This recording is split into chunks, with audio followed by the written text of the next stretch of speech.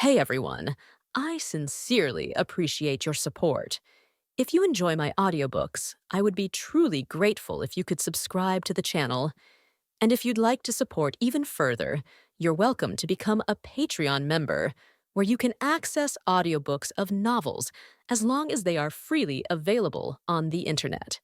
Your kindness and support mean so much. Thank you. Grant sits on a chaise that acts more like a narrow bench under his oversized body and examines his wife's trophies as she begins her address. That frilled skull up there. Is it some kind of recreation, or has the vast firmament grown dinosaurs with golden skeletons somewhere? Company of the ZKZ Black Pike. Your princess wishes you a good morning. I hope the half-duty tendy was as enjoyable and rewarding for you as it was for me. In its wake, our sector directive has resumed in earnest, to maintain our Empress's dominion, to explore and expand her Commonwealth's frontier, and to stand stalwart in defense of her subjects. We are the mirror that reflects the light of Tykar to the very edge of the firmament. And today that light shines on Ramex. Grant sees the painting hung between two antique axes. A stern, unsmiling Tykari woman, her chest festooned with medals and necklaces, her head covered by a cupola-shaped crown that makes his neck hurt just looking at it. Could that be Sakura's Empress? Your Empress, too, Grant tied. He wonders how much his wife believes in what she's saying. Is that painting high up because she wants it out of the way, or is it crowning her collection as a place of honor? Corvettes bearing the colors of the Yellow Comet pirate clan have been sighted on the periphery of the Ramex tributary lane. Sakura continues. We are inbound to deliver them, and their bastard queen, a timely reminder that the Empress rewards her servants with her bulwark. It's my strong suspicion that our entire task will be to appear, flash our cannons, watch them turn tail, and then decamp for Ramex on some fabulous shore leave. I intend to introduce my husband to the Sabsum Terrace Bats. But should I be wrong, and should we see action, I have the utmost confidence in this vessel and its crew to deliver the unfiltered wrath of the Empire onto these squalid outlaws. Make ready for firmament drop and carry forth my faith in you. Glory to the Black Pike and glory to the Empress. A pause. Then Batty's voice calls to him, free of its steely command, light and sweet and affectionate. You can come out now, dear. He emerges from the gallery. Nice address, baby. Thank you, Grantide. I'm so out of practice. I nearly tripped over the bulwark bit. She hops off her seat, and he's reminded by a beautiful sky blue vista that she's still naked from the waist down. I swear I won't banish you like that next time, she says, as she pulls a pair of breeches from her wardrobe. Just had to think fast thanks to the hickles. Hickeys. Right. She steps into her boots. Next time, you're welcome to sit by me or behind me or whatever you like. And looks smoldering and dapper. Grant smiles, but there's a niggling queasy concern behind it. He thinks about keeping it to himself, but this is his wife, and he thinks he's falling in love with her, and if he can't talk to her about this, then he needs to reevaluate a lot of things in his future. A lot of Empress talk this time. You're a fan, huh? A fan. She shoots him an amused look as she zips her other boot on and sits back at the vanity. You could call me that. I'm just going to do a quick lip. What would you call yourself? A servant, she says. Her will made manifest on the frontier. The Empress is the entire reason any of us are here. The reason the pike was built, and I was commissioned, and ultimately the reason we found one another. I owe her everything. A life in her service is small recompense. I see. She looks at him in the mirror. Her head tilts. My answer perturbs you, Grantide. He purses his lips and nods. It's all right, darling. She stands and takes his hand. You've never had an Empress, and your experience with her empire has been subpar so far. I won't begrudge you your shaky feelings. He shrugs. Like I told you earlier, Makianites and absolute rulers have a complicated history. We'd gotten rid of most of ours when you picked me up. I'll just have to prove to you that her servants have the right of it. By example. I'm sure I sound like some brainwashed moppet to you right now, but give me time and I'll give you time, too. And know that every little bit of my fealty that doesn't belong to her, she kisses his jaw, belongs to you. Who would you choose then? Who's winning? Me or your Empress? He will not ask her that. But he's wondering it. I'm having some trouble figuring out how you can revere her and be so willing to hide this thing we have from her. Sakura sighs. I've been bracing for this conversation. I have my answer, but it's going to sound like an excuse. I'll take it anyway. Empress Zithra 19 holds singular dominion over 500 billion souls, Grand Tide. There are so many edge cases and exceptions that to codify all of them would be a sheer nightmare. And so it is given to Void Princesses the power to interpret. She rubs his chin. If she knew you, she'd understand, and she'd agree. I am simply doing what I firmly believe she'd do if given the chance and the context. Grant wishes he believed her more than he does. Do you think she ever might? Do you think there might be a way to change this? I do. And the look on her face tells him she's dedicated sleepless hours of thought to this. It's not exactly as easy to turn the damn thing around as an interceptor would be. Such a colossus's controls are best, nudged. He fidgets with his uniform. He tries to believe her. He remembers what Ajax told him, your wife wouldn't suffer the short-sightedness of a zealot on her crew. Maybe she can tell she's losing him on this, because she changes tack. It was only half a century ago that compelling an unwilling Taikari was entirely legal, and anti-comps were only worn by our military men. And now it's one of our severest crimes, and you can buy a pair of goggles at the supermarket. Zithra did that, the moment she took the throne. Her reign has been my whole life, and I count myself infinitely blessed for that.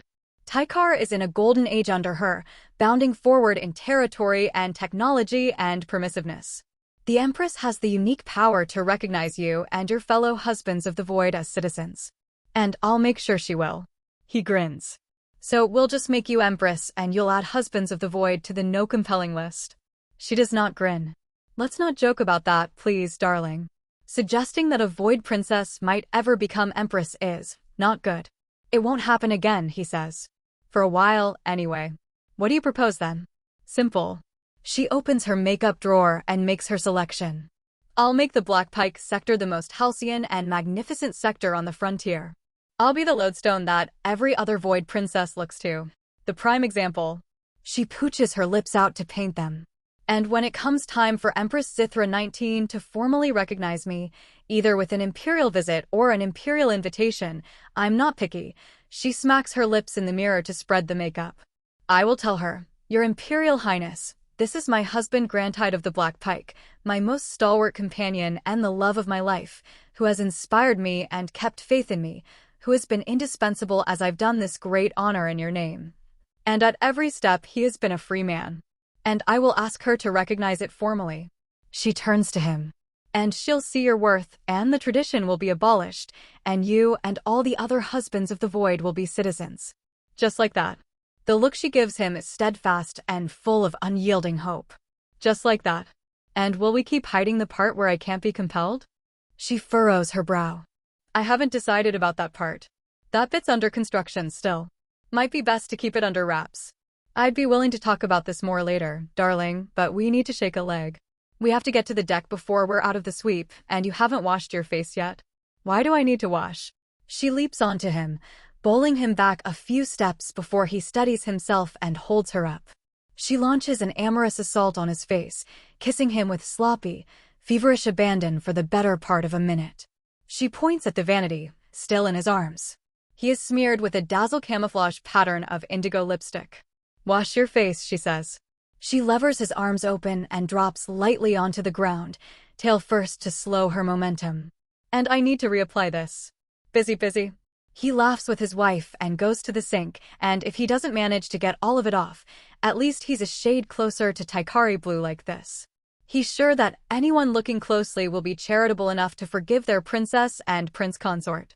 Sakura leads Grant from the cabin, shouldering on her topcoat and adjusting her trickhorn to cover her increasingly common horns.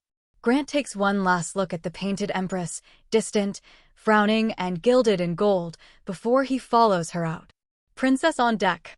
Brigadier Hyax's rough bark echoes across the trading floor hubbub of the Black Pike's bridge and brings it to a moment's stillness as the crew unanimously turn to the opening lift and put fist to chest in salute. Sakura returns the gesture with a hand that isn't tight in Grant's. Thank you, Brigadier. Good morning, bridge crew. They step off the lift, onto the familiar command deck where he first met Sakura's advisors. On the edges, the deck's telescoped into a pair of stairs leading down. In the ceiling above them is a wide slot where the deck used to sit. Looks like the whole thing can be lifted and lowered to create a private meeting space on the floor above, or an elevated platform over the bridge. It's been winched down to this ladder position now and overlooks a glow-lit crowd of well-trained Taikari a dozen feet below them. Sakura saunters to the edge of the command deck and leans against the obsidian and gold balustrade. You all ready to petrify some pirates? A chorus of yes, Majesty greets her. She returns a wide, pointy grin. She turns with a sweep of her top coattails, and her fleshy one, and drapes herself across the ornamented captain's chair. Sweep countdown on the main screen, please, navigatrix. Countdown 45 seconds, trills a nasal voice from the pit, and the glyphs appear, ticking down. Grant stands next to his wife and leans forward as they watch the timer. I thought you said they were 5 times longer. These are nautical seconds. Wouldn't expect a landlubber like you to understand. Her tail bats his arm. Chief Engineer Wayan, could we get that Makianite-sized chair back up on the command deck, if you please? With a cushion this time. That's Vora's department. Wayan's staring at a wireframe cross-section of the Black Pike's cannon deck. The power draw on this broadside is going to blow our dynamos, Majesty. We won't fire the broadside, Wayan. We'll flaunt it. And if we do need ballistics, a half barrage is more than enough to slag a pirate corvette. Major Domo Vora, chair for my husband, please. After the sortie. Yes, Majesty. He couldn't just perch on your shoulder? Hyax gives Grant a dim look. Or should we replace him with Vora's Kindek if we're all bringing our companions up here? Maybe I'll perch on his brigadier. And you'll have to lean all the way back to turn up your nose at me. Sakura demonstrates the gesture. Wayan snorts. The navigatrix's piping countdown. 5, 4, 3, 2. One thing you get used to on the night shifts Grant used to staff is the moment all the auto shut-off machines, the displays, the HVAC, the fluorescents deactivate. They take with them all that fuzz and hum you heard throughout the day, and in the sudden silence, whatever you were doing adopts a queer profundity. When he was guarding at the Potterfield, whatever he was doing was usually a Sudoku or a fantasy novel from the 70s. When the sweep hum dies and the kaleidoscope slides back into firmament, he's holding his wife's hand while he stares at a green and gold alien world, hanging like a jewel in the firmament. Probably has Sudoku beat, profundity-wise. All that yellow is sapsum. Sakura is playing with his fingers, bending and unbending the joints. The grandest deposits on the frontier. On planet level, you can smell it wherever you go. What's sapsum? Grant asks. Makion doesn't have sapsum? She clutches his pinky. Oh, Grant, you're going to love it down there. What's it smell like? Well, I mist it on myself in the mornings. She grins. So, me. Oh. Grant's fingers stray further into hers, knitting them together. I think I'd like to go there. Her tail draws slow, contented circles. I'll take you. After we deal with the brigands. Grant feels the scopesthesian shiver of someone watching him and glances past the burnished edge of Sakura's captain chair. Hyax is gazing at him, chewing the inside of her lip. Her eyes dart down to his hand, where the princess is rubbing little circles around his knuckle, then back up to his face. She gives him a barely perceptible nod. He returns it. Intruders located, Majesty. 2 corvettes. Modified ZKPs. Let's get them on screen, monitor. Sakura elbows her husband. Ready to see your first pirates, Dove? Dove. Grant feels a hot cocoa warmth in his stomach. I'll brace myself. The main screen telescopes outward into the firmament and picks out 2 mosquito dot vessels in Ramex's far orbit. The image zooms until 2 spidery vessels are in focus, their bodies pockmarked and studded with jagged metal. The Queen's really desecrated those damn ZKPs. Taste revolts. Sakura straightens in her seat. Wideband, please, comms. Video and audio. Let's make sure our guests catch it. And whatever spooked civilians happen to be listening in. Wideband, Majesty. Broadcasting in 3, 2. Sakura squares her shoulders. Attention, non-citizen corvettes. This is Princess Sakura of the ZKZ Black Pike. Your armed presence within a lunar span of an Imperial tributary lane is in breach of Imperial law and the Frontier Non-Aggression Protocol. You have 1 minute to disperse. Acknowledge. A tense silence. 1 minute, non-citizens. Consider your families. Sakura taps a button on her armrest and relaxes back. Let's get a minute on the board, please, monitor. 1 minute, Majesty. Grand Tide. Over there. Sakura points to the holographic display that's floating in the air in front of Wayan, whose prosthetic arm is plugged into her console at the wrist. The chief engineer's eyes are glassy and unseeing. Infrascope view, please, why? Wayan doesn't speak or move beyond a twitch of her ear. The display shifts into a purple and red view of the pirate corvettes. See those little streaks on the infrascope? That's point communication. Wayan's mouth isn't moving, Grant realizes, while she's saying this. The voice is coming from the console. They've heard us. Now they're talking about what to do. A yellow flare paints across the ships. They've gotten their heat signatures up, Sakura says. Powering the engines. Grant watches the glow flicker through the diagrams. That's what those are.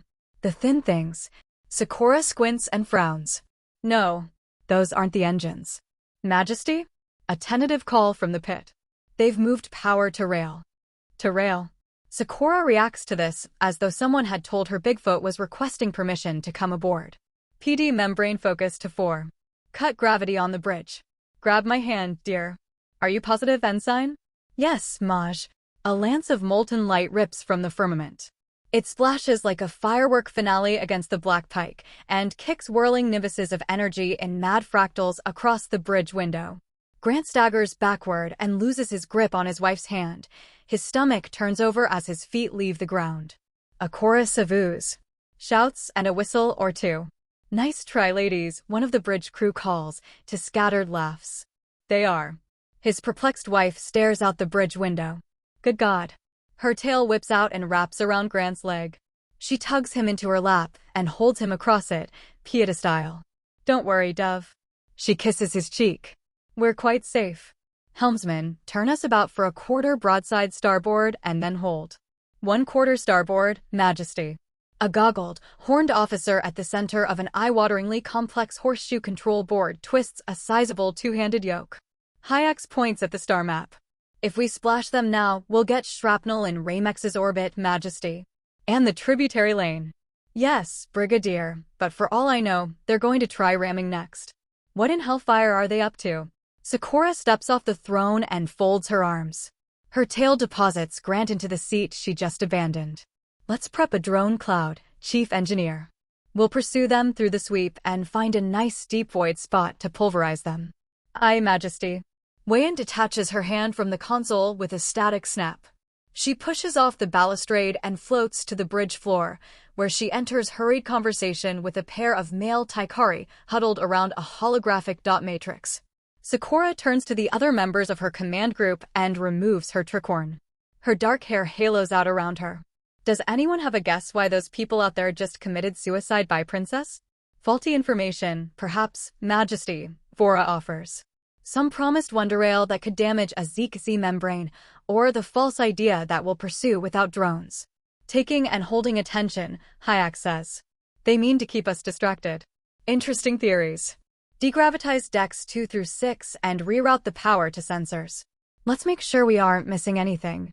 Sakura glances to her husband. We really are safe, dear. I wouldn't have you up here otherwise. Click your ankles twice for me. Grant clicks and his boots whir and slap magnetically onto the deck. Oh, groovy. Vora's calling into an intercom. Decks 2 through 6, prepare for 0 grav. Decks 2 through 6, 0 grav in 30 seconds. Sakura squeezes her majordomo's shoulder as she passes her. Let's see if we can't take one of these corvettes alive, yes? A breach pod's worth of Marines, Brigadier, if you please. Aye, Majesty. Hyax snaps a salute as she unholsters a boxy communicator. Another scorching beam burns through the firmament into the pike. Now that Grant's feet are back on the ground, he feels the rumble. Sakura returns to him from her circuit around the command deck. She gives his shoulder a light squeeze as she stands by him and watches the firmament. He tries to keep calm. Is this my first space fight? They won't breach the PD. Sakura chuckles and shakes her head. The Black Pike takes part in space fights in the way your shoe takes part in ant fights, my dear. They don't have a prayer in a shootout. Grant watches the magnified ships spread torn and tattered rainbow wings. So they're luring us into chasing them? If that's the plan, they're wasting their time. We're not following them anywhere. The sweep drones are.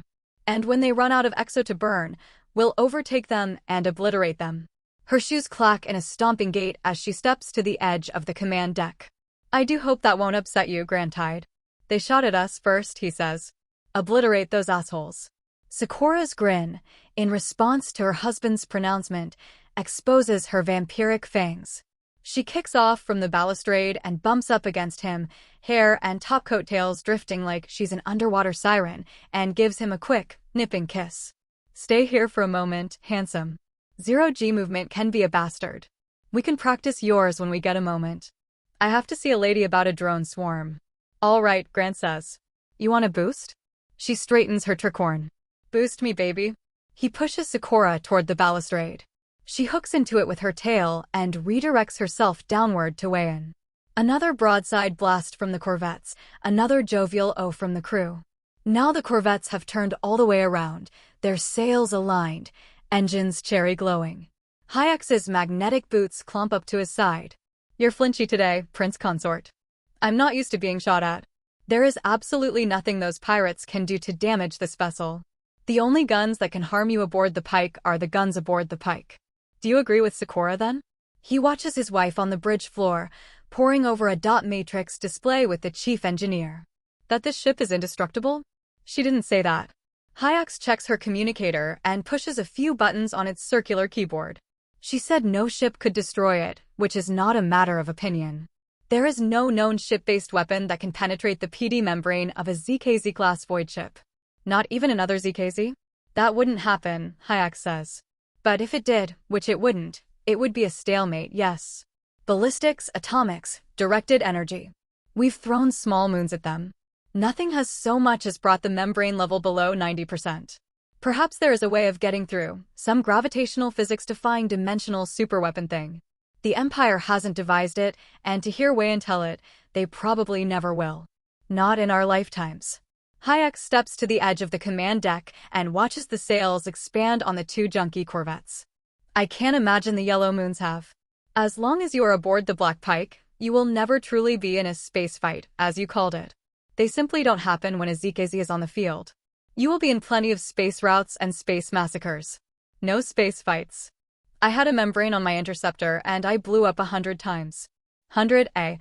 She pats him on the back. Not a bad clearance time, Makianite. Finally flying and fucking. We'll make a firmament bravo of you yet. But that was just an interceptor you flew. Tiny envelope. The larger the membrane, the stronger the membrane. Wrap one around a corvette or a fighter, you've got adequate protection against ballistics and energy projectors, but certainly nothing that could stop a railgun. Wrap a mile-long ZKZ in one and you are impenetrable.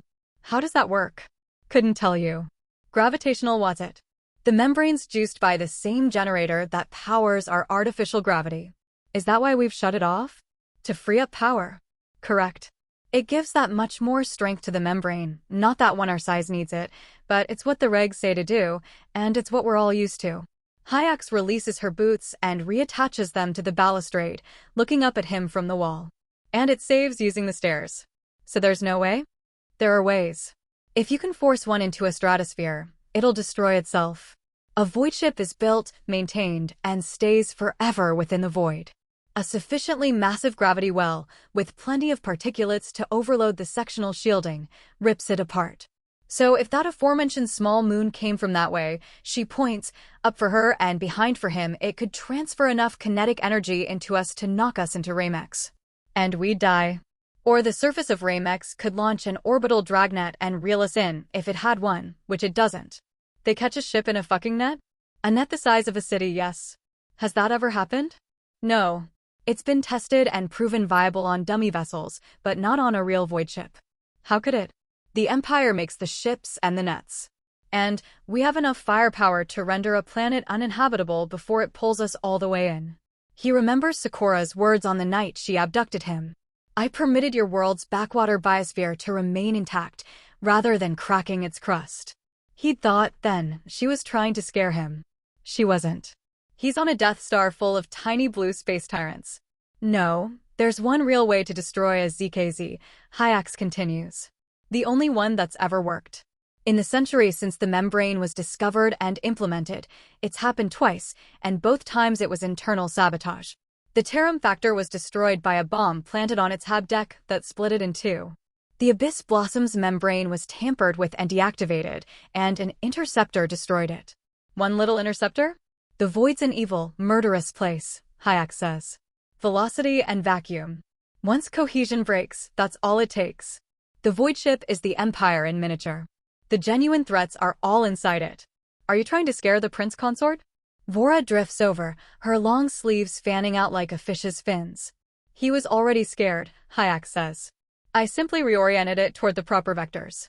I'm all right, Majordomo Vora. Thank you. Grant self-consciously smooths down his floating tunic. It's a comfort, I suppose, to know how ineffectual those guns are. They looked terrifying. Oh, I know. Vora squints out at the pirate ships. The first time I stood under fire, I nearly peed. You get used to it quickly. Hayax crosses her arms. Just don't let it make you feel invulnerable. Remember what I said, Prince Consort. Vigilance. Vora catches Grant's attention and gives him a reassuring little roll of her eyes. She inches closer to him and drops her voice. I wanted to say thank you, Prince Consort, for giving your marriage with Sakura a chance. Sakura's been keeping you abreast, huh? Vora titters and nods. Oh, but it's very sweet though, Prince Consort. Grant smiles.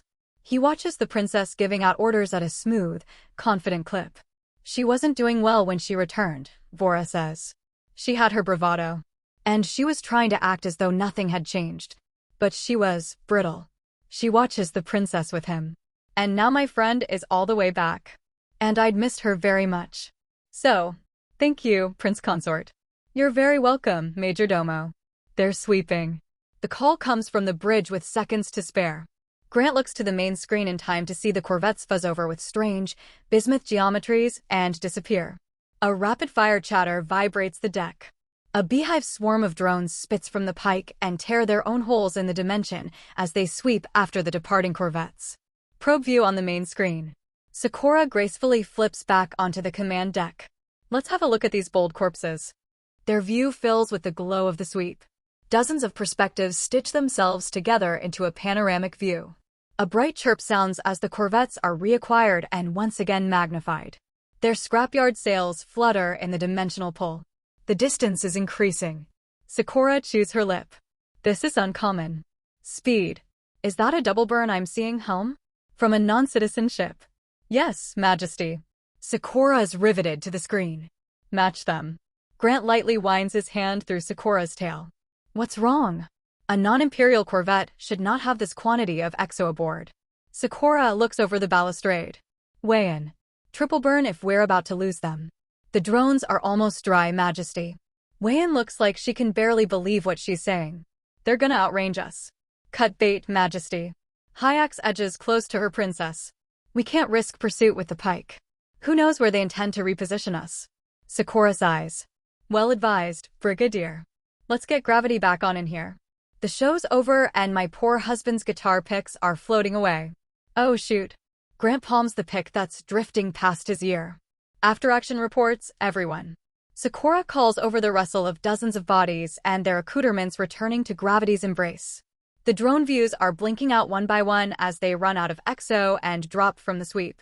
Ensign Akuma, I'd like the monitor team to package what just happened by 1100 for command group review. The monitor ensign, a rangy woman, for a Taikari, salutes and bows. Shall I send it through to the Corps Liaison, Majesty? Sakura's tail swishes across the floor. No, she says carefully. No, I don't think so. Let's let this one percolate a while. Keep the sitrep open. Thank you, everyone. Stand easy. Majesty. A strident voice from the bridge. A data-crypted message just came through, with a key. The corvettes left it on a slow beam before the jump. Sakura's eyes flare as she gazes down into the dark. Have we scanned it, Specialist? Aye, Majesty. It's clean. The key decrypts. Send it to my console. Sakura stalks to her throne. Grant follows. A holographic projector has lit up on the plush armrest. It casts glyphs in Sabsum yellow across the still air. You are all my subjects now. Sakura scoffs. She turns on her heel and strides toward the console at the edge of the command deck, thrusting the lever upward to begin its rise. Her chief officers fall in with her. Grant tarries a few feet away while Sakura mutters with Vora in a walking huddle past Wayne's chaotic multiscreen display. He gently intercepts her once the major domo's path diverges. You okay? I think so. Just perturbed. We've a mystery in front of us, Grant-eyed. Our official records of the Comet Queen puts her total exo stock at a third of what one of those Corvettes surely just burned through in front of us. Her clan has gotten a preposterous amount of exo, very quickly, far beyond what the loss reports I've seen suggest they could have obtained. She returns a final salute from the bridge crew as they raise out of their vision. The exo supply is one of the Empire's most essential controls. Horrifically expensive and difficult to obtain for any but the Empress's servants. It's the key to our control over the firmament. Nobody ought to outrange our drones. Certainly not those scrapyard ticks. Do you think he bends down? He's getting good at walking bent. Do you think this has anything to do with the Trimond assassinations? Sakura scratches her husband's scruff in pensive concentration. It's my strong suspicion, Prince Consort, that it very much fucking does. I am going to get you on Ramex soon. I owe you a day at the Sabsum Springs. Sakura taps her foot while the command deck raises out of the bridge, hissing back into its private place under the dome of stars. But I have to debrief on the troublesome clusterfuck that just occurred, and I'd like to appear sober and not boy crazy while I'm doing it. To appease Hyax, if nothing else. Grant looks over Sakura's shoulder at the scarred brigadier, who's watching the footage of the pirates jumping again, bushy brows furrowed deep. She practically threatened me to get in bed with you. Now she's being a spoilsport. Sakura giggles. I think she assumed I'd get it out of my system. The hand pressing against Grant's inner thigh gives him a very firm grasp of the folly in that assumption. Would it upset you to miss out? Of course not. Grant lets his wife lead him off the deck into the lavishly carpeted hallway beyond. It would all just wash over me anyway. I'll take Ajax with me and put in some time in on the range. Oh, that reminds me. Sakura pulls a cylindrical canister from a pocket of her topcoat. It wasn't just the drones I was nagging Wayan about. This is for you. She cracks the cylinder open in half along its curve. Inside, nested in black felt, is a pair of anti-gump goggles. I do hope they fit. Sakura fumbles with the strap as she holds them up. And if you don't like the look, of course, we could get them retrofitted. I ought to have consulted you on that, I know, it's just I was Grant snatches the princess off her feet and into a deep kiss. Her lungs shiver out a light, feminine groan. She softens beneath his touch. When his chest is burning for breath, he lets her go and rests his forehead against hers, nose to nose. They're perfect, Batty, he says. Thank you. Oh. She unwraps her tail from his waist. Oh, good. You're welcome. I, really should get going. Okay, baby. He squeezes her butt and puts her down. Meet you back at the cabin, right? Right. Okay. Her fingers are brushing her lips. She blinks the haze out of her eyes. Behind them, on the deck, Vora's looked up from the papers she's shuffling into order with a wry smile on her lips. You're very assertive, for a man, Sakura murmurs. Is it okay? I know you have a thing about being picked up. I can resist. She giggles like a love-struck teenager. It's quite okay. She walks to the door with a little wooziness in her step. I'll see you soon. Don't want to be late. The look she gives him as she slips back into her chamber of command isn't one she, or any other woman, has ever given him before. He isn't sure how to interpret it. Grant's relationship with his wife is advancing at a rocket fuel pace. His talent for flying is hard-won and exciting. He's privately thrilled at the new person he's becoming. He still cannot shoot for shit. He squints downrange at the defiantly intact wooden target. He decides to blame the anti-comps. He's still getting used to the amber filter through which they show him the world. Surely that's why. He slots another magazine into his pistol. Prince Consort. He turns and pulls off his earmuffs. Ajax is standing by the armory door. We're sweeping in 15, sire. Have to clear out of the firing range. Oh. All right. Grant snaps the safety on and holsters his piece. Why? Regulations, sire. Why the regulation, though? Ajax shrugs. Grant blows out a resigned breath and follows the Marine out. His normally taciturn escort breaks his silence as they enter the lift. You're wearing anti-comps, sire. Yep. Grant loosens the strap. Do you have any tips to prevent lines? I use a visor, sire. Couldn't tell you. Ajax taps his helmet. May I ask you something? Sure. Turnabout's fair play. Why is the princess letting you wear anti-comps? The Marine's voice is carefully neutral. I asked nicely. Turnabout's fair play on brusqueness, too. If Ajax is annoyed by his answer, he keeps it restricted to his hidden face. It's unorthodox, sire. Is that a problem, Marine? It comes out sharper than Grant had intended. No, sire. Ajax's posture rebounds to parade rest. They hum through the core of the black pike in silence for about a minute before he speaks again, quieter. It's good to see. Grant's brows rise behind his goggles. It is. Ajax nods. It can be tough sometimes, even on the frontier. It's a good example she's setting, the way she treats you. Grant smirks. Well, it was my idea, you know. Humor creeps in at the edge of Ajax's reply. As you say, sire. He returns alone to the cabin and places the anti-comps reverently on his nightstand. He watches the rainbow scintilla of the spreading sweep sails. This time, when it kicks in, the hum is loud, instant, and chordal. The lurch is so sudden and strong he actually loses his footing and spills into the recessed bed. Thank God Sakura isn't here. She'd be rolling. Oh shit. His shoes. He kicks them off and over to the door, which is starting to slide open as his right boot clops off of it. Hi, hubby. Sakura wobbles in under a pile of tailored cloth. Careful where you toss those. They're big enough to concuss. What's with this burn? He sits up. I'm feeling this one a lot harder. The last sweep was half burn. This one's double. We're in a hurry, I'm afraid. Where are we hurrying to? An out-of-the-way little Class K world called Alamenco. Tolek's neighbor in the system. We're going to a dinner party there. She remembers their new arrangement. Or I am anyway. And I very much hope you'll accompany me. He climbs off the bed. I'd be honored, Majesty. Sakura beams and starts pawing through the stack of silk she brought him. These are some pieces from the ship's tailor. The crew took your measurements the night you arrived. What's the occasion? Officially, it's to mark the opening of a gallery of a third cousin-in-law's nephew. I think I have that right. Grant scratches the indent where his goggles strap lay. It sounds like you're a big fan. Never met him. But everyone's a fan of an excuse. The peerage will have a dinner party for a particularly impressive sneeze. The boy's not the point, though I'd happily buy you a piece or two if they're any good. Try this on for me. She hands him a trim, tailored jacket. We're going to be there because an exo-baroness named Arenta Kanya is going to be there. And you're going to get an invitation to the Tolek Clouds print from her. The Clouds print. Is that some kind of race, I'm guessing? You guessed correctly. And it's the event of the season for the exo clique. A superb place to gather information and maybe get some alone time with a trimond or two. Let's try the black. She tosses him another jacket.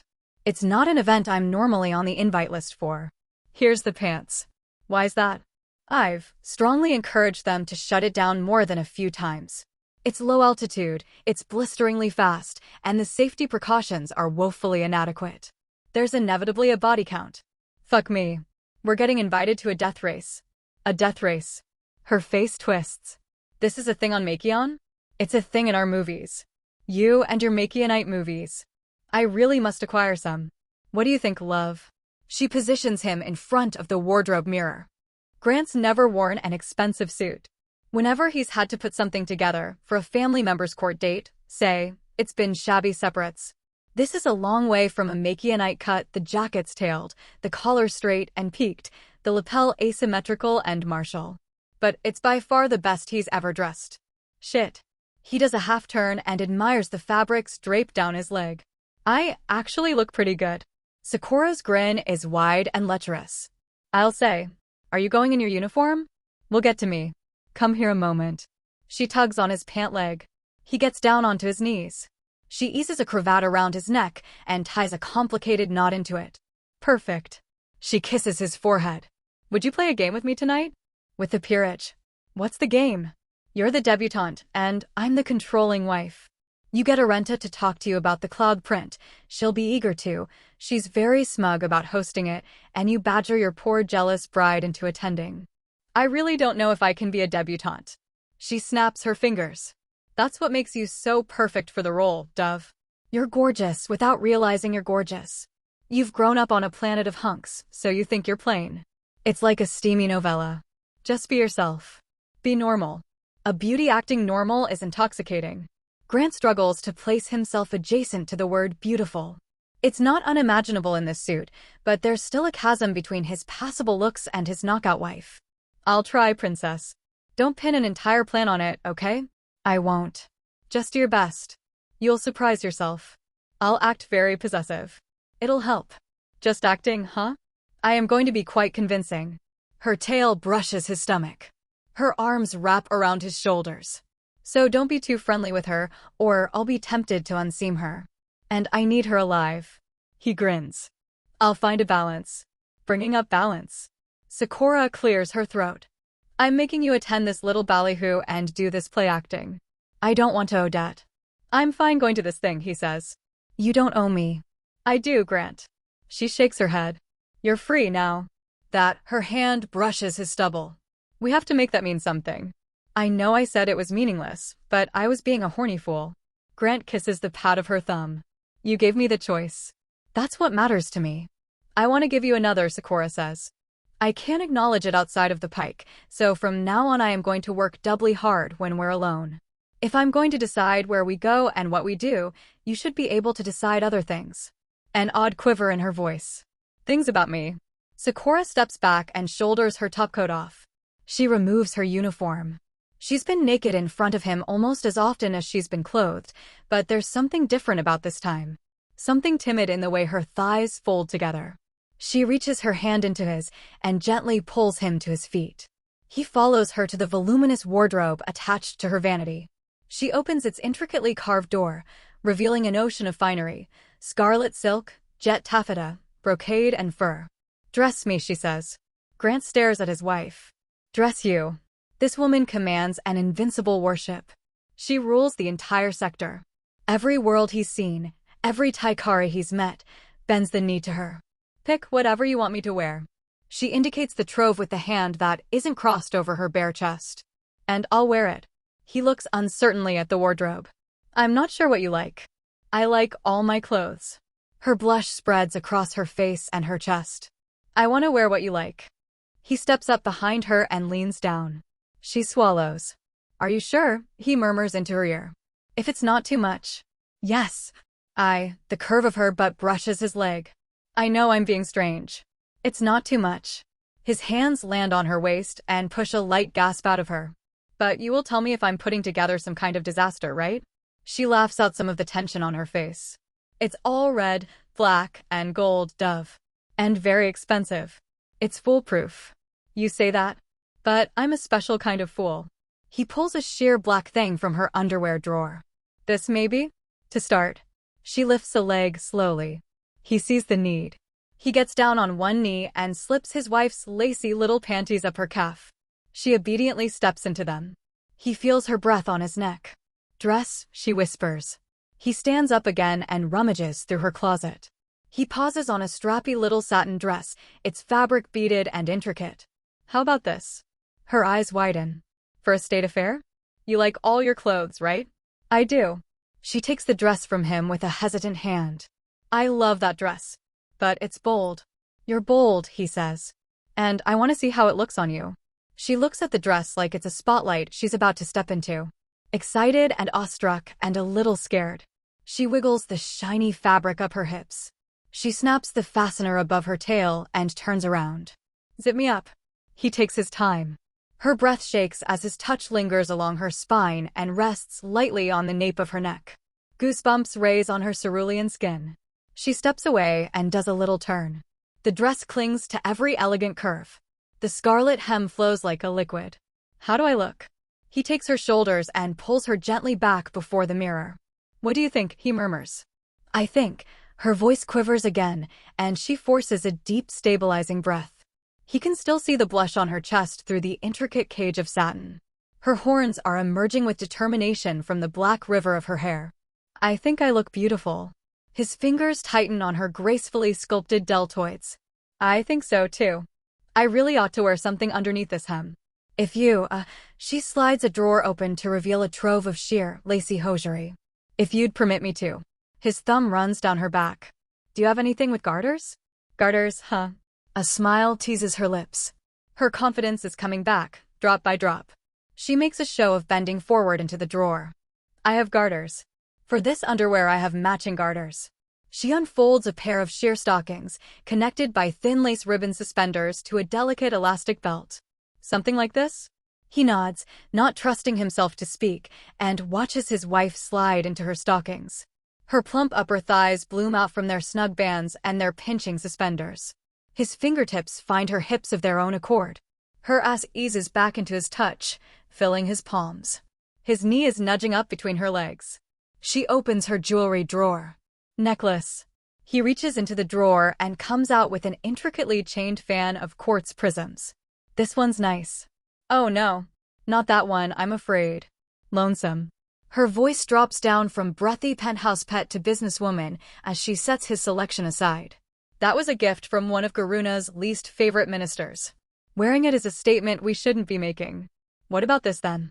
He finds a choker, burnished gold and black silk. Is this a statement we'd like to make?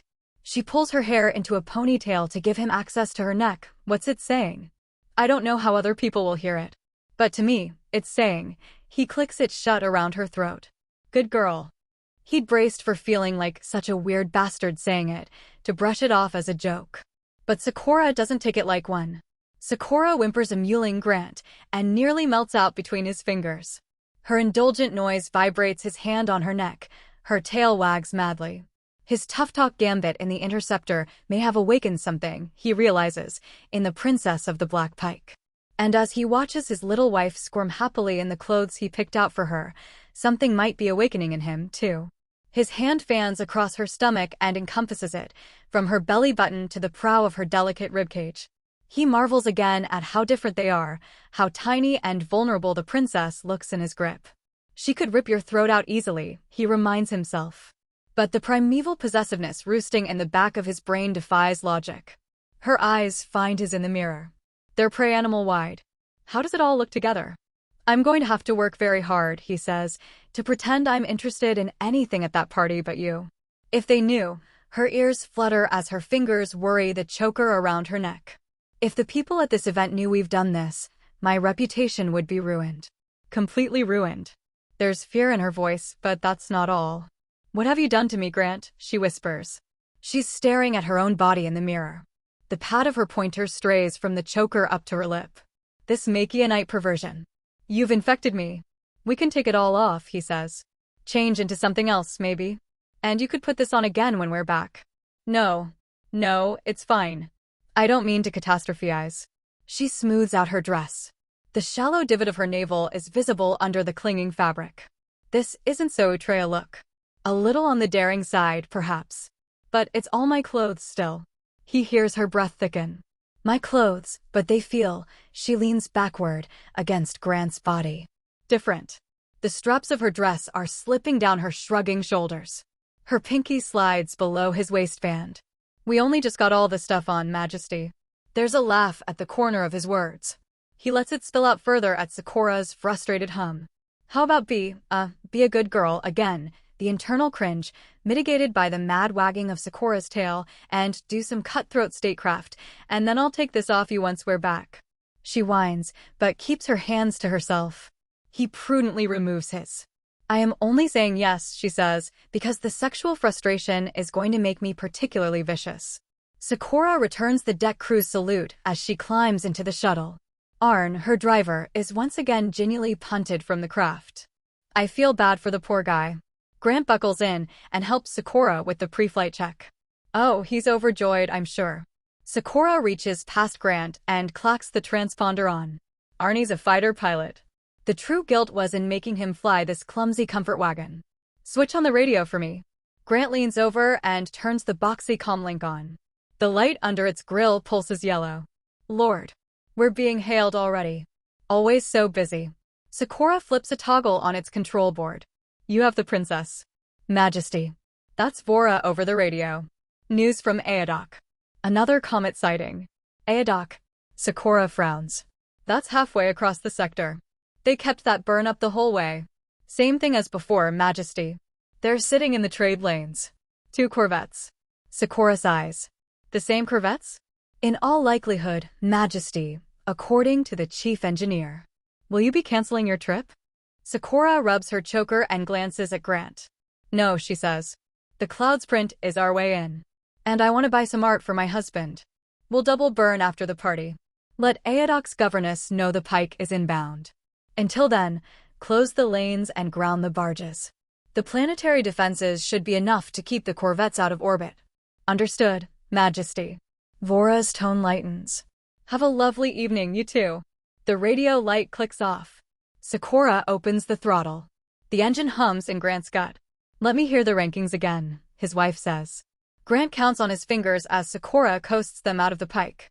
Empress, Princess, Marquis, Countess, Viscountess, Baroness, Lady. Very good, Dove. Sakura eases their nose along the trajectory the shuttle's calculated for them. Alamenco grows across their window. Its marbled clouds flash distant lightning across its rusty surface. And our suffixes? Palatine means they're from the imperial family and are effectively a rank higher. And Margrave means they're military and trump a non-Margrave for military stuff. Right again. Her tail ruffles his hair. That's all you need to muddle through. So you're a Princess Margrave? I am a Void Princess. We're our own category. Somewhere between a Princess Margrave and a Princess Palatine. Shit. Grant scratches his neck. How many own categories are there? Oh, tons. She smiles ruefully. There are edge cases all over the peerage. It's intentionally obfuscating and quite annoying. I'll fill you in when one comes up. Don't worry, by my side, you won't need to be overly deferential to anyone. Just a quarter bow to whoever you're introduced to will be more than sufficient. She stiffens her back and does a demonstrative quarter bow. Let's see it. He dips his chest, as well as the harness across it allows. Good. You're my prince consort, remember. Don't let anyone act like they can strong-arm you. Are you going to be the highest-ranked person there, you reckon? A cloud passes over Sakura's face. There'll be someone there to match me, I'm afraid, she says. Another Void Princess at the function. A little family reunion that I've been putting off. I'm going to do my absolute best to keep her talons out of you, but you may have to meet the Princess of the Glory Banner. My sister, Narika. In Adama's words, she was quite vexed before her disappearance. Distraught, I think, over her sister. It sounds like there's history here, he says. Extensive, dismal history, yes. Sakura's mouth is a hard line. You asked me how I ended up crashed on Makion. I still don't know. But it has to have been someone in the imperial family. A princess, I think. How do you know? She chews her lip. For reasons I'm not prepared to reveal to you yet. But I know. Grant lets that go. As long as there's a yet. He's a patient man. As for motive and identity, I have a bumper crop of theories. Sakura looks out at Alamenco's expanding horizon. And most of them involve Narika of the Glory Banner. Here's how we'll do it, Grant says. You squeeze my ring finger, and if I'm okay with the compulsion, I'll wiggle it. Sakura raises a brow as she flips the Autolander protocol on. Ring finger. This one. He points to it. Before you compel, just tug on it. And I'll keep it still if the answer's no. Subtle. She clasps his finger. He wiggles it in her hand. You trust me though, yes? Not to abuse it. I do. Then why the gesture? The choice every time is kind of important to me, he says. That's all. My ridiculous Makianite. She chuckles and keeps her hand on his. All right. Squeeze it is. He kisses the top of her head. Thank you, princess. He inhales her scent. Sabsum, she called it. There's that fresh citrus smell. Like clean linen and lemon. A whole planet that smells like Sakura. He'd like that. Oh. Grantide. Look. Sakura points as the autopilot slides them into the hangar. You see that shuttle? I was hoping I'd see that shuttle. She digs around in the armrest compartment and comes out with a silver canister. I have a proposition for you. A target of opportunity in our little exo investigation. Take this. Grant side-eyes the cylinder as she places it in his palm. It's got a real heft to it. What am I holding? A multi-tool, Sakura says. And this is a leech chip. She holds up a wafer-thin circuit board that looks like a punch card. Do you want to do some crime with me, Dove? How criminal are we talking? Nothing I can't talk you out of if you're apprehended. Don't worry. But I think you like being a pest to noblewomen. He puts on a guilty smile. I'm not against it. Here's my concept. Nobody pays attention to the compelled husband. Why should they? Groom's code. She reaches into the rear seat of the shuttle and rests her palm on the oblong gift box she's brought for their host. I'll leave this here and dispatch you to retrieve it. And you use this. She taps the multi-tool. To get into that shuttle. The Carastrom with a stripe on it. Grant cranes his neck. Is that one Narika's? No. Narika's going to have security and countermeasures on her shuttle, and I'm not risking you. The Caristrum belongs to Viscountess Lorimer. Lorimer like Lorimer Holdings. The thing Garuna's mother let drop when she was compelling me. Clever husband. She nuzzles his shoulder. The same. Maybe she's totally innocent and Lady Frell was blowing smoke. But I want to follow every lead, and the Viscountess is what I would call a gimme. Did that translate? Yes, Majesty. So you'll slip in and plant this leech chip in her dashport. This bit right here. She gestures to a CD player-looking slot on the dash. Leave it in until it beeps, then take it out again. It'll give us all we need on Lorimer Holdings. What is it exactly that Lorimer is holding? Pieces of the Tolek refineries. Equipment, freighters. Sakura flips a switch and the shuttle's landing gear hisses to the hangar floor.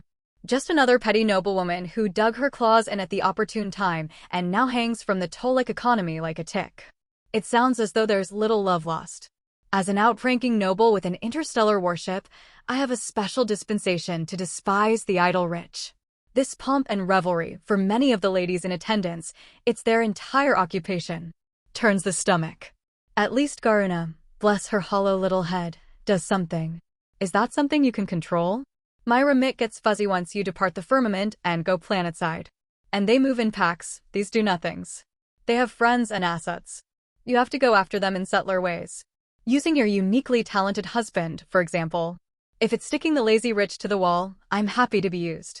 He stands up and extends his hand. She takes it as she climbs from her seat.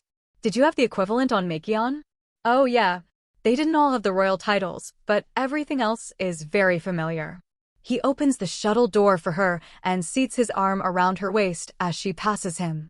A huge part of our culture was about hating them and wanting to be them at the same time. You could be one now, you know, she says. Just tell me to vent plasma on all this palace intrigue stuff, and you could be my spoiled husband. I wouldn't reproach you. He grins. Where'd the fun be in that? Grant lets the attention wash over and past him as he paces the ballroom floor.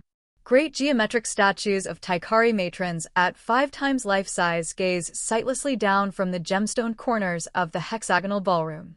A host of red eyes gaze fascinatedly up from its crowded coterie. The conversations around him pause as he passes them, but he still hears snippets. He tries to hide how sharply his attention is grabbed whenever he hears his wife mentioned. And now the princess is finally back after how many cycles away, and it's at a gallery show. Richly strange. Do you reckon that's why Narika's shown up? Of course it is. It's a power play. Welcome back, sis. Guess who's about to run Tolek? A wreck these days. Hate to say it. But she's being given the runaround by piddly little pirates. And this Aedoc situation, my cousin says. See her husband? He's got to be what? 6, 7 feet tall. And striking. Look. Over your shoulder. He doesn't see much in the way of anti-comps on the gentlemen in attendance, most of whom are dressed in similarly dashing suits. It confirms for him that Taikari men have a panoply of eye colors, from familiar Makionite shades to more far-flung rainbow tints. He shakes hands with an effulgent duke by the name of Morek, with irises as violet as chrysanthemum. I thought I was a tall son of a bitch. Morek laughs. But you, sir, are statuesque. I have to make up for the cluelessness somehow. Grant grasps the man's forearm. May I ask, would you be able to point out the Baroness Kanya to me? Kanya? That's Snapdragon. Morek pulls a face. Does your princess know you're looking for her? Grant smiles and shrugs.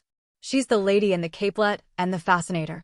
The Duke gestures with his horned head. Do be cautious, Prince Consort. Yes? Kanya's a hazard. And your wife is an unsparing woman. Thanks, Duke. Grant squeezes the man's hand. She'll spare me, I think. He plucks some wine from a perambulating tray and gives the owner of the tale its balanced on a wink. She giggles back. It is surprisingly easy to get used to a room full of tiny knockouts thinking you're the hottest man of the evening. He steers himself past Kanya's gaggle and slows his steps. It's going to be a ripper of a race this year. Kaikim is back, you know. And I can tell you from the trials that she's still got it. The lady he was pointed to is a tall, nearly 3 feet 2 inches, Taikari with an animated, gesticulating tail. Everyone is going to be hungry to knock her from the pedestal. A man in her audience oos. Do you think it'll happen? Oh, they'd have to kill her. So, maybe. That's the cloud print. Grant redirects his steps and stands beside the capeletted woman. I hope I'm not eavesdropping. I just heard race, and my metaphorical ears perked up. He sees the alchemical reaction as she turns around and up. Annoyance metamorphoses into shock, and then a bubbly laugh. Oh, it's no trouble. She takes his proffered hand. Baroness Arenta Kanya.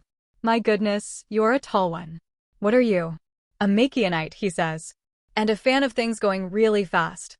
Grantide, Prince Consort of the Black Pike. The Black Pike. She rubs her chin. You're Princess Sakura's. I should have figured. Void princesses get the best toys before anyone else has even heard about them. A Machianite. He sticks his chest out. From Machion. My god, murmurs one of Kanya's adherents. I need one. What's this about? What did you call it? Cloud's print. He grins. I knew about the invisibility and I knew about the compulsion. Am I about to find out the Taikari can walk on clouds? Kanya's laugh is as sweet and scintillating as champagne. We don't walk on them, Prince Consort. We fly through them. It's a ship race? Grant's eyes widen. I've been hoping there was something like that ever since I first saw an interceptor. Where is it? Tolek. Right along the exobelt. Oh, it's just fantastic, Prince Consort. The speed you can achieve. It's exhilarating. Do you race? I used to. These days I've graduated to running the damn thing. She rubs a lacy-gloved thumb along the rim of her glass. My major domo would throttle me if I tried to get behind a skimmer's clutch again. Why's that? Oh, it's appallingly dangerous. She gives a pointy grin. There are deaths, I'm afraid. Now and then. I came close a few times, but if you're good enough, you're safe. Holy hell. That sounds amazing. I haven't been to a death race since I left Machion. He's being cheeky here, but the wide eyes and brief whispers at this pronouncement tickle him. When is this happening? Oh, Prince Consort. One of Kanya's disciples clicks her tongue in sympathy. You probably won't be able to attend. He raises his brows. Why not? Kanya looks past him. Perhaps I ought to let your wife explain. An unsmiling Sakura is at his hip. Good evening, Baroness Kanya. Grantide, there's a Marquis I really do have to introduce you to. Just a second, honey. I'm talking to the Baroness about this thing, the wine's print. Kanya gives a genial ahem. Cloud's print. Right. Grant does his best impression of a golden retriever-brained hunk. You remember how I was asking about interceptor races? Oh, these aren't interceptors, Prince Consort. Kanya breezily cuts over Sakura's opening mouth. They're faster. Faster and without a PD membrane.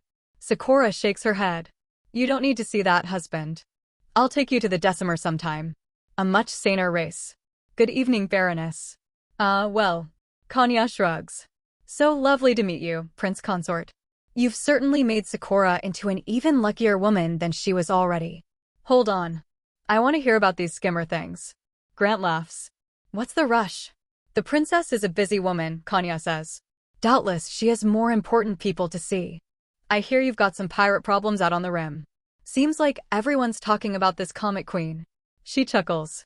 And I thought I was full of myself. But how would a fellow get an invitation to, what did you call it? A cloud's print. It's not a place for a good boy like you. Kanya winks past Grant at Sakura. It's barbarism, you know. I stand by that sentiment. He feels a little tug on his ring finger. He bends the knuckle affirmatively and looks down directly into a compulsion flash.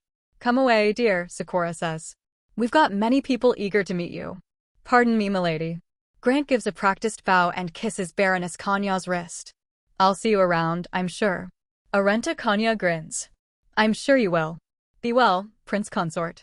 Grant falls in with Sakura, and the crowd parts around his prodigious height. Masterfully done, Dove, she whispers. Was the compulsion all right? Uh-huh.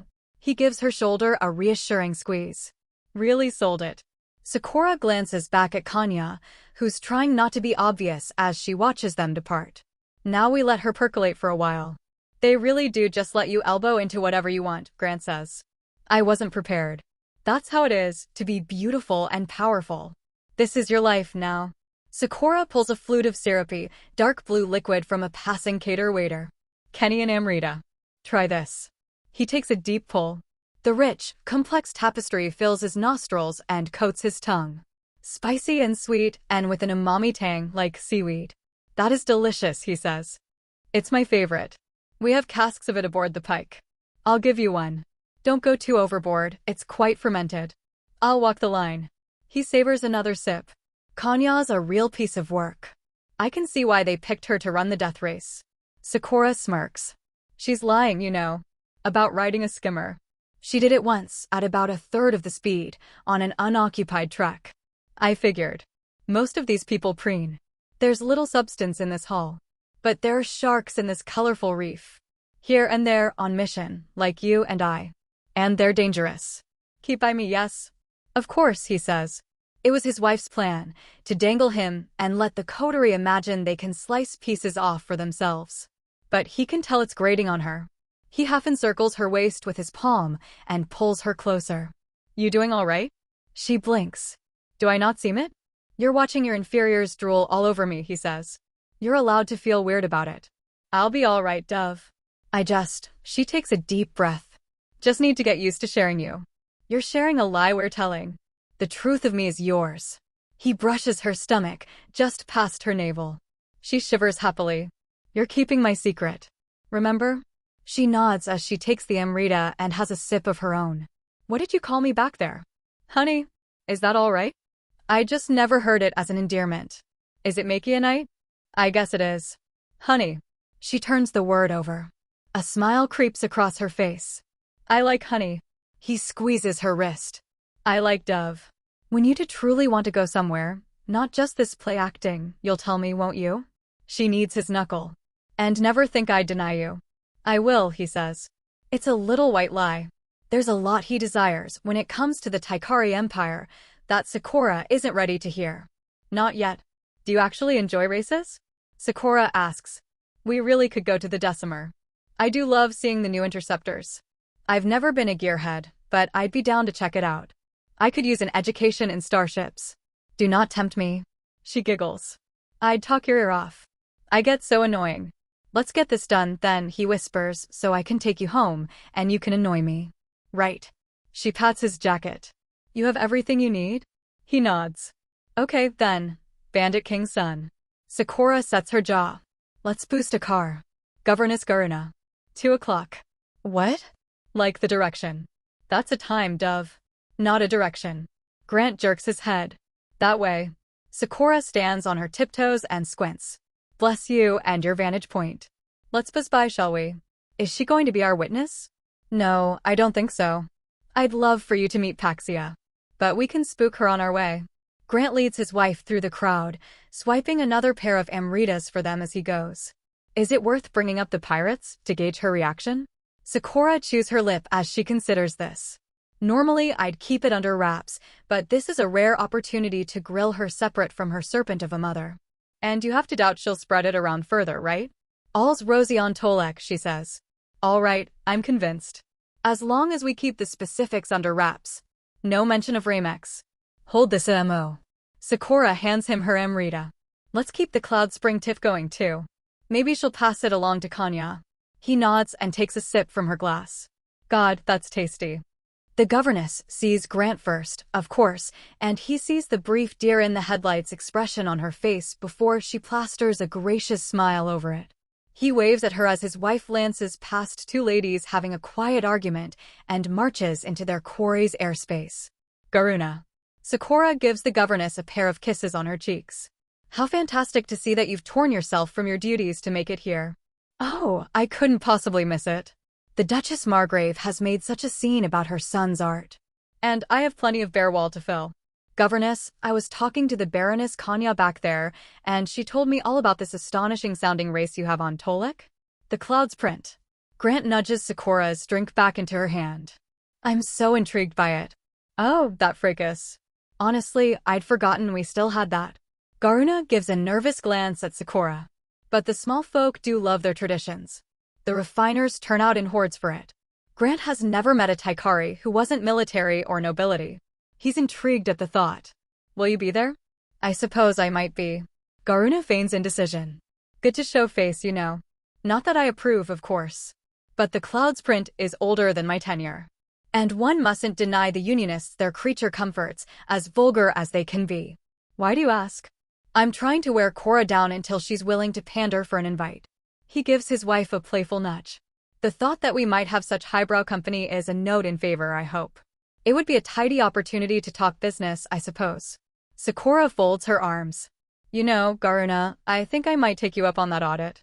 I've had some strange experiences with pirates showing unexpected exocapacities lately, and it's been a devil to trace them.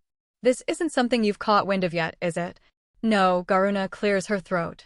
Pirates? No, I shouldn't think so. I can put the screws to the clans, though.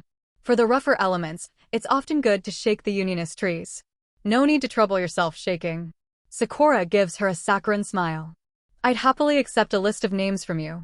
Credit to Garuna, she recovers quickly. I will get right on that. Well scouted, grand-eyed, Sakura murmurs after they've gotten some distance.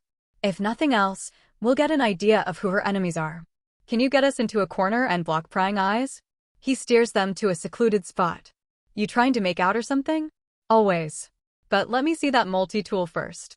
She takes his offered silver gadget and slots a thin punch card-looking slice of metal from its Swiss Army enclosure. You see this? It's a bump card. Put it in a wafer lock. Slap it upward with your palm a few times. She demonstrates. And presto, you're in. What if it doesn't work? What if I can't make it happen? Then it didn't work, and it's fine, and I love you. She kisses his cheek. The cloud's print is our primary goal. But I'll make a bet you manage it. It's in your blood, after all. He cocks a brow. Hyundais are a ways away from space shuttles. I will take your word on that.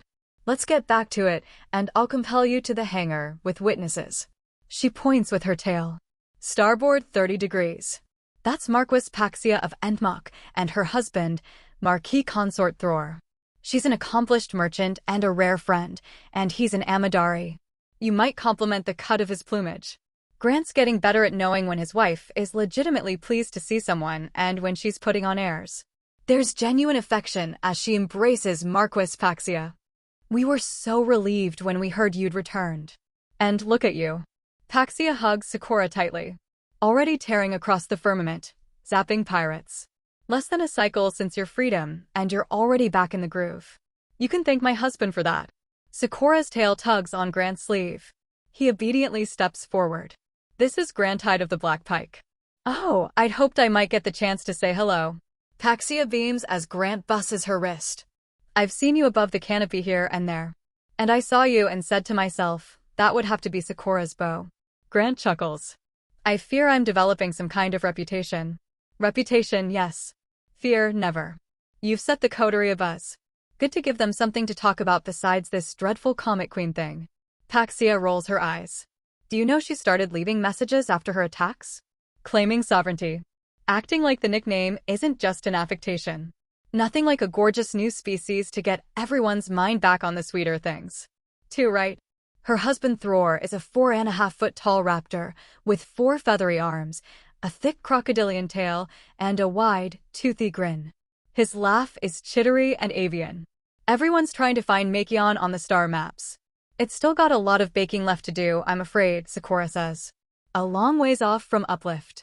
I've been stumbling around with eyes big as dinner plates, Grant adds. Bumping my head on things. Always nice to see a fellow alien showing out. Thror claps Grant's shoulder. I know it can be controversial, the husbands of the void, but it does make me happy to know that there's room at the highest tables for more than just Hikari. Paxia takes a pull from her bubbly pink drink. It has some kind of spice stick submerged in it. I don't know if I've ever seen a void princess and her husband looking quite so at ease with one another so quickly. Sakura's little hand strays up the back of Grant's thigh. We've found our rhythm. Paxia's little round nose wrinkles with her smile. A very promising match, it's clear. In a firmament as wide as ours, that's such a gift. A gift. Oh shoot. That reminds me. Grantide. A tug on his ring finger. He wiggles it. Sakura's eyes flash. Be a peach and retrieve that gift for our hostess that I so foolishly left in our shuttle, yes? No straying now. Groom's code. Of course, dear. He bends down and kisses the top of her head. Marquis Consort. See you at dinner. By the way, Thror. He winks. Killer plumage, sir. Killer. It's Makianite slang. Grant shoots the Marquis Consort a finger gun. For fabulous. Thror returns the gesture with evident delight. Killer. Grant departs the hall, exchanging nods with an armor-clad guard on his way out. His steps echo across polished stone and bounce out of torchlit sconces. Vast picture windows display the torpid sulfuric clouds, swirling like lava lamp liquid past the manor. He tries to remember who exactly their hostess is. Duchess Margrave. Argua? Arla? You need to get better at names. Grand Tide of the Black Pike. This is your vocation now. He supposes Majordomo Vora can do the hard work there. Sakura certainly has faith in her. He always thought of himself as an introvert back on Makion. But he's having more fun than he expected, chatting up these nobles, playing Watson to her Sherlock. Maybe he should feel nervous and endangered. Maybe he will, eventually. Right now he just feels useful and important. And loved. Are you going to say it back? He should. He has never had this depth of feeling for someone before. Every time he sees the princess, his spirit stretches out and purrs, a contented cat turning over into a sunny spot. He imagines the rest of their lives, and it makes him smile involuntarily, hard enough it aches his face. She's funny and clever and heart-shakingly beautiful, and she looks at him like he's a god. Why hasn't he? Because she kills people for an imperial tyrant, Grant. That's why. It was pirates this morning. Who will it be in the future? What happens when those invulnerable cannons are turned on rebels, or separatists, or protesters? He's borrowing trouble again. No need to rush it. He still has an entire week anyway. They agreed to that. He cuts through the gallery on his way back to the hangar bay. Sakura was right, the party is treating this as an excuse. He doesn't see anyone else taking in what's his name's art. His voidship boots echo as he walks the floor. He was ready for this to be total pablum, the equivalent of putting your kids' work up on the fridge. But he finds his steps slowing and his eyes wandering across the work. One motif dominates throughout. Red eyes. They stare from paintings and panels. They hang from the ceiling and gaze from floor installations. He remembers the early days aboard the Pike. The way they all followed him. The moment on the lift that he realized that each pair of them is a loaded weapon, ready to strip the freedom from an unshielded mind, turning a free-thinking person into a helpless, speechless witness. How must it feel to be a male-born growing up under these eyes?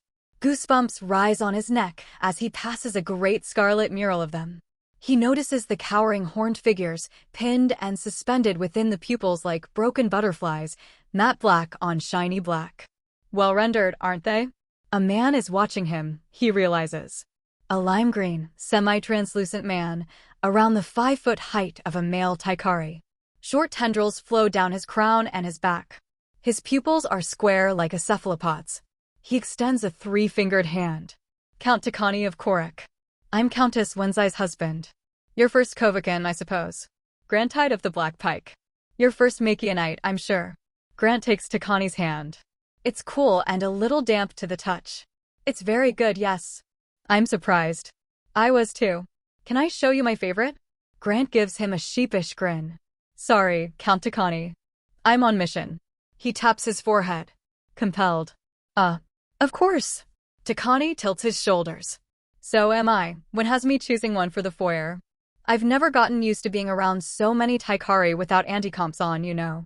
I understand it's not the done thing at parties, and the groom's code is handy, I suppose. But he pauses and gives an apologetic grimace. Oh, but you're the Void Princess's husband. You're never anti-comped. So pig-headed of me, sire.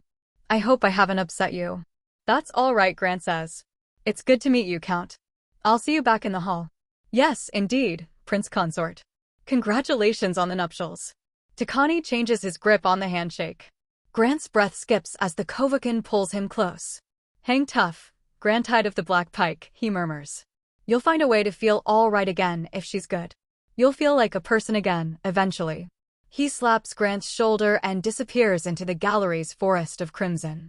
Grant slips into the hangar. He looks around the catwalk and sees an idling guard who he favors with a brief wave. 2 cameras, one on each end. He's got some coverage behind that big green sloop-looking ship to get at Lorimer's door. Once he's back out, he'll act dumb, like he got aboard the wrong ship. These shuttles are all similar enough he thinks he can spin that story. He positions his broad back between the guard and the little silver multi-tool in his palm. It's the first time he's thought of himself as broad, but he's using a different measuring stick these days. He slips the punched-out wafer into Lorimer's shuttle handle and lines his palm up. He smirks.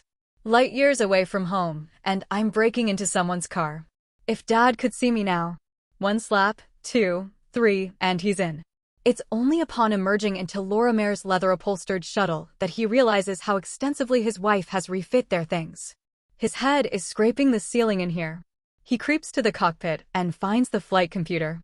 He slips the leech chip into the dashboard and waits. He glances out the window.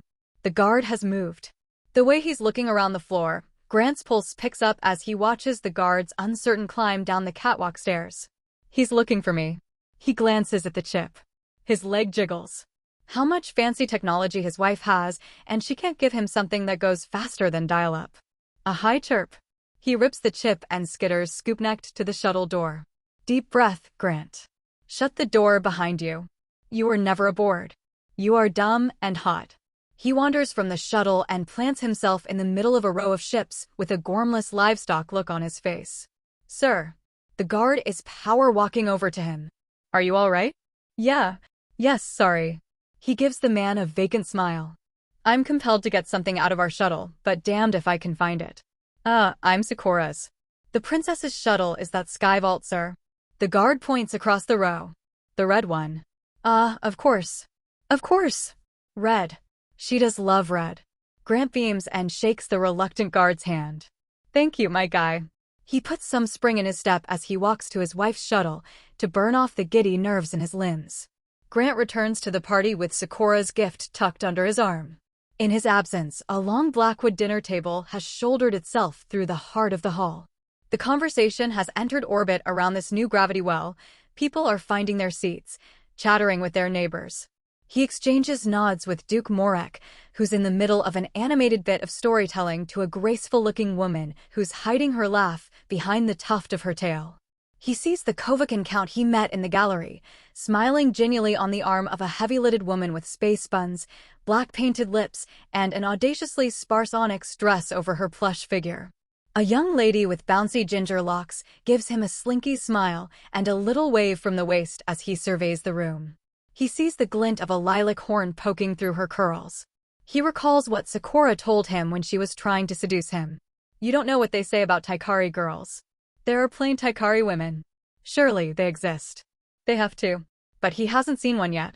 Every single one he's seen so far has been, at minimum, cute as a button. Even scar-faced Brigadier Hyax has a sharp beauty to her frowning features. None of them hold a candle to Sakura, of course. He glimpses her mid-conversation in a knot of nobles, and sweet electricity tingles his spine. He sidles up to the group. Princess, he says. I've brought the... He pauses as the man she was talking to steps aside. That's not how short Sakura keeps her hair, he realizes. And that's not the dress he picked for her. And that's not the way Sakura smiles when she sees him, not anymore.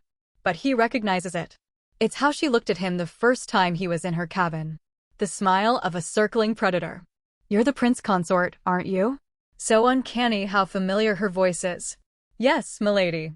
Grant bows deep, to the one person at this party whose rank is equal to his wife's. How splendid, says Princess Narika of the Glory Banner, to finally meet my brother-in-law. So Sakura finally buckled. Well, I can see why. You are quite beautiful. The Princess of the Glory Banner's focus is so sharp he almost feels it pricking him. But this is what I mean. You can profess that you don't need it all you want, but you need a safeguard. The responsible thing is to take Kwart. Responsible and humane. One of the guys she's talking to nods. No distractions, no drama, no indentured grooms. I didn't think Sakura would. Well, you look happy enough. Narika pats his hand. It's quite magnanimous of you to forgive her. But we were just talking, the barons and I, about how disappointed we were to see Sakura take a husband of the void. I'd hoped she would take a more modern attitude. Kabira's wort is available to void princesses for a reason. Grant is scanning the crowd desperately for his wife. We make it work. Excuse me, folks. Settle something for me first. A little debate we were having. Narika's in his path. What do you think about it? The void husbandry system? Speak freely. Grant clears his throat. Well, Majesty. We make it work. You've mentioned. Narika smiles. But that's not what I asked. Sister. An identical voice cuts through the knot of people. Grant exhales a breath he wasn't aware he was holding as Sakura's hand lands protectively on his back. It's good to see you after all this time. Narika's piercing gaze slides from Grant and downward to his wife. Likewise, Majesty. You've found yourself a lovely new plaything. Sakura gives Narika a tight, unkind smile. Perhaps if you get off the K-word crutch, you'll remember all that a marriage can be, besides play. Narika's smile is equally unkind. Perhaps if you get on it, you can free your sex slave. You presume I am so unlovable that my man would gladly be freed from me. We are similar in many ways, sister, but not all. Sakura tugs Grant's jacket. Our seats are over there, husband. Let me take you. The Princess of the Glory Banner's eyes bore into them as Grant traces Sakura's steps toward the Blackwood table. Did that feral woman maul you? Sakura whispers. He shakes his head. You came just in time. He hands her their gift-wrapped excuse. Pressed on the bottom of it is the leech chip. He lays it on her palm. I got it. What did I tell you? I knew you would. She slips the chip into her purse as she tucks the gift under her arm. You are a marvel. As they move to the table, Marquis Paxia falls in with Sakura. The two exchange low whispers. Grant tries not to be obvious as he leans lower, trying to listen in. Kanya invited her directly, Paxia murmurs. It's an open secret by now, her designs on Tolek. She hasn't been so bold as to approach Garuna, surely, Sakura says. No. But proxies are speaking with proxies. If a protestation is brought, she's not solid. I wish I had better news. It hasn't happened yet. Sakura pats Paxia's shoulder. Thank you, Marquis. Paxia breaks from Sakura's side with a shallow bow. Grant replaces her. Sakura's tail tickles his knuckle. I saw you trying to snoop there, my lofty lover. Are you curious? I admit it. Sakura's eyes flash. Duck into this alcove with me, Dove. And kneel. She says it loud enough to be overheard. Grant obeys, tugging Sakura by the waist into one of the great chamber's amber-lit pockets. I don't want anyone overhearing me telling you this, she whispers. Pretend we've ducked in here to make out. He sticks his lip out. We haven't. She giggles. One thing at a time. She slides Grant's hand up along her hip. As he kisses her neck, she murmurs into his ear. Tolek is on the border between my sectors and Narika's. That makes a protestation quite easy to lodge. She could bring a case to the core and steal the system from me. She's done it before. He takes a deep breath of her hair. How often? 5 times, Sakura says. For unsuccessful, but she scooped a phlogiston system from me. A planet called Sotham. And I've taken one from her. We're tied. What did you take from her? Tolek, Dove. Sakura casts a dim glance back out to the party, where her sister circles, vulture style. I took Tolek. It's all rabble-rousing, Garuna says. The refiners were perfectly happy with their generous benefits, and then the unionists rolled in and told them no, you're actually discontent. Vociferously enough that they've gotten several sites to actually believe it. She scoots her finely carved chair further into the table. It's such a turnaround every time you let them slip into the production line. I wouldn't be surprised if they were using compulsion. If only we could employ compulsion again. This from the dark blue Viscountess by her arm, whose name Grant hasn't caught. It would be better for everyone. The workers would have that nice, fuzzy feeling, reapplied on the hour, and we'd save so much on compliance enforcement. And it would be safer for everyone. I think you overestimate the duration and pleasantness of the warmth, Viscountess. Duke Morek pipes up. It fizzles out long before the order wears off. Morek's got the right of it. But there is, I have to say, a clarity of focus that must come in handy when handling hazardous machinery. Count Takani the Kovakin is all joviality. He subsumed his solemnity from the gallery as though it was never there.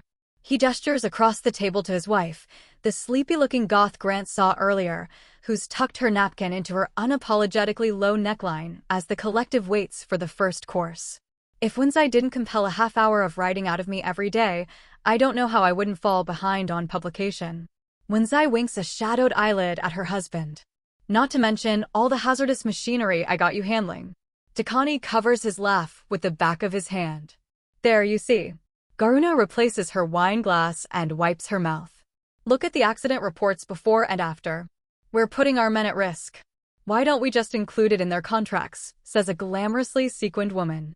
Marquis Rika, if Grant remembers right. Then it's voluntary.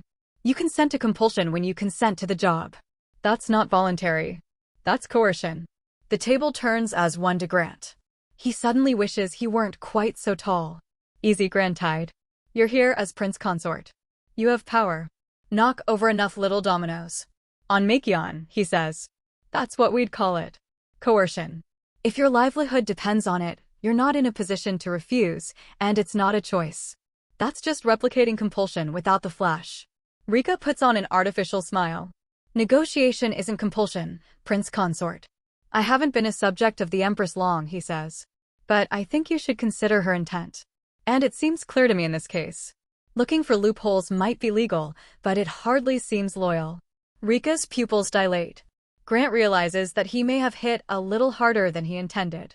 The dark blue countess gives Sakura, who's sitting across from him, a pointed look. Majesty? Sakura glances over with feigned inattention. Yes, Viscountess Lorimer? So that's the woman whose shuttle he broke into. Do you agree with the prince consort? She prompts. Are you suggesting my husband has overstepped? Sakura's an icy lake. Her tail settles protectively over Grant's thigh under the table. Well, no, not as such. I mean, of course not. Lorimer blanches. Not if you don't think so. I don't. Sakura's mien melts into a warm smile. Never fear, dear cousin. I'd hate to see you upset on my account. I'm just curious as to your thoughts. Being the princess of our sector. My thoughts.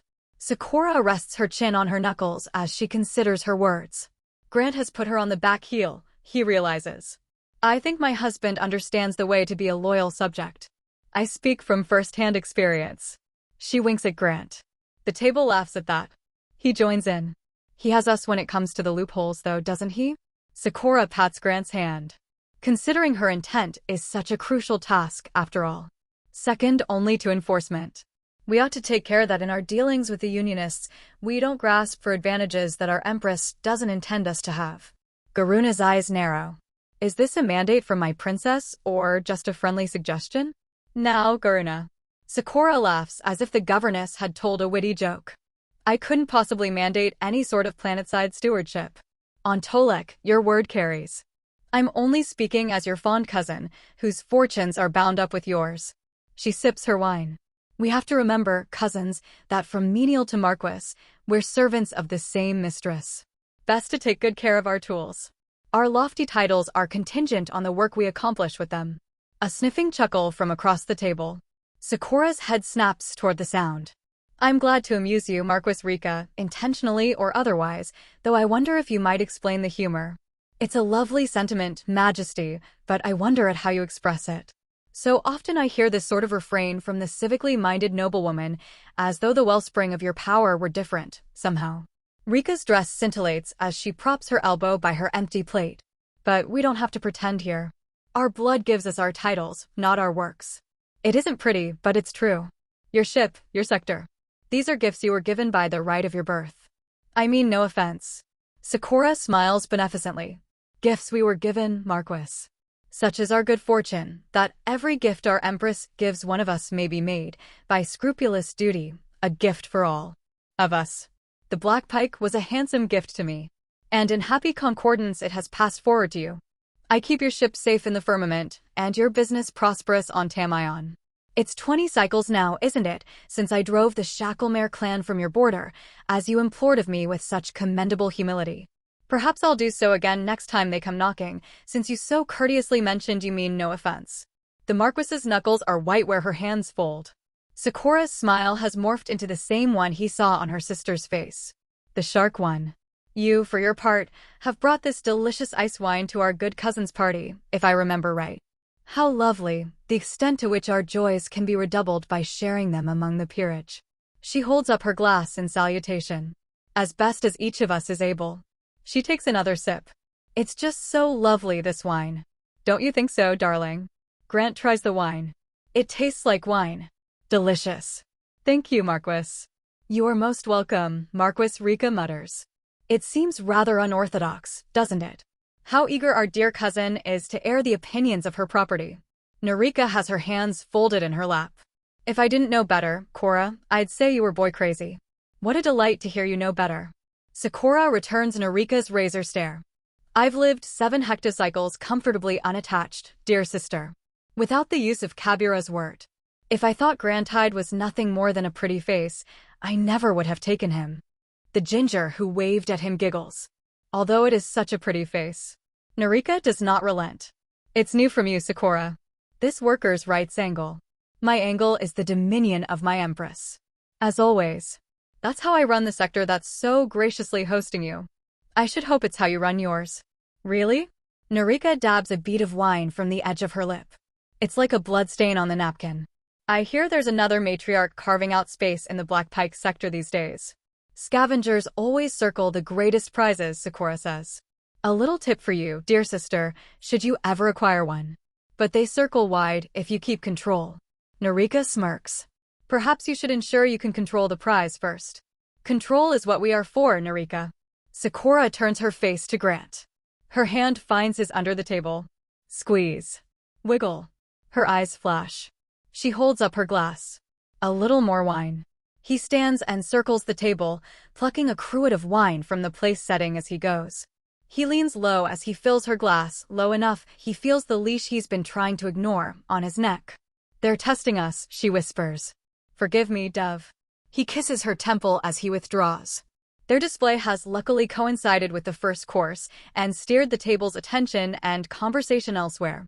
Grant picks at the appetizer, a verdant sea pod salad, while Marquis Paxia holds forth about the fussy, labor-intensive particulars of growing something called stekai. Thror nods and interjects at times. Apparently it's native to his home world. It's that breakfast fruit he had, Grant realizes, the one that smeared like brie. He didn't realize just how difficult and luxurious it was. Was giving it to him part of Sakura's apology? His wife has picked her fork up and put it down a few times now. She's standing it on its tongs at the edge of her napkin. But she hasn't eaten yet. She keeps glancing over at him. She catches his eye, and her vision darts to her plate, then back to his face. He realizes what she's asking for and his throat goes dry. He gives the princess of the Black Pike a tiny nod of permission. Instantly she takes a forkful and pops it into her mouth. A grateful little as she chews.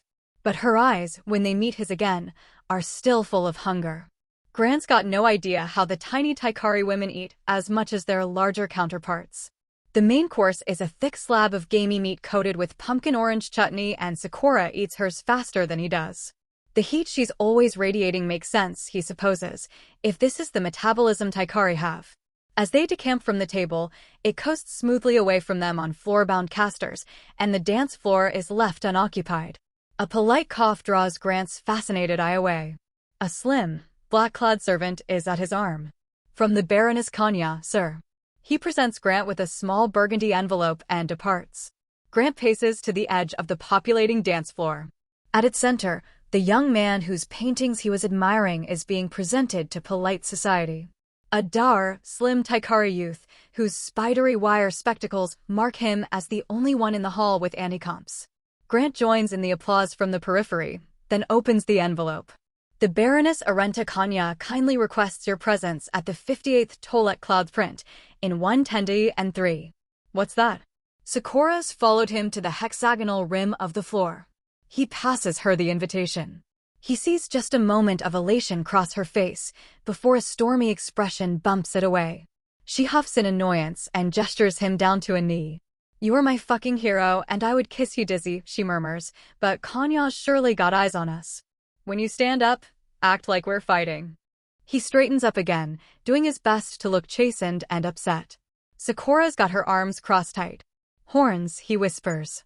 She tosses her dark hair over the little blue nubs poking out of her scalp and pointedly avoids his eyes. He watches the dancers gather on the floor. The music is a curious admixture of classical and electronic. Legato string instrument washes over an insistent rhythmic pulse of digital percussion. Grant wondered how a species with such a wide variance in height dances. The answer, it turns out, is with great concentration. The moves are acrobatic and precise, with husbands acting as platforms and bolsters for their wives.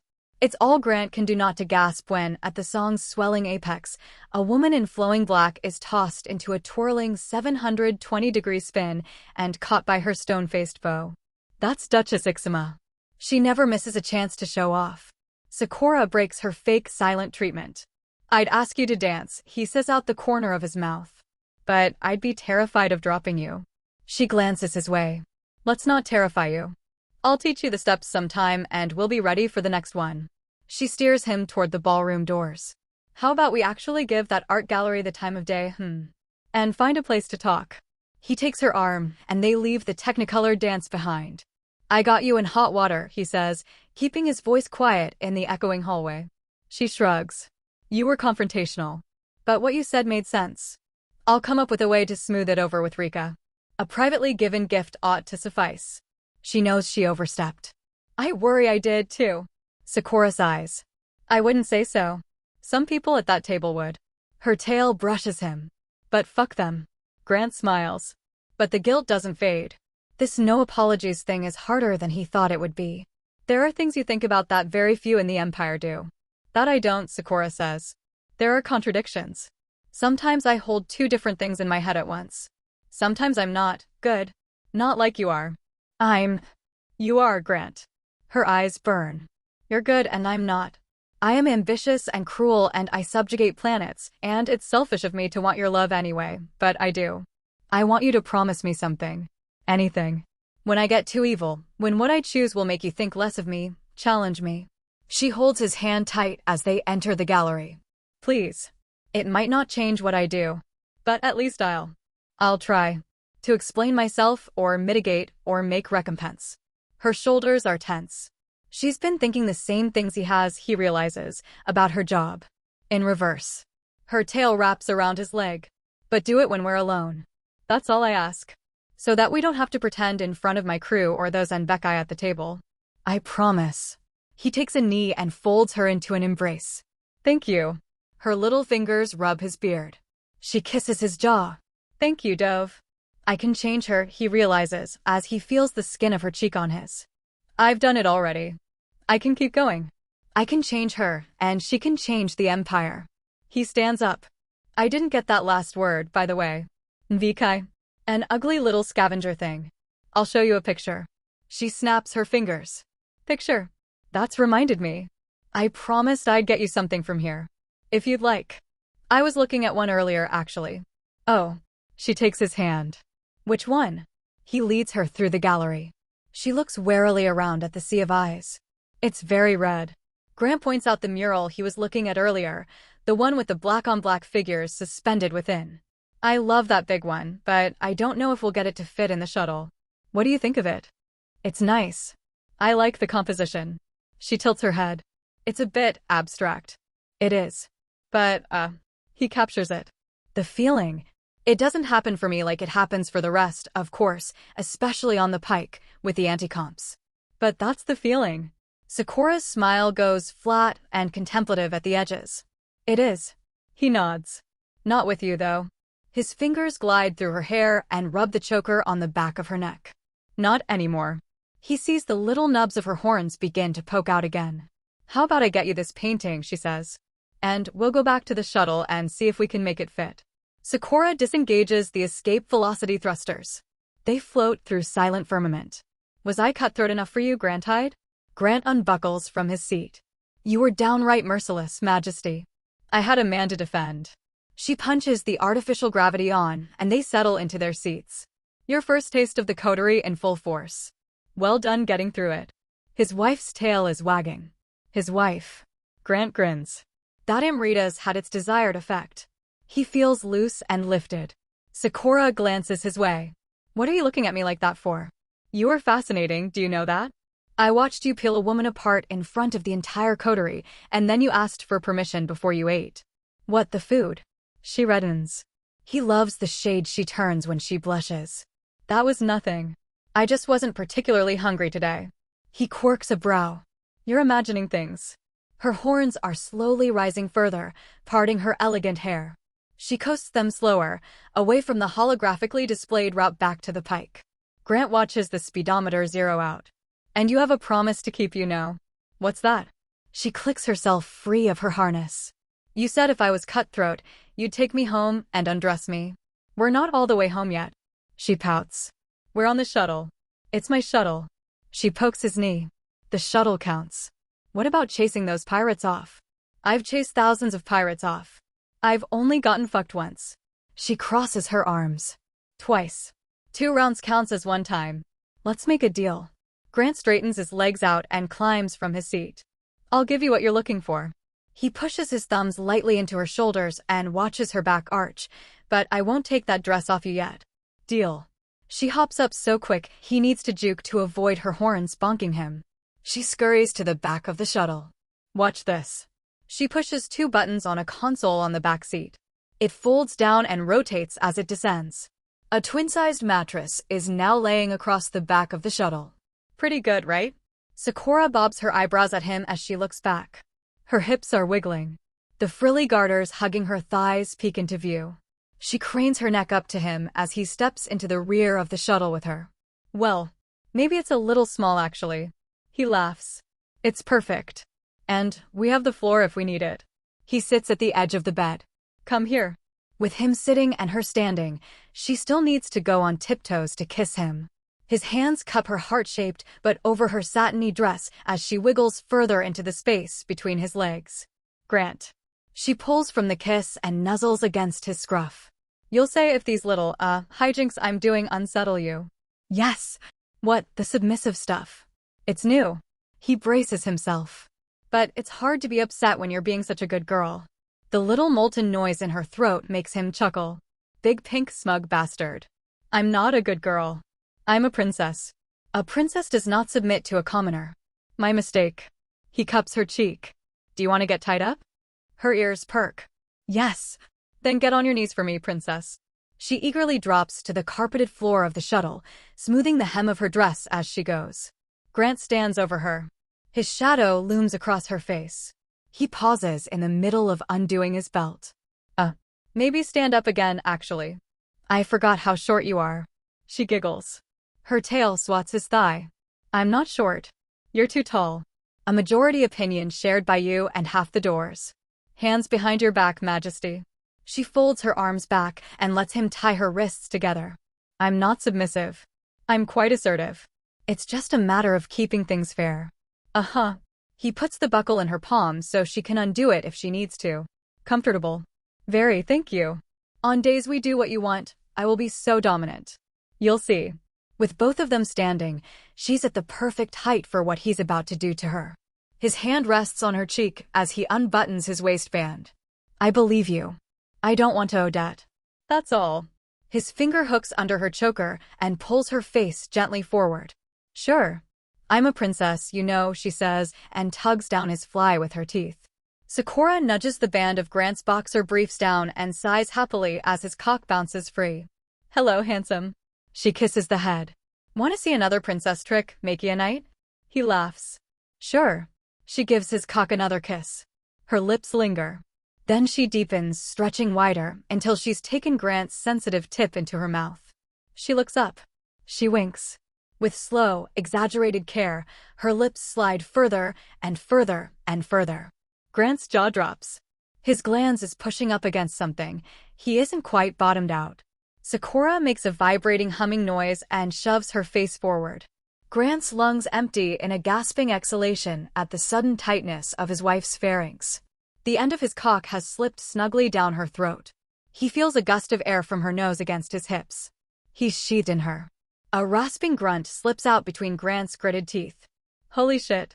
Sakura looks up at him, wry triumph clear on her face. She jerks her head back and his cock springs out from her, glistening with thick saliva. Ta-da, she sings. Look what your wifey can do. What the fuck? Grant strokes her face. Where's your gag reflex? She kisses his stomach. The trick for me is humming when it goes past the uvula. Humming and relaxing. You are a fucking gift from God.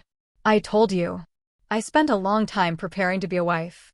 She licks upward along the base of his shaft. And learning how to keep a husband happy. Do you know why I never took one? Even when I was dizzy with longing for touch. Do you know how I kept myself? How? I told myself that when I saw him I'd know. That there'd be no doubt, no questioning of whether I'd made a mistake. I'd see a man and it would be clear the gods of the firmament had put him before me, and he'd be so right I'd just know. She nudges the velvet skin of her cheek against his length. It leaves a shiny trail on her face. And then they did, and you were, and I knew. I knew with all of me. Grant doesn't trust himself to speak. You will not cry while receiving head, Grant tied. You're doming right now. Doms don't cry. My husband came to me in the deepest pit of despair I've ever been in. My bright day after 15 cycles of night. My husband is the answer to a prayer I've whispered for my entire life. The starscape burns in the reflections of Sakura's cardinal eyes. And now I want him to fuck my throat. He laughs as he comes down from his emotional plateau. You want me to do the moving? Yes. She traces a vein with the tip of her tongue.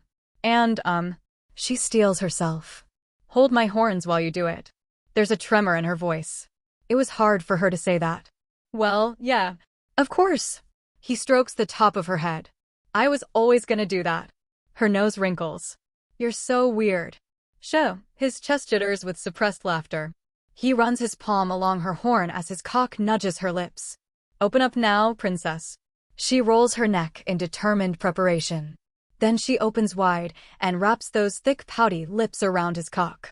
She yelps as he closes his fists on her horns.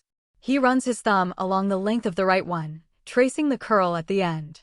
She chokes out a moan around him and squirms against his legs. He gets a firm grip on his wife's natural handlebars and, as requested, thrusts with slow determination all the way down her throat. She hums again. It sends a dancing spark down his spine. I'm gonna go gradually, okay? He taps the pointed tip of her horn. Just kick me in the shin if you need me to stop. Buried as he is in her, Sakura's giggle weakens his knees. An affirmative mum. He starts slow and soft, guiding her bobbing head forward and back, pushing little by little to meet her. But she's making that liquid hum every time he gets deep, and her tongue is swirling and lapping, and her filled throat bulges against the choker, and she's so goddamn beautiful. He's having trouble staying gentle with her. He gets faster. His breath comes in harsher exhalations. Her hum turns into a cadenced moan as he thrusts. A silvery strand of drool links him to her mouth on every pullback. He fights back the fog of his lust, tries to keep himself present and careful. At this speed, he's reluctant to go all the way in. Then he sees the mural, the one they bought, resting against the far wall. Its red gaze fills the cabin. Those weaponized nightmares, that flash that enslaves billions of maleborns across the galaxy. Something evil and defiant twists Grant's grasp around his wife's horns. He glares back at the imprisoning eyes of the Taikari Empire and shoves his liberated human cock down the throat of their precious princess to the root. Her fluttery squeak muffles against his stomach. His carefulness is gone, replaced by possessive lust. His grip is too tight on Sakura's horns to allow any movement on her part. It's all Grant, holding her still and fucking her face. Her ecstatic groan sends vibrations along his shaft. Her feet curve inward as she stands, the toes kneading each other. Her knuckles are white on the belt buckle that binds her wrists. Her hum is rising in pitch, getting sodden and frantic as he rams into her. Her ears twitch. Her exhalations whistle through her nose. Her cheeks hollow. Her crimson conqueror eyes stare up at him through a mask of dripping black mascara. Grant wants to steal this woman from the empire that owns her. He wants to fuck the empress out of her heart. You'll find a way to feel all right again, the Kovakin told him. If she's good. Sakura gags and her esophagus constricts, and Grant jolts back into himself. The little imperial tyrant whose mouth he's plundering becomes his wife again. He pulls her head off him with a gooey pop and kneels. Sakura's filmy and unfocused. Drool and makeup streak her overwhelmed face as she heaves for air. He cups her cheeks. Are you okay, baby? A dizzy smile pushes against his palms. Yeah, she sighs. Her eyes refocus on his, and he doesn't see that tyrannical red. He sees eager, enraptured submission. You taste like kavik. What's kavik? It's a flatbread that I just found out tastes like the most beautiful cock in the empire. She wipes her face on her shoulder. Why did you stop? Because I was fucking you like I hated you. He nuzzles her hair. Just making sure you're okay. You're a fucking beast, and I love you, she says. Use me. Come in my throat. Are you sure you're okay? You gagged. She gives him a cheeky wink. Guys like it when you gag. Let's lie down at least, he says. Break the bed in, right? Okay. Her tail wags. But can I ask, this is weird. He shakes his head. No, it's not. Whatever you want. Maybe you could call me. Maybe you could say it again. She blinks rapidly, trying maybe to keep the color from rising in her cheeks. When you're in me. Say what? What you called me, she says. Honey. Her breath rattles. The other one. Good girl. A full body shiver at the words. Her throat is so pinched it barely lets her get the reply out. Uh-huh. He laughs. A surge of heart-shaking affection for this woman washes away the last of the spite that ruled him. She is a good girl. The best. He's done with this one-sided thing. He wants to make Sakura feel good. Grant lifts the princess into his arms and settles back on the bed. She lays on her stomach, propped up on his thigh, and kisses his shaft. He feels her covetous shiver as he lifts his length to her wine-dark lips. He takes hold of both horns and pushes his whimpering wife down, gentle but firm, until she's engulfed him. Her face plants on his stomach. Her tongue swirls and glides as she tries to milk his climax from him. One hand detaches from the top of her head to lift her dress along her sheer stockings until it's up past her lacy garter belt. He guides her face up and off his length. There's that animal sound she makes every time he's rough with her horns. Her gasps for breath shake the thin ropes of drool, still connecting her to him. He sticks his fingers in her mouth. She licks them like they're coated in life-saving antidote. He pops them back out, watches her tongue quest for them as they depart. He shoves her back down onto his cock instead, and slides his dampened fingers between her legs. They rub against the coarse lace of the thing he chose for her. He hooks his thumb into its thin gusset and slides it to one side.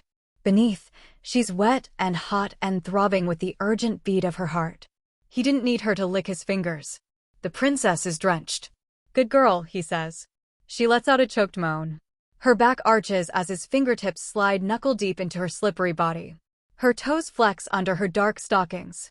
He explores her folds and ridges, her tight, clutching walls, her firm clit which scrapes another bubbling groan out of her when he caresses it. He reaches deeper and curls his fingers, seeking that little squeaking noise she makes when her mind starts to melt. There it is now, identifiable even around the obstruction in her esophagus. He watches her ample ass jiggle against their restricting garters as he picks up speed. A huff of hot air as she gasps on his cock. Her ears flutter. Her eyes squeeze shut. Her technique is out the window. It's all she can do to keep from gagging on it. Her thighs squeeze around his hand. Her hips buck and send another quake through her soft, round flesh. There's a cramping quiver in her calves. He's got her close. He takes an uncompromising fistful of her hair and eases her off him. He gathers her into his lap and sits on the edge of the bed. Grant, she whines. I want to swallow it. He undoes his cravat. You will, princess. His thumb digs into the soft little paunch of her stomach as he pulls her hips up against him. Just not with your mouth. Your mouth's full. What, oh? Her chest heaves as he ties the cravat over her mouth. Oh gog. Shoo, he knots it behind her head. You want to be used? I'm going to use you. All of you. He whispers in her ear, is this okay? She nods. Hum. Can you still say our word? Gonsub, she tries, and they both laugh. Close enough. He kisses her nose. Good girl, he says, again, and she rides giddily. He slides his hands under her dress, gets two smushy blue handfuls of her, and stands up, raising her with him into the air, face to beautiful red-eyed face. Her legs fold around his back. Her tail loops upward around the nape of his neck. With slow, tantalizing care, Grant lowers the princess of the black pike onto his cock. Her deep breath becomes a groan, becomes a high cry as her husband stretches her open. He watches her shoulders shake, her brows angle upward, her pupils dilate. The cold air of the shuttle, stinging the coating of spit, is replaced, inch by sweet sucking inch, with the heat of his wife's trembling body as it remolds around him. He's all the way in. His forehead touches hers. Their gazes lock together. I won't let you fall, he says. She nods. He adjusts his grip, bear-hugging her to keep her upright, and pistons her bound body against him like a sex toy. The thing he pulled to one side plays frictional counterpoint to the plump squish of his wife's pussy, its lace rasping along his length with every stroke. She enfolds him in her legs.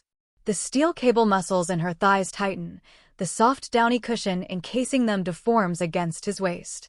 Her tongue lolls at the edge of her gag. The cravat is soaked with saliva and torn where her fangs are digging into it. She groans loud and lustful. Their symphony fills the cabin. The erotic sounds her body makes as he churns her insides. The overwhelmed, feathery moans. The slap of skin on skin. That animal aggression is creeping back up through Grant as his grip tightens to a bruising vice on her arms. The princess of the sector, the warlord of dozens of worlds, the woman who terrified an entire gathering of covetous nobles into fearful silence, has been reduced to Grant's little blue-cock sleeve, moaning and drooling around her gag as he overloads her mind. He pulls her closer so he can feel more of her jiggling softness. Her endlessly reactive body squeezes against his. No resistance in her hugging walls. No strain in his arms as he holds her light frame. No thoughts or anxieties or void ship to roll over. Just sultry, sticky bliss. Like they were meant for this. One plump breast has jostled free of her dress. He palms the fabric and tugs until the others bounced out to join its twin. Again he feels that fist-like ring of muscle inside her, squeezing and pulling in reverse of his pumping cadence. He's felt nothing like this in his life. Her hands are bound and her legs are tight around him to keep her in the air, and she's playing him like an instrument. He clutches her supple waist as her greedy cunt undulates and pulses. "Holy fuck, Batty," she hums with satisfaction. The corners of her mouth tighten in a lascivious grin beneath the cloth. Her tail drops from his neck and wraps around the base of his cock, tensing and releasing. This woman is a fucking miracle. Bike B. What? She tilts her head away from him. Her eyes are wide and pleading and flashing. Bike by Jack. He cradles her head and bites the side of her neck. She gasps out a husky, primordial moan. Her tail releases his shaft and snaps rigidly around his waist, clutching for dear life. She convulses violently, and he lets himself fall backward onto the bed, pulling his squirming wife with him into a bent-over straddle, her breasts flattened into his chest, her wild, welling eyes centimeters from his. Her hips rub and roll and knead like she's trying to burrow into his body. He feels the friction of her stockings, the spill of her pillowy thighs from their compression, the whisper of her silken dress against him. The muscles stand out in her bound arms, her graceful shoulders. The fist inside her goes haywire, seizing and pulling. He reaches behind her back and unbuckles the belt that binds her. It falls away from her, leaving little grooves in her forearms. Her arms snap magnetically across his shoulders. He tugs the wrecked cravat free from her mouth. "Say it again," she demands. "One more time." His chest rumbles a laugh between his deepening breaths. He finds her thrashing tail and gives it an insistent pull. "Good girl," he says. "Grant," she wails. She arches and writhes and kisses him with frenzied desperation. When she pulls away, her face is glowing and eager. "Are you close, Dove?" He nods. "Do it with me. At the same time. I want to come while you're filling me. While I'm brimming with you." Another convulsion ripples through her. Her body is sucking and burning and ready to receive. "I need it, Grant." His lips brush the indent in her skin where her gag was tied. "How should we finish?" She drags her sandpapery tongue across his jaw. "Squish me," she says. She doesn't need to tell him twice. He rolls over and flips her onto her back. Her dress rides up past her belly button as he pushes her thighs up and apart, his hands cradling her ass, holding her in place. And it's there again, as he traps her beneath him and buries his face in her hair and her little stomach presses against his. Grant and Sakura were born an astronomical distance from one another. They were never meant to meet. She isn't human. He isn't Taikari. So why, as his hips pound hers into this narrow shuttle mattress, why this perfect feeling of rightness, as though they were made for each other? Why does every atom of his body cry out to fill her full, to flood every silky fold and crevice of her, when he knows no seed of his can grow in her? And the feverish spell breaks again, and he's not a beast, and she's not a cocksleeve. They're Grantide and Batty, and they're in love. "Sakura." He says it, before he can think it away. "I love you." "I love you," she sobs, as her hands frame his face, as her eyes sparkle and flash like a thunderstorm, her heart hammering, her tight nipples brushing the fabric on his chest.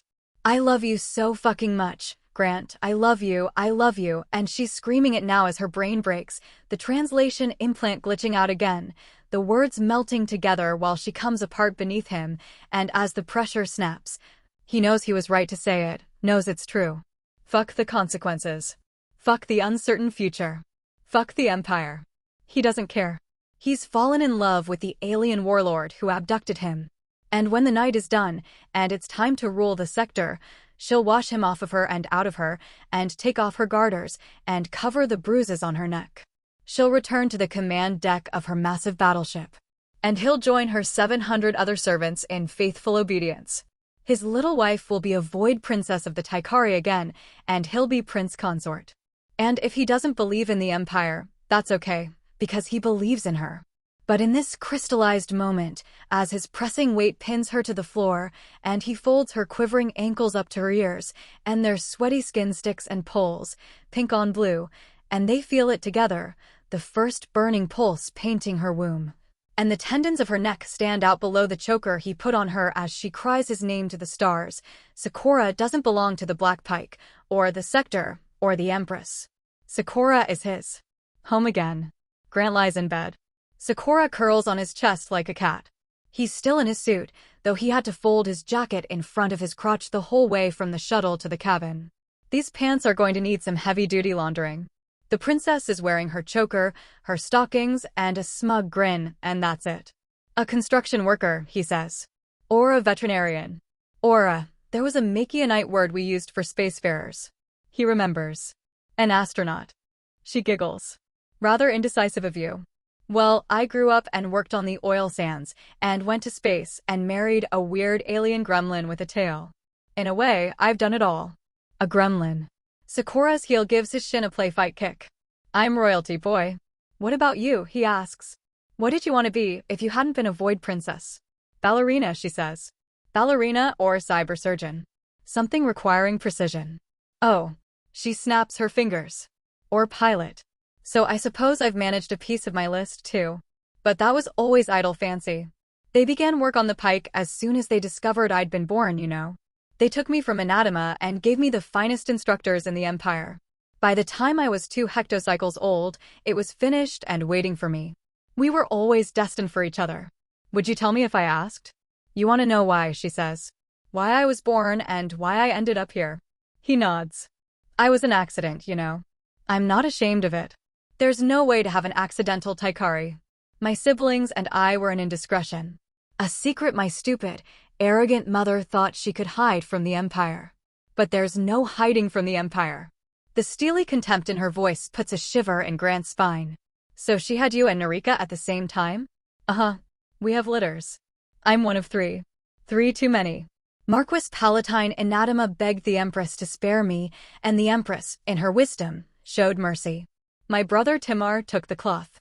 My sister and I were made void princesses. Sakura wriggles closer. And here I am. And you shivered, Dove. What we're doing, Batty, he says. We're hiding from the Empire. Not for long, she says. I told you, dear heart. We just need to time it right, and the Empress will free you. What if she doesn't? Sakura shakes her head. She will, Grant. I know she will. I'm not just boy crazy. You're a man of quality. You deserve your freedom for so many reasons beyond that little abstinence competition we had.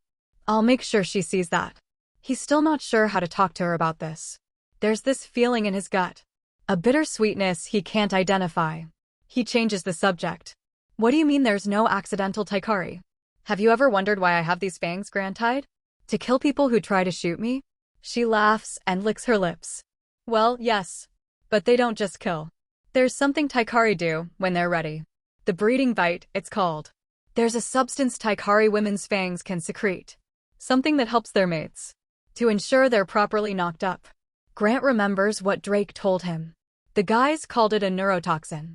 They thought maybe you sucked blood. A neurotoxin. She giggles. So unromantic. I guess it is, if you want to be clinical. We don't call it that. What do you call it? She huddles her back against him. Nectar. And do you suck blood? We do, but only during the breeding bite. And not for sustenance. It's a very... Makianites have pair bonds, yes? Marriage? That's a familiar concept. It is. It was a real shock, just showing up aboard and being told I was your husband out of nowhere. We have a lot more ceremony about it. A big party, rings, and vows being exchanged. I think it's a translator thing, probably. Husband and wife having different connotations. Oh, Grantide. I didn't know that. She strokes the hand he's resting on her. We can do all of that if you'd like. It's not orthodox, but so little about us is. What's the Taikari equivalent? She displays her fangs. The bite. Tradition says the first time, you make sure to let it scar.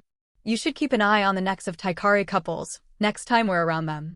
Some of them have the breed mate mark on them. Husbands mark wives, too, sometimes, or wives mark each other. Not that it does the same thing. Breed mate, like, he traces the line of her abdominals. She quivers under his touch and nods. You have kids by biting? She laughs. We have kids the usual way, dummy. But the breeding bite is how you tell your body it's time. The blood into you, the nectar into your breed mate. The blood quickens your womb. The nectar makes your mate, enthusiastic and energetic. You're meant to set the night aside for it. And the whole day after, too, for recovery and little things. Ceremonial things. To make it stick and to rest. And to be together. We do it the whole night. Grant's knees bump the back of Sakura's legs. I don't know if I can do that. That's what the nectar's for, she says. It's very visceral. Compulsion barely works in the nectar heat. Even on Taikari. Of course, with you and I, there would be no conception, but it's still, sacred. Sacred and crucial. A brie mate goes beyond husbands and wives. Her voice goes small and shaky. If you'd like to try it with me. I've heard it's quite transcendent. Do you want to? Her legs lace into his. I've dreamed of being your brie mate since I met you, Grantide. Of seeing my mark on your neck every morning. Of mine bearing yours, even. Her hand strays to her belly. I've dreamt. She falls silent. I'd share this with you if you'd let me, she says. The days are so packed right now and I can't take one for myself. But when things are settled. We can't have children, but we could have the night at least. He's about to tell her he doesn't mind that. That he's never even thought about kids. But he strokes the hand the princess is holding over her tight little stomach, and he pauses. The lump rises in his throat as he realizes the truth. If he could, he would. He'd put as many babies in Sakura of the Black Pike as she wanted. He'd do every ceremonial thing she asked for. He'd shelter her in his arms every night as their family grew inside her. He'd love them with her. They're strong, safe kids, with her smile, he hopes, and her laugh. He'd be there every moment. He and Sakura could protect them from the fear and pain of the Empire, could help them become whatever they wanted to become. He knows they could, somehow. With a rock-solid certainty. He'd be everything his father wasn't. If he could. If it was possible. But it isn't. What if it is? A voice in the back of his head whispers. You don't know what kind of technology they have. Who knows what they could do? Stop giving yourself this false hope, Grant. Even if there is some Taikari medical miracle, it won't be given to them. The Empress would never allow them to live. Lady Frel told him that, and then commanded him to forget it. But he didn't. His eyes sting. He has a name for the nameless melancholy. He's mourning, he realizes, for the kids they'll never have. I'd like that, he says. We could have the night. He folds her further into his arms and unhooks the choker from her throat. She makes a little satisfied humming noise as he strokes her newly freed neck. Are you religious? He asks. How do you mean? You said you prayed for me and you talk about God and gods. On my world, we say stuff like that even if we don't believe, a lot of us. The Taikari are the same way. How about you then?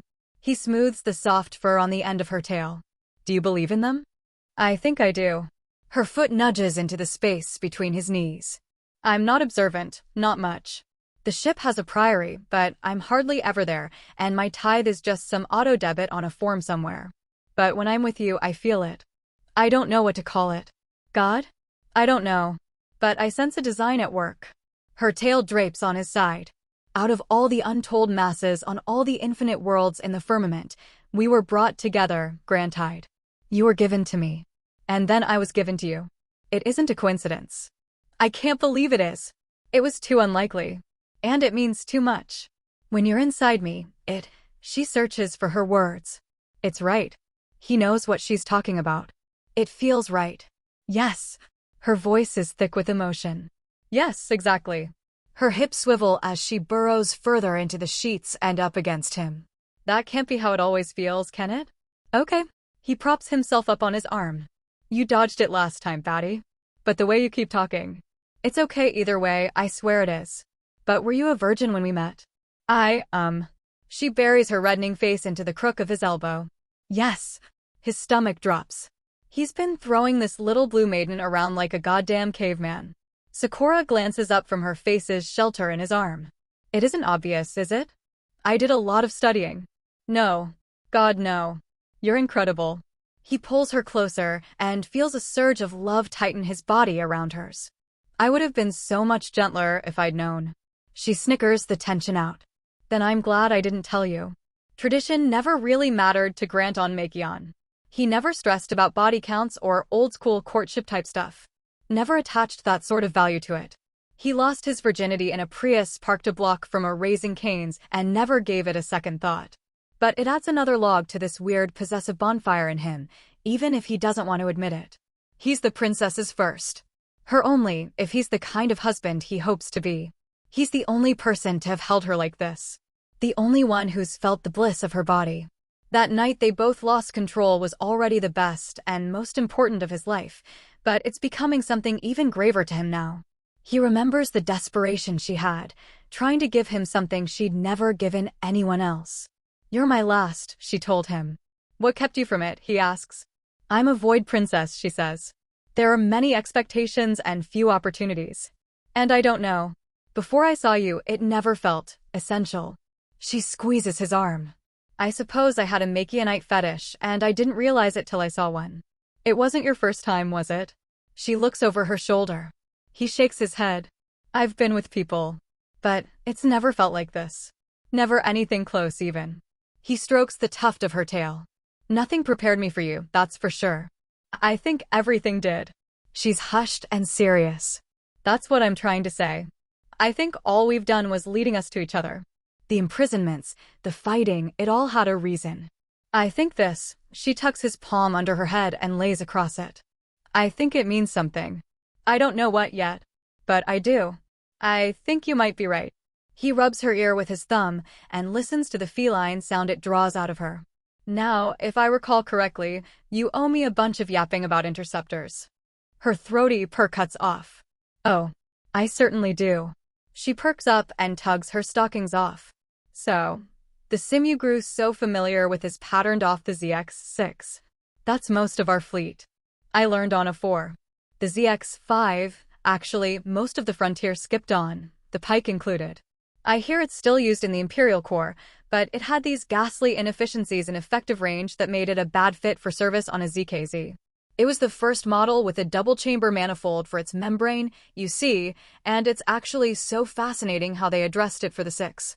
Grant caresses the curve of his wife's hip and listens to her cheerful chatter, and he lets her warm skin and her smoky voice send his thoughts of sinister nobles and exo-conspiracies and their impossible children drifting away through the dark of the firmament. I've killed your Corvette, Prince Consort. Vora apologetically slides her void ship into place.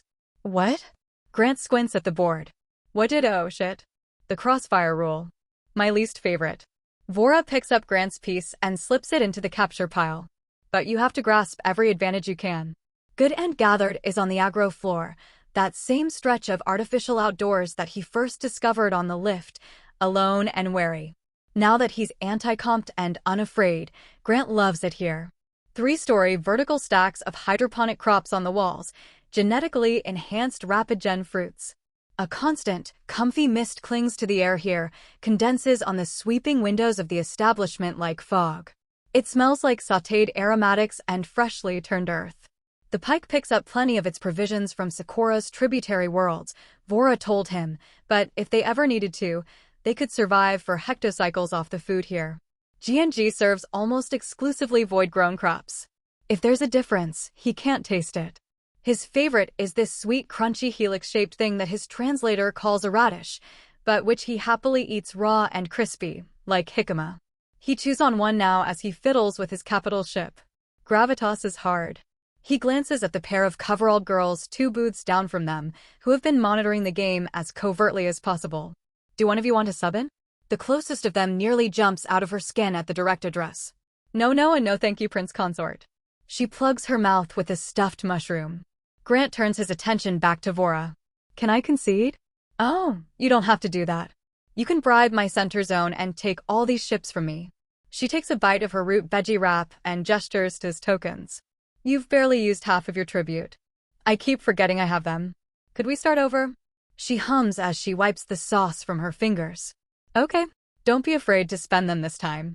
They should be mostly gone by the middle game. She sets the board back up into its starting phase. The best way Grant has managed to understand gravitas is that it's like chess, but every piece starts on the same side. You build your army through an early game series of bribes, threats, and conversions that he still barely understands, but he's picking up enough to realize how incredibly Vora plays. She always knows the perfect time to switch her phases and start blasting Grant's piddling army out of the sky. It's based on the dynastic era, she explains, as she clacks the pieces back into place. Before the Empire, this was how the old lords did war. It's at least 100 kilocycles old, this game. Your wife is going to be so pleased you're learning it. I didn't realize she was such a fan. Oh, she isn't. Not really. But she'll be thrilled to have an opponent she can beat. When I first saw you, Grant says, I thought I'd finally met a demure, courteous Taikari woman. I should have known it was a pipe dream. Vora chuckles. The princess doesn't want demure in her command group, I'm afraid. Or in her marriage, it seems. Grant's communicator chirps. He checks it while Vora considers her response to his piss-poor first move. Grant tied. Just got out of a meeting with my intel analyst group and they said the data leech worked perfectly. I've got them looking over NAV logs, recordings, correspondence. If something is fishy with Lorimer, we'll nail her to the wall. You did so well, my love, mwah mwah mwah mwah. Are you having fun with Vorakaya? Is she thrashing you? Tell her to go easy on my man. That's a command from her princess. He grins and texts her back. Several people now have tried to teach him how to use this keyboard. All have had limited success. She bit my ass. She bit your SS? That's not her ass to bite. A mean beat. Oh. Well, that's to be expected. She's evil. Where are you? I want to steal you. G+G, but I can meet you wherever. Kevin. Now please. Sire. Madam. Sukro is standing by their table. Grant's glad he was in today. He's the only server here who never gave him that mystified panicky look every Taikari first has when they see themselves reflected in his anti-gump goggles. He gestures to the linen-lined baskets their food came in. Can I take these? And are we looking for anything else for game 2? Another round. Have to bow out, folks. Grant holds up his communicator. Duty calls. Will rain check my humiliating defeat, Major Domo. Sukro bows himself away with the baskets as Vora packs the game up. You really will get better, you know, she says. And it's a useful game. Many of the nobles you and Sakura joust with have played it. They think in gravitas terms. It's worth putting in the time. As soon as I get any time, I will. Grant gives the majordomo a quarter bow and slings his crescent bag over his shoulder. Thanks, Vora. Tell Her Majesty hello from me, Vora says. And that Orin and I would love to host the two of you for some Amrita and a movie or something. Any time she wants to emerge from her love nest. We'll get it out of our systems by the cloud print. Promise. He gives her a salute as he departs for the lift. He hits the boost on his way up and chases the butterflies in his stomach back to their cabin. He presses the seal and strolls inside. Hey, Han, Vora says, He looks around. Empty room. He steps into the center. Sakura, he tries. Thin air slaps his butt. He squawks as his leg is snatched into the air and his boot is shucked from it. Shoes off, big boy. The voice comes from his shoulder and then laughs musically as it scurries away from him. Grant hops out of his other boot. Okay, shoes off. Where are you? Wouldn't you like to know? A curtain billows. All right, Batty. Very fun. His last syllable turns into a gasp as a small, warm, invisible projectile lands cackling on his chest. He loses his footing and falls backward into bed. A sudden weight presses on his legs. His belt undoes itself. A syrupy giggle in his ear. He lunges for it and Sakura lets out an eep as he catches her around the middle and rolls on top of her. Her skin ripples back into the visible spectrum. She's naked in his arms. Hi, Dove, she says. Hi, he says. Wanna fuck your wife? Yes, I do, he says. Her tail wraps around his midsection. With a sudden jerk, it yanks him to one side, and she cackles as she kips up to her feet and ripples back into invisibility. Catch me then, Makianite. He catches her after a ridiculous chase that ends with her face down on the kitchen table, her slim waist immobilized under his grip. He turns his wife's impish laugh into a startled yelp, then an indulgent groan, then his name, repeated with increasing urgency for the next several minutes. This is how they've been for the past few days. It's a little under a week before the cloud print, and they fill their days with their new life together. Sakura takes meetings and resolves minor disputes and keeps the pike running. It's been a lot of Comet Queen lately. Comet sightings fretted across the firmament. Mostly it's governors jumping at shadows, but there have been a handful of times that a sighting has necessitated a hasty sweep across the sector. Grant familiarizes himself with the ship and gets back up to speed on his new guitar and learns what he can from the command group and the meetings he drops in on. And then, the moment they're alone, they tear each other's clothes off. Grant has had more sex in the past week than in the previous 3 years. Now that the floodgates are open, he's as desperate for the princess as she's been for him. Urgent, clutching quickies in closets and empty conference rooms, his hand clamped over her mouth, her tail lashing like a living thing. Giddy tussles like the one they just had, winding up with her pinned to the floor beneath him or riding him in the bath or squished up against the window, her sturdy little body framed by the dazzling firmament. Slow and sensuous lovemaking in their nested bed, staring awestruck and infatuated into each other's eyes, hearts beating against one another, fingers interlaced. And every night, they lie together naked in the afterglow, talking about their lives and their love, their pasts and their dreams for the future, the Makianites who Grant used to know and the Taikari who Sakura wrangles. And then Grant makes a cute face or Sakura shifts in a way that makes the light fall sweetly along her chest, and the spark reignites, and they fuck again, into cuddling, loose-limbed exhaustion. She falls asleep curled in his arms, and he always knows when she starts dreaming because she does this cute little twitch. And every morning, he wakes up to the sensation of her grainy tongue, or the arching grind of her hips, or her hands guiding his fingers to their warm, tight home between her thighs. And every time, Grant waits to see if Sakura will take over once they start, and be as dominant as she claimed she can be. And every time, she eagerly goes pliant and submissive at the first assertive touch. She's happy to go on top, to show him more of the breathtaking tricks she trained herself to do, but it's always at his request, and he's learning that the more he makes that request sound like an order, the happier it makes her. It's not what he expected, after the way this marriage began. And outside of the bedroom, she's as commanding a figure as ever, expecting and receiving immediate obedience from her crew. It's so at odds with the giggly little imp he shares a cabin with, whose orders, when they come, are only to rile him up until he seizes her and bends her roughly over the nearest surface. He never thought of himself as a dominant person. But he never thought of himself as a prince consort aboard an alien spaceship, either. He's learning how to be flexible with these definitions. He's not very good at dirty talk, but the nice thing about princess is that beyond being kinky, it's a simple statement of fact. He's gotten her to agree not to call him master or sir anyway. That skeeves him out. And he loves the way she says his name. They finish in the kitchenette and bathe in each other's arms. Sakura slips from the tub and brings a stack of papers with her to their nest, where she pulls on a set of silk PJs and perches a pair of reading glasses on her nose. That's not more Comet Queen stuff, is it? Grant asks. No thinking about that accursed woman for the rest of the day. She holds up a satellite photo of a barren planetoid. These are survey reports from my frontier. The Scouting Corps sends them in every tendy. She flips through packet after packet, occasionally pausing to tell him about some noteworthy planet or another that her surveyors have discovered. Grant stays in the suds a while longer, getting soggy marks on one of his father's paperbacks, which they've stowed in a corner of the cabin along with Grant's old go-bag. This has to be a typo. I refuse to believe there are this many crabs on Ikmai, 77. Sakura turns the page. Fucking hell. There are. She holds up a planetary capture and taps a blob of orange on it. That's crabs, Grantide. Yum. You eat them. That's right. He underlines a word in his book. Let's honeymoon on Crab Planet. They use a lot of paper on the pike. Grant appreciates it.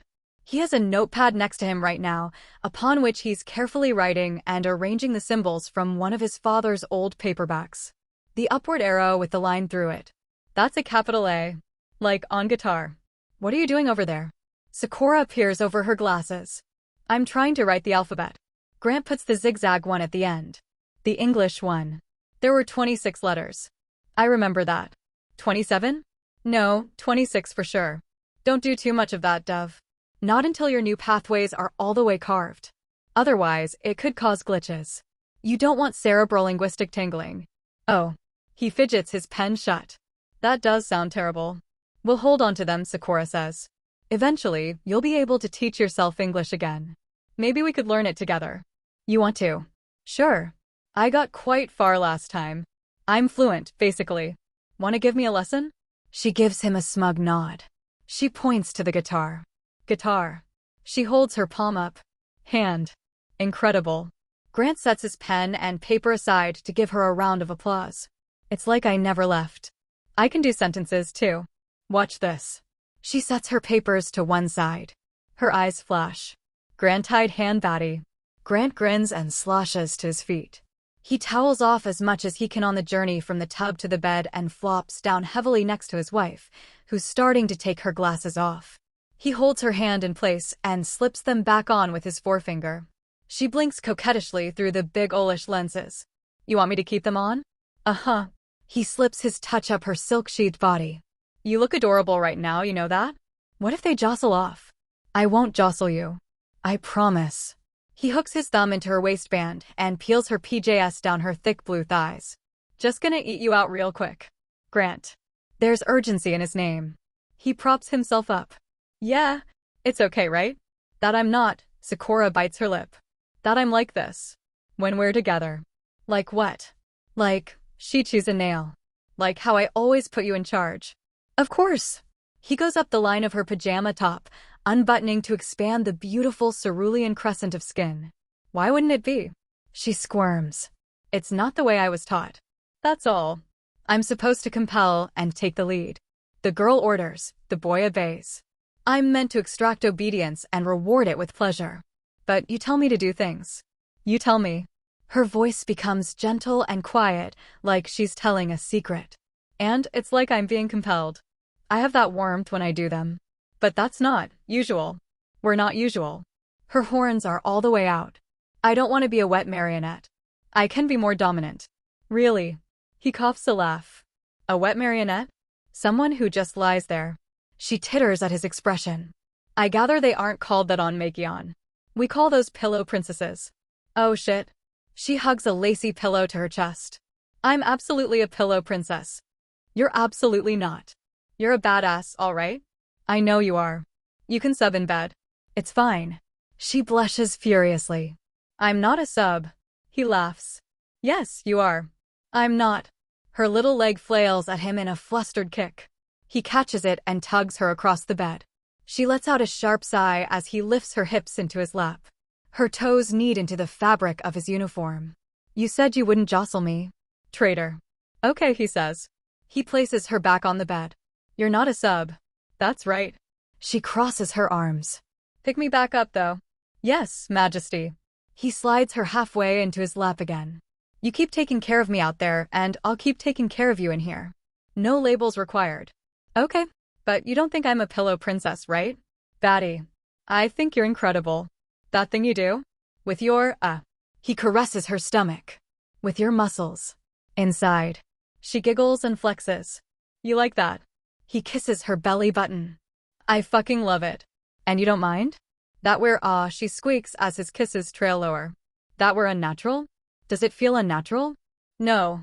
Not at all. She swallows. It feels perfect. Good. He gives her thigh a playful little nip and listens to that squeak, his favorite noise in the firmament. Now if you'll excuse me, I'm gonna get back to what I was doing before my wife distracted me. She folds her legs around the sides of his head. He hears her giggle, muffled by the squishy squeeze of her thighs. What's that? He takes a deep, fragrant breath. Linen and citrus and sakura. Spelling the alphabet. They're going to swarm me, Grant-eyed. As soon as we're landed at the cloud print. Sakura flicks a wireframe display across the front window, which shows the skeletons of other shuttles surprisingly close to them, hidden in Tolek's blood-red cloud cover. Some of these magnates have waited hectocycles for Baroness Kanya and I to bury the hatchet.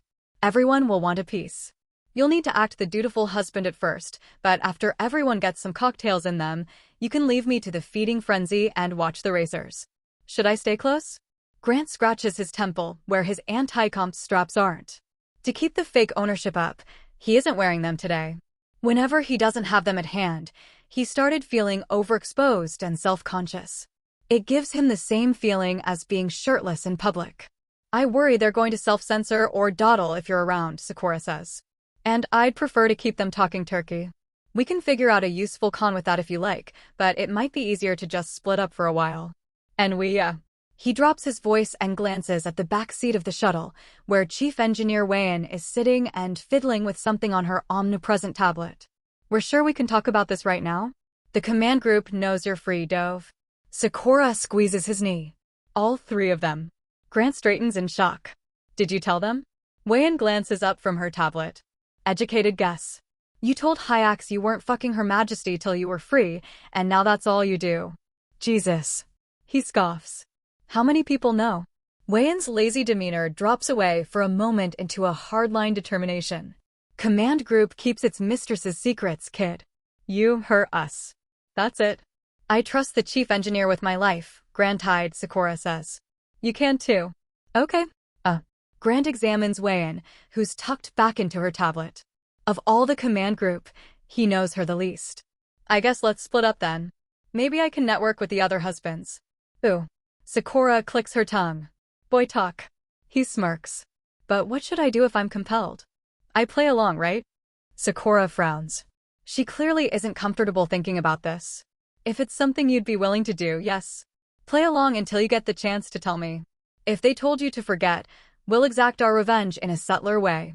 But if they compel you to do something unacceptable, something that would hurt you, do not feel as though you have no choice. Overpower them if you can and run if you can't. Get to me as quickly as possible. And I'll kill them. He gives this an uncertain chuckle. Wayan clears her throat. She's not joking, boss. No, I am not. Sakura's eyes darken. One reprobate's life isn't worth the knowledge being circulated. We need to keep your secret. And even if we didn't, I would enthusiastically murder anyone who'd do that to you. He feels a feathery anxiety rise in his chest. Seriously? Seriously. Adverse compulsion of a citizen is a grave crime. Adverse compulsion of the prince consort is an executable offense. It is. It is, because I say it is. I'm the void princess of this sector, and I say it's treason. I'd be within my rights to sentence the offender to death and carry out their execution immediately, and I would. I'd kill them where they stood. Her hand quests for his. He hesitantly gives it over. You may not have your anti-comps, she says, but remember that. I'm your shield. I have the power, the prowess, and the will. If anyone tries to hurt you, I'll rip their fucking throat out, like I did to the last corpse who tried. Sakura. He rubs her palm, feels the tiny bones of her hand.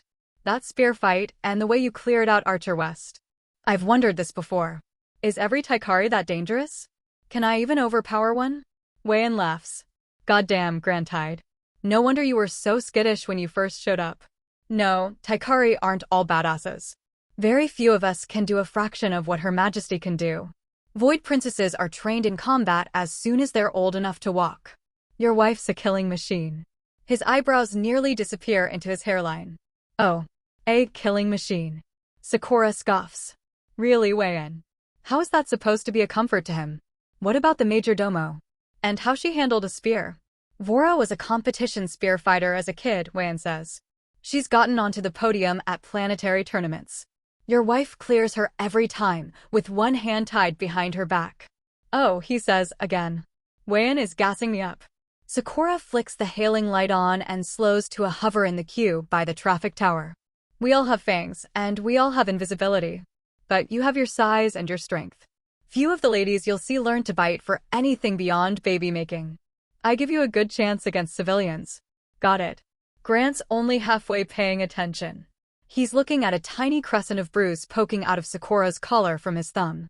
He remembers giving that to her on top of the kitchen table, her neck encircled one-handed, her big wide eyes staring worshipfully up at him like she was helpless in his grasp. Of course, she wasn't.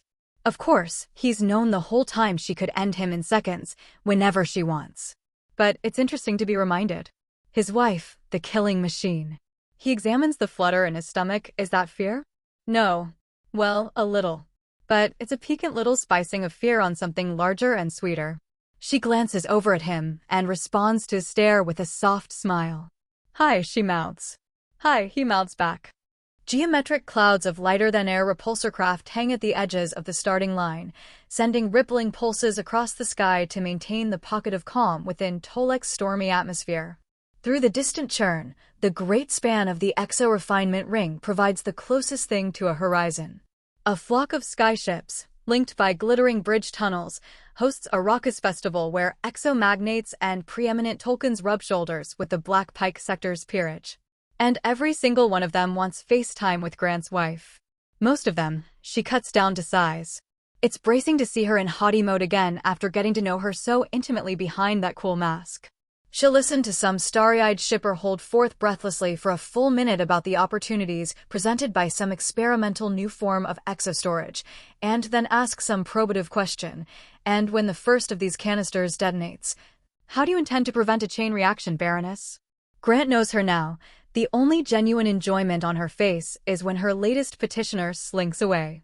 He remembers when his wife was this merciless to him. The fake smiles smear together through the weight of sheer volume and the remarkably strong race day cocktails. Between hobnobbers, Sakura tugs Grant's ear to her level and whispers, "I free you, you know. Again. If you'd like to make your escape, I might do that." Grant looks around at the windows, which are shaking in their cherub-lined frames with the thudding bass of the event outside. "It sounds like things are kicking off. Would you go out for me? Find out what number our skybox is." She looks around at Wayan, who's playing the spoiler to the next merchant trying to get her fawning in. "Sure. Can we?" She glances at the jockeying Taikari. "Forgive me. But can I compel you? We have scads of witnesses."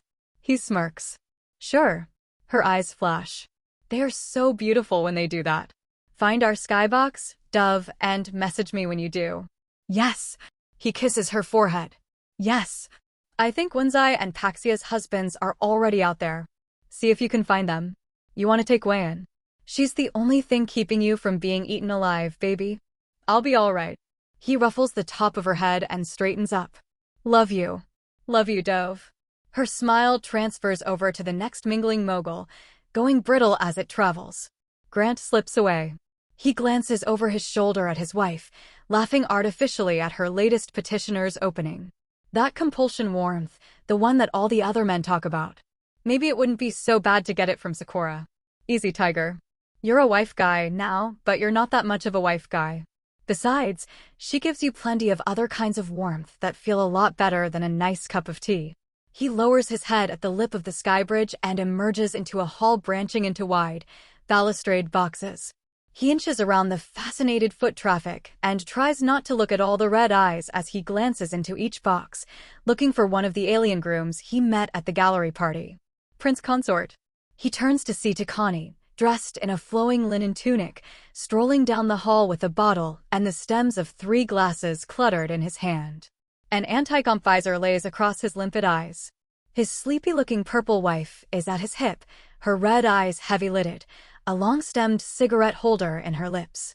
Just like at the gallery, the Countess of Korik is wearing all black, and not a lot of it. Grant is learning about the Taikari every day. Today's fact is that they have fishnet tights, too. "You looking for us, Prince Consort?" She points to a vaulted door. "That's the box."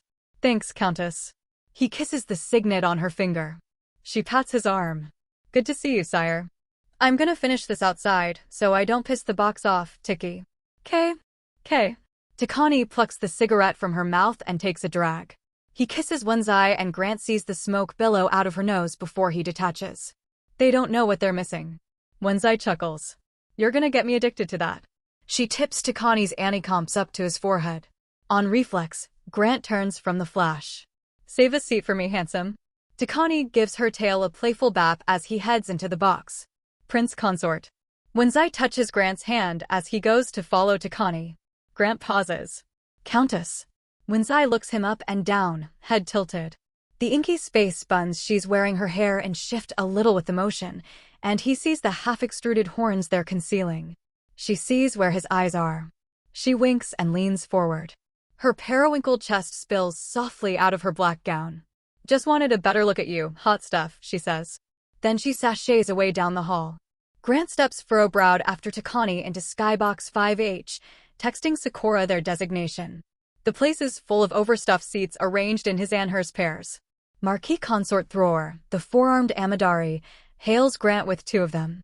Like Takani, he's anti-comped. There he is. The clouds print virgin. Takani passes Grant a glass full of effervescent crocus-colored wine.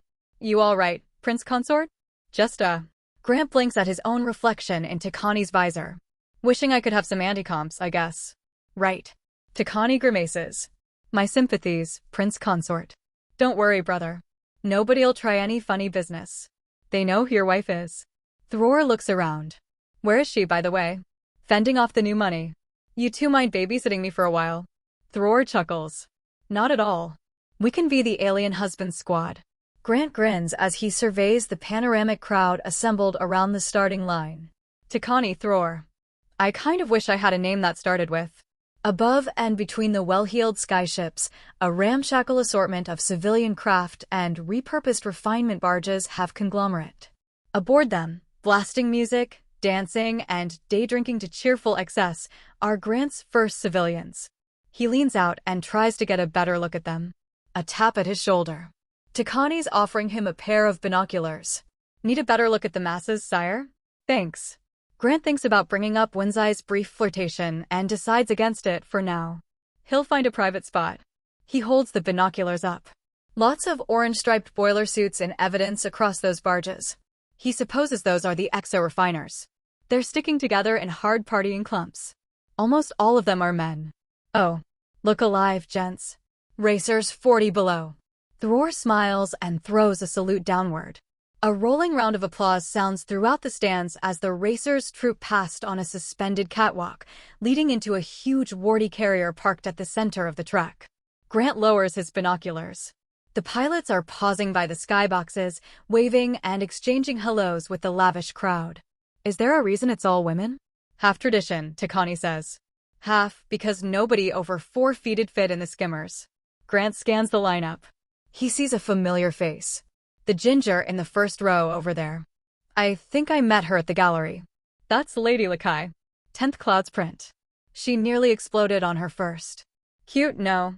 Thror gives her a wave. She grins up at the assembled alien grooms and does a quarter turn. Her tail smacks her butt. Honestly. Grant shrugs. They're all cute. Well, yes. Of course. But spend enough time around them and you develop an understanding of the degrees. Lakai's an all-timer. Thror elbows Grant. And she has a taste for aliens. Bet you could have a taste back if you wanted. Just like at the party, Lakai's violet horns are visible through her ginger locks. Grant blinks his vision away from them. Dude, I'm a married man. Thror's brows raise. You and Sakura are unmistakably then? What? Grant picks his drink up from his seat's cup holder. The implant didn't catch that. It's slang. Means exclusive. Oh. Grant's lips purse. Yes. Takani scratches his tendrilled head. Shame. I mean, who could blame you? If I were Sakura's, I'd go unmistakably too. Thror scoffs. No, you wouldn't. Grant feels his face heat up. Is that, unusual? On Makion it's the default. Takani pats his shoulder. Not unusual, no. Much more usual than it used to be. Just not exactly the default. Win and I were going to ask if you two were interested in a barter. A barter being exactly what you think it is, Thror says. Tick and the Countess are fiends for it. We're not fiends. Takani petulantly puts his hands on his hips. Thror's always talking like we're harlots. We're just a pair of naturally inquisitive people. And it's not like you haven't taken advantage, man. Have you too? Grant forms a crisscross with his fingers. Bartered? Sure, Thror says. But it's not as if it's a requirement. Illegal to do it without the husband's consent these days. These days. That said, we are going to have to change your name to Trantide, Takani says. You're messing up the alliteration the alien husbands have going. Hi, boys. Wayan of the Black Pike steps onto the balcony and taps Grant with her fake arm. I have to take this one. Sakura's orders. Excuse us. Grant drains his drink and salutes his fellow husbands with the empty glass as Wayan herds him off with alacrity. You okay with dipping, boss? She whispers. We can pretend it was just for a quick conversation if you want to go back. But Cora's caught in a sparring match with the governess and didn't want to leave you defenseless any longer. And I could use your help. Of course. He lowers his voice to match hers. Where are we going? Did Sakura get something from Garuna? Better. Wayan points at the carrier. We're hitting the skimmer bay. Marquis Paxia heard it at the cocktail table and passed it along, as Kai of Clan Trimond is in this race. Grant feels the hairs down the back of his neck prickle. And this is the perfect place to pick another Trimond off. Exactly. Wayan's tail thumps on the ground. We need to get to his Kai's skimmer before she does. 'Cause I'll bet you anything we'll find sabotaged. Pit crews are going to be down here soon. So we gotta work quick. Wayan leads Grant through a dazzling multicolored reef of skimmers, lit by the lustrous red sky of Tolek on the other side of the hangar. The roaring wind, even muted by the hangar membrane, intermingles with the creak of the dark metal floor into a dull industrial roar. Compared to the balmy air of the pleasure yachts above, it's starkly cold here. Each bubble cockpit is decked out with stabilizing fins and garish paint jobs. They're smaller than Grant expected. Take off the wings, and they'd be no bigger than a Formula One car. The clans splash their names on these, Wayan says. Look for Trimond. They find his Kai's skimmer near the front of the flock. Its sharp, angular body and its stripes of gold and maroon put Grant in mind of a metallic wasp. Wayan lays under the chassis while Grant surveys it from above. What should I be looking for, he asks. Anything out of place. Could be a defect or an aftermarket edition. Don't be shy. Shout it out. Grant squints and tries not to feel desperately out of his depth. He has no clue what's out of place on a cloud skimmer. There's, this line of rivets right here maybe? One's pushed out a bit, and the paint around it's scraped. Is that anything at all? Let me see. Wayan pops up and stands next to him. Oh shit. That's something. Her prosthetic hand rotates to an impossible angle and folds into her arm. It reemerges with a heavy cylinder replacing her middle finger, which she ratchets around the protruding rivet. A whirring whine sounds as the cylinder heats and spins, and Wayan gives a firm tug. The rivet pulls out along with an ugly metal spike on the end, wrapped in a rat's nest of wire. Fucking hellfire. She grins and holds the contraption up. You know what this is? Tell me. This is an EMP spike. Looks like it's triggered to a voltage delay. When the juice runs through whatever it's drilled into, it does a countdown and then fries the thing. It'd wreck as Kai's steering, blow her engine, and drop her ass like a rock. She draws a thumb across her neck. Boom. Another dead Trimond. Look at you, Prince Consort. Good shit. Wanna hold it? He holds his hand out, and Wayan drops the bolt into his palm. So this is proof, right? He feels the weight. Of the assassinations. All of them, I dunno. But this is more than enough for your wife to take the investigation over. Goddamn, Grantide. Good eye. She slaps his back and takes the spike. You know, first time I saw you, I thought, look at this poor Trembly Crane. But you're all right. He grins. I'm glad I graduated from Trembly Crane. Yes, sir. You keep this up, I might even let you date my princess. Gosh. That would be. Excuse me. Hey. A fuchsia woman with a shock of platinum hair and a helmet under her arm is storming across the hangar toward them. What the fuck are you doing with my fucking skimmer? Wayan spins round and hides the spike and her drill bit hand behind her back. Just some last-minute checkovers. Official Clouds print business, madam. I don't know you. I don't even know what the fuck that one is. As Kai scowls at Grant as she digs a communicator out from her flight jacket. Her eyes flash. Stay right there. Both of you. Sire, Wayan whispers. Her tail prods his calf. Grab her. What? Fucking grab her, man. Grant moves before his brain can slow the rest of him down, charging across the hangar deck. As Kai lets out a sharp gasp. He seizes the pilot and boosts her into the air, restraining her arms. What the fuck, she snarls, and he remembers the teeth just in time, snapping his arm behind her head instead of in front of it and saving his forearm from losing a chunk. As Kai's tail snaps around his neck and squeezes tight. He grunts as his airway constricts. He tries to yell Wayan, but nothing comes out. The chief engineer sprints to his side.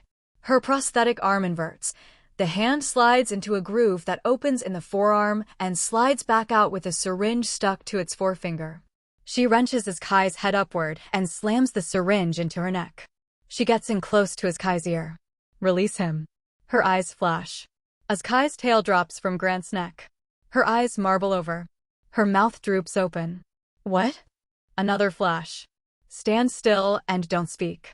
Wayan looks at Grant, who's coughing and rubbing his red-marked neck. You can let go of her. Grant drops his Kai to the floor. She lands lightly and stands stock still.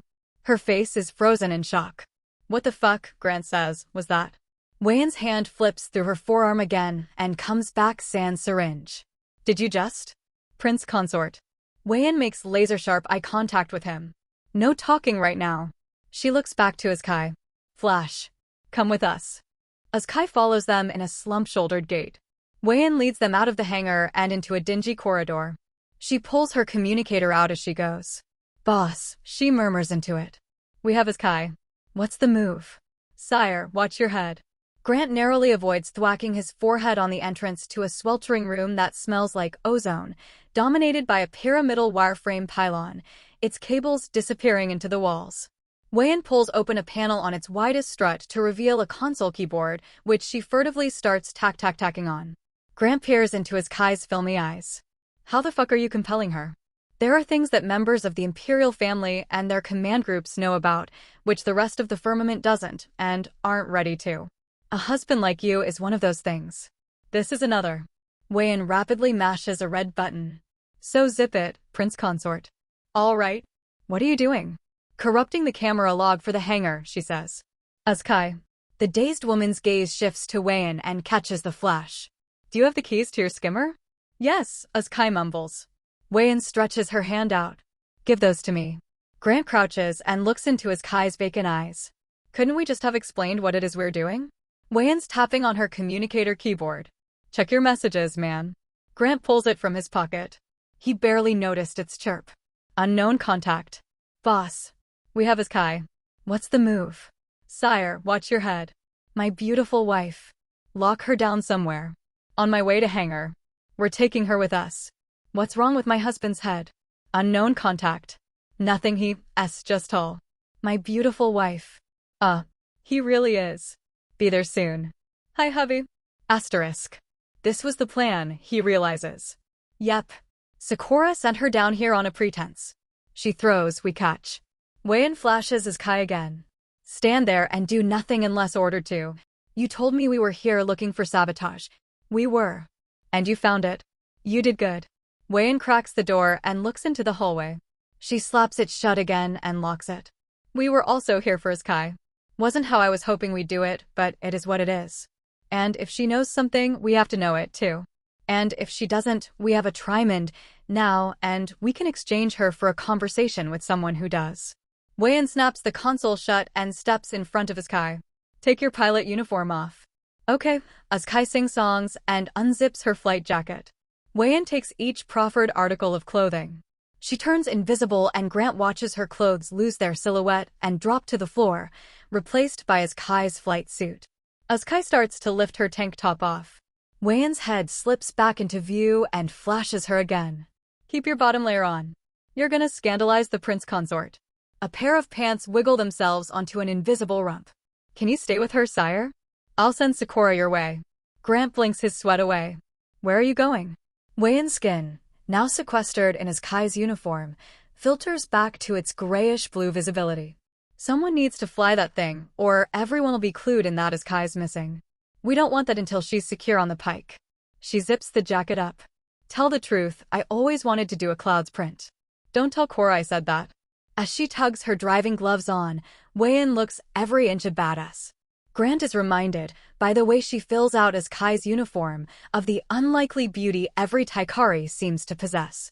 The flinny chief engineer, now that she's zipped into a hugging leather flight suit, might talk like a brassy old grease monkey, and age might have given her some eye bags and gray at the temples. But she's as gracefully hewn as the younger members of the command group. What if they have a backup plan? Grant asks. Shooters or something? Wayan buckles her helmet on. Then I'll avoid them. Are you ready for a death race? She pauses her prep. Who taught you to fly, boss? Sakura. I taught Sakura. Wayan winks and then clacks her visor down. Her face is totally hidden. Be right back. Lock the door behind me, all right? She hurries from the room, leaving Grant alone with a humming pylon and a zonked-out trimond heiress. They stare at each other. Azkai's forehead and face muscles twitch as whatever psychic war is happening in her brain rages. Grant turns away. He can't look at this. A rapid knock on the door. Sakura's voice. Grantide? Are you in there? He unlocks the door, and Sakura hurries inside, folding him into a quick embrace. Well done, Dove. Excellently done. She looks up at him. Oh God, Grant. Your neck. I'm fine, he says. Sakura shoots a glare as Kai's way. Is Wayan off to replace her? She is. Sakura rolls her eyes. She insisted on it. For operational security, she said. Ridiculous woman. Was it her idea to keep me in the dark? About what I was here to do? Sakura looks close at Grant for the first time since she arrived. She sees the tension in him, the fists his hands have balled into. Her posture tightens and shrinks. No. It was mine. He crosses his arms. We have to move. Sakura turns to his Kai and bathes her brain in the compulsion flash. Turn invisible, undress the rest of the way, and follow us. Grant and Sakura maneuver through the party, the invisible Trimond close to their heels. The partygoers they pass occasionally glance or shift with surprise when the phantom touch of an unseen foot or tail brushes them. Grant's pulse remains drumming in his throat until they reach the unpopulated skybridge to the shuttles. You and Wayan should have told me, he whispers as the crowd thins out. Sakura grits her teeth. I should have. Yes. I feared you'd want answers and an explanation before you agreed to help, and we were improvising with a ticking clock. It was wrong of me. Is it okay for us to just take her? We'll release her, eventually. But Clan Trimond owes me answers. Her shoulders stiffen. The Comet Queen hit another route this morning. The same corvettes we chased, all the way across the sector. They boarded a barge and left it floating empty. Empty but for 5 corpses. 50 kilos of rhodium and 5 broken families.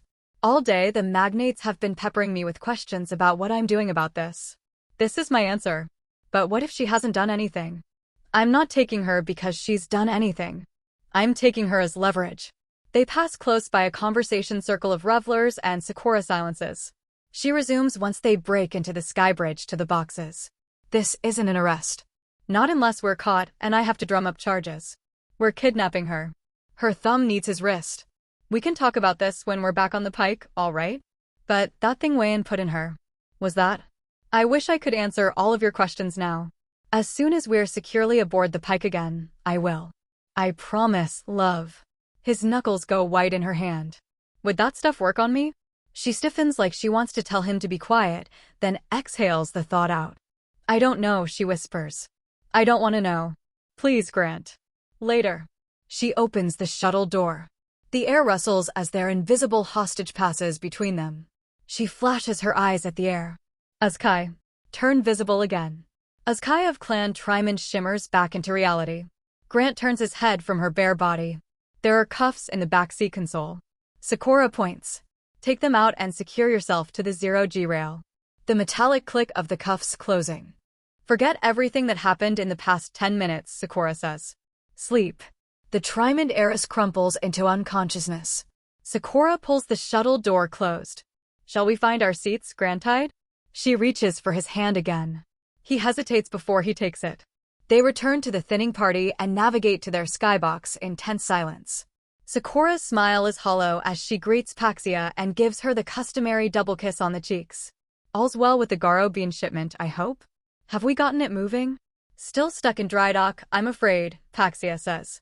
She's picking absently at the ribbon tie accentuating her slender neck. Judging by the threadbare edge, she's been doing this a lot. It's the Comet Queen. Everyone's shaky about issuing release permits on shipments that might get hit. There's a mandate for escorts off Amadar right now, and not enough security to watch more than a trickle of exports. But at least they'll keep. Sakura pats her shoulder. I'll see about getting that inspection prioritized, yes? And an escort. Just kick a couple of kilos back my way. My quartermaster makes the most incredible Garo dumplings. We'll send you some. Oh, now I must. Paxia clinks her glass against Sakura's. If I have the opportunity for a kaimai confection, I'll take it every time. They find their seats. The skybox has filled up with perhaps a half-dozen other Imperial pairs. Curious, covetous looks follow them to their seats up front. Sakura's fingers are laced together, her arms tight by her sides. Her eyes start to his, and then flicker back to their view of Wayan. She's afraid he's angry with her. Perhaps he ought to be. He leans into her ear. You know what I just realized? What? Saving her life, then kidnapping her?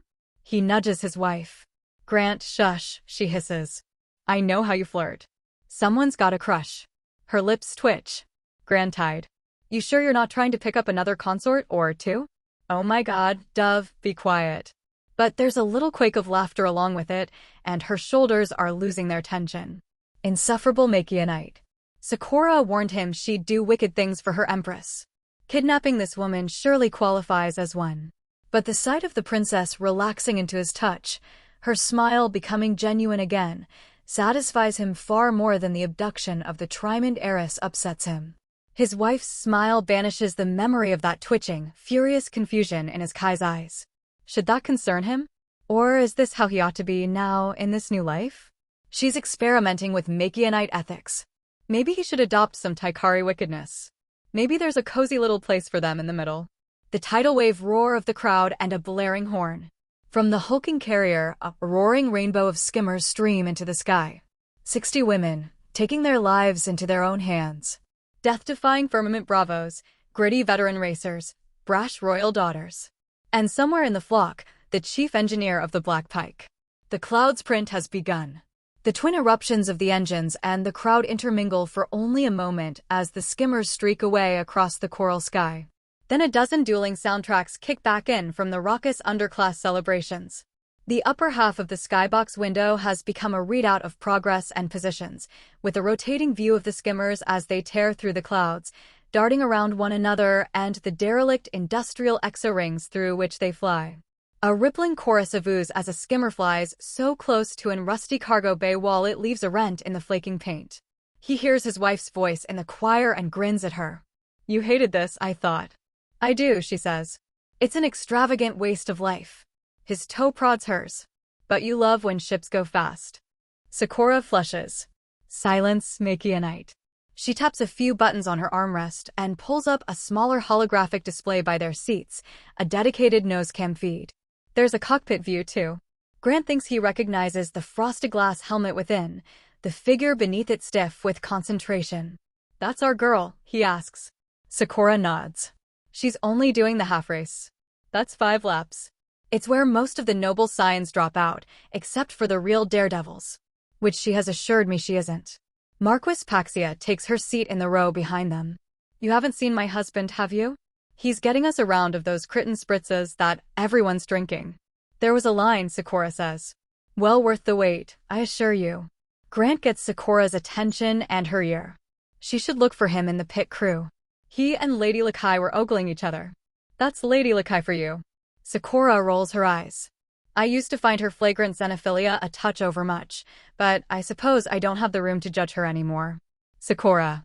He hesitates. You and me are enemies, Kai, right? Her brows furrow. I had intended us to be exclusive, yes. But that is a mutual decision now.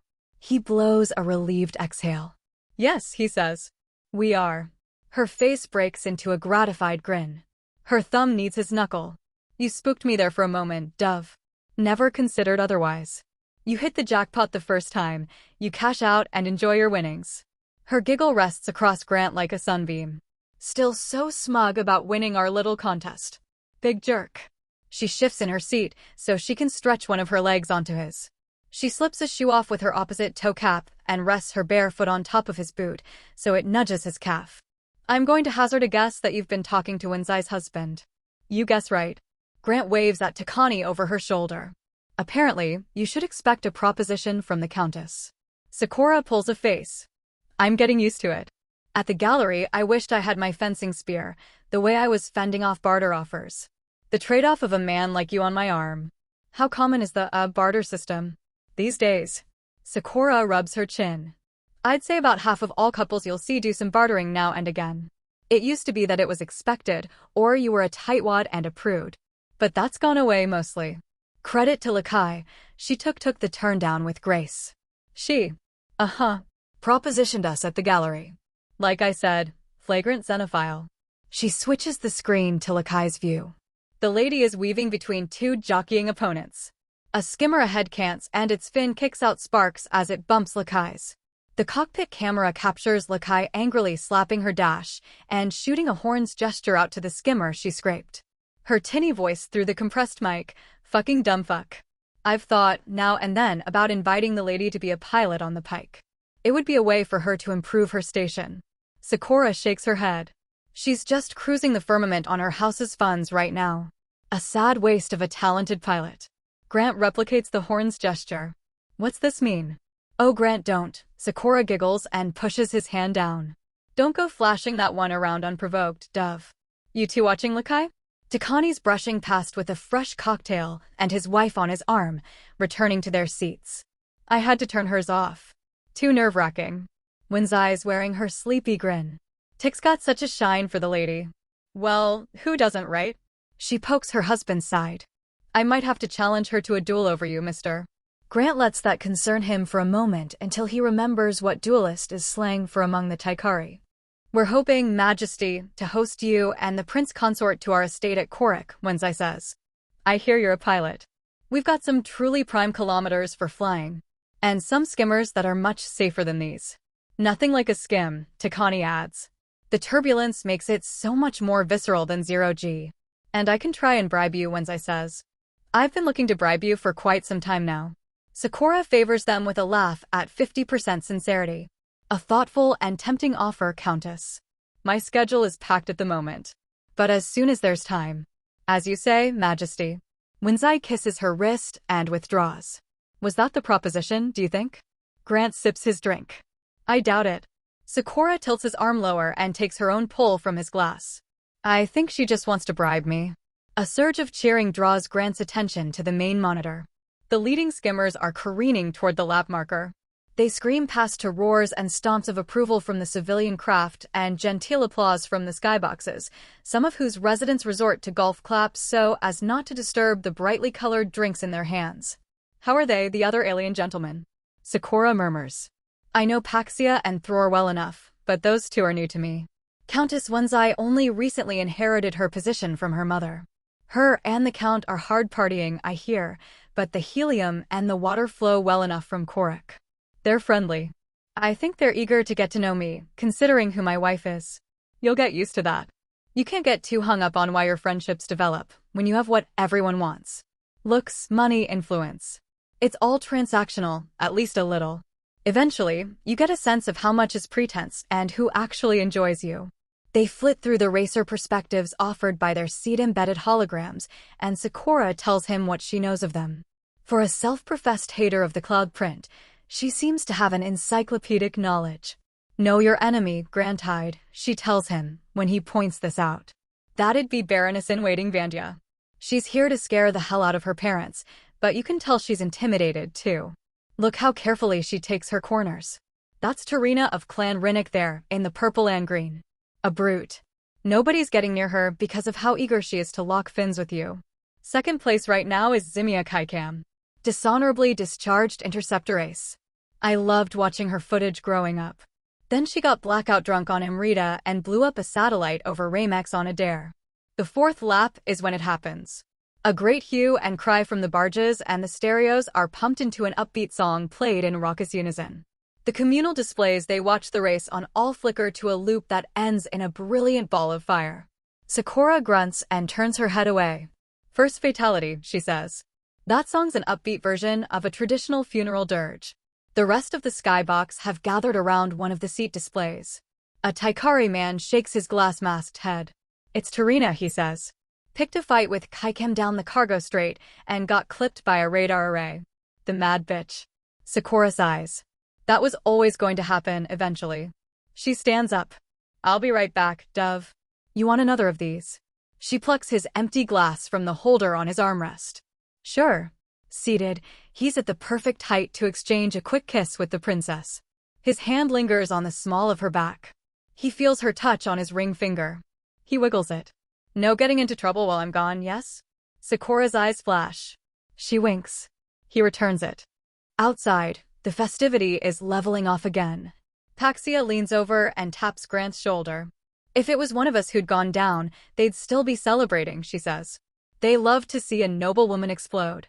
You see that woman down there, the one with the refiners? The one looking up at us. Blue sash.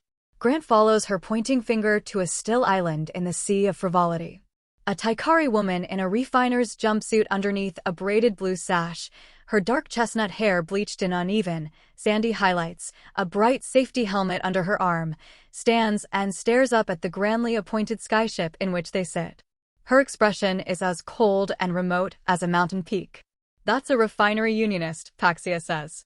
They're always recruiting at places like this. The sashed woman's gaze slides to him and the Marquis, pulling them into eye contact with her. An unkind smile crosses her face. Across the wide patch of raceway sky, she throws the horns. Grant chews his lip. He tries to gauge Paxia's expression. What do you think of her? Of people like her? The look Paxia gives Grant strikes him as equally appraising. I think, she says, that your wife is a clever woman.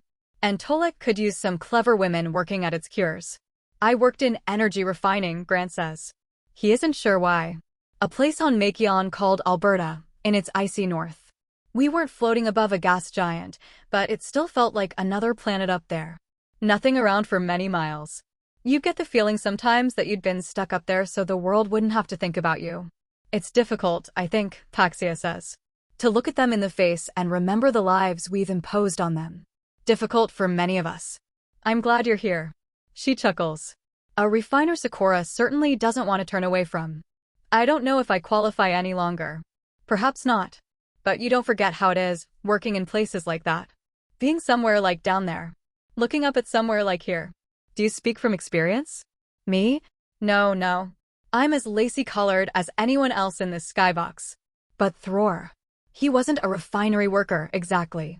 Paxia has a wistful smile on his face. He was a farmer. Worked alongside the harvest crawlers. I used to sneak out of my family's compound after hours to be with him. She leans further into his airspace like she's telling a secret. You wonder why he's a marquis consort and to Connie's account? I did. My family refused him their title, is why, she says. In their eyes he'll never be truly a nobleman.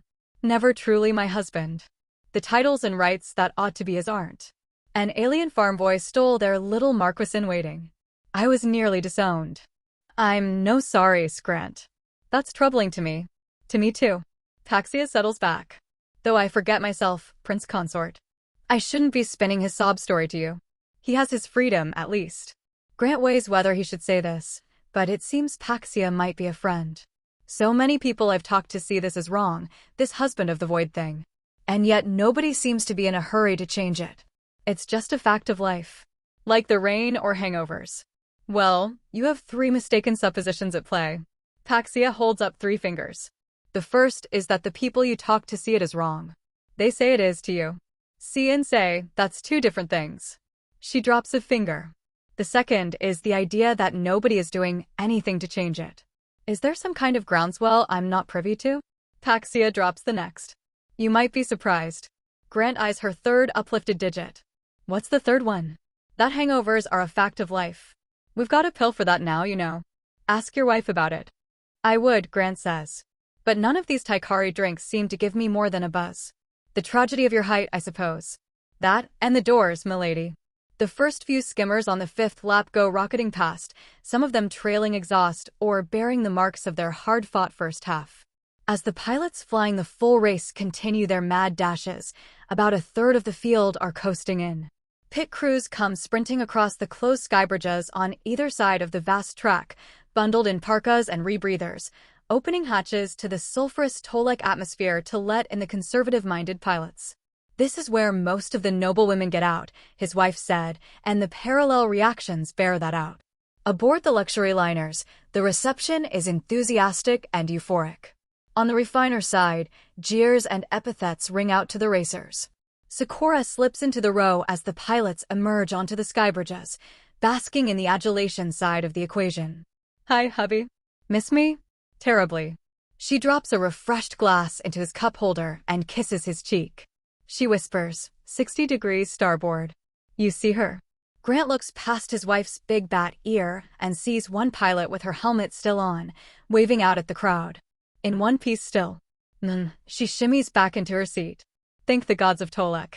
I had an interesting conversation with Paxia, he murmurs, hand resting on her thigh. I'll fill you in.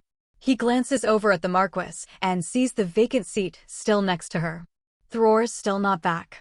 Did you see him? She frowns. No, I didn't. The line was long, but not that long. As if their conversation summoned him, Grant sees the Marquis consort stepping into the skybox by Sakura's shoulder. The Amadari walks past their row and keeps walking. Grant waves. Thror. Over here, man. Hey. Thror glances toward him and keeps going. Grant blinks. Thror. His pulse skips. He realizes what's wrong as Thror arrives at the front balustrade. The Marquis consort doesn't have any anti-comps on. He doesn't have any drinks in his hands, either. And Grant sees what Thror does have, gleaming as it emerges into the red light of the Tolek sky. Before he has a moment to think, he's on his feet, yanking his wife from her seat and twisting her behind his body.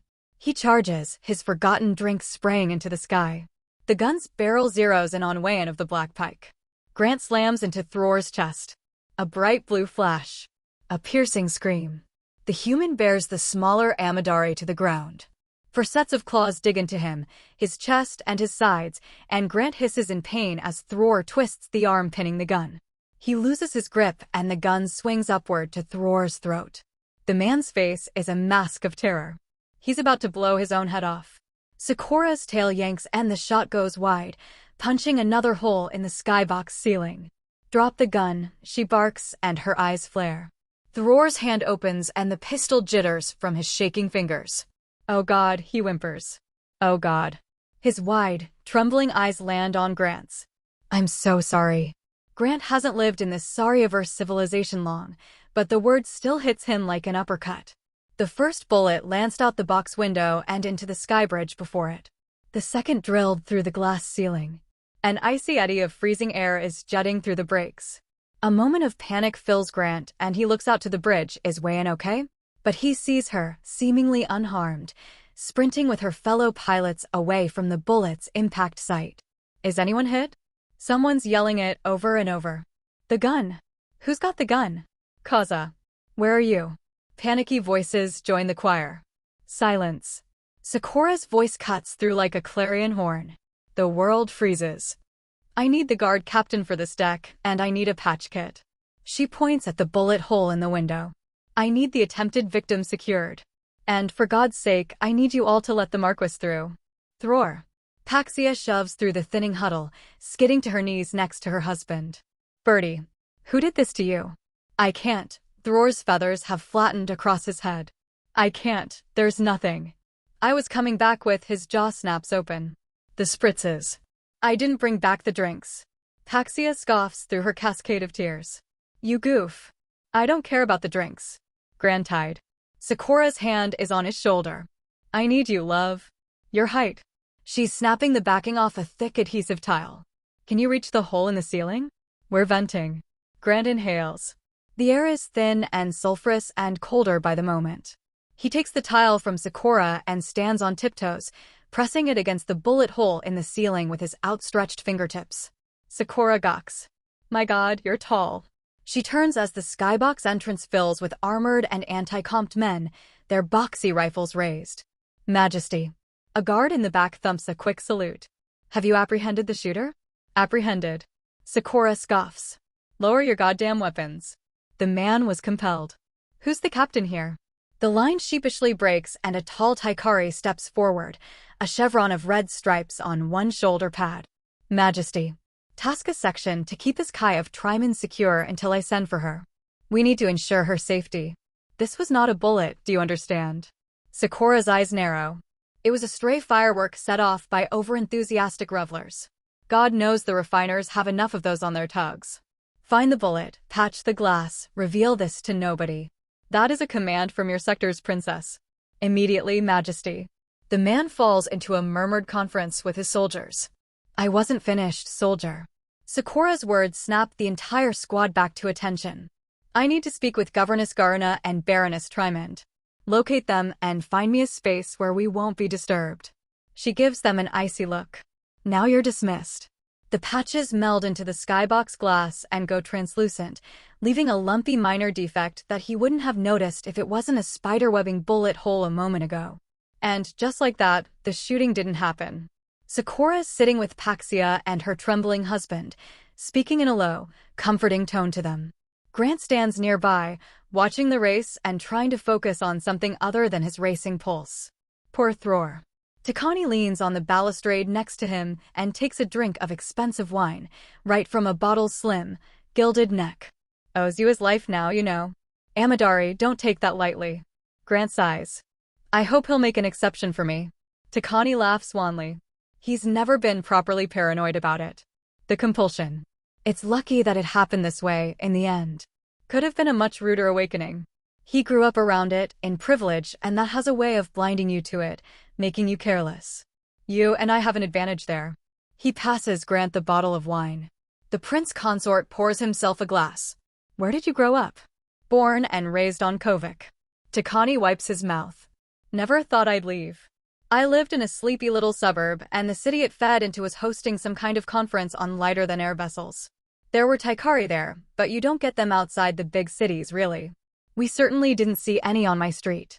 And then one day, out of the blue, this Taikari girl walked into my cafe, and God, I was terrified. I didn't own a pair of anti-comps. Never needed them before. And there she was. What did she do?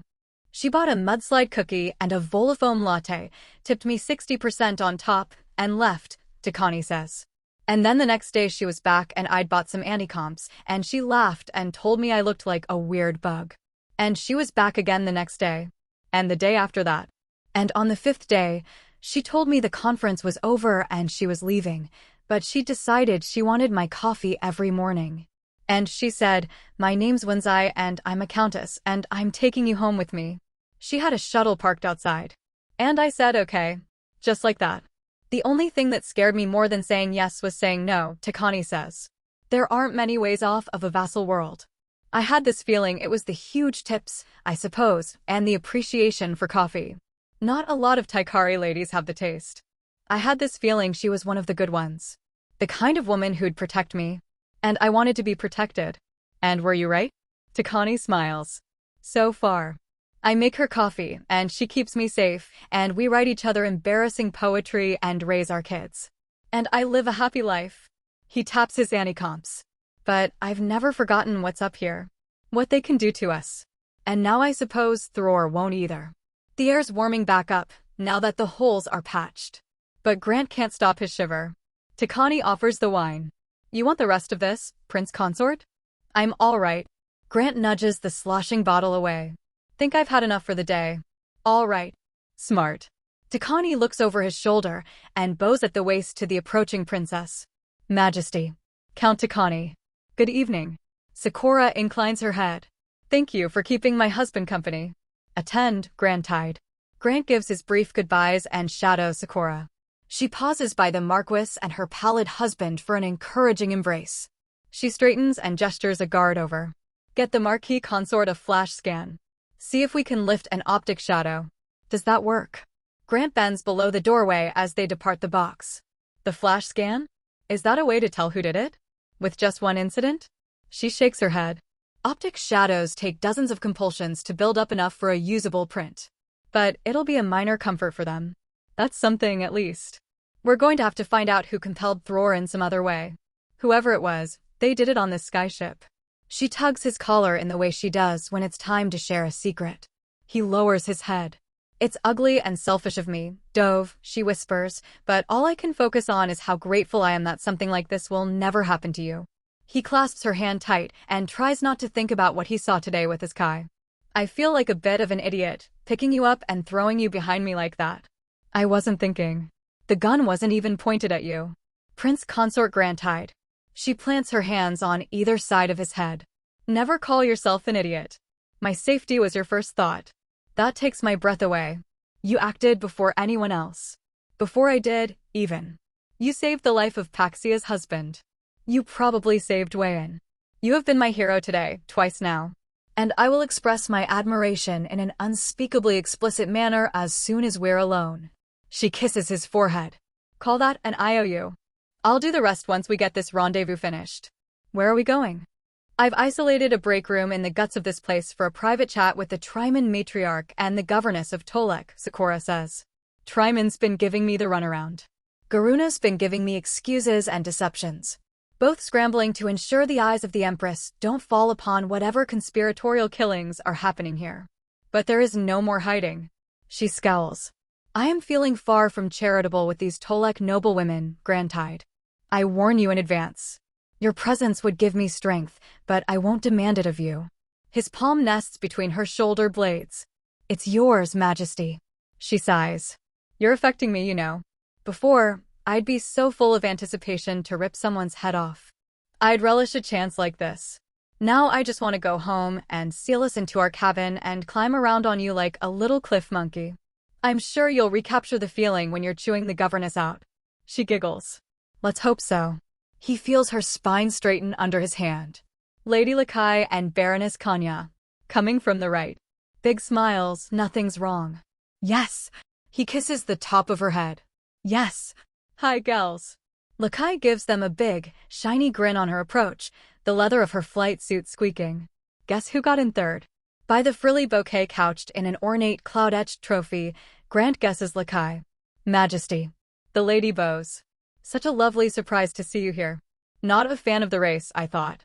I'm not so stubborn as to deny the thrill of it, Sakura says. And I hear we had just one fatality this decacycle, yes? Yep. Just the one in the first heat. Lakai shrugs. And it was that dick breath Tarina Rinnick. Good riddance. Baroness Kanya chuckles. So flinty of you, lady. Of course, any loss is regrettable. It was a good straightaway this year, Lakai says. Low therm. And they redesigned the dry dock bit, so you're not flying between the struts anymore. The refiners will be pissed. Their favorite part is when some cocky noblewoman blows herself up. Kanya's tail prods Lakai's back hard. Our competitors, of course, take their lives into their own hands when they begin the sprint. But we'll take every pain to see that number brought down to nil by the next decacycle. Which I do so hope we'll see you and your husband at again. Perhaps you will. Sakura gives a short bow. With any luck, the swarm of sycophants will have gotten it out of their system. Kanya's laugh is loud and artificial. Well raced, Lady Lakai, Grant says. Have you gotten onto the podium before? Nope. This is my first time. The cup and the bouquet are nice. Lakai clicks her tongue. But your wife didn't even race, and she has the best prize in the place. At some point, Grant's sure he'll recalibrate and tire of this species of pint-sized beauties drooling over him. But it hasn't happened yet. Very charitable of you to say, lady. Oh my god, his little blush is so pink. Lakai sighs. I wish I had a Makianite. They take as gracious a leave as the princess will provide and depart the main skyship floor into its unadorned service depths where another set of armed guards wait to take them further in. All right, now I'm ready to get vicious. Sakura mutters to Grant. Kudos to the lecherous lady for that. Grant tousles her hair. None of them compare to you. You know that. She gives him an affectionate little bump with her hip. They follow the guards past a line of shining food service carts and folded umber table settings into a piercingly fluorescent chamber with a sputtering hollow projector and a threadbare pink couch, occupied by a woman in a swaddling sea of taupe silk dress, and the governess Garuna, dressed to the nines and in a level 10 fury. She surges to her feet as the guards enter. I am your planetary governess, she snaps. And I require an explanation immediately for this detainment. Who the hell do you think? Hello, governess. Sakura steps from behind the carapaced curtain of her escort and Garuna's mouth snaps shut like a bear trap. So funny you should mention an explanation, Garuna. The princess folds her arms. It appears we're all here for the same thing. She smiles past Garuna's frilly gown shoulder. Baroness. Thank you for finally putting aside time to see me. Where is Kai? Baroness Trimond is quaking with barely contained emotion rage? Fear? Grant's not sure. What is this, Majesty? This is the meeting, Sakura says, perching on a kitchen stool and crossing her legs, where I tell you how to get your daughter back. Sakura cracks the cap on an oblong water bottle from the break room's dingy pill-shaped fridge. I won't waste anyone's time. An individual in my skybox was compelled into an attempt on the life of his Kai Trimond. I'm now firmly convinced that the deaths within the Trimond clan are assassinations, and have been for some time. I want to know the extent to which both of you were aware of this. Glowering silence from her interviewees. Don't stand on ceremony now, Sakura says. Speak freely. This was clearly a premeditated attempt, Garuna says. But the other deaths? Orwin of Trimond was in the middle of his 6th kilocycle. Penta of Trimon's accident was in front of a dozen witnesses. Nobody reported foul play. Before you expound on the other half-dozen dead Trimons, Sakura says, I'd like to hear from Yuka Trimond. I will tell you nothing, Baroness Trimond says, pacing the yellowy tile floor until his Kai is returned. Sakura takes a deep gulp of water that clears half the bottle as she stands. It's clear to me that both of you need time to absorb these new circumstances. In the absence of a convincing argument otherwise, I've made my decision.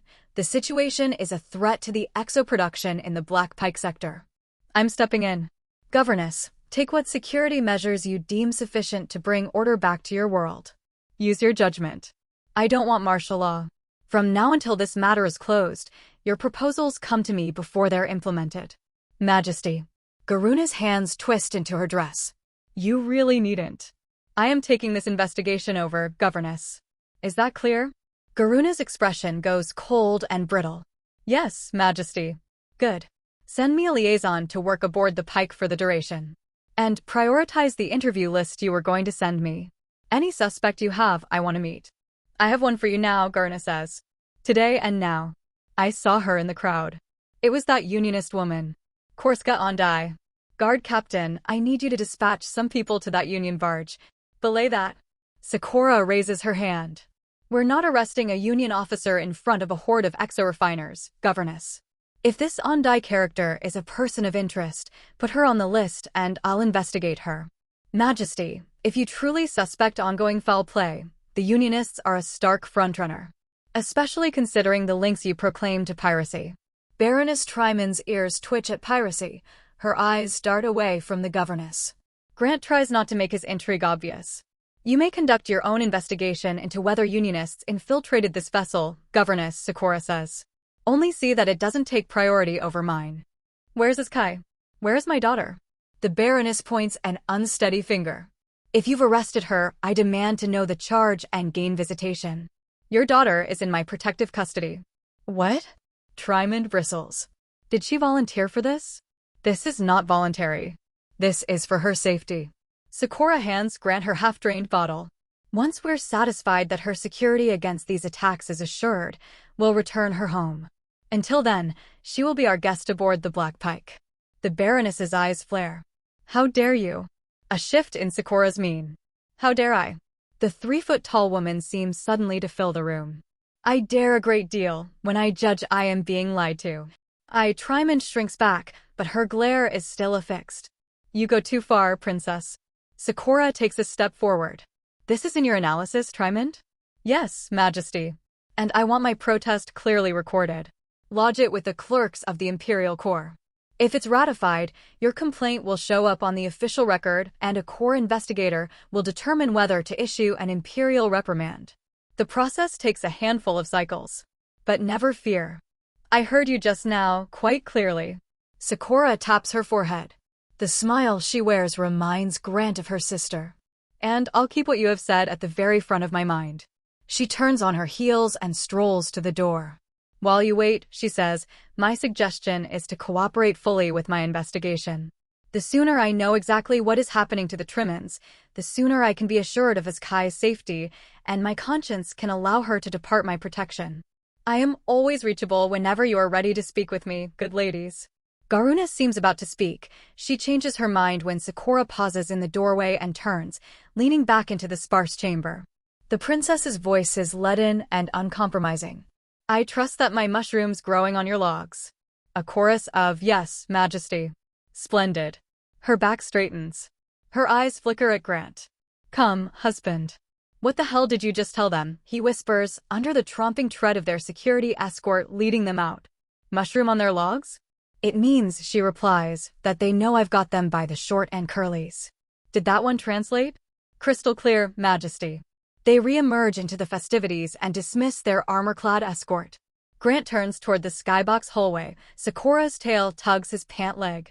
Not yet, she murmurs. I think we have one more port of call. What's that? She nods to the barges on the other side of the raceway. I told the governess otherwise. But I want to meet this unionist she despises. Grant eyes the hard-bitten crowd aboard the barge and the retreating backs of their security detail. Are you sure we should go there without goons?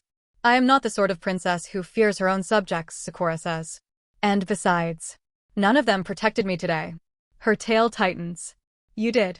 He adjusts his collar as they move to the sky bridge. I don't know if I'm ready for a repeat performance just yet. You don't need to be. Just look confident and huge. She pinches his butt. You're halfway there. The skimmer cabbie Sakura orders to ferry them across does so with silent, obedient terror, glancing back in disbelief a few times at the princess squeezed into her back seat. Grant has to curl up to fit in the cramped pod. They're dropped into a weather-beaten and graffitied airlock that opens onto a freezing skybridge. The temperature here is low enough that Grant can see his own breath. The refiners clearly lack the heating he was taking for granted in the noble skyboxes. Sakura strides through the ramshackle hall as if she's aboard her own warship and slams the door open into the barge's main floor with enough of a clang that a full third of the rowdy crowd looks her way. A wave of shock and nudging elbows silence the festivities. Citizens. Sakura folds her hands behind her back and stands at a fearless parade rest. I'd like to speak to your union representative. Is Korska Ondai present, please? Whispered conference. The crowd parts. At the other end of the barge is a long table covered in a steaming row of hot-plated foods. The unionist Grant saw from his box, the dirty blonde one who threw him the horns leans against it. That would be me. Sakura taps her foot. Mind the rank, Ondai. I'm not your enemy. I can help you if you give me the deference I'm due. Ondai smirks and delivers a quarter bow. Like she's only a few ranks below the princess, not a commoner. Your Majesty, she says. The look on Sakura's face isn't thrilled, but she inclines her head back as she steps into the corridor formed by the refiners. Better. Didn't expect to see you here, Majesty. Ondai turns from the princess, back to the plate she's preparing. Thought this gig was for the EXO clique. I was overdue for an appearance, Sakura says. A diverting race this year. My husband and I appreciated the soundtrack your barge supplied. You a fan of Tremorlock then? It was enjoyably bottom-heavy. Sakura moves to Ondai's side. A brawny Union enforcer steps in front of her. Grant steps in front of him and dwarfs him by a full head. He's never thought of himself as a heavy-duty bruiser-type dude. But he never tackled a man with a gun before today. And by sheer height, he seems to have the guy cowed, at least for the moment. I have taken the investigation into the Trimont case from the governess, Sakura says. She pointed me your way as a person of interest. Ondai piles greasy pulled protein from a tureen onto her clean-sliced roll. What's the Trimont case? Someone's killing Trimons. Shit. Ondai chuckles and licks orange brine from her thumb. And the governess thinks it's us. It doesn't matter what she thinks. She'll accuse you. You've been unsubtle in antagonizing her, and this is her opportunity to hurt you. Unsubtle. Ondai's grin drops a few degrees. A riot cop's unsubtle. A waiver that ensures you can't blame the corroded catwalks and the machines from last kilocycle when they cripple you for life. That's unsubtle. Just a conversation, that's subtle as hell. You wouldn't think it, the way your fellow owners treat it. The crowd is tightening around them. I'm not here to discuss ideology, Representative Ondai. Sakura makes no sign she notices anything but the woman she's talking to. I'm here to warn you. The governess has a ripe excuse to crack down on gatherings and recruitment and activism. She's going to take advantage. Things will get worse for you, from now until this is solved. Whatever aid you can tender, you should. Ondai puts her plate on the table with a cluck. She gives the princess her full, frowning attention. An excuse you're giving her. Sakura puts her hands on her hips. So help me take it away again. The two women stare at one another across the yawning gap between their stations. Ondai's tail twitches as she makes her decision. You want Trimond West. She picks her plate back up and plops a grainy-looking sandwich roll onto it. Sakura follows her down the table. Trimond West? What's special about it? That's the scab refinery. Only off-worlders. Mercenaries, like. They don't let normal folk in. If there's something below the level happening, it's happening on Trimond West. Sakura presses.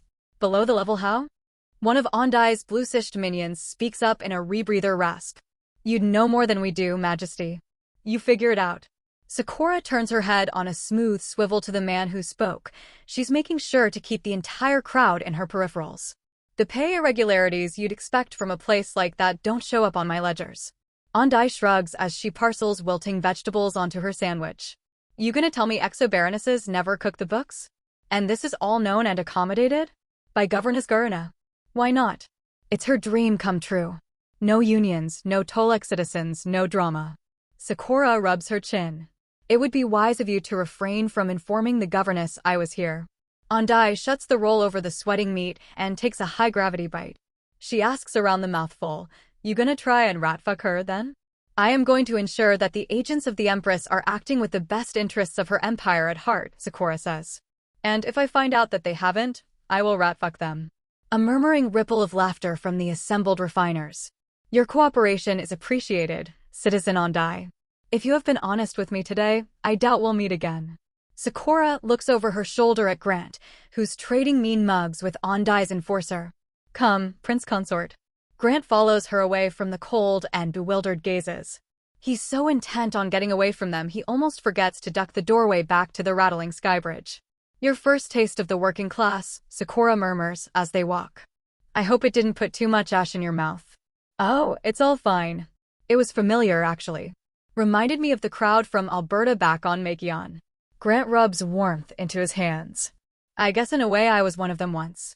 Sakura purses her lips as she looks from Grant to the roof they've departed. "I find that difficult to imagine." He smirks. "It's true, Majesty. You married a lowborn energy refiner." She chuckles. "You are nothing like them, Dove." He stops in his tracks. Her tail yanks a moment before she does, too, and looks quizzically back at him. "Yes, I am," he says. "If I'd been born Taikari, I'd be right back there." She observes the look on his face. "I didn't," she flushes. "That was boorish of me, Grantide." "It's okay." He puts a hand on her back. "You're working on their behalf." "I am." She sighs. "It seems I could use reminding sometimes." He steps with her onto the cab platform. "I'll be here to remind you whenever you need me." He folds an arm around her shoulders. "Promise." "I'm counting on it." She smiles as they hail the same doe-eyed pilot who brought them over. Insufferable Makionite. "I've got Wayan's team examining the gun and the spike for any hints at manufacture. No high hopes for the piece, but the EMP? That's specialized equipment, and it looks quite jury-rigged. You and Wayan have my undying appreciation for finding it." Sakura's return to the proud stride she always carries herself with aboard the Pike. She takes a proffered tablet from a bowing engineer who's waiting for them at the exit from the shuttle bay. "Let's double-check that route with the navigatrix, shall we, Ensign? New lanes just opened up by Corwin. I don't want to cause a pileup." "Right away, Majesty." The engineer scurries off. "As Kai I have in your old cell," Sakura continues. "Doubtless she's going to wake up and wonder why the bed is so high, but we didn't have time to refit. After this command group debrief, I'd like you with me when we visit her. The only experience she's had of you is as muscle, and I want your reputation as my kindness to keep growing. Just be your friendly self with her, yes?" "I can do that," Grant says. The lift chimes gently as they arrive on the command group floor. "Gives me a chance to banish some of this guilt, maybe. She's got a reputation as a brat." Sakura pats his thigh.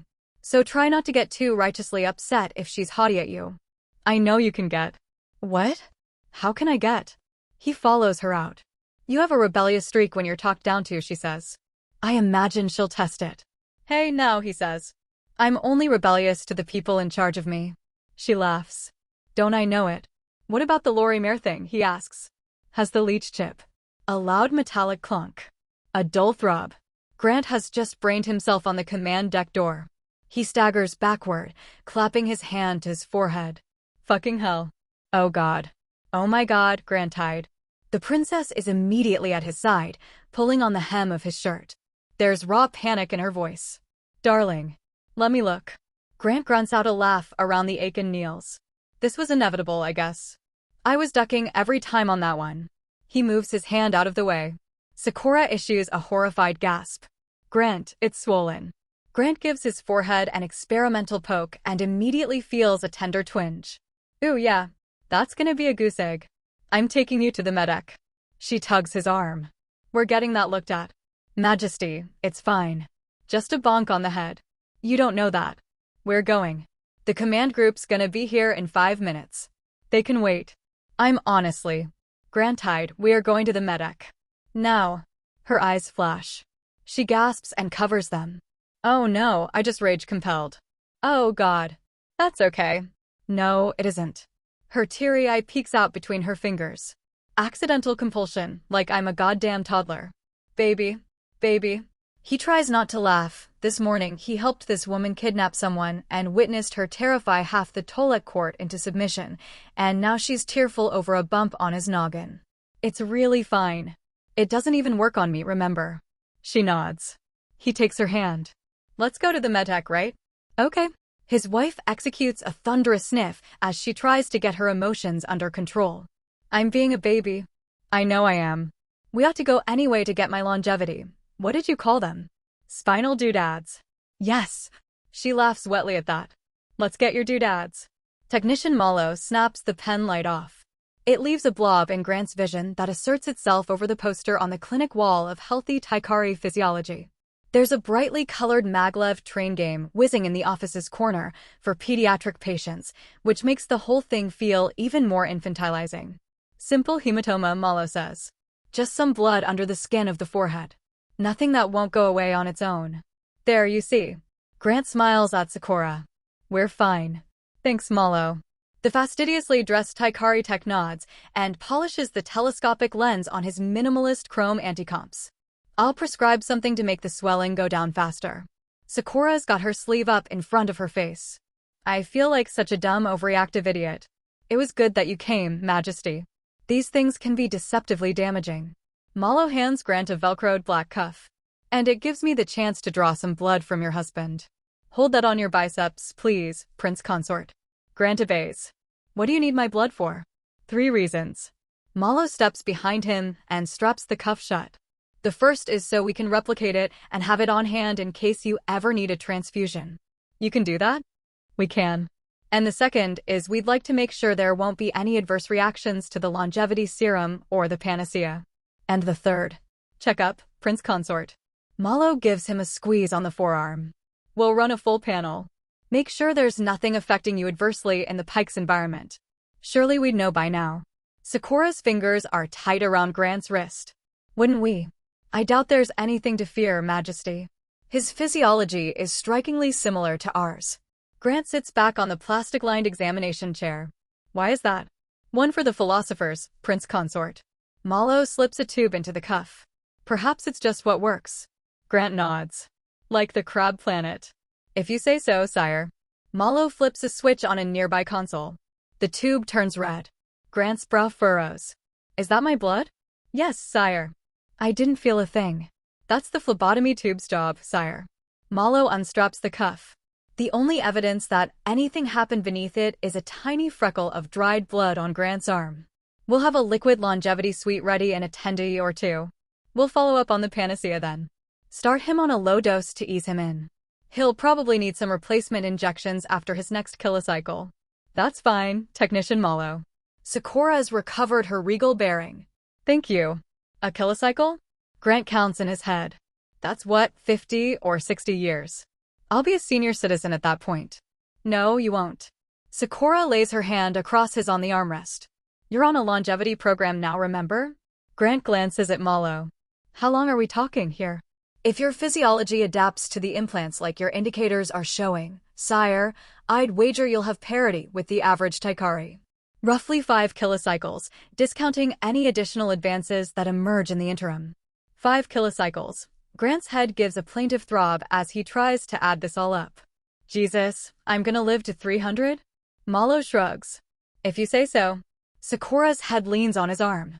We have so much ahead of us, Dove. A whole firmament to explore and a whole life to share. I just got you. Nothing's allowed to happen to you. Okay. He rests his chin on her scalp. Okay. I took the liberty of giving your implants a quick scan as well, Majesty. Malo taps the console as Grant and Sakura stand. All looks well, but you might have cause to go to the Imperial Core in a hectocycle or 2 to get your cranial detonator serviced. We don't want any of those threads detaching. Excuse me. Grant pauses at the clinic exit. Her cranial what? Thank you, Malo, that will be all. Sakura practically drags Grant out the clinic door. They return along the wide thoroughfare of the topmost tab level, which is a strange combination of cozy small-town Main Street with sleek space station. Ivy spills from silvery holders, framing nebular views of the deep firmament. A fragrance-scented bakery abuts the spacesuit depot.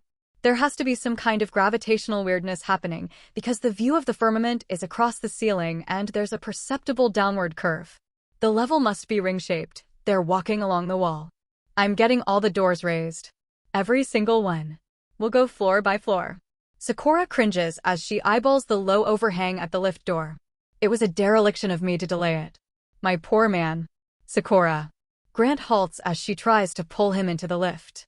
I need you to tell me what your cranial detonator is. Tell me that's not what it sounds like.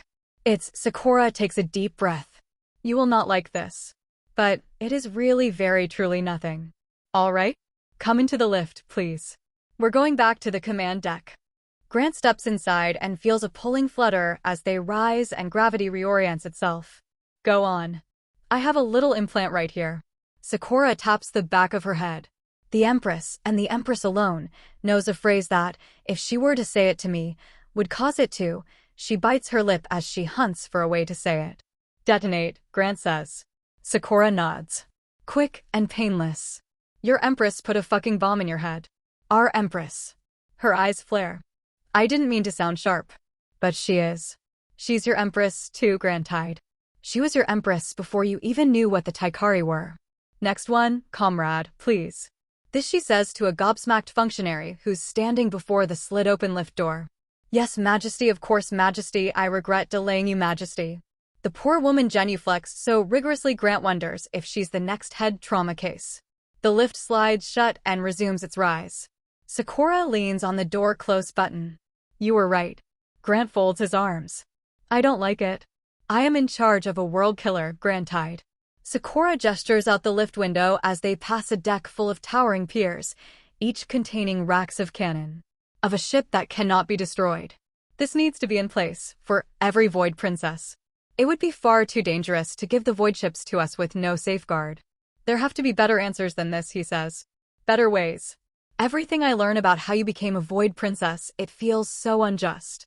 Grant tied. Sakura puts on a hardline voice. She isn't turning her full commander high beams on him, but he hears a thread of that steel. I'm a royal bastard. My existence was a direct threat to the Imperial line. A grave insult and mistake from Marquess Anatema. Her reputation has only begun to recover from it. I shouldn't be alive. I should have been disposed of. And instead, I am one of the most powerful women on the frontier. And that is thanks to the Empress. The lift coasts to a stop. Sakura keeps the button held and the doors stay shut while she finishes. She legitimized me. She gave me a life I wasn't supposed to have.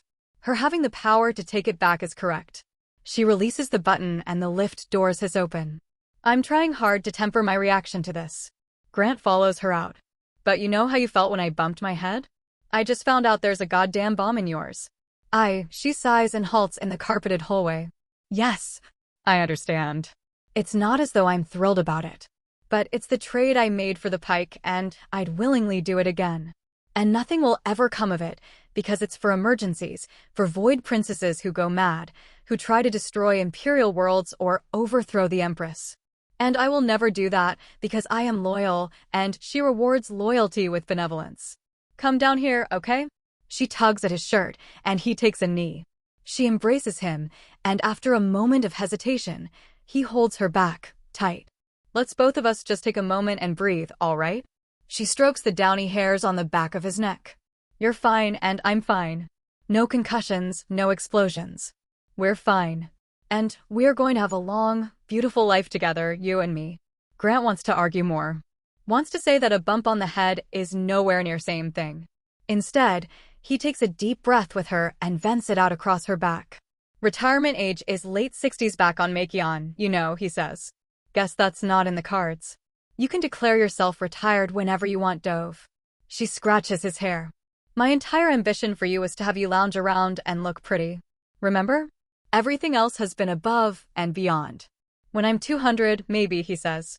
I'll buy some motorcycles, get into fly fishing. That sort of thing. He feels her giggle along her back. Motorcycles are cool. What's fly fishing? Does it involve interceptors? He hums. Maybe it will, how we do it. He returns to his feet and holds his wife's hand, light but sure, as she leads him to the command deck. His hand strays to give a shallow scritch to the back of her head, where below her long, silky hair, her Empress's unrealized wrath sleeps. Thank you for your patience, ladies. Sakura strides onto the deck. Her command group rises to their feet, except for Wayan, who's texting someone. The prince consort and I had an emergency we needed to address. I banged my head on the door, Gran adds. Hayak smirks. We can tell, prince consort. Hellfire. Poor Grantide. Wayan looks up from her tablet and tuts. Looks like you have a damn acorn buried in there. Apparently Makianites have a lot of blood in their forehead, Grant says. Who knew? It's not as bad as it looks, according to the medtech. Sakura plops onto her high-backed throne. Grant takes his seat next to her. So, onward to the situation that's worse than it appears. What do you have for me? My team's finished taking apart that spike the prince consort discovered, Wayan says. Going by the design and the parts used, they have something like a 90% confidence it's Yellow Comet make. Considering our prior run-ins with them, I'll take those odds, Sakura says. Any word yet from the Baroness? Vora shakes her head. Not to us. She's mustering her allies, Majesty. Finding surrogates. If I had to guess, she's going to fight you on this instead of coming to the table. Sakura's brows lower. She wouldn't. She wouldn't 20 cycles ago, Majesty, Hayak says. She would now. I've returned as capable as I ever was, Brigadier. None of us doubt it, Sakura. That's the first time Hayax has used his wife's name to her face. But the firmament at large will be seeking any diminishment they can in you. There's a narrative here, Majesty, Vora says. I'm loath to admit it, but there is. Gone for 15 cycles, and now the famously detached princess is back with a husband she's very public with, throwing her weight around. There are stories that can be spun. Viciousness made to look like desperation. Vulnerability, volatility. With the governess on her side, she can do damage. One thing Grant's gotten used to spotting in his wife by now, the moments where she looks like she's about to snap at someone, then forces herself to take a breath and a moment. Every time she does it, there's a little swivel in her right ear. We need another piece, then, she says. Something that terrifies her enough to knock her off her war footing and force her into our grip. Tell me about what we've lifted from Lorimer. My little forensic goblins are still poring the thing over, Wayan says. But we've found an early gift for you. Majordomo. Vora snaps a panel open on the table and punches a few buttons. A shimmering star chart flowers into being in the air above their heads. Tolek pulses scarlet in the thicket of systems. A trace, Majesty, Vora says. 5 separate times in the last decacycle we've observed this pattern. A data crypt ping, which our code core can't translate into anything but gibberish. And then soon after, sometimes within hours, Lorimer flies to this world. The map zooms out. A golden thread traces from Tolek, arcs across the firmament, and connects with another crimson blot. It's a Class C industrial planet called Tangrai. 5 trips. After the second, her import manifest started showing this, every cycle. The stars flicker out, replaced by a scrolling list of data in Taikari glyphs. Vora highlights an entry on an imports table. Tangrai, miscellaneous, refinement equipment. 2 or 3 shipping containers each delivery, coming in on the commerce sweep lane. And every time she's paying dirt cheap scrap metal prices on it. Sakura squints. That's an out-of-sector import. What do the customs inspections tell us? Vora scrolls further down to a sparse all clear inscribed on a form entry sized for a significantly larger record. The inspections always come up clean and minimal. Too clean, I'd say. Hayax folds her arms. I smell Teresa. Grant raises his hand. Teresa? It's a kind of lube, Prince Consort, Wayan says. And a turn of phrase. Hayax is thinking bribery. Sakura lips thin. Tangrai is in the Glory Banner sector. That's one of Narika's worlds. Her command group exchanges nervous glances. A pirate clan is flush with exo they shouldn't have, and they're killing off Trimmins. Sakura steps to her feet and paces to the deck's edge, looking out into the firmament. A petty noblewoman is taking secret meetings in the sector of my bitterest rival with the knowledge of Tolek's governess. What do we think is happening, people? A trade of some kind, perhaps, Hayak says. Lorimer is importing something of value in Garuna's name, in exchange for the governess keeping the Triman situation under wraps. But if this is a play from Narika, surely she wouldn't want it under wraps. She'd want chaos in the sector. Vora scratches her nose. And we don't know that this is endorsed by the governess. She might be looking for a way to pin Lorimer to the wall. Wayan shakes her head. We don't even know who she's meeting out there. Might be Narika, might just be the neutral ground for her to meet the Comet Queen, maybe. Laura Mare's on the Tryman board. This might be a shareholder conspiracy. Exo kickbacks for contract killings. The only sure thing is that we need more. This. Sakura turns around, eyes bearing the light of the stars she was gazing at. This is the thread we pull to unravel Tryman. She nods to the chief engineer. Weigh in. I'm putting you in charge of this. Take that signal, reverse engineer it, and broadcast it to Laura Mare. Time to set up a meeting with her mystery supplier. Weigh-in stands. On it, boss. Hyax, I need you to put together a plan to intercept her. We lure her out into Demimon's space, we hold her up, and we get our answers. Hyax stands. I'll see it done, Majesty. Vora. Once word is out that Laura Mare's taken, her contacts are sure to go to ground and the Baroness will move if she can. I need you to come up with a way to keep this from erupting. Disrupt this growing faction in whatever way you can. Use whatever extortion you require. I'm not afraid to get my hands dirty on this. Vora stands. Of course, Majesty. Grand Tide. Grant's head jerks around from the floating file. You and me are going to introduce ourselves to his Kai Tryman. And then we're going to the agro floor for some ingredients. Sakura's tail wags. I'm making you dinner tonight. Thank you, Command Group. Let's be about it. You don't have to do that, Grant says, as he follows her out. Yes, I do, Dove. I was an absolute beast to you at the Cloud Print, and I'm about to be a harridan at this as Kai introduction. Sakura is scribbling a list of ingredients on a notepad she's taken from the command deck. I need her to be afraid of me. I'm going to play the tyrant with you. Is a compulsion all right? Sure. Grant can't help but smile.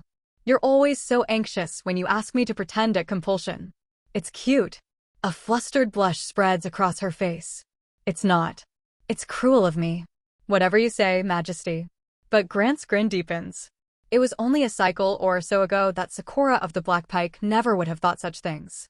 I should have guessed you were the princess's giant when I first saw you. But they all said you were handsome. As Kai paces the length of her cell, her haughtiness is diminished by all the Machianite-sized furniture still within it from when it held Grant. No tail, pallid pink moss growing on your face. I don't see it. I've been where you are right now, Grant says. I got out, and you will too. We just have to make sure you're safe. Sure you do. As Kai folds her arms. They say you're common born. That you were a night guard. So romantic, they say. Not me. I can still see it clinging to you. You really needn't try to get yourself in deeper trouble, as Kai, Sakura says. I'm happy to persecute you if you wish. As Kai thrusts her chin up into the air. I understand you're here to preen and intimidate me. Why did you bring your dildo? Sakura's laugh sounds genuine. You're not going to get under his skin, as Kai. Believe me. I've tried. You're afraid, and you think that if you act as though you aren't, it will help. She taps her chin. You're hoping I'll be vicious with you, I think. You understand viciousness. That will give you a measure of control over me. But I have no bone to pick with you as Kai. What you must accept is that you have no control. None.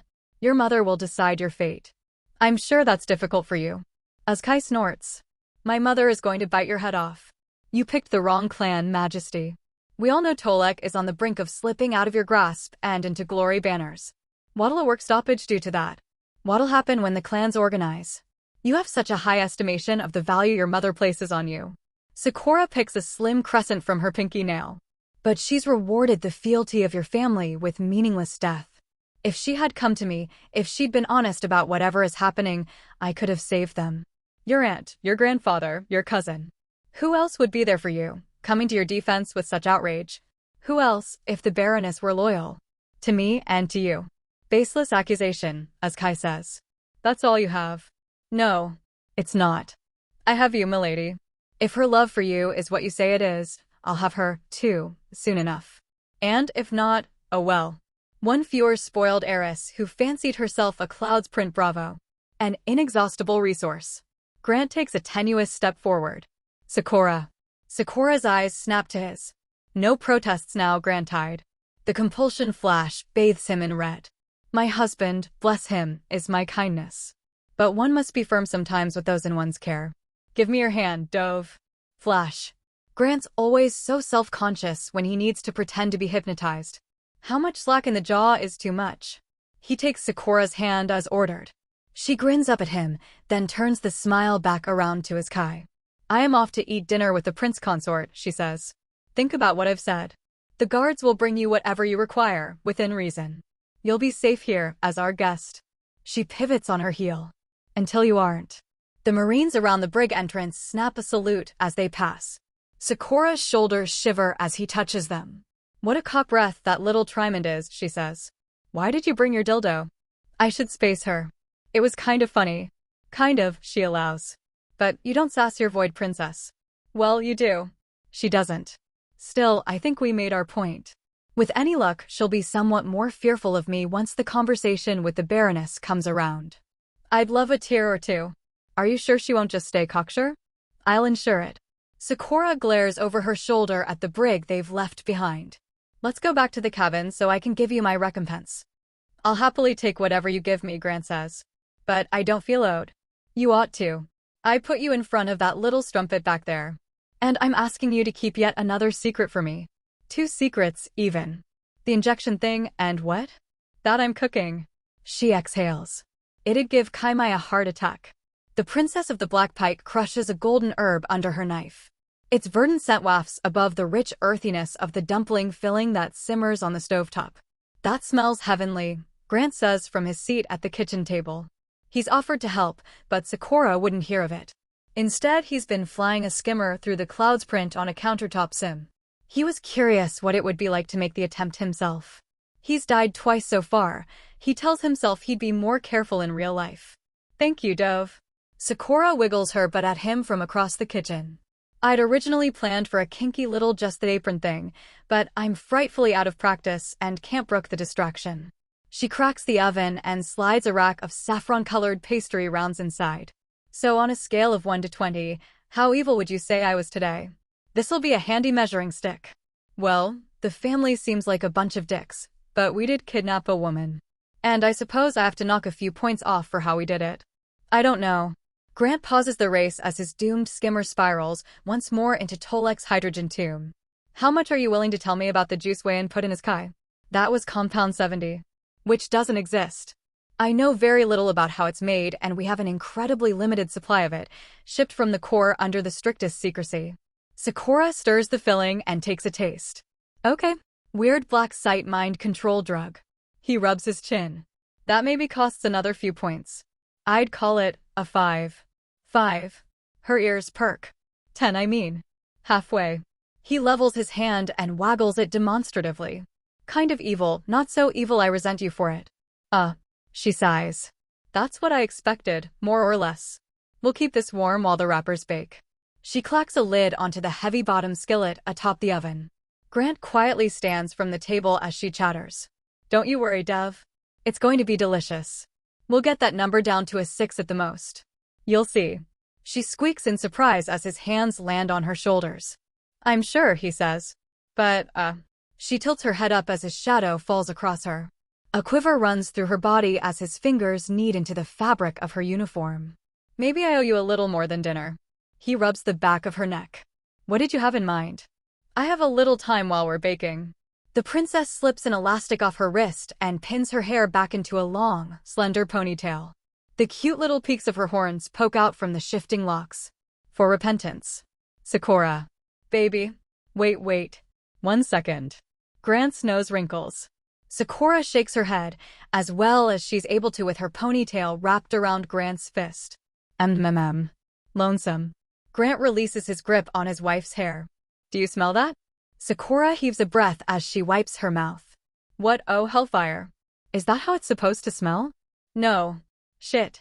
Sakura shrugs the straps of her dress back on as she scrambles to her feet. Shit. I forgot to set the timer. I'm such a ditz. This is why I didn't go just the apron. My bad, Majesty. Grant zips himself back up. I shouldn't have distracted you. Not your fault. I just need to cocoon you in bubble wrap next time I cook, so I'm not tempted. Sakura turns the fume hood on and tugs the tray out of the oven. Well, that's the dumplings fucked. I'll bet Kaimai's horns are tingling. She straightens up. How do you feel about eating this with a spoon? Sakura digs a loaf of crusty bread out of the pantry to soak up the peppery gravy. They ladle out the filling into bowls and settle across the kitchen table. One day, Sakura pledges it as she saws him a thick slab of bread. One day I will get you to come in my mouth. This is my most sacred mission. Well, now I definitely can't, if you're gonna make it a rivalry thing, he says. Don't you dare. She points her spoon at him as she blows a billow of steam off the surface of her bowl. We can call this a curry, right? This is curry-like. Sure we can. They tuck in, and Sakura's little hum of pleasure as she takes her first taste warms Grant as much as the aromatic fumes rising from his bowl. He ventures a bite and takes a breath through his nose as the bright citrusy broth coats the roof of his mouth, resolving into a rich, gamey barbecue flavor. Sakura swallows her spoonful. What do we think? It's good. A ripe berry, savory and saucy as a cherry tomato, pops between his teeth. Shit. It's really good. Sakura beams. I had a great many tutors, but cooking I figured out by myself, more or less. Trial and error and the occasional recipe I badgered out of my quartermaster. It's not thought of as a discipline a lady ought to concern herself with. On my planet, you know, a lot of the stuff was reversed. He surreptitiously removes a long dark hair from his bowl. For a long time, it was women cooking and cleaning and men in the positions of authority. It was still leveling out when you swiped me. How fascinating. A bunch of little lady homemakers? I rather think I could fit right in if you got me a step stool and I stopped burning the hell out of things. She gives him a robotic step-forward wife smile. Ooh, husband. Welcome home from the guitar factory. He snorts. He puts on a deep 50s-era mid-Atlantic voice. Thanks, sweet cheeks. Let me take your coat and give you your slippers. Do they do that on Makion? They used to. She does a goofy little curtsy. Look at me, I'm a submissive little Makionite. I'm gonna rub your shoulders and make you dinner and put the babies to bed. As she says this latter part, the laugh coasting alongside her falls away. Her smile grows somber. She takes another bite. Suddenly, imagining this absurd life hurts a little. Grant reaches his hand across the table. Sakura takes it tightly. Her thumb rubs little circles on his palm. It's okay, he murmurs. We have us. She nods. He tears a piece of bread off and lifts a cube of marinated meat with it. And we could get what do you call them? A kindek? We could become crazy kindek ladies. Sakura laughs. Oh god. Pass. Vora and Oren have too and I've seen how they act. She points her spoon at him. If I'm going to be cleaning poop, it better be from someone who'll learn how to do it themselves someday. And besides. She nudges his hand with the top of her head. You already have a pet. She sighs as he scratches around the horns that are slipping into view. May I ask you something about that Compound 70 stuff? You may, she says. I can't promise I'll answer. You told me you don't know how you ended up on Makion. And you told me it had to be someone within the Imperial family. Her nose wrinkles. My clever Makionite. You think it was the Compound, don't you? Someone drugged you, strapped you into that rocket, commanded you to forget, and sent you on a one-way trip to Makion. I do, she says. One moment I was at a dull state dinner, the next I was plummeting through the firmament. And you reckon it's Narika? She's my foremost suspect. I have many enemies, but none quite so personal. Sakura nudges further into his scratching hand. Whoever it was made a dire mistake when they didn't shoot me into a sun. They should have sent me to my death.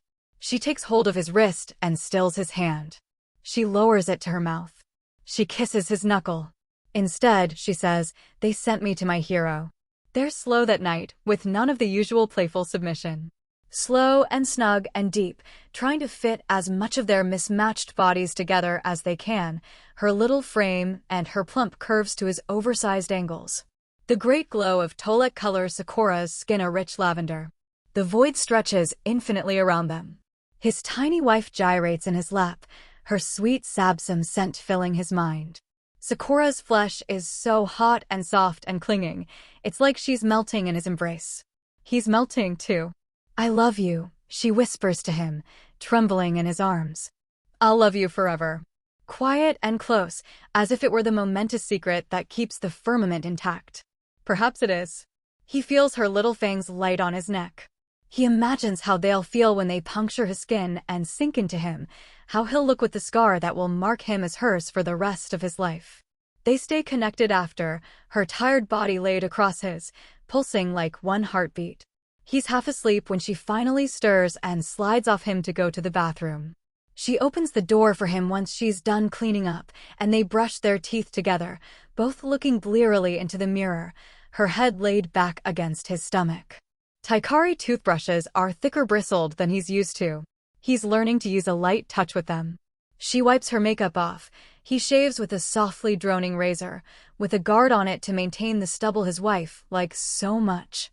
I'm thinking of saying yes to Wenzai, she says, daubing her eyeshadow away. That invitation she gave us. It's a good cover story for a quiet investigation of Trimid West. And I think she'll make a useful ally. We need more of them on Tolek, God knows. I've leaned on Marquis Paxia too much lately. It threatens her reputation as an independent. What do you think of a weekend on Tolek? I'm down, Grant says. Think she'll try to put the moves on us? Sakura grins. Her husband talked her out of it, I gather. Apparently, at the race, my husband told him we're exclusive. He spits into the sink. That's right, he says, and kisses her. They return to bed and bundle into the sheets and pillows. Sakura keeps it cool in the cabin, and the temperature's programmed to lower further as the night goes on. It bothered Grant when he had his own cot, but now whenever he sleeps, he's clung to by a little purring pillow with a furnace in her chest. It would almost be too much, the heat that his wife radiates if she wasn't so small. Sakura's breath goes low and deep, and he wonders if she's already asleep. Her whisper catches him off guard. Grant. I'm sorry. He raises his head from his pillow. What? She sounds on the edge of sleep. You deserve a family someday. And, if we could, her voice breaks. I'm sorry.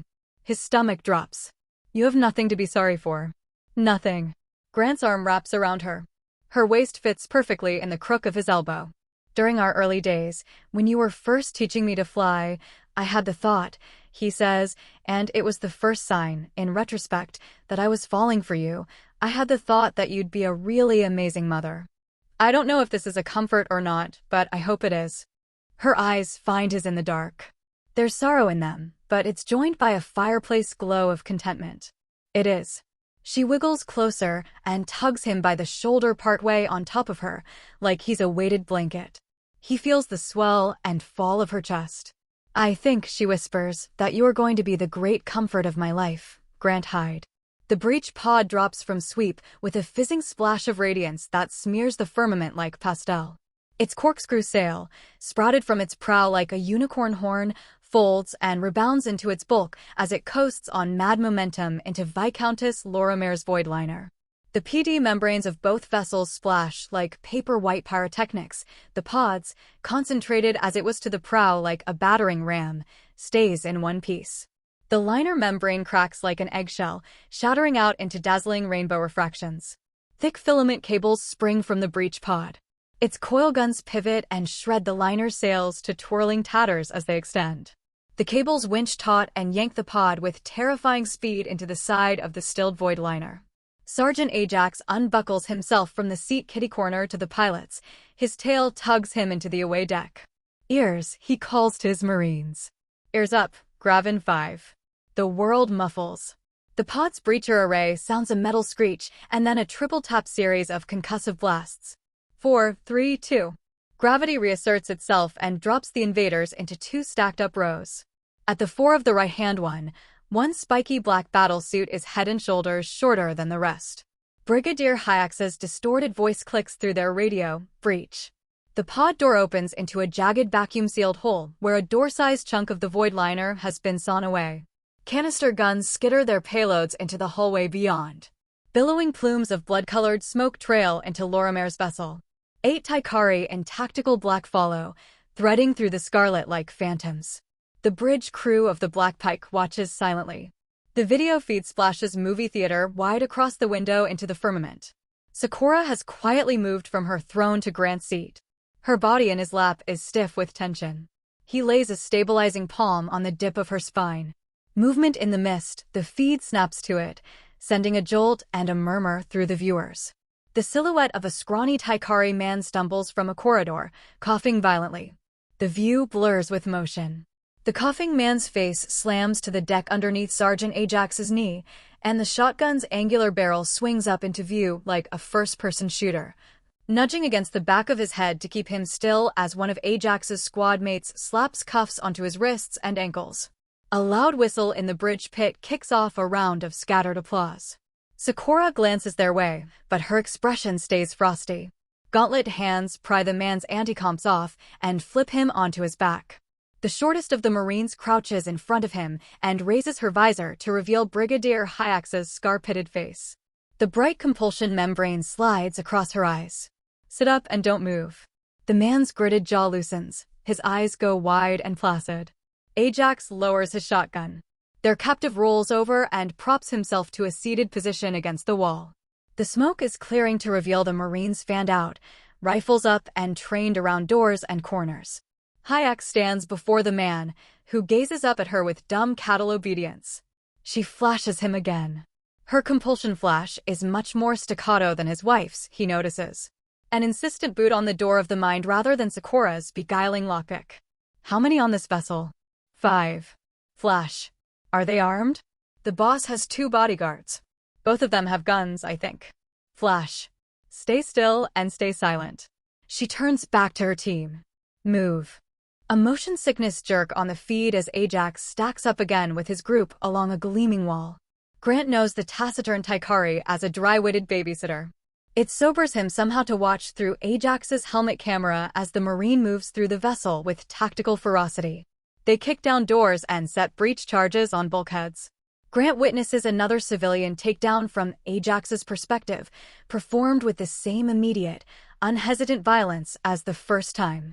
They find Lorimer in the compact hangar of her vessel, hurrying through the takeoff protocols on a sleek chrome outrunner skip. The rest of the crew, bodyguards included, have already surrendered and now huddle at the business end of a wall of high-tech firepower. Ajax drags her from the outrunner and throws her in with the rest. Gone is the haughty woman who imagined compelling her workers. Lorimer's dark blue face is ashy and crestfallen. "You're from the princess," she says to the man binding her into cuffs. He doesn't reply. Hyax steps in front of her. "It's time for the truth, Viscountess." Lorimer leans forward with abject eagerness. "It was all Trimond. I have what you want. You listening, Majesty? Give me guarantees of lenience and I'll sing like a tekka." The Brigadier cracks her knuckles and grins. "You ever been a hostage before, Viscountess? You're good at it." The soldiers return to the boarding pod, shepherding their new prisoners with them. Hyax stays in the doorway. She thuds a fist into each of their chests as they come. "Your hands don't shake on that gun anymore, Loras." "I noticed." "Thank you, Brigadier. Faster around those corners next time, Pella. Your squad's second, now. They're following you." "Yes, Brigadier." Ajax is the last in. Hyax nods at him. "Excellent direction tonight, Sergeant." "Thank you, ma'am. Thought you might have gone soft on me, guarding the princess's boy toy." Ajax's finger rises into frame and taps the camera on his helmet, vibrating the view. "I'm the one casting to them, ma'am." She smirks. "I know you are." Sakura scoffs at the screen. "Old battle axe." But she says it with a smile. "I didn't realize how much there was to her when I first met her," Grant says. "Under the scars and the fearsomeness. There's caring in there." "There is." Sakura keeps it down under the steady undercurrent of chatter from the bridge and the command group. "Hyax and Wayan practically raised me. The command group is my family. Wayan's my fun aunt, Hyax is my tough older sister, Vora's my littermate. They were only supposed to train me on the pike, and all it needed from me. Instead, they taught me everything. More or less. Everything my other instructors didn't." "That's beautiful," he says. "Kind of sad, too. But I'm glad they were there for you." Sakura nods. Then she hesitates. "Not the, betrothal bed stuff," she murmurs. "I had holovids for that." "I figured." A slender Taikari woman, her hair in 2 tight pigtails, calls up from the bridge. "Hail from the breach pod, Majesty." "That'd be Hyax." Sakura climbs out of Grant's lap. Main screen, monitor. Ajax's helmet cam dissolves into static. A 10-foot-tall projection of the Brigadier fuzzes into being from the primordial noise. She's seated in the co-pilot seat, running her hand through her matted platinum pixie cut. "Brigadier." Sakura salutes her. "Excellently executed." "Nothing but a civilian shakedown, Majesty." Hyax loosens her shoulders out. "But it was a pretty enough piece of work, I suppose. We're preparing to put the Voidliner on scuttle trajectory and sweep back." Sakura holds a hand up. "Before you go, record a confession for me." She seemed eager enough. then send it on the data crypt line. So fast? Hyaks purses her lips. You usually love to be around the prisoners when they finally break down and confess. Hyaks, you make me sound like a movie villain. Sakura casts Grant a guilty glance. We need to move quickly, yes? I want the Baroness destabilized and unaware. It's the middle of the night on Tolek. Perfect timing. Hyaks salutes. By your command, Majesty. Won't take long. She leans forward, reaching out of frame, and the feed zeroes out. Sakura turns to one of the silent, omnipresent Marines guarding the bridge lift. Gefrieter Sorel. Get me his Kai. Bring her to the upper command deck. The Marine snaps a salute and hails the lift. Sakura gestures to Grant. Take a knee, darling. He kneels before his wife. He's done a lot of kneeling lately. But so has the princess, behind closed doors. She lays her chin on his shoulder. It's time for me to be bad, she whispers into his ear. Behind her, Major Domo Vora flips the lever to raise the command deck back up to its private quarters. We have Tryman locked in orbit now, but she doesn't feel the spin. I'm going to snap her out of it. If you stand over there, she points to a corner of the deck, you'll be off camera. Remember what we talked about. Just give me a shake of your head if I need to tamp it back. I'll be fine, Majesty. He fluffs the bristles on her tufted tail. You don't have to do that. She kisses his cheek. Yes, I do. We need this confession. We do. But I need you more, Dove. You're my kindness. Her warm fingers run along the brocade on his uniform. If you step on the brake, I break. Okay. He cups her jaw and rubs a thumb on the softness of her earlobe. Okay. Her eyes drift shut. That feline purr rises in her chest at his touch. You can't do that to me, she murmurs. I need to go be an evil bitch. He chuckles and stands. Go be evil, babe. Sakura gives him a parting peck and returns to her throne. Vora sidles up next to her and shows her something on that little silver tablet of hers. The Princess of the Black Pike gives a grim-faced nod. Another trade lane hit, she says aloud, to Wayan and Grant. The Comet Queen ping-ponging across the firmament, engorged on Exo.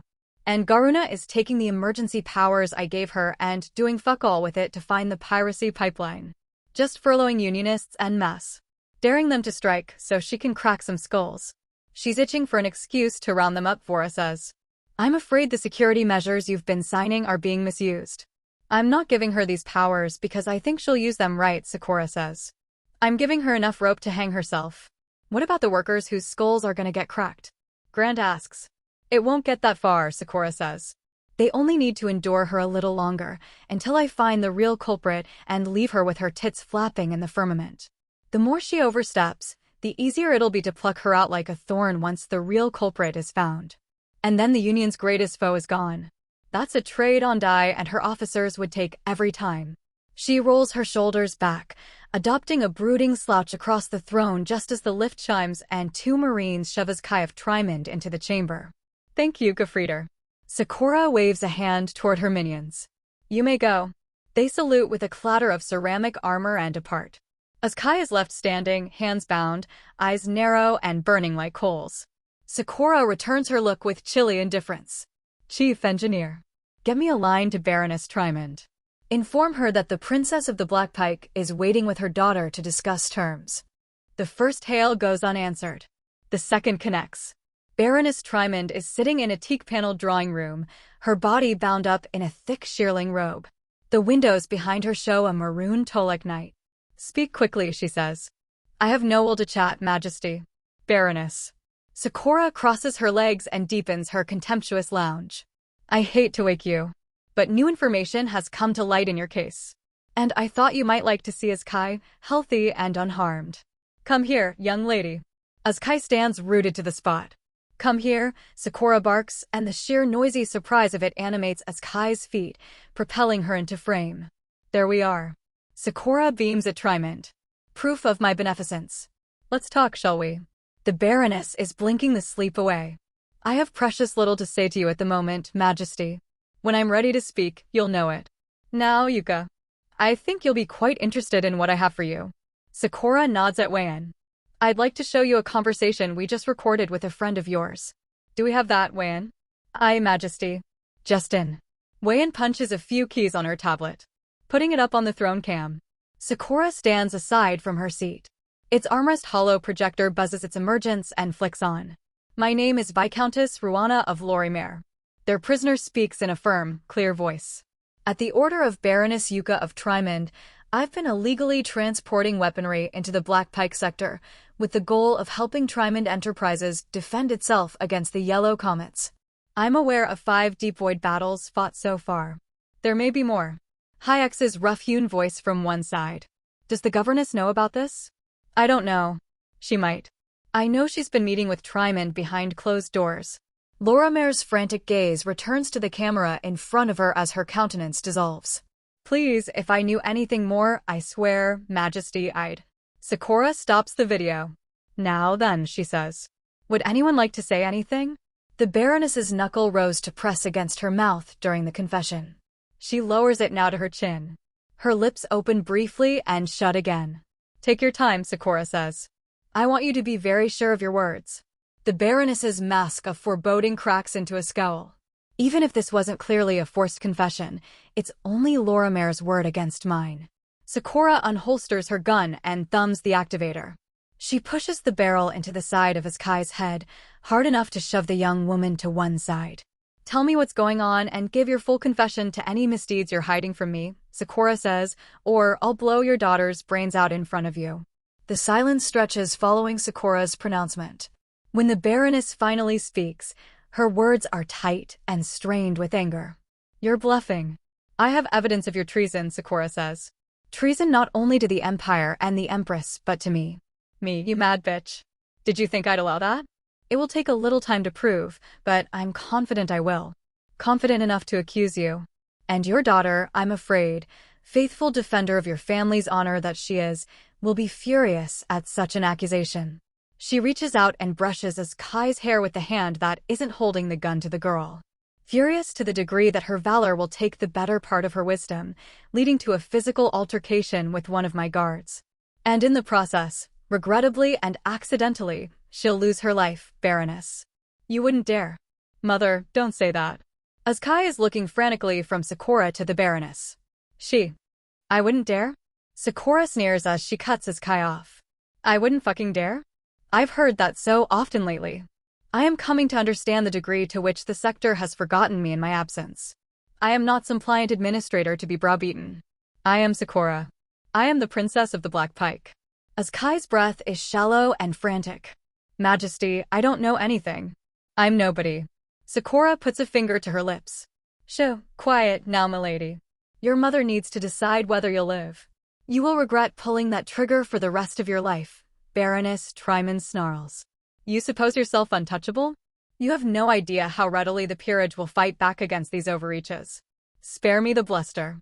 Sakura puts the hand that isn't full of iron on her hip. You may fight and fight and fight. She'll still be dead, and I'll still win. My story will be the official story. Nobody will believe it. Your ego has blinded you. I don't want them to believe it, you dumb hen, Sakura says. I want them afraid.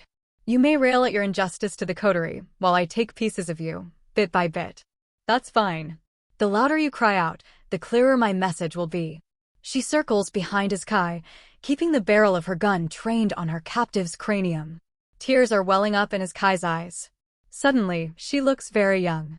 I'll find you guilty of treason, Sakura says, and take your life from you in the slowest, most painful manner my executioners can discover. I'll seize your refineries for the Empress. I'll make penniless beggars of your surviving clan, pleading for stale crusts of bread from the same workers they once domineered. I'll pry your signs from the walls and bulldoze your estate. This weakness you imagine in me, I will make you an object lesson to ensure the next proud fool isn't as blind as you are.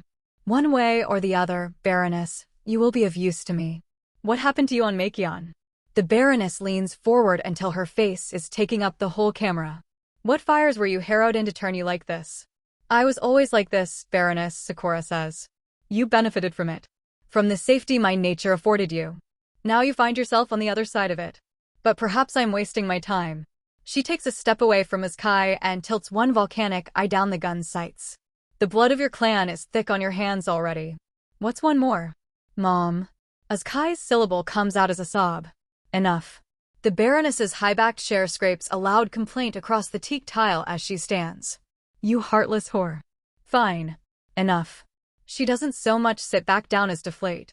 Her face returns to the frame, a mask of resentful exhaustion. Sakura inclines her head. Go on. The yellow comets are targeting my interests. I am arming my house to defend myself. An indignant flicker sparks in Triman's dulled eyes. There, my confession. Damn your ears. Sakura's all cold, stately patience, now, like she's sousing out whose baseball broke a window. Why are they targeting you, Baroness? Azkai was unaware of this. I will not have this stain fall on Azkai. Give me your word. And promise you'll free her. Sakura shakes her head and keeps the firearm trained on the Baroness's daughter, who's shaking with half-suppressed sobs. I give you nothing until I know what you've already taken. At least lower the gun, for pity's sake. The Baroness is purple-faced and desperate. Grant shifts. Sakura glances at him with that same question mark look she gave him at the gallery party when she was waiting for permission to eat. The frozen mask of cruelty slips for an imperceptible moment. Beneath it, he sees the woman he loves. He's certain he's off camera, but he tries to keep the placating shake of his head as subtle as he can, regardless. Sakura holsters her pistol.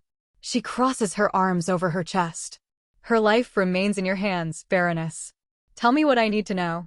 Triman forces the words from her like she's keeping a trembling temple door open to let them out, Indiana Jones style. The yellow comets have been extorting my family for decacycles now. We have supplied them with exo. Enough to keep them out of the Imperial dragnets. I put my foot down and cut the flow. And ever since, they've been at my throat. Deep void raids. Assassinations. I have been fighting your battles for you, Majesty. Extorting you with what, Baroness? Why have you been fighting my battles? Why did you never come to me, or to Garna? Have I not paid penance enough, Princess? Have my mistakes not been washed away in the blood of my family and my servants? Sakura sneers. Your early deliveries to them weren't extorted, were they? When they first came to you, you were a willing saleswoman. You made a deal with the devil and you blinked. And you blinked again, just now. When I said the governess's name. When I feared your wrath, the Baroness says, I knew I could depend on her friendship. She was there when you weren't. You ask me why I didn't come to you? How could I have, when you weren't there? Excuse your shame in whatever way your ego demands, Sakura says. Only of sense. Every piece you give me stretches my mercy further and leaves more of you and your clan intact once this crisis ends. Where have you been holding these weapons? They're at Triman West, aren't they? Grant steps into the frame. The Scab Refinery. They are. In the EXO warehouses. Triman scoffs. Scab Refinery. You talk like a commoner. I am a commoner, Baroness. Grant straightens his back and tries to project the same sort of imperious chill his wife does. Maybe once your mansion's repossessed, I can give you some tips on apartment hunting. Sakura's tail nudges his calf. In your dealings with the comets, did you meet the Comet Queen? The Baroness's voice is ash and lead, now that her fire's gone out. I only ever dealt with intermediaries. Never the Queen herself. Sakura narrows her eyes, but doesn't press. What about Garuna? Give me something on the governess, and you have a chance at my mercy. Garuna's only crime is entrusting a friend. I've never involved her beyond the request for funds, which she gave in the understanding I was using them to solve my clan's issues internally and discreetly, without relying on the servants of the Imperial Corps. Sakura's rigid posture clues Grandin to how she feels about being called a servant of the Imperial Corps. I don't believe you, she says. And if I learn you've lied, it will come down harshly on you. But you've given me enough to spare your daughter, at least. Send me your data-crypted confession. Reproduce all you have admitted to today. If it satisfies, Azkai will be released. For appearance's sake, you will remain at your estate until the conclusion of my investigation, at which time I'll render my final judgment upon you. If I learn you've spoken publicly about this, or if you make any attempt to flee, I'll strip your citizenship from you and call for your head. Triman's eyes glow under the dark shelf of her brow as she fans what embers remain. I won't go anywhere. I'll stay right where I am and watch your hubris eat holes in your imperious little delusions. Narika is going to take everything from you. And you'll deserve every hurt. Monster. Sakura turns to Wayan. Cut this call off. The Baroness's face disappears like a wrathful ghost's. Azkai's trembling knees finally give way. She sits heavily on the floor. Sakura's icy mien develops a few spiderweb fractures. Put her back in her cell, she says to one of the Marines. Charter a flight to Tolek for her. He looks to his partner. Are we not waiting for? Sakura's tail lashes the air. I gave you an order, Corporal. He snaps a chastened salute. The Marines help a benumbed Kai to her feet and toward the lift. I want a detachment of soldiers stationed at Tryman's Manor. Sakura dictates this to Vora, who tack-tacks away on her tablet. Keep them incognito. I don't want anyone to understand the degree to which we're on top of this, and I don't want to prevent any further attempts against them. I'd love to capture a would-be assassin. We'll use the Trimins as bait. Vora nods. Prudent, Majesty. Lorimer will keep captive. She's too self-serving to allow freedom of movement. One prisoner for another. Sakura scratches her chin. That luxury cell is earning its use quite well. I shouldn't have dallied in outfitting it. Very good, Majesty. How will we treat her? I've been merciless enough today, I think. We'll levy penalties and ensure her fear and compliance, but I don't imagine after stripping her assets from her she needs to see us in blood and thunder mode. Cruelty is wasted on women like her. You turn them by making them understand you're their last hope.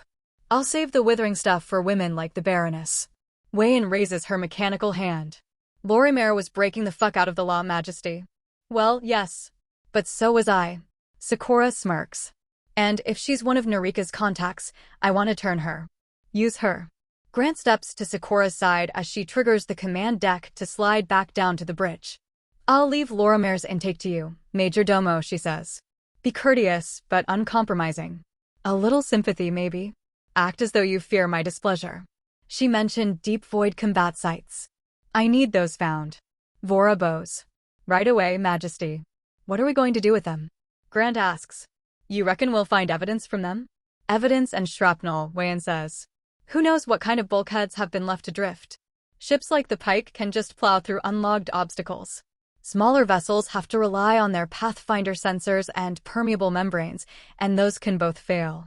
The tributary lanes are lined with repulsor craft to ensure that no space trash punches a hole in your membrane, Sakura says, but there are always unscrupulous citizens attempting to take deep void shortcuts. Not legal, by any stretch, but not something we can just let them explode over, especially since the wreckage they leave turns the entire thing exponential. Yup. Wayan strolls toward the unfolding stairs as the command deck settles back onto the bridge. Some days you threaten noble women and decide the fate of worlds. Some days you clean up garbage. If Vora's handling intake, what are we doing? Grant glances at the departing Majordomo. We are going to ensure Hyax arrives safely, then go back to the cabin. Sakura's tail twines around Grant's calf. It has been a long and difficult day, and I need a tall, beautiful alien to squash me into a little pancake. If you know anyone who'd be up for the job. He follows her to the lift. Maybe I'll remember someone on the way. He makes out in zero gravity for the first time as the lift zips them through the ship. It's a fun, feathery sensation, but the saliva acts oddly when there's nothing to make it drip. When they get too hot and heavy, it becomes a bit like kissing in a spit-flavored jelly. The lift dings and the little mist they've made around them drops onto their skin. That was nasty, Grant says, as he follows the princess to their cabin. Sakura wipes her face. Told you, Dove. But I'm still curious about zero-G sex. Like, we have to at least try it, right? Sakura giggles. Vora's done it. She tells me it's a rather unpleasant disappointment. But I'm game if you are. Sakura. Grant pauses as they reach the cabin door. He needs to ask, he decides. Would you have shot his Kai? If the Baroness had still said no. She was never going to say no. We had her. Sakura's grin fades when she meets Grant's eyes and sees the need in there for an answer. She sighs. But the old Sakura, the Sakura who hadn't met you yet, would have, yes, she says. She believes that a princess must carry out her threats or she loses them as a tool. I would have been dismayed at my failure of judgment, but I would have accepted the outcome and killed her. Yes. What about this Sakura? She presses the seal. When the door opens, she takes both his hands. Her eyes shine like carnelians as she backs into the bedroom, pulling him in with her. This Sakura would have looked into the corner, she says, where my kindness was watching me. So how did it compare, sire? Takani sips his ale.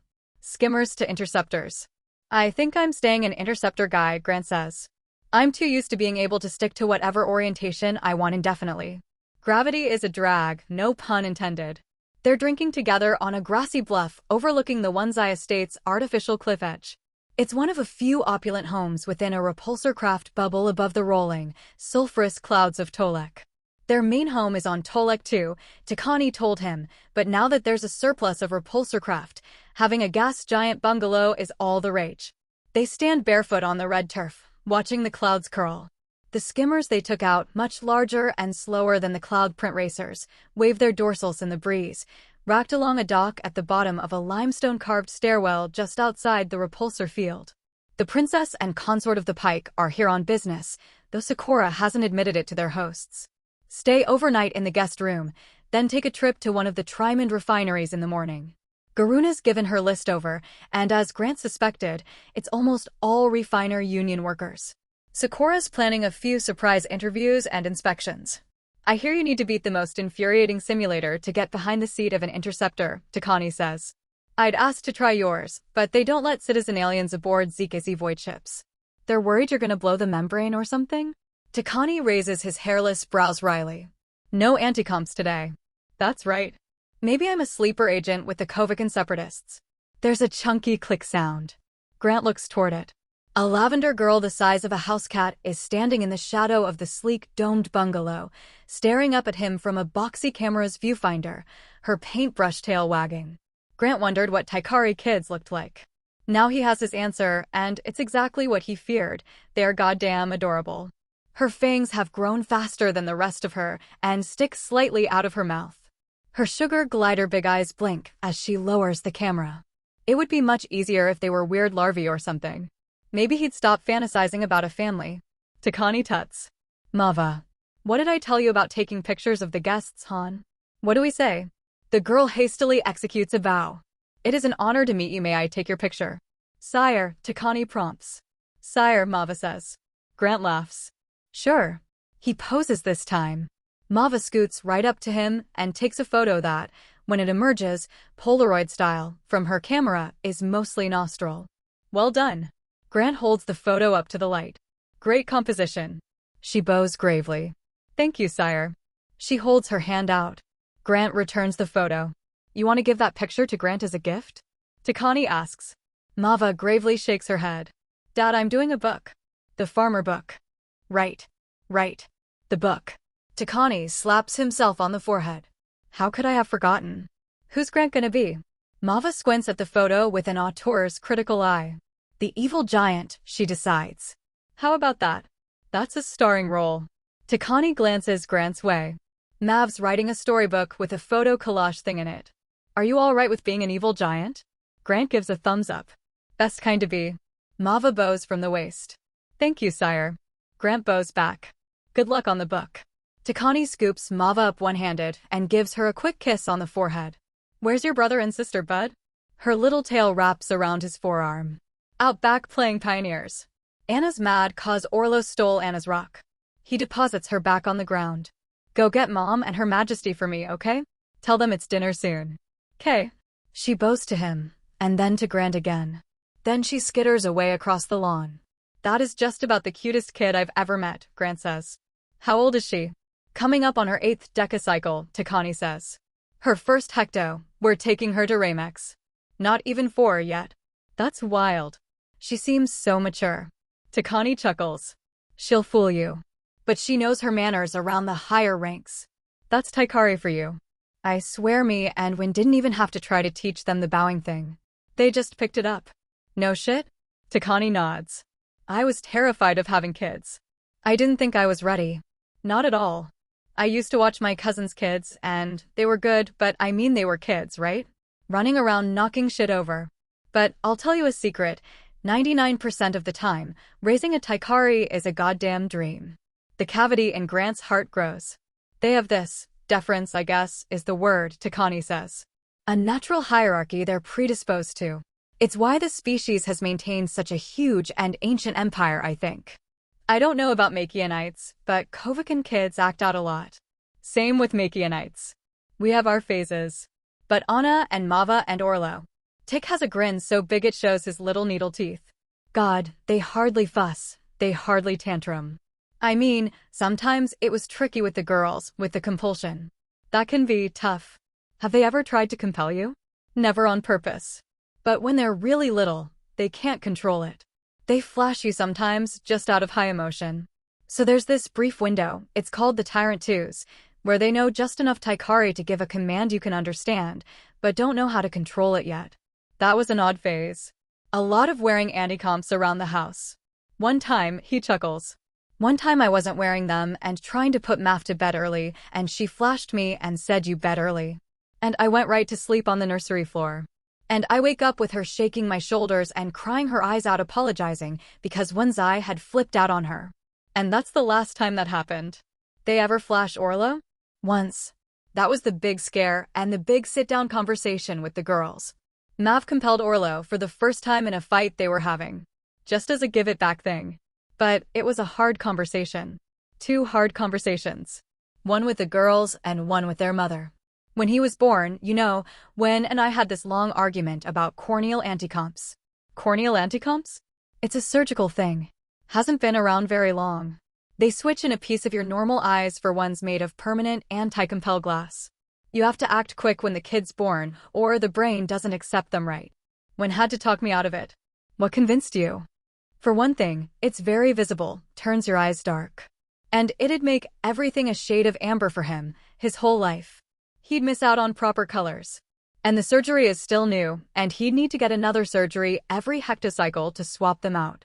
And it's not widely accepted. A lot of controversy, a lot of ostracism. Change is slow. And what if the next empress isn't like Zithra?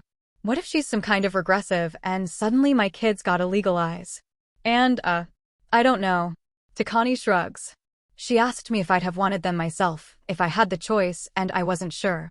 No, you know how I feel about the compulsion. God knows we both saw what it did to poor Thror. But I thought about my son falling in love with someone someday, and maybe it's a Taikari girl, and him not being able to feel the warmth from her. I don't want to be responsible for that. Grant nods, like he has any concept of what Orlo would be losing. And I'm not saying it's worth it. I still don't know if I think that. But I decided it wasn't fair to pick for him. His sister flashing him like that was the only time I ever questioned that decision. A soul-searching moment. Takani leans his elbows on the terrace and looks out again at Tolek's swirling clouds. But the triplets aren't Kovakans. They're Taikari. I grew up so afraid of them. The red-eyed ones. And now I'm raising 3 of them I made. 3 of them, and I'm glad.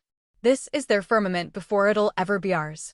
I mean, you know what it's like, I'm sure. Even more than I do. To have a wife who loves you dearly and a life you're so lucky to have, but... His slitted nostrils twitch. But you never forget. You love a Taikari woman, and you never forget how it would be if she didn't love you back. You get what they allow you. It'll be different for Orlo and the girls. Grant nods. But he's having trouble paying full attention to Takani's words. A question is burning in his mind like a brand. I'll never belong, not really. But my kids will. Takani pushes himself up and grins. And like I said, 99% of the time it's an absolute dream. Grant asks it, you said made. You didn't adopt. Takani shakes his head. We considered it, but decided we wanted to re-encode. It wasn't cheap, but it was worth it. Grant watches Takani's daughter scamper to the backyard. You're their birth father? Yes. A sudden self-conscious expression crosses Takani's face as he recalls the strictures Grant and Sakura are under. It's called re-encoding. A few cycles of supplements for both of us, first, and some follow-up visits after, during the pregnancy, and then, yes. He nods sheepishly. It only works one way. We can't have any Kovakans. But they're mine. Mine and Wen's. Grant glances at Takani's lime-green neck. He sees them. A pair of scars, a few inches from his Adam's apple. Wen's eyes mark. They're breed mates. Real ones. They bred. He feels as though he has just sprinted through a brick wall. He isn't sure whether he wants to sing a joyful hosanna or tear his own hair out. It's not just a dream. It's real. He can be a father. Sakura can be a mother. They can have a family. They can. They could. If Sakura wasn't a void princess. My sister Makari can keep the kids occupied, Takani says. We can have dinner without them. The Kovakin is studying him, he realizes. Seeing the hurt. He forces his face back to breezy casualness. No, that's all right. Are you sure, sire? Sure, I'm sure. I think perhaps you should ask your wife. Takani hesitates. Between you and me, with the weird Taikari baggage around the word out of the way, I'm sorry, sire. Grant puts his hand on Takani's shoulder. It's all right, Tick. Really. Doesn't hurt to ask, but I'm sure Sakura will say the same thing. Okay. And knock it off with the sire thing, okay? Grant turns the hand into a fist and delivers a light punch. I need more friends who don't call me that, and everyone aboard the pike has to. It's regulations, apparently. Takani smiles. Grant hide then. Grant hears his wife's voice, bouncing off the shimmering membrane. Well, of course she'd say that. The amount of scrap those old reclaimers leave behind. They're still operating on principles from last hexacycle. I figured as much. That's Wenzai. Count on Marquis Manak to be stodgy about alloys. Weird old broad. Sakura's laugh is unburdened. You're a hazard, Countess. The two Taikari women round the corner of the bungalow, glistening from the pool on its other side. They have fluffy orange towels wrapped around their waists. Sakura sees Grant stare and gives him a playful little sachet of those wide hips. Those childbearing hips. Shut the fuck up, brain. What, Wenzai says. Do you not think so? She's carrying a dozing toddler who's using her ample chest as a pillow. Another girl. That's your key supplier. And I wouldn't want another. Her rates are fabulous. Because of how weird and old she is. Wenzai sees the husbands and waves. Her towel rides up as her tail wags. Hello, Prince Consort. Hee Tiki. This latter name she says with bubbly valley girl flirtation. Would you like to hold her, Majesty? I want to flash my cleavage at the Count. Sakura plucks the little kid from one's eye. Grant sees, now that he's looking, the tattoos on the Countess. Two little stars, in the same position as the scars her fangs made on her husband. Sakura strolls over to Grant and gives him a kiss on the cheek. Her skin is chilly and damp from the pool. The girl on her hip must be Anna. Her ears are so floppy. He must not be able to hide how stricken he is, because her touch tightens on his back and she whispers, "Are you all right, Dove?" Grant thinks, I could be your breed mate for real. It's possible. It's not just a dream. I could breed you. I could knock you up. I could get you pregnant. I could fuck a Taikari baby into you. I could make you a mom. I could have a family with you. I could raise our tiny blue kids with you. Grant says, yep. Wenzai hops lightly into Takani's arms.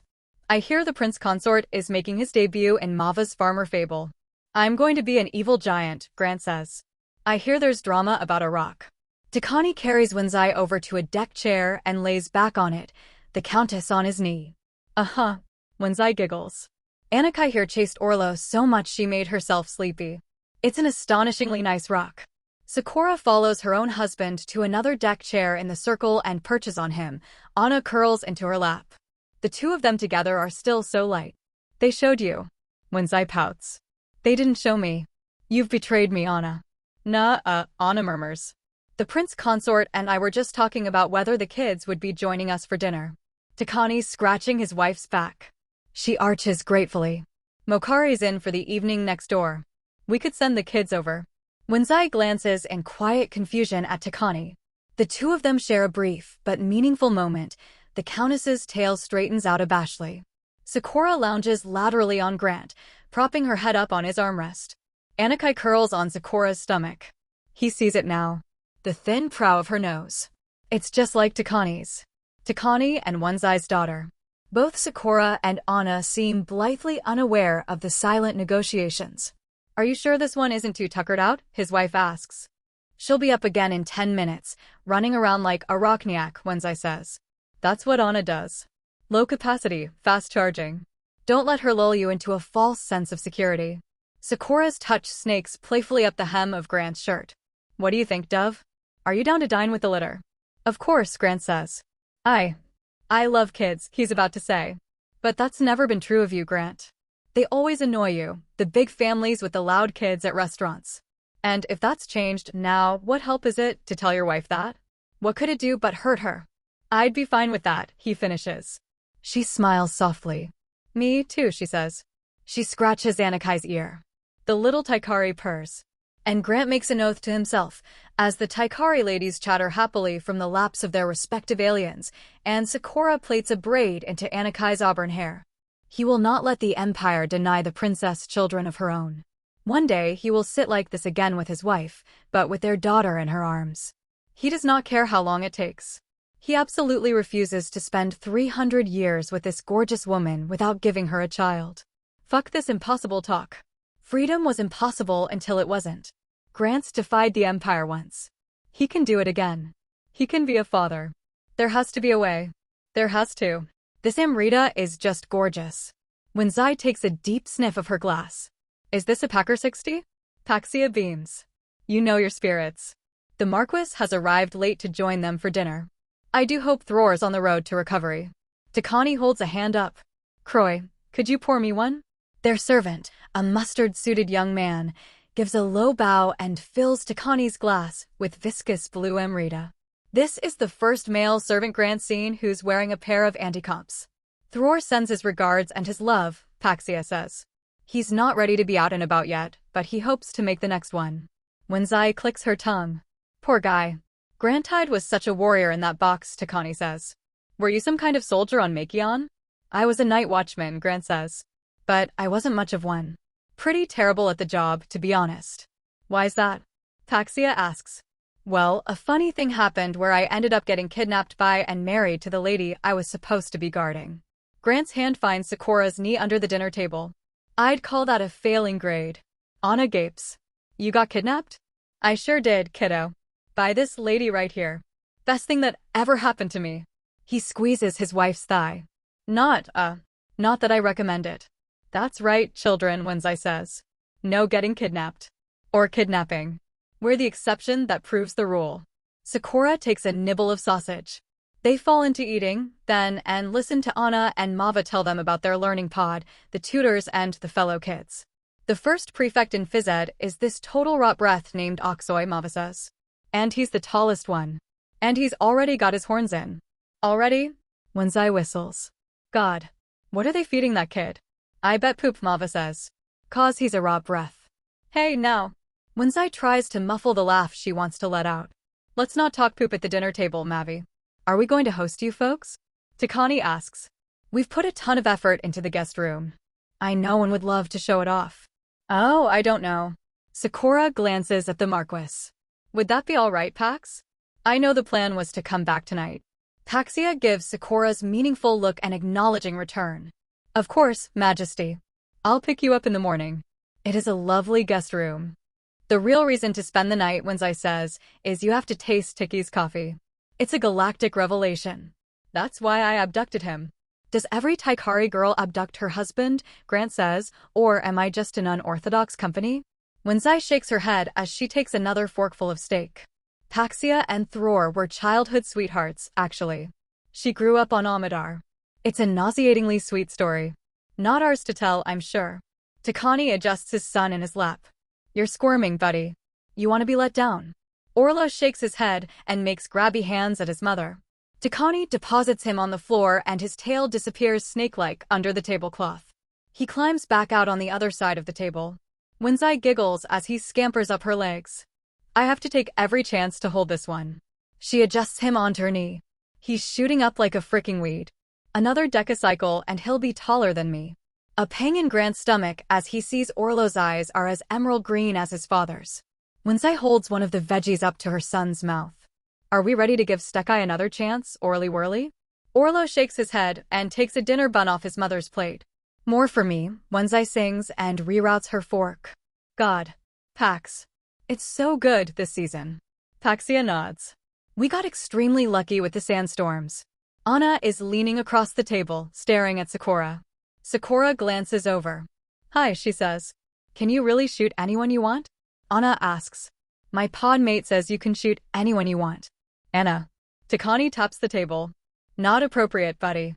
Sakura laughs. It's all right, Count. She scrunches down to Anna's level. I wish I could sometimes. I really do. She rolls her eyes. But every time I shoot anyone, I need to spend so much time explaining myself and filling out all this paperwork. Or I get in trouble. You get in trouble? Uh-huh. With the Empress. And that's someone you don't want to get in trouble with. Grown-ups can get in trouble too? Orlo glances up at Wenzai with concern. Mom, did you know that?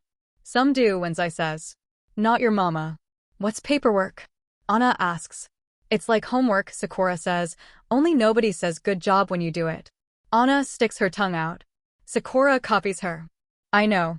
That's why we have to use our words. Is it true you can compel someone so hard their head blows up? She also says that. Sakura shakes her head. This friend of yours thinks I am far cooler than I really am. Wenzai sits cross-legged on an amorphously cushioned chair that hangs like a birdcage from the awning above them. So we've had a lovely day, she says, as the cool breeze rustles the balcony's beaded curtains. We've done some flying. Your husband nearly passed out doing barrel rolls. It's the gravity, Grant says. Whatever you say, sire. Wenzai stands up and lights her cigarette off Takani's glowing cherry. She takes a drag and blows chumpic-scented smoke into Tolek's umber evening. Where was I? The kids are in bed, the eating's been eaten, we're all a little buzzed. Except the prince consort, but I don't know if we have enough liquor in the house for a guy his size. What I'm wondering is whether it's socially acceptable to bribe you at this point. You're truly a mistress of subtlety, Countess, Paxia says.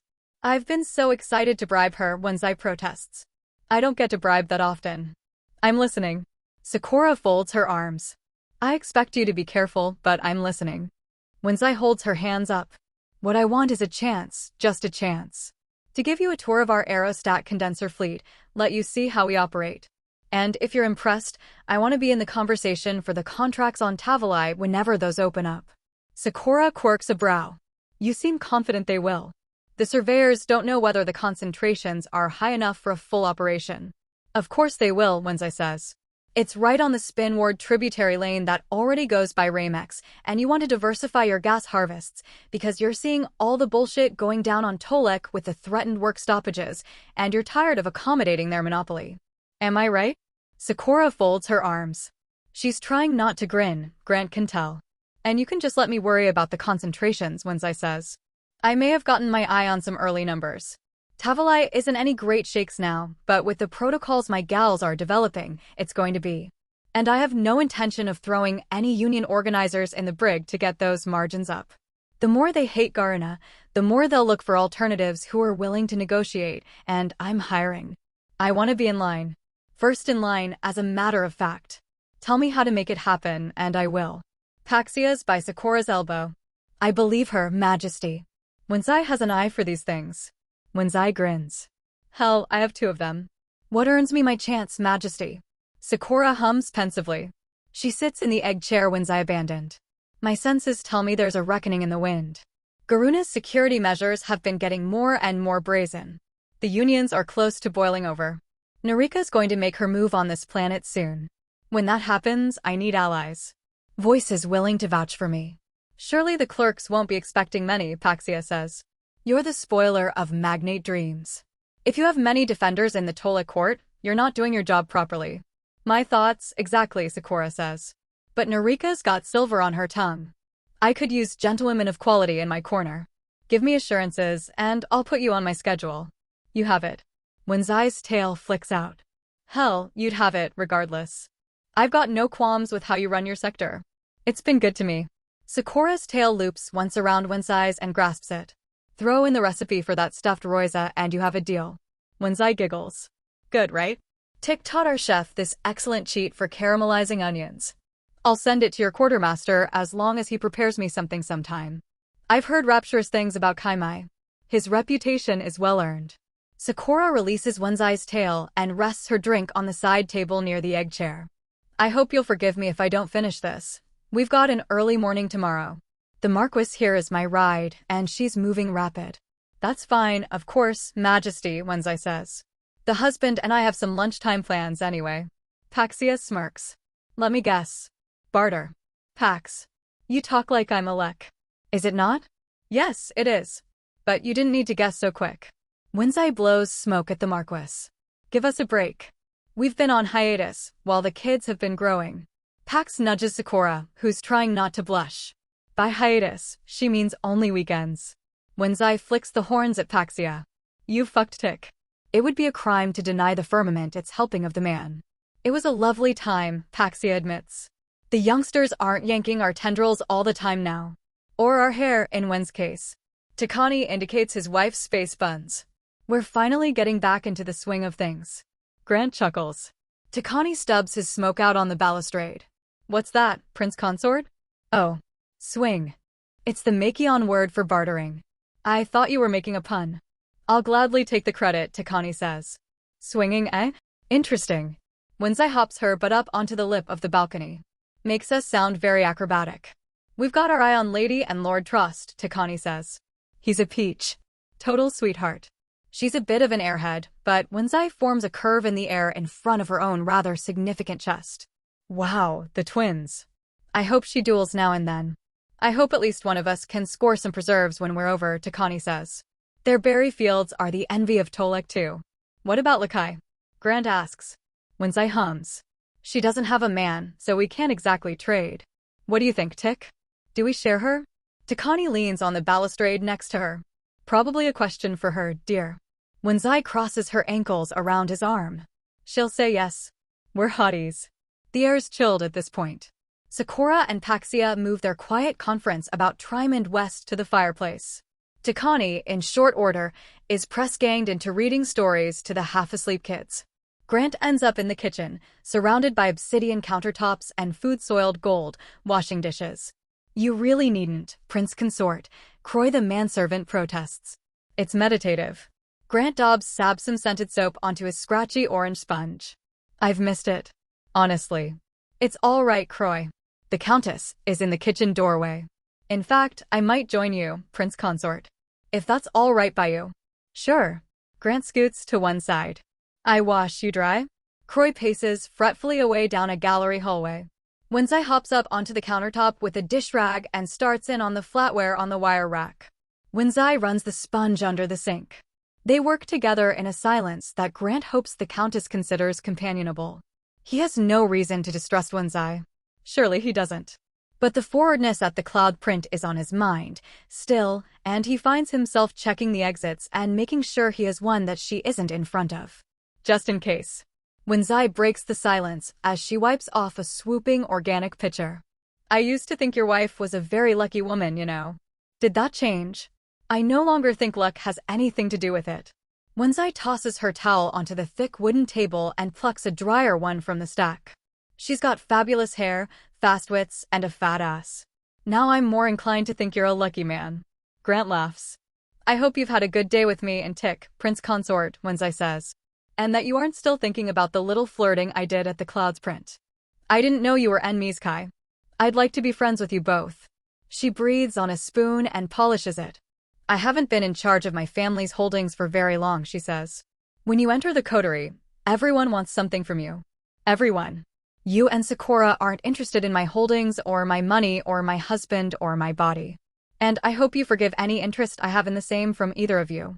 You've seemed uncomfortable at points. I want to make amends if I can. No, it's not that.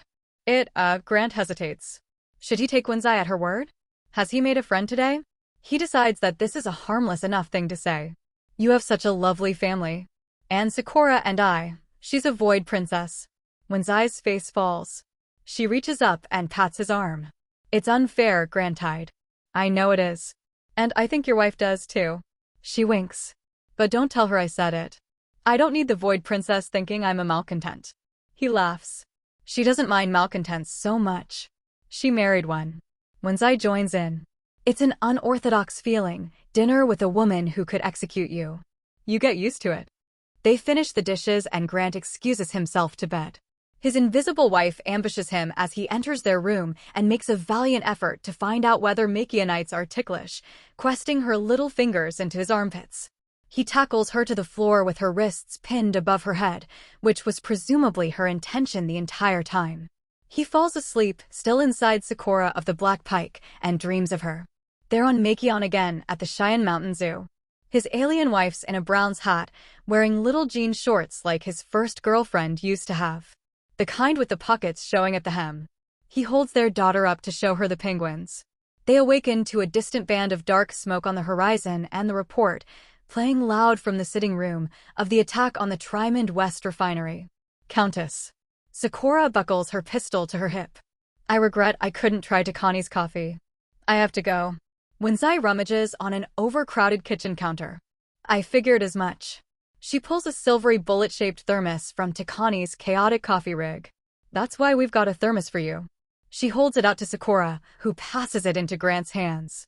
Thank you, Countess, she says. The fortification is appreciated. Wenzai bows to Sakura. That's one of my favorite thermoses. So try not to get shot down. 1. Takani warns. Be nice. Wenzai crooks a brow at her husband. That was nice. Sakura manages a smile. I look forward to our future partnership, Countess. She takes Grant's hand in hers. Last night was lovely. Hopefully we'll gather again soon. Paxia clomps into the kitchen in a vac suit. We're warmed up, Majesty. I have a suit for you and something a bit jury-rigged for the prince consort. You needn't accompany me into this, Marquis, Sakura says. We can charter a military shuttle. Don't be ridiculous, Majesty. Who would I be if I abandoned you now? Besides. Paxia puts a hand on her chest. They're my people too. All right. Sakura forces herself to breathe and wraps Paxia in an embrace. Thank you, Pax. Bows for the Count and Countess, a quick hug for Mava, who woke up in the commotion, and her hand in Grant's. The princess and prince consort of the Black Pike follow Marquis Paxia to the shuttle that was supposed to take them home. It cuts through the sky, toward the dark patch spreading like spilled blood across it. The report loops as the shuttle beelines for the ruin. A wing of 5 fightercraft, outfitted for air-to-ground combat. A half-dozen strafing runs against the refinery. Casualty count unknown. Perpetrators unknown. But the grainy footage shows the mustard yellow color of their fuselages emerging through the smoke. Paxia lowers the volume to a backdrop hum of calamity. Sakura sloshes the thermos into Grant's hand. You drink this, Dove. I'm not in a place to appreciate it right now. He uncorks the slivery stopper and takes a bracing sniff. Sakura gazes out the window. Hopefully it's as good as Wenzai says it is. He takes a sip and lets the berry notes bloom on his tongue. It's fantastic. She gives a weak smile and squeezes his leg. That's something, at least. Paxia's shuttle cuts above the torpid crimson clouds. Its nose shines in the ruddy light of Tolek's red dwarf sun. Frost glistens at the edges of the fuselage. The viewport goes matte, and the cabin shakes as they descend the cloud layer. An ocean of exogas swirls like a sea beneath the refinery ring's mile-wide scaffold, which stretches into the fog on either side of the ruin. Dirty black fog rises from the Trimond West refinery. The shuttle coasts low beneath its canopy and Grant gets a look at the attack's aftermath. The south wing of the 3-story complex is cracked open like a china model dropped to the distant ground. Its guts splay across the exo-ring. Grant sees wreckage blown far. Bodies and pieces of bodies. He looks away from the window. Sakura's touch tightens on his arm. Her gaze is unflinching. The shuttle twists downward toward the glowing yellow ring of an open landing pad. They nest at the edge of a thicket of emergency vehicles and carriers. The shuttle's ramp rattles to the steel catwalk and Sakura's storming out before the resonant ring of metal on metal has faded. Grant stays close on her heels to avoid being separated by the swarm of Taikari who gather around her. His helmet and rebreather are tight around his head, the rest of the suit barely fit him, and they've had to supplement its insufficient length with billowing thermal tarps wound and bound around his arms and legs. They're thickly bundled, but his breath still sharpened against the cold when they first left the shuttle. It's Arctic out here. Someone give me casualty numbers. Sakura snaps her fingers at the cloud of hangers-on she's obtained. 51 deaths. A vac-suited emergency worker passes her a tablet. And rising. Twice that number wounded. The evacuation was botched. Most of the deaths were on the factory floor. They were crushed to death at their workstations. Grant's heart is in his ears. Why didn't they leave? The worker glances at him and shrugs before turning back to his wife. We have around 24 who were blown off the platform. Rescue efforts are ongoing.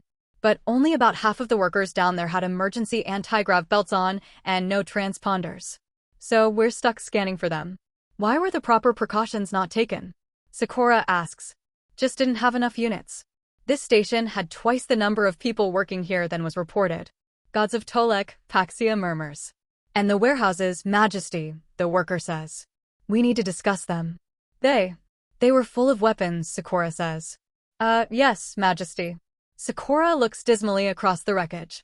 This was a universal dereliction of imperial duty. The owners, the staff, the attackers. Myself. They shot one down, Majesty. An armored man, his anti-comps smeared with ash, elbows to the fore of the crowd. They got one. It was rigged to self-destruct and melt the interior and the pilot down, but the system must have been damaged in the crash because it didn't go off. Sakura's attention whip-cracks to the speaker. So we have a body. He bows at the waist. We do, Majesty. What's your name, citizen? He salutes. Officer Aro, Majesty. Aro. Sakura returns it, fist to chest. Take me there. They pass 2 rows of yellow rubberized bags. 2 suited workers carry another between them and begin a 3rd row at one corner. The bags come in 2 sizes, Grant notices, for the Taikari dimorphism. The lumpen shapes concealed within leave little doubt as to the contents. On the opposite corner of the refinery, a yellow-plated fighter has carved a fire-scarred groove in the exo-ring deck. Its terminal dive took it haphazardly to the edge of the ring, where it hangs partway into the exo-gas sea. Aro jogs to a medtech near the wreck, who's crouched over a charred corpse in thick carapace armor that's splayed on a tarp, stomach down, a few feet from the wreckage. Inik.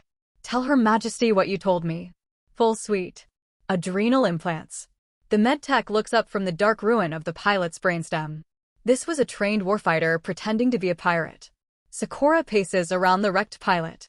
Get me manufacture on this armor and his firearm. Get me an identity on this man and get it today, you understand? Within the hour. Of course, Majesty. I need those warehouses locked down and any weapons that weren't destroyed in the attack confiscated. They're all evidence. Sakura turns to the hive of subjects who have followed her to the edge of the ring. And someone get me the governess on the line, now, before I have her dragged before a firing squad. They pile back into Paxia's shuttle to make the arranged call to the governess.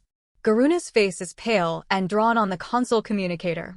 Unthinkable, Majesty. Unthinkable and terrible. None of us expected. Then you're all fools. Sakura's words are like razors.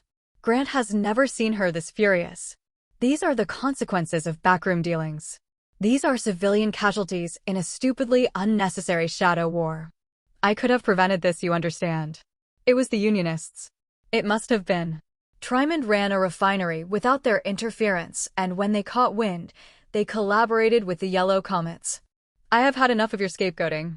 Sakura practically roars it. I don't give a damn about your petty squabbles with the Union. I am scant meters away from 50 mangled corpses who would be breathing right now if I'd been given the information and deference I was due, rather than these jumbled puzzle pieces and constant deflections. I remember when we were a Glory Banner world. Garuna's teeth are bared. There were no labor crises in Glory Banner. There were no labor crises because there was half the labor. Narika had other worlds. More productive worlds. It was under me you were given the funds and support to turn this planet fruitful and productive. And after all the work I have done, now Narika looks to sweep it back into her domain? No, cousin. I will not allow that to happen. It's not up to you. Garuna's putting as much ice into her voice as her amateur command can supply. This world was hers before. She has every right to claim it from you again. Grant's only half paying attention. A realization is setting into him that nearly pushes him out of the shuttle to be sick on the deck. They were compelled. He only realizes he said it out loud when the cabin and its attendant caller all fall silent to look at him. They were compelled, he repeats. Your people compelled those men to stay at their stations. That's why the evacuation didn't work. They were fucking compelled. Those compulsion clauses in the contracts that you and Lorimer talked about at the gallery. You did them, didn't you? My people. Garuna stutters. Prince Consort. Whatever Trimond did. You and Trimond have been working together the whole goddamn time. Grant leans forward. The heartbeat he's been hearing this whole time has become a thunderous war drum. This blood is on you. The factory was collapsing around them and all they could do was stand at their workstations and watch. You smug fucking ghoul. You killed those men. Be silent, husband of the void. Garuna's eyes flare as she uselessly compels the camera on reflex. I will not be lectured by a non-citizen. If you talk to the Prince Consort like that again, Sakura says, I am going to hang this call up and have you arrested. Majesty, he's barely been in the coterie for a cycle. He can't hope to understand. I've been to Makion, governess. They have their own cruel idiots. He understands you well enough, I should think. That dead yellow comet wasn't a unionist. Paxia is staring at a tablet. She passes it to Sakura. Look. Sakura scrolls through the readout. Grant looks over her shoulder. A photo of the pilot, alive, unsmiling, and looking straight ahead. His name beneath it, LT Rokai Neem of the Glory Banner. The Comet Pilot. Sakura raises the tablet to Garuna's blanching face on the screen. He was a Marine. He was Narika's Marine.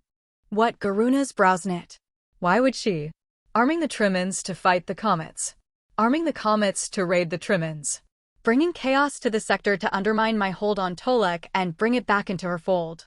Sakura's ears are flattening against her head as her voice raises. Lady Frel. You are listening. I know you are. Show yourself. Damn her seat, your daughter is in danger of losing her head. Lady Frel steps into the frame behind Garuna, her face closed off and tight. This is needless aggression, Majesty.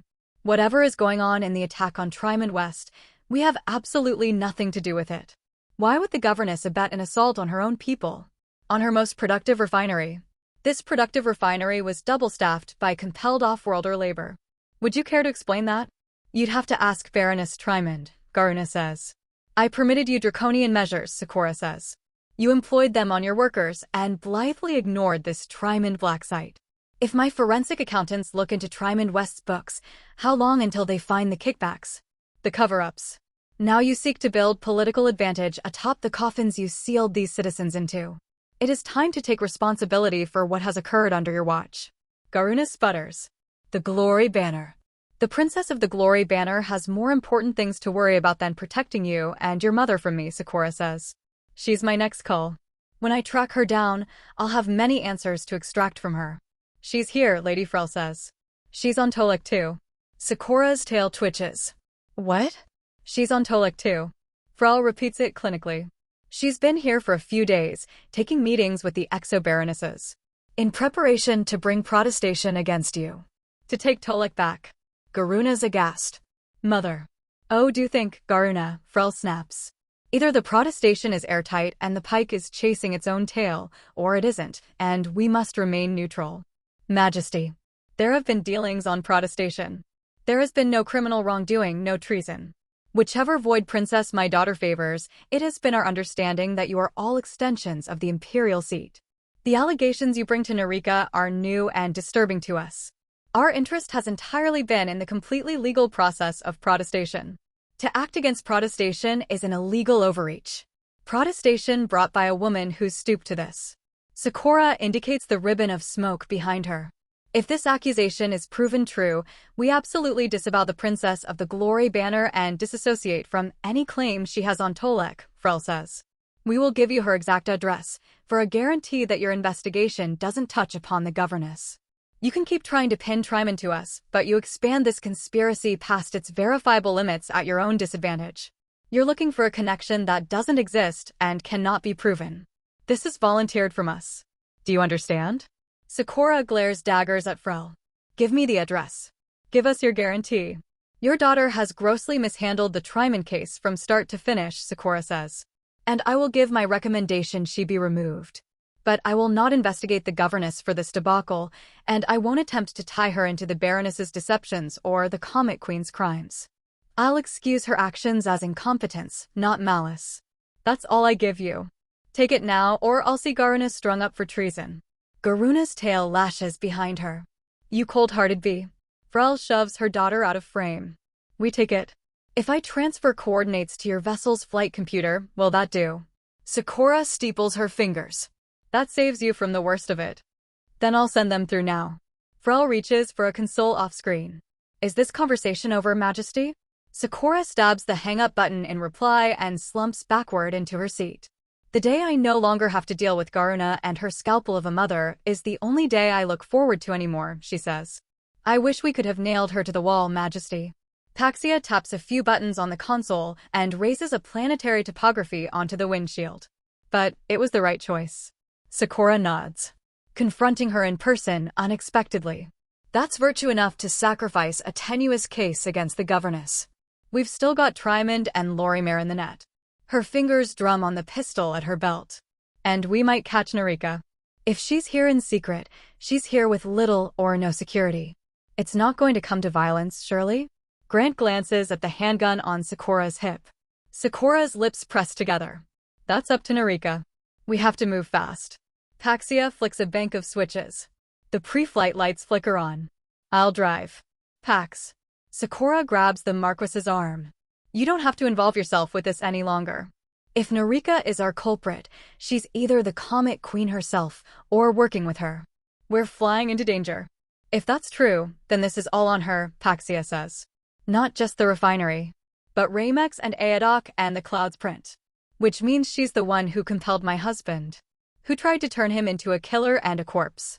Please, Majesty, let me come with you. I want her to understand the mistake she made when she did that. Sakura pinches the bridge of her nose on her exhale. All right, Marquis. It doesn't seem right, Grant murmurs, as the shuttle's engines hum to life, letting the governess off the hook. She was working with Trimond at a minimum. I know, but Frel wasn't wrong. Sakura leans into his ear. The only solid evidence we have is yours, Grantide. The Lorimer connection that Frel let slip while she was compelling you. And if we use it, the jig is up. There are other ways to hold the governess accountable. When all this is through, Tolek won't be hers any longer. I'll make sure of it. Almost there, right? His hand lands on hers. Almost through. Uh-huh. Her exhale shivers the steely dominance from her body. He feels that ramrod spine decompress. His hand slips under her butt and scoots her closer. Her eyes flutter shut. She clings to him and lets him comfort her for just a moment. Just a few heartbeats of being Batty, of hiding in the shelter of her husband's touch. Then she snaps back to frowning imperial focus. Where are we flying, Marquis? Where's the NAV pointing us? A short sweep to Tolek 2's southern hemisphere, Paxia calls. 45 minutes if I floor it. Sakura climbs into the co-pilot seat and buckles herself in. Then floor it.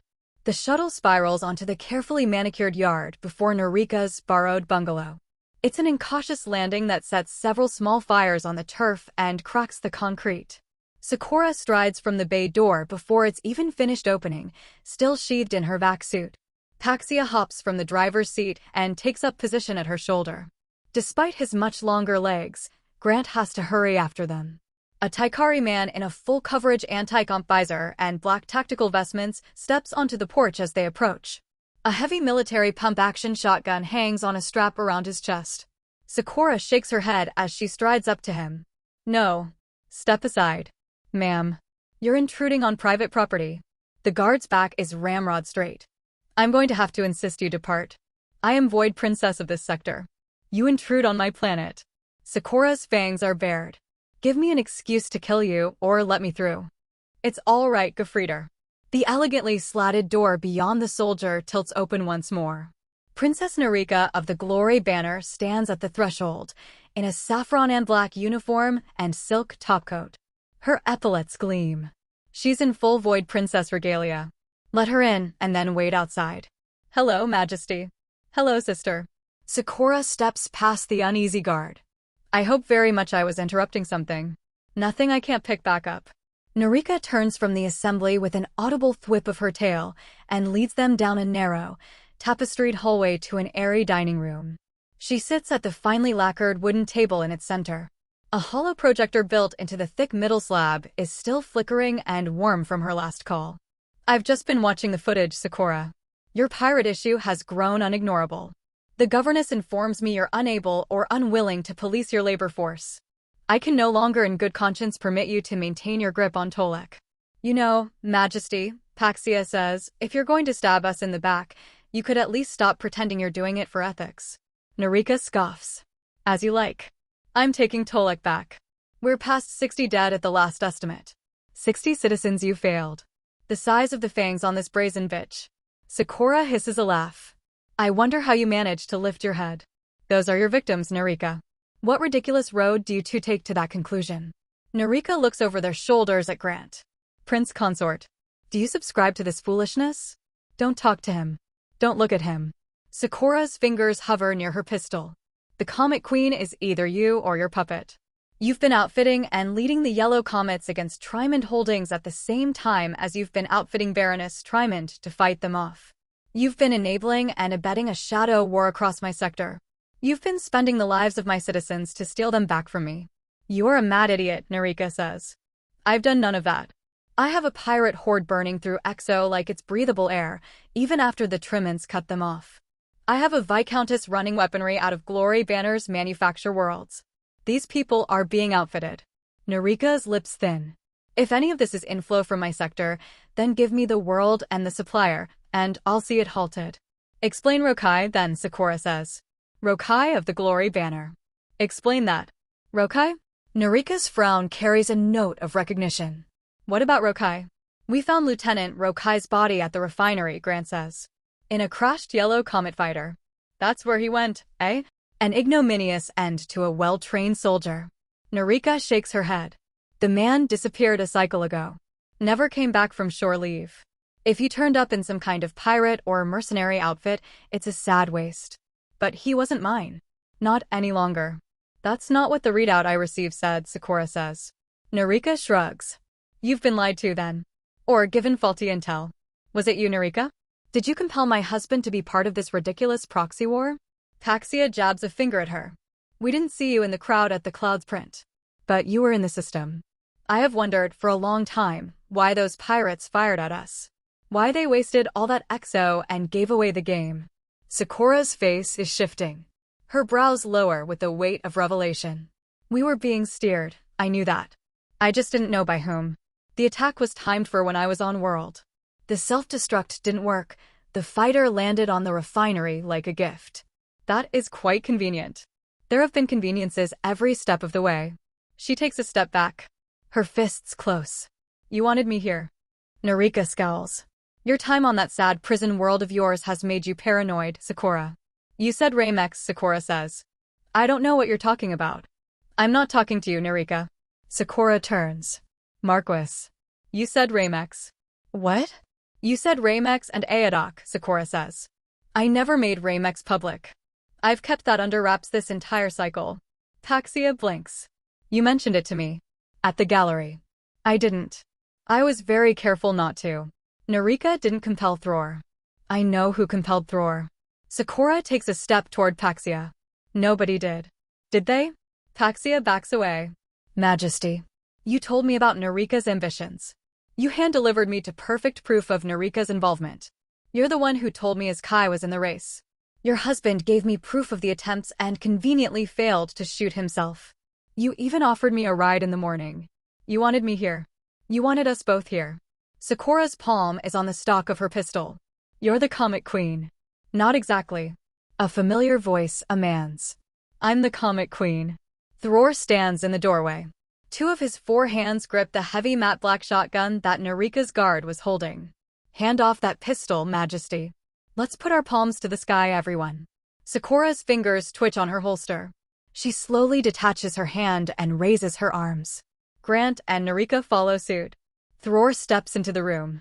His shotgun stays pointed at Sakura's chest as Paxia unbuckles the princess's pistol, a grin spreading across her face as she goes.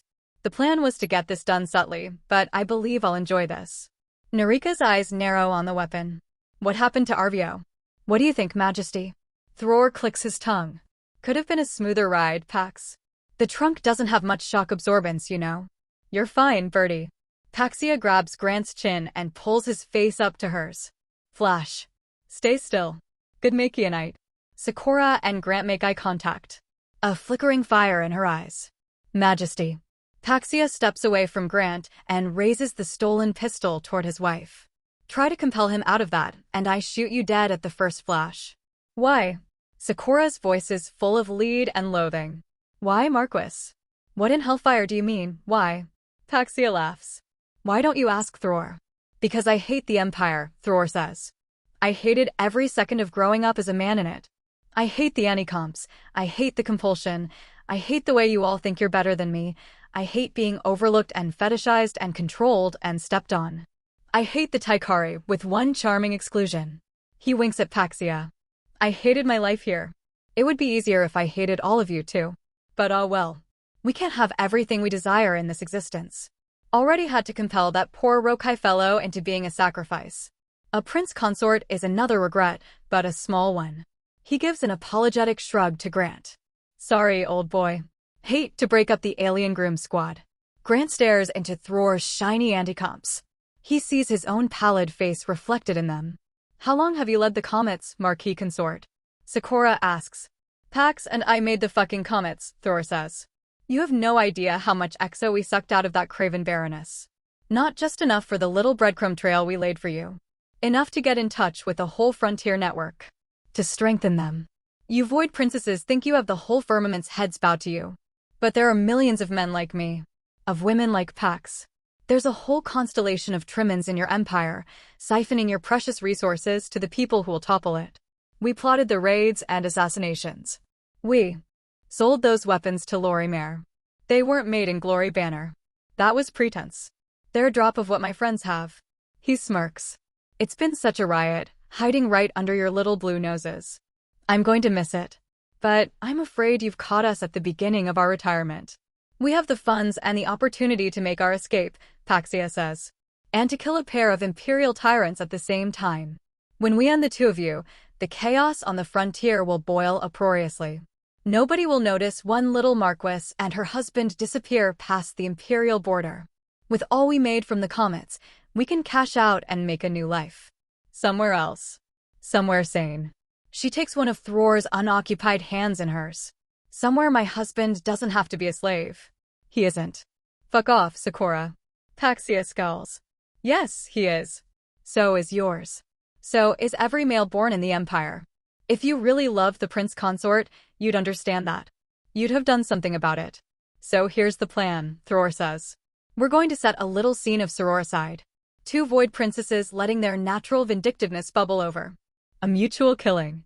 If you cooperate, Majesty, Paxia will flash Grantide's mind and spare him. No need for the consort to die. Sakura sneers. You think I'm stupid? You can take your alibi and shove it up your scaly ass. My servant is faithful to me. You're not going to let him live. Thror exhales. No, probably not. He raises the shotgun to Sakura's face. But you don't have to worry about that, where you're going. At least compel his eyes shut, Sakura says. At least don't make him watch his mistress die. Grant realizes the game Sakura is trying to play. His muscles tense. I can live with it, he says. Sakura stares at him. What? They're right, he says. He shrugs at the look of consternation Paxia gives him. I was never free. Might as well have the pleasure of watching you go before I do. His wife's lip quivers. Grant, you think I'd ever want you? After what you did to me. Even when I was in bed with you, Sakura, I felt lonesome. Sakura's feet subtly shift into readiness. Now here's an idea. And an alibi. Thror nods to himself. We're not just going to make him watch, Majesty. He glances at his wife. New plan, Pax. The prince consort did it. We'll put a pair of anti-comps on him once he's gone. It's a shame, Paxia says. You seemed a good man, Grantide. But the Empire will only ever use good men. And you were ill-used. Hopefully, this is some recompense. If you have to go, at least you'll go with revenge. Her eyes flash. She holds the pistol up, stock first. Kill the princesses, and then yourself. Goodbye, Grantide. It's been... What was that word you taught me? Thror's feathery finger drums on the trigger guard. Killer. Grant reaches slowly down and takes the gun from Paxia. He looks past her at Thror, whose gun is still trained on Narika and Sakura. He looks at Paxia, looks at her cruel grin. He looks at Narika, who stares gravely back. He looks at Sakura. Sakura tore Drake's throat out without hesitating, then kissed him with her mouth full of his blood. Sakura killed to keep him safe. Now, Paxia says. Her red eyes flash again. Grant shoots Thror in the head. The Marquis consort's mind ventilates out the side of his skull in a chunky mist of red and pink. Paxia shrieks like a banshee and leaps for Grant's outstretched gun. Grant swings it around too slow. Her tail lashes around his arm and pinions it straight, bashing his elbow again and again into the floor and sending gray numbness into his gripping fingers. He thrashes his head to avoid her bared fangs. They slide around his Adam's apple and tighten. She is about to rip his throat out.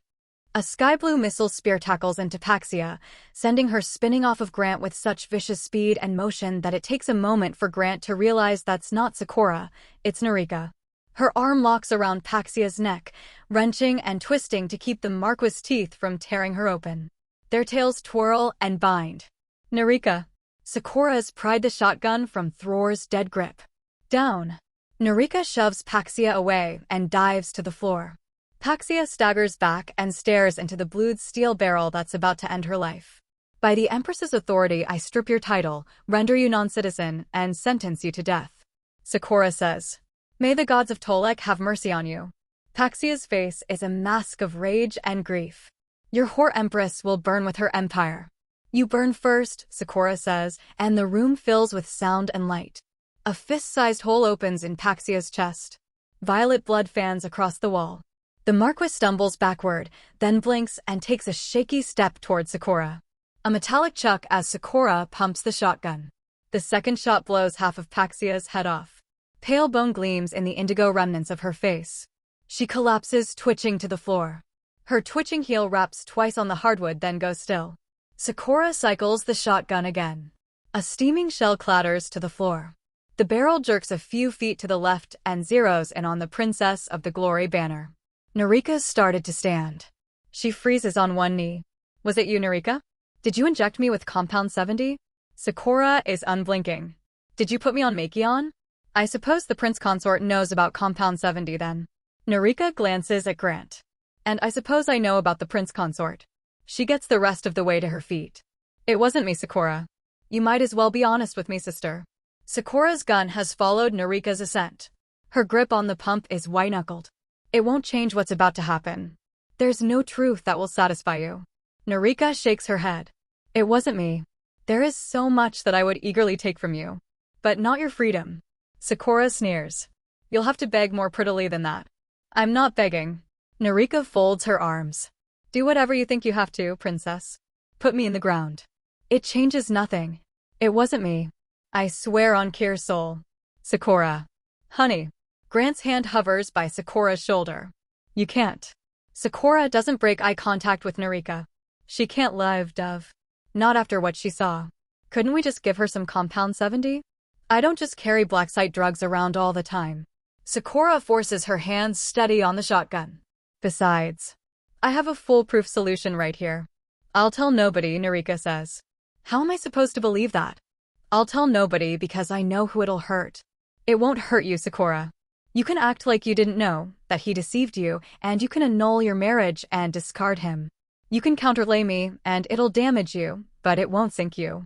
The one I'd truly be hurting is Prince Consort Grantide and his people. He's done nothing to be my enemy, and I know what they'd do to Makion if they knew.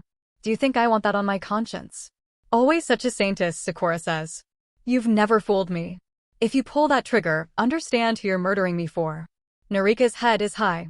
Yourself alone. Preaching to the bitch pointing the gun at your face.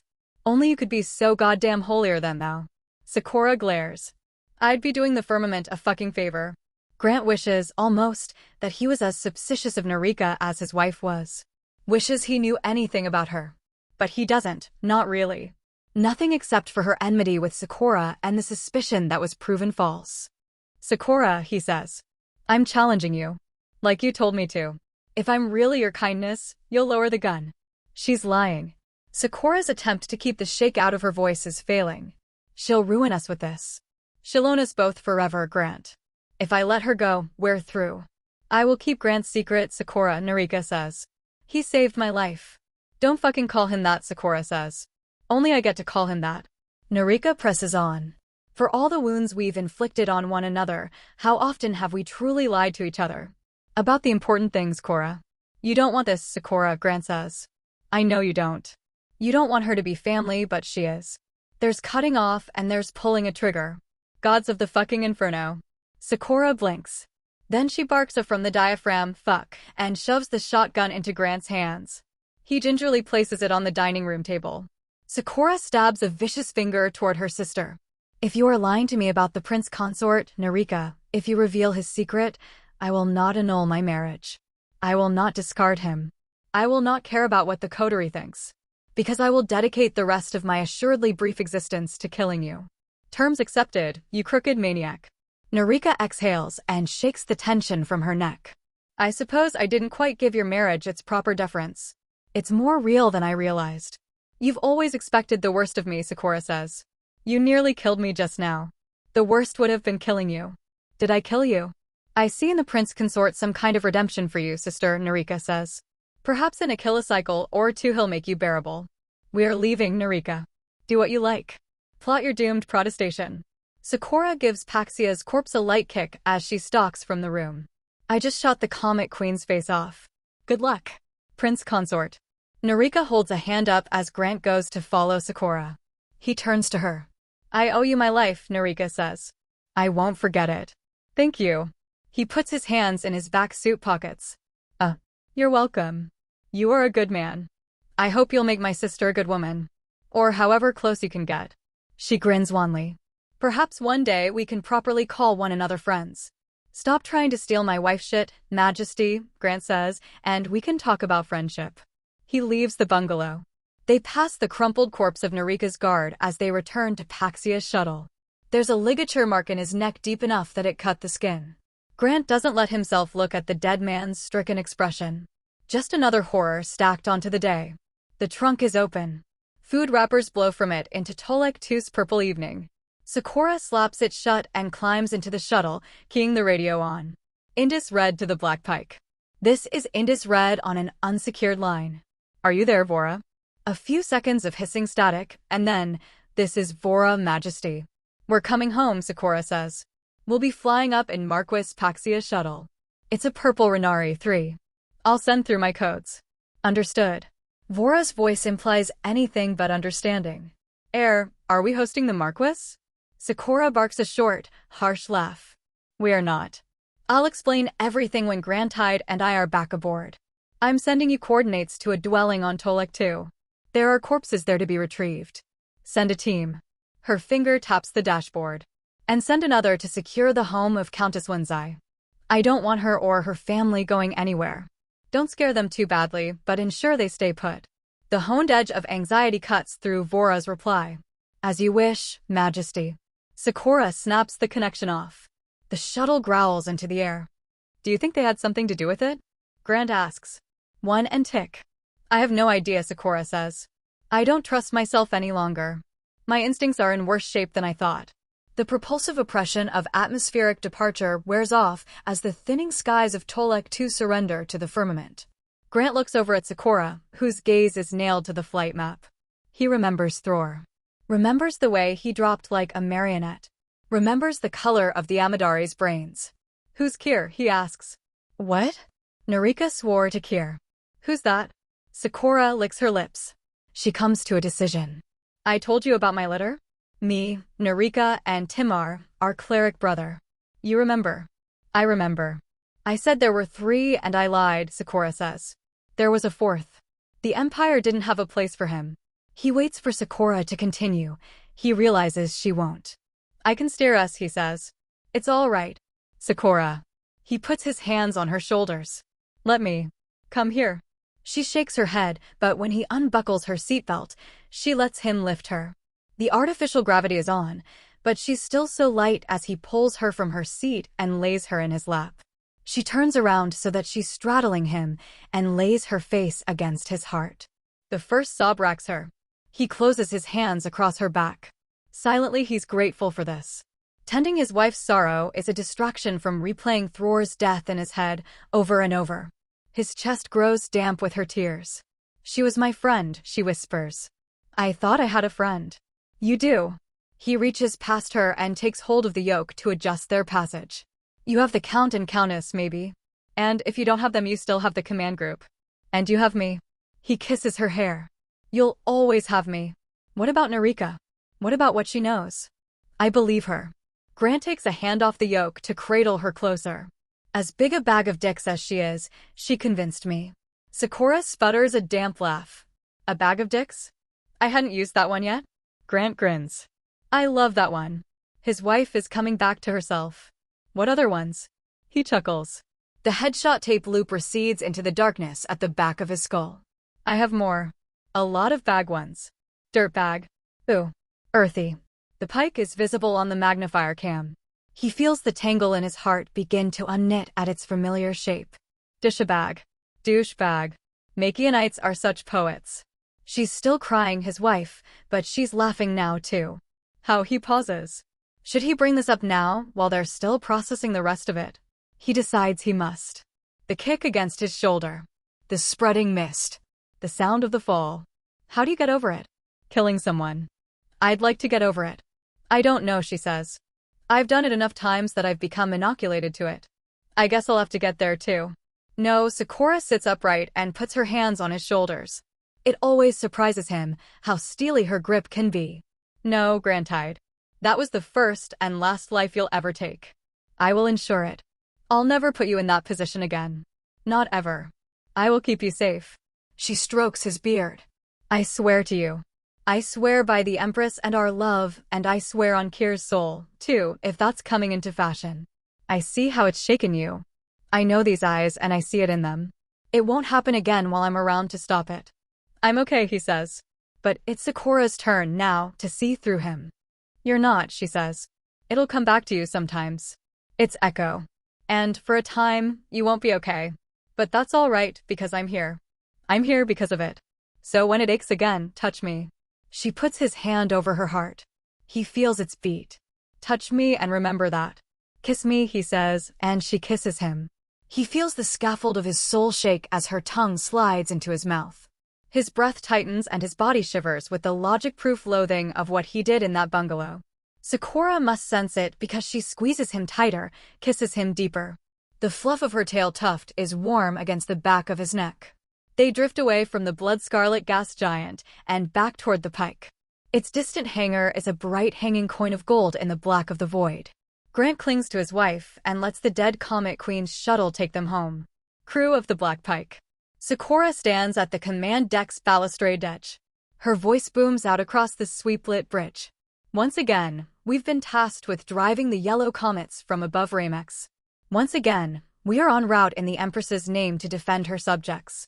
But our remit has changed. As have our methods. A nearly palpable shift in the air as a hunter's anticipation ripples through the assembled Taikari officers. Grant feels it rising in him, too, loath as he is to admit it. No hailing, Sakura says. Her topcoat's ebony fasteners glisten in the red and blue combat lighting. Her hair drifts about her, their preemptively 0G. No warning, no chances to flee.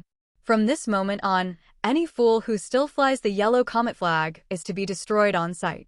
If we need to task salvage crews to pick the shrapnel from orbit, so be it. The Empire is finished with the comets. We have been entrusted to finish them. Glory to the Pike. Glory to the Pike. The cry returns to her as one. Her chin is high. Glory to the Empress. Glory to the Empress. Signatures in focus, Majesty. The reedy voice of the navigatrix. 3 corvettes. Combat trajectory, Sakura says. The lead ship. Her eyes burn beneath the brim of her tricorn. Ram it. The Pike screams from the turret's rent in reality and plows into the frontmost corvette, like a spear striking a sparrow. A great pale flash fills the monitor. When it abates, the first corvette has been obliterated. Nothing remains but a cloud of whizzing shrapnel and combusting gas. Sakura sweeps her arm toward the 2 remaining corvettes, which are already flaring orange on Wayan's infrared screen. Fire at will. Grant beholds the full power of the ZKZ Black Pike. A storm of flame and magnetized steel. The vessel rumbles below his magnetized boots. The corvette's membranes fizz and burst into scintillating shards. The metal beneath boils away into slag and smoke. Bare seconds. Dozens of pirates are reduced to charred meat. Brigadier Hyax's stentorian voice rings out. All targets eliminated. The bridge erupts in cheers and applause. Sweep out of that one, bitches, an ensign yells, to a chorus of laughter. Sakura isn't watching the spreading cloud of shrapnel and vapor. She's watching Grant. Her expression isn't celebratory, it's anxious. He remembers the line of bodies. The workers entombed in their shattered factory. He gets to his feet and joins in the applause. Let's fucking go, he cries. Sakura smiles, big as the horizon. Thank you for agreeing to meet with me. The spindly clerk adjusts his anti-comps as he places his folio of papers on the command deck table. And thank you, Majesty, for furnishing the Pike as our meeting place. Sakura nods. It is an honor, Clerk Ralix. A great honor, Governess Garuna adds. Sakura's annoyed huff is quiet enough that only Grant, standing at her shoulder, can hear it. This is the 3rd time Sakura's met with the clerk handling Garuna's protestation against her since it began last cycle. With Grant's grinning help, she spun up a long, stuffy thread about operations over Ramex to force them to come to her this time. Their confidence was high when the protestation came from Garuna and not Narika that this would be a quick and easy dismissal. But with every plotting meeting, Sakura's nerves have grown and Garuna's confidence has asserted itself further. With no links to Triman's wrongdoing, Sakura's been denied her clearest defense.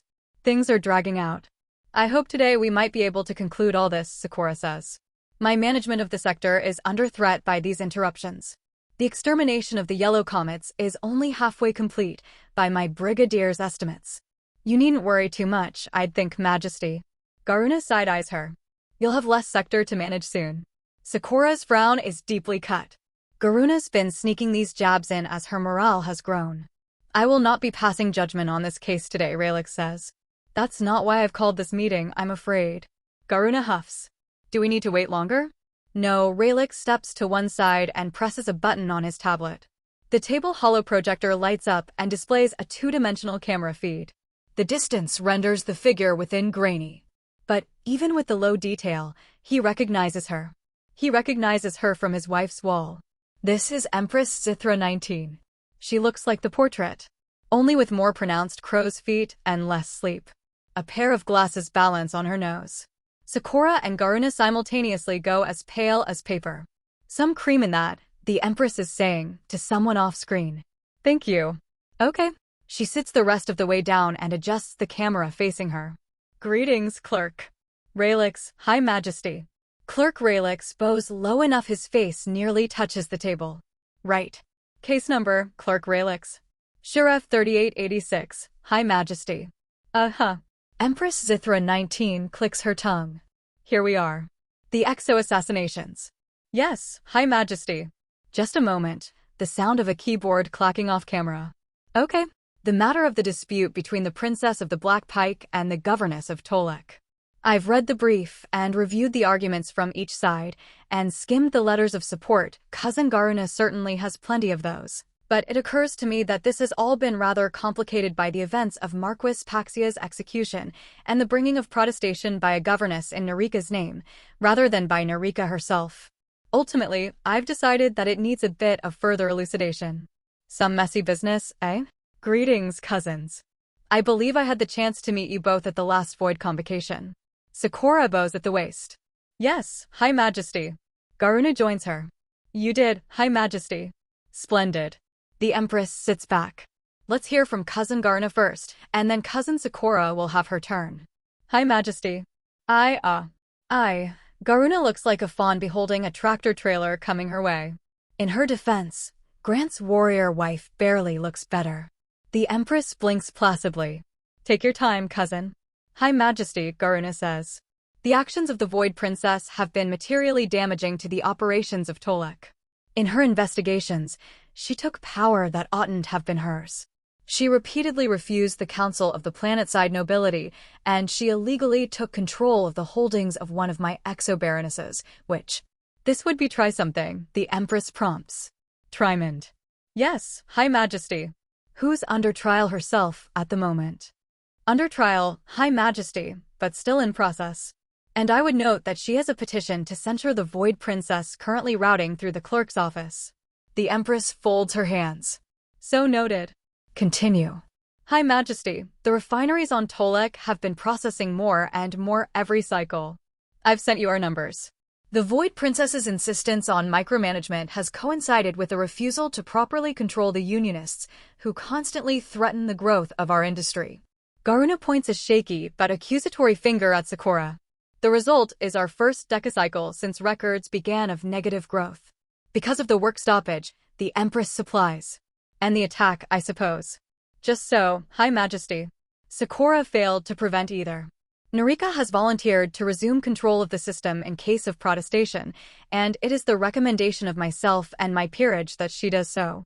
The Empress leans on her armrest. All right, Cousin Sakura. High Majesty. Sakura's bow rises back up with her little shoulders square and her expression of command back on. Garuna doesn't know what she's talking about and is grossly unfit to run her world. Garuna's eyes bug.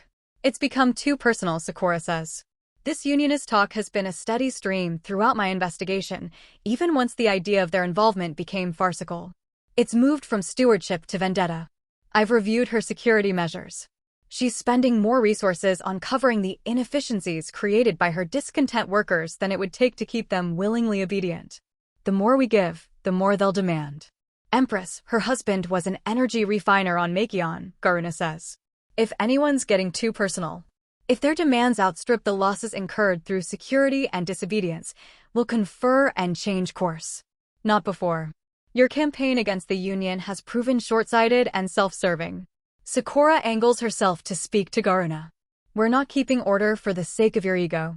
We're keeping order to maximize exo-refinement, minimize expenses, and provide safe, comfortable lives to our subjects. The workers are not a hostile nation to conquer. They're your utilities and citizens. And there are real culprits. Trimond is surely not the only exo-baroness engaged in this smuggling while you've been squabbling with your workers. I need a governess in place who I can trust to ferret these people out. She bows once more to the Empress. I regret that I have no further comment, High Majesty. But the conclusion to be drawn seems clear to my eyes. The Empress stares. She glances downward and types something out on her unseen keyboard. All right. Sakura carries it. HEW to the Void Princess in all matters related to this case. The governess is to be reassigned. I'll accept a short list of proposed replacements, Cousin Sakura, if you care to provide one. But Garuna's tail bristles. But High Majesty, the protestations of my fellow noblewomen, by sheer volume, surely. Final decision, Cousin Garuna. It seems to me you've done a splendid job getting Tolex Exo Industry set up, but we'll need someone else for day-to-day maintenance. The best thing would be to move you to another promising extraction site and have you break ground there.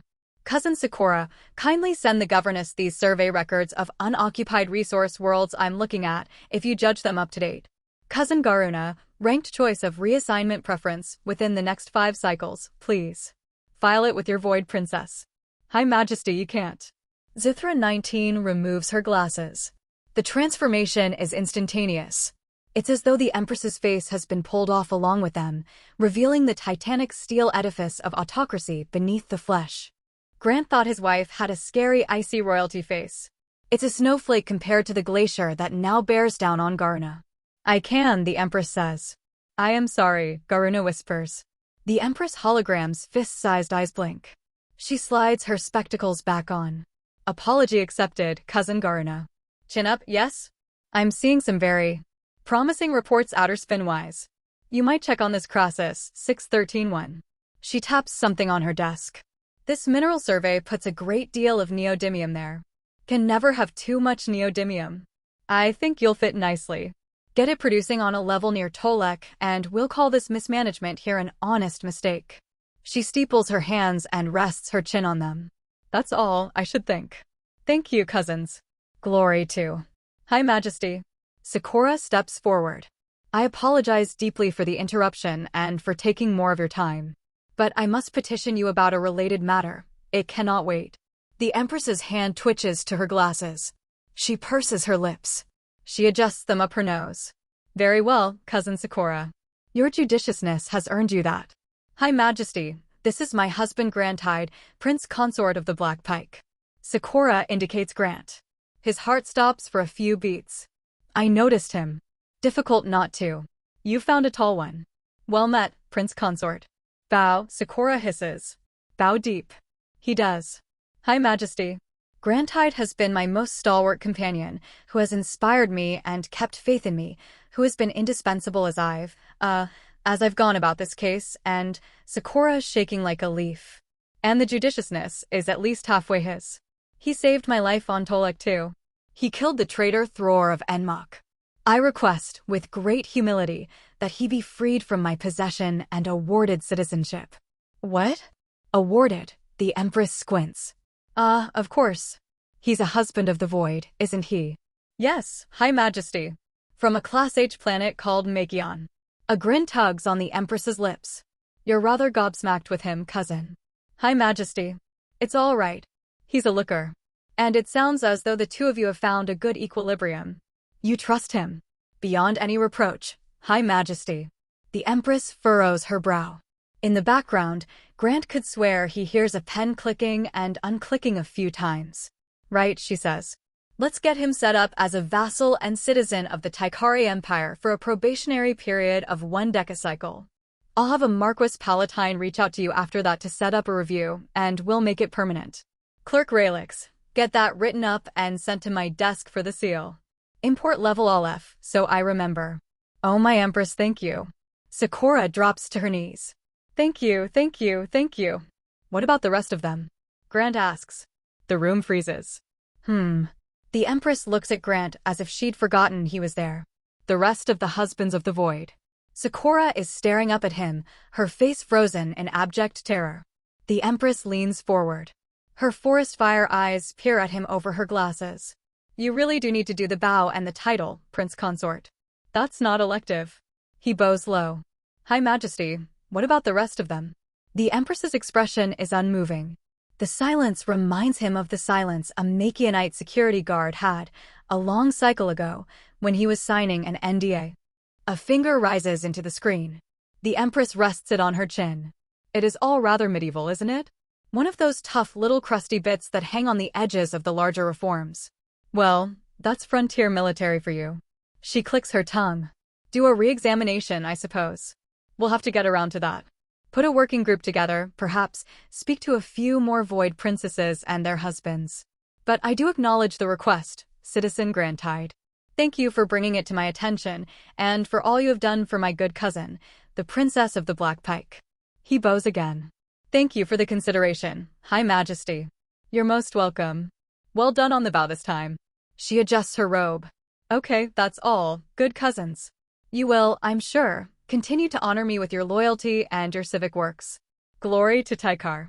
She shuffles papers on her desk. Okay, let's move on to. The feed's cut off. You beautiful, brave, wonderful, stupid, dumb idiot. Sakura leaps into Grant's arms as the screen flickers away. I love you. I fucking love you. You're free. What the fuck were you thinking? She kisses him madly. Her tail thwops the top of his head. Her heartbeat hammers against him. Majesty. Raelix clears his throat. Perhaps I might be dismissed. Sakura glances past the shoulder she's nuzzling. Yes. Of course. Yes. Thank you, clerk. You may go as well, governess. Garuna's fists open and close. Go, governess, Sakura says, before I change my mind about the lenience I've granted you. Grant feels the notches in her spine straighten as she adopts as imperious a posture as she can with her ankles wrapped around her husband. I will send the scouting reports presently. Garuna scurries out of the command deck in the red-cloaked train of Clerk Raelix. You are the most perfect husband in the firmament, Sakura says, and I worship you, and also you are a lunatic. What the fuck, Grantide? He shrugs helplessly. I misjudged her. I didn't realize she'd just be a person. I thought I'd ask. She's not just a person, you dope. She rules 500 billion lives. Sakura shivers. She could kill us all with a word. With a sentence, in my case. She taps the base of her neck. Remember? He shudders as he does. It all ended up okay, though. It did. Gods of the firmament, it did. More than okay. She laughs, bright and relieved. Grant. My love, you're free. You're free to everyone. No more pretending. No more having to sweat these parties out without anti-comps. You're the first free husband of the void, and I don't know how long. Ever. He feels in a daze.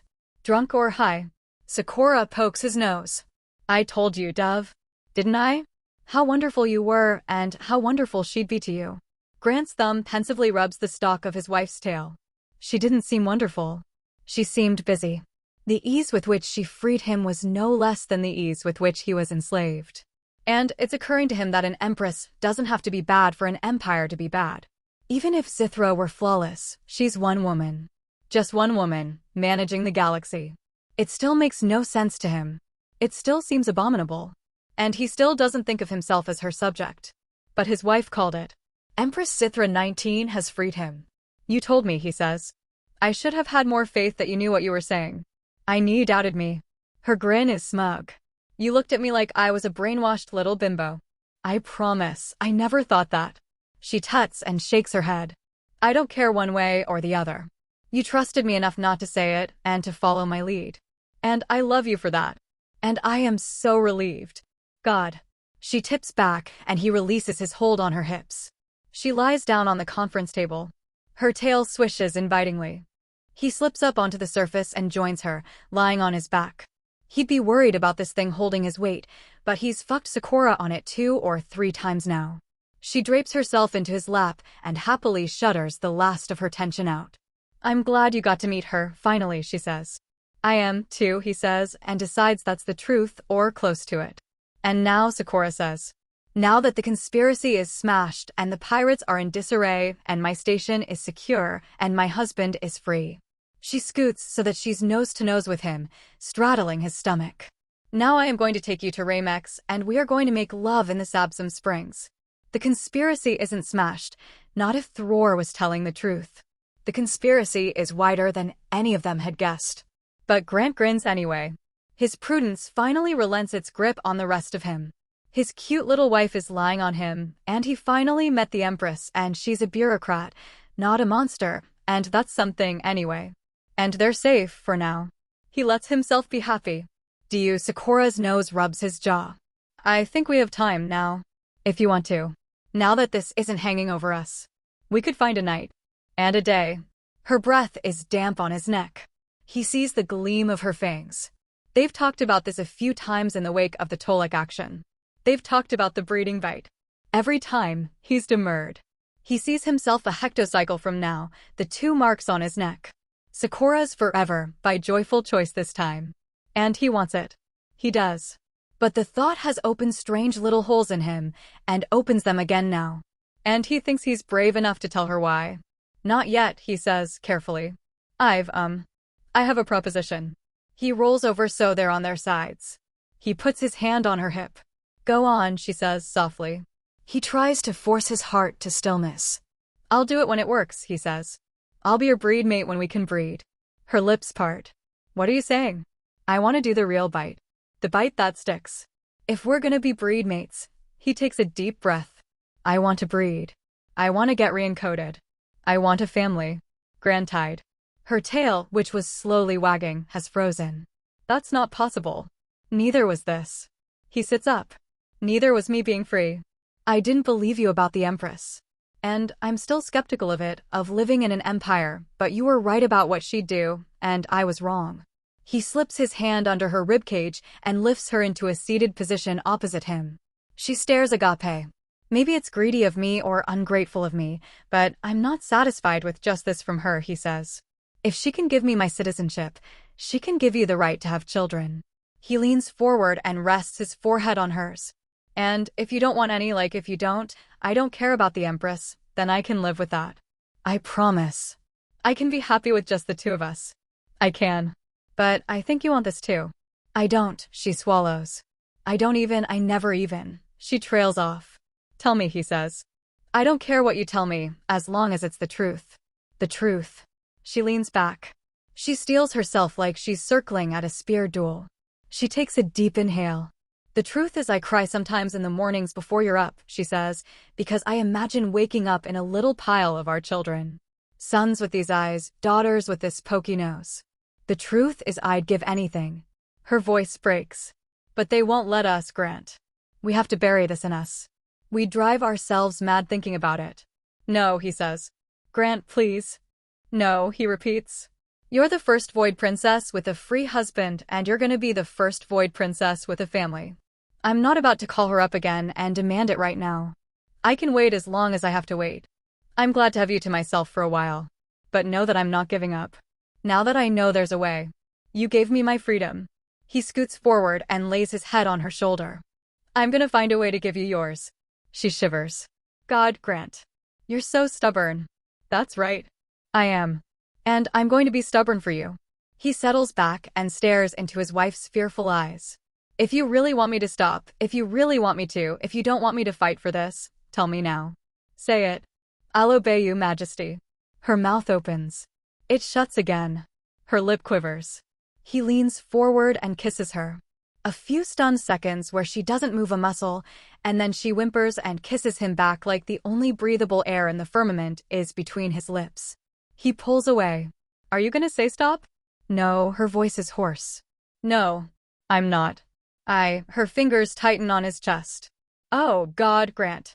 The horror at herself for saying this is mingling with desperate, whispered excitement. I want your babies. A terrified little gust of laughter.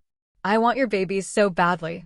Then we'll find a way, he says, and he believes it with all of him. Someday, we'll find a way. He swings his legs over the lip of the table. He stands up and turns around. The table is high enough that he and his wife are more or less eye to eye. And in the meantime, to make up for it, not doing the bite thing, I had another idea. God spare me. But she says it with a smile, as uncertain as she is. He clears his throat. That stuff you put in his kai, he says. The compound 70 stuff. Her ears twitch. Yes. You said you didn't want to know if it would work on me. He puts his hand on her knee. What if I did? Her eyes dance. Grant? I know it's controlled and secret, and we don't have much, he says. And I would only want enough to have it work for a little bit. One night, at most. And I only want to do this once ever.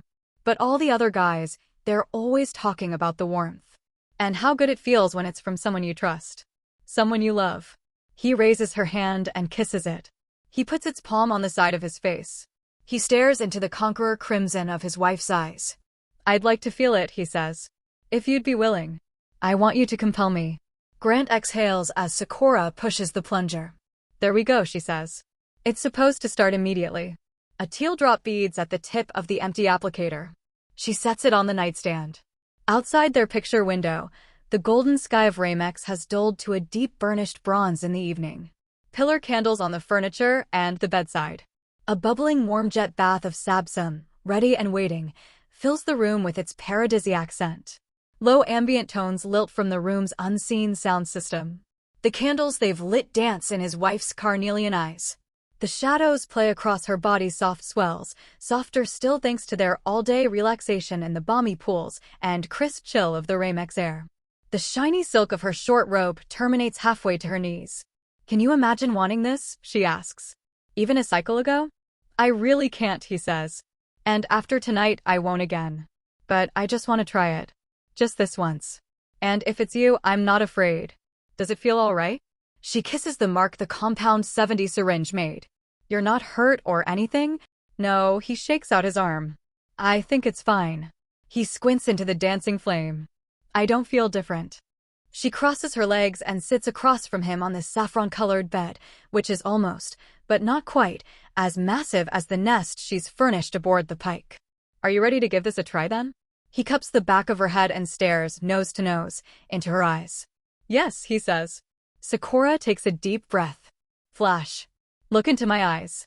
The world becomes two crimson pools. They've magnetized him. It's like control has been taken from him in a video game, like he's caught in an unexpected cinematic. He can't tear his face from hers. Her eyes are heavenly manna. Her eyes are every beautiful thing about existence distilled. The reason he was born was to look into these eyes. Flash. A little noise comes from his throat. A voice like the universe creeping up behind him and whispering into his ear. Kiss me, Grant. Yes. Yes, he will. He'll kiss her and everything will be solved. The firmament's final puzzle piece will click into place. When he moves, it's as if a dozen invisible Sakuras were all around him. As if he was nested in a luxuriating pile of them. He doesn't even need to tell his body to do a thing. He just drifts on them. He can almost hear their purring in his ear, their warm little hands tracing his skin, their cuddly bodies pressing against him as they lift him, with infinite gentleness, into a sitting position. They take his arms and wrap them around their one visible body. A tender caress tilts his head to one side. His lips find his wife's. Her textured tongue caresses his for a moment before she leans away. Is it working? He is so light, so taken care of. He wants to stay between her legs for the rest of his life. It's working, he breathes.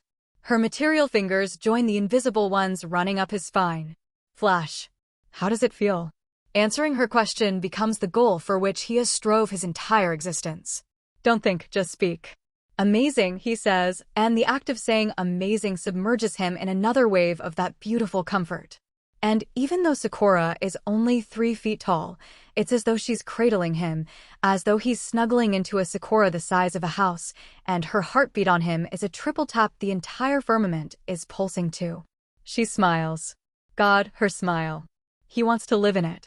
You do live in it, Grant. This woman is your home. Your warm hearth. It strikes him with such staggering revelation, he gets choked up. Beneath her, nothing can touch him. Nothing can hurt him. M.O. Sakura. Jesus. No wonder Taikari men are so readily submissive.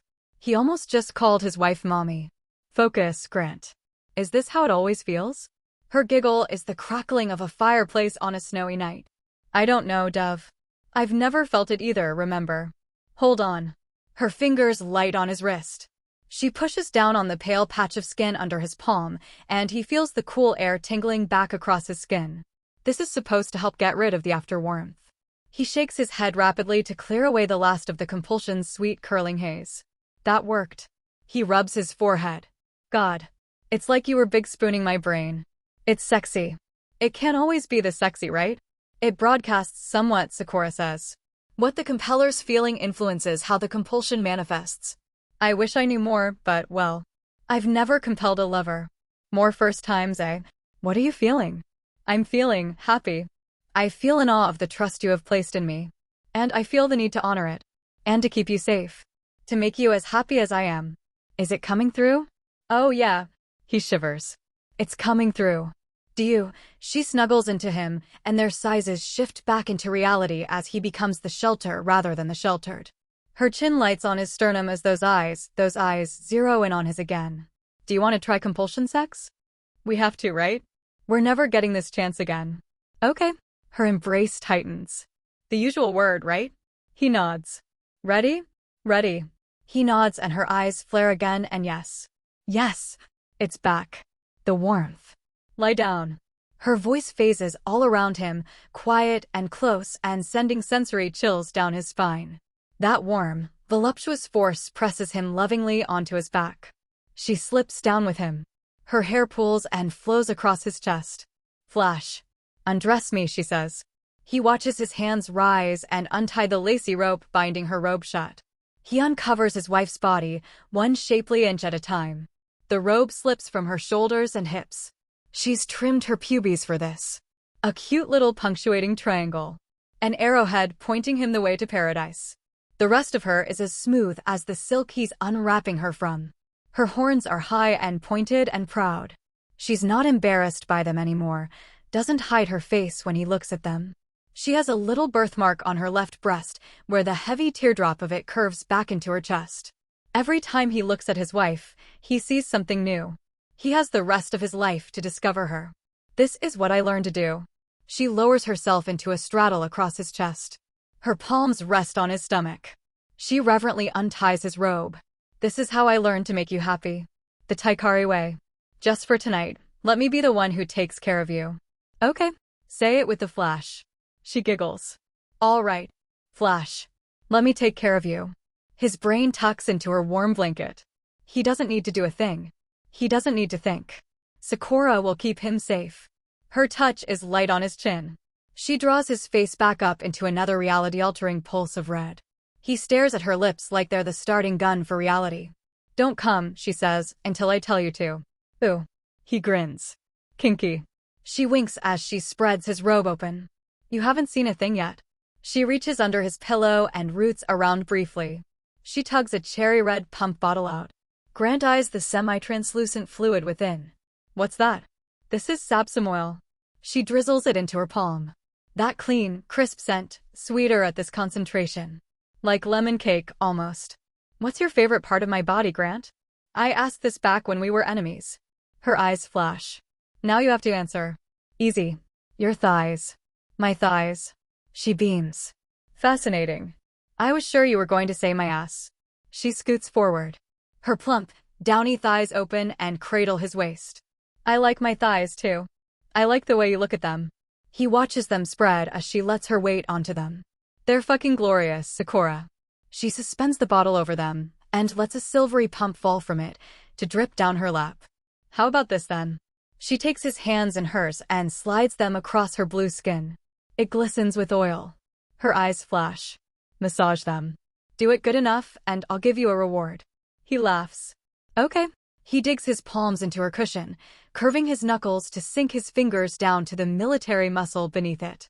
She sighs as he works. His fingertips follow the organic span of her quadriceps up and trace the lines her inner tendons form. They come so close to the puffy indigo lips of her vulva that he feels the heat radiating from her like the summer sun. Her hand slips between her legs and slaps his lightly away. Hey, down there. You don't have permission for that just yet. She crosses her legs coquettishly. That was a lovely rub down, Dove. Do you have training? He shakes his head. Just enthusiasm. Well, you've earned that reward. She scoots backward and uncrosses her legs. They shine in the candlelight, strong and soft. Fuck them. His mouth dries. Fuck. Like this. Her hand slides underneath his cock and raises it vertical. He hisses air out as her oil-slick thighs press together around it, smushing it in place. Flash. Fuck my thighs, lover. The invisible Sakuras turn eager and frisky as they slap Grant's hands onto either side of his wife's legs, pressing those beautiful thick pillows even tighter around his shaft. His knees raise to give him leverage. He thrusts experimentally, and his throat tightens as he glides on her slippery skin. His core tenses and drops lower into his body as he slides through the velvety tunnel she's made for him. Just like that, she purrs. Good boy. She squirms closer, so that his cock is nestled in the Y-shape at the crown of her thighs. Her shaped pubes brush against him. Her pussy's wet arousal adds to the lubrication he's moving on. He's picking up speed, a lush liquid plop accompanies every thrust now. Her thighs jiggle with his impact. Aha. Not so fast, boy. Slew. Flash. Don't torture yourself. You're not coming until I say it, remember. Fuck, he rasps. I can't, can I? She hums. That's right. Try as you might. Your body won't let you, while I've got the keys. Her foot tickles his chin. So go slow. Feel me. He does his best. He lets the compulsion Sakuras hold him back and decelerate his movements. It's so hot, she coos. Most of you is nice and cool. But you're burning down here. That, he licks his dry lips. That's your fault, you know. She tsks. I'm being a little evil prick, I know. She leans forward, so that the head of his cock, at the apex of its thrust, slips up through the triangle gap in her squished-together thighs and nuzzles against her navel. But trust me, okay? Trust how it'll feel. When I tell you to let it all out. You're evil, he says. She grins wickedly as his strained cock twitches. I think this wants to be inside me, Grantide. He manages to nod. I'll give you what you want. But you're gonna have to keep earning it, okay? Okay, good. Flash. Stay still, now. Move nothing from the neck down. The invisible Sakuras tighten their hold. He swears to the gods of the firmament he can feel their breath tingling on his skin as they pin his limbs to his sides. Lift your head a little for me, Dove. Sakura slips a pillow under his neck. Her lubricated thighs cradle his skull. She gazes down at him like a benevolent deity. I'm taking this handsome face for a ride. Her hips tilt back, then grind forward across his lips. Heaven. He died on Tolek too. This is what heaven is like. Oh, God, Grant. A dizzy sigh pushes from her heaving chest. You were built for this. The Sakuras he's buried and giggle in chorus with his laugh. She peers between her legs. What does lonesome sound like from there? Jim Fessem. She lets out another squeaking ooh and squirms atop him. That'll work. She lets more of her weight onto him. The globes of her ass pillow against his collarbone. She swivels and moans as her lithe hips explore him, his chin, his scruff, his lips. Her clit nudges against the bone of his nose and her whole body jerks. Grant, she moans. My beautiful boy. You always make me feel so fucking good. He hums. She moans. A fluffy brush along his cock. Her tail, he realizes. That's the tuft of her tail. It slithers lower and is joined by the sure, supple length of the tail's fleshy part. It coils around him like a serpent. The miracle unfurls with such staggering wonder that it stops his breath. 3 months ago, he'd spend his nights swallowing sawdust-flavored caffeine pills to keep awake while he refreshed his buggy laptop, looking for jobs for a college dropout. Tonight, his short-stack alien wife is whimpering atop his face and jerking him off with her tail. He tastes the cushiony folds that grind and gyrate against his stubble. He smells her, the primal musky femininity pushing fearlessly through the clean linen scent as she gets wetter and wetter. He sticks his tongue as far as it will go, coating it in her arousal. His reward is an adorably squeaky moan and a pair of little blue hands scratching along his scalp. Her shiver smushes her further onto him. Her spine arches. Her breasts sway. A rippling pulse in the carved musculature of her core. He huffs triumphantly. The princess is losing control. And suddenly her weight, her taste, her scent, they're all off of him, replaced by the chilly air of the cabin. He twitches with the sudden deprivation. "Sakura," he says. "You're gonna drive me fucking crazy. It's only fair." She slithers back down his chest. The pool of lube eases her passage. "If you don't get to come yet, I don't either." "I want you to," he says. "I will," she says. "But not like that." She anchors her feet on either side of his waist. She rubs her face against his chest hair as her hips hitch upward.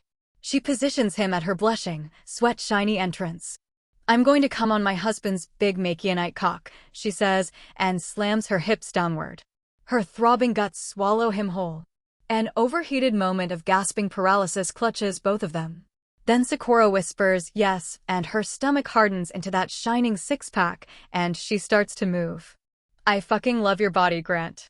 I love it." Her hips swirl and dance as she rises up his length. She plunges back down. Their oiled bodies make a wet clap sound as they connect. "I love all this hair you have. I love your size and your skin and your smell."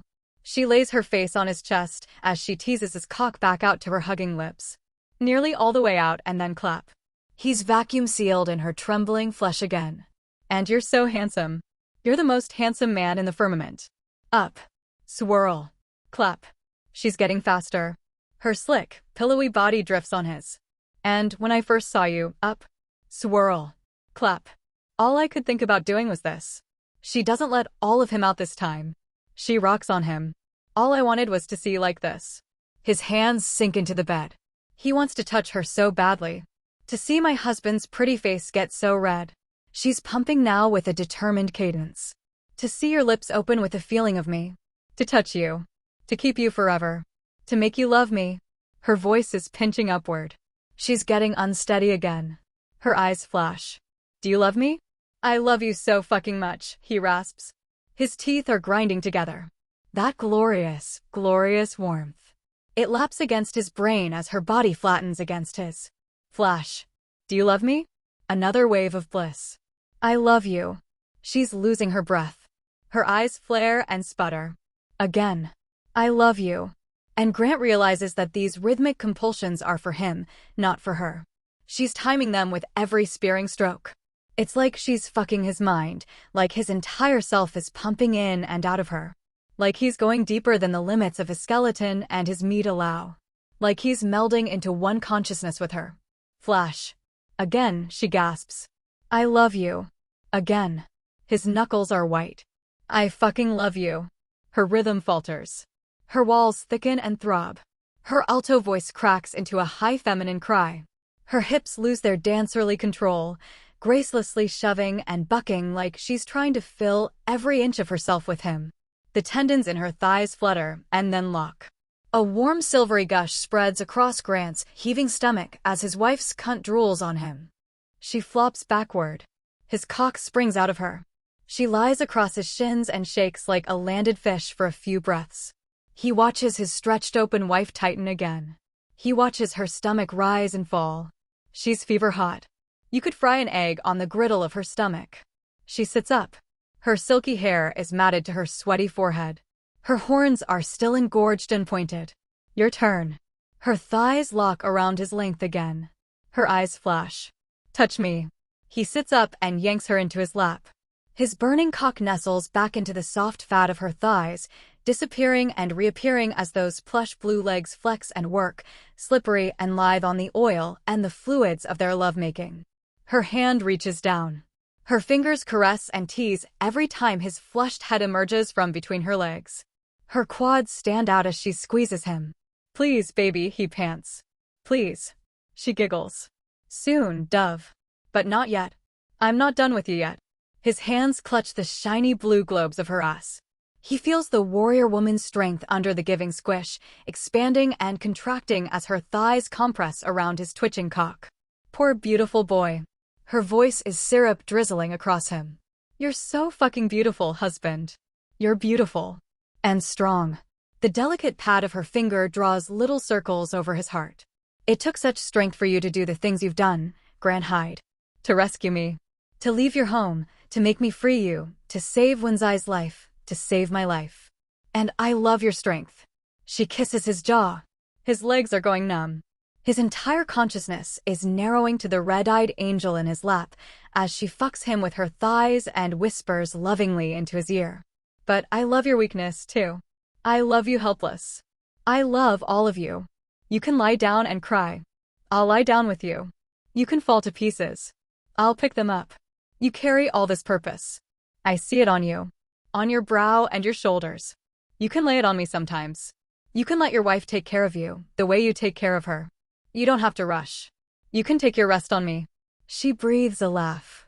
I'll be your pillow princess. He buries his face in her chest as another dry pulse racks him. The cool, stinging air of the cabin. The slippery velvet heat of his wife's legs. She coos and rubs the hair on the back of his neck. You're being so good for me, Dove. So good. She nuzzles him. A few more seconds. A little longer. Okay. And then you get to come all over me. She caresses the seam under his shaft. You get to coat me in it. Should he say it?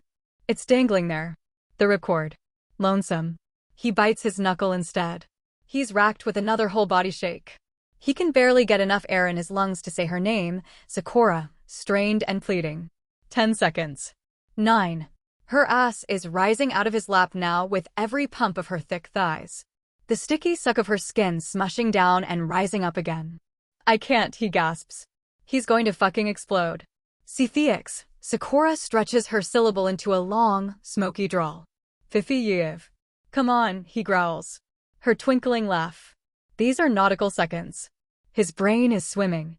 His eyes flutter shut. Grant. Husband. Her fingers raise his chin. Look at me. He opens his eyes. She's cradling his aching cock against her stomach as it expands with her breath, a little blue fertility goddess, her face full of raw, primordial desire.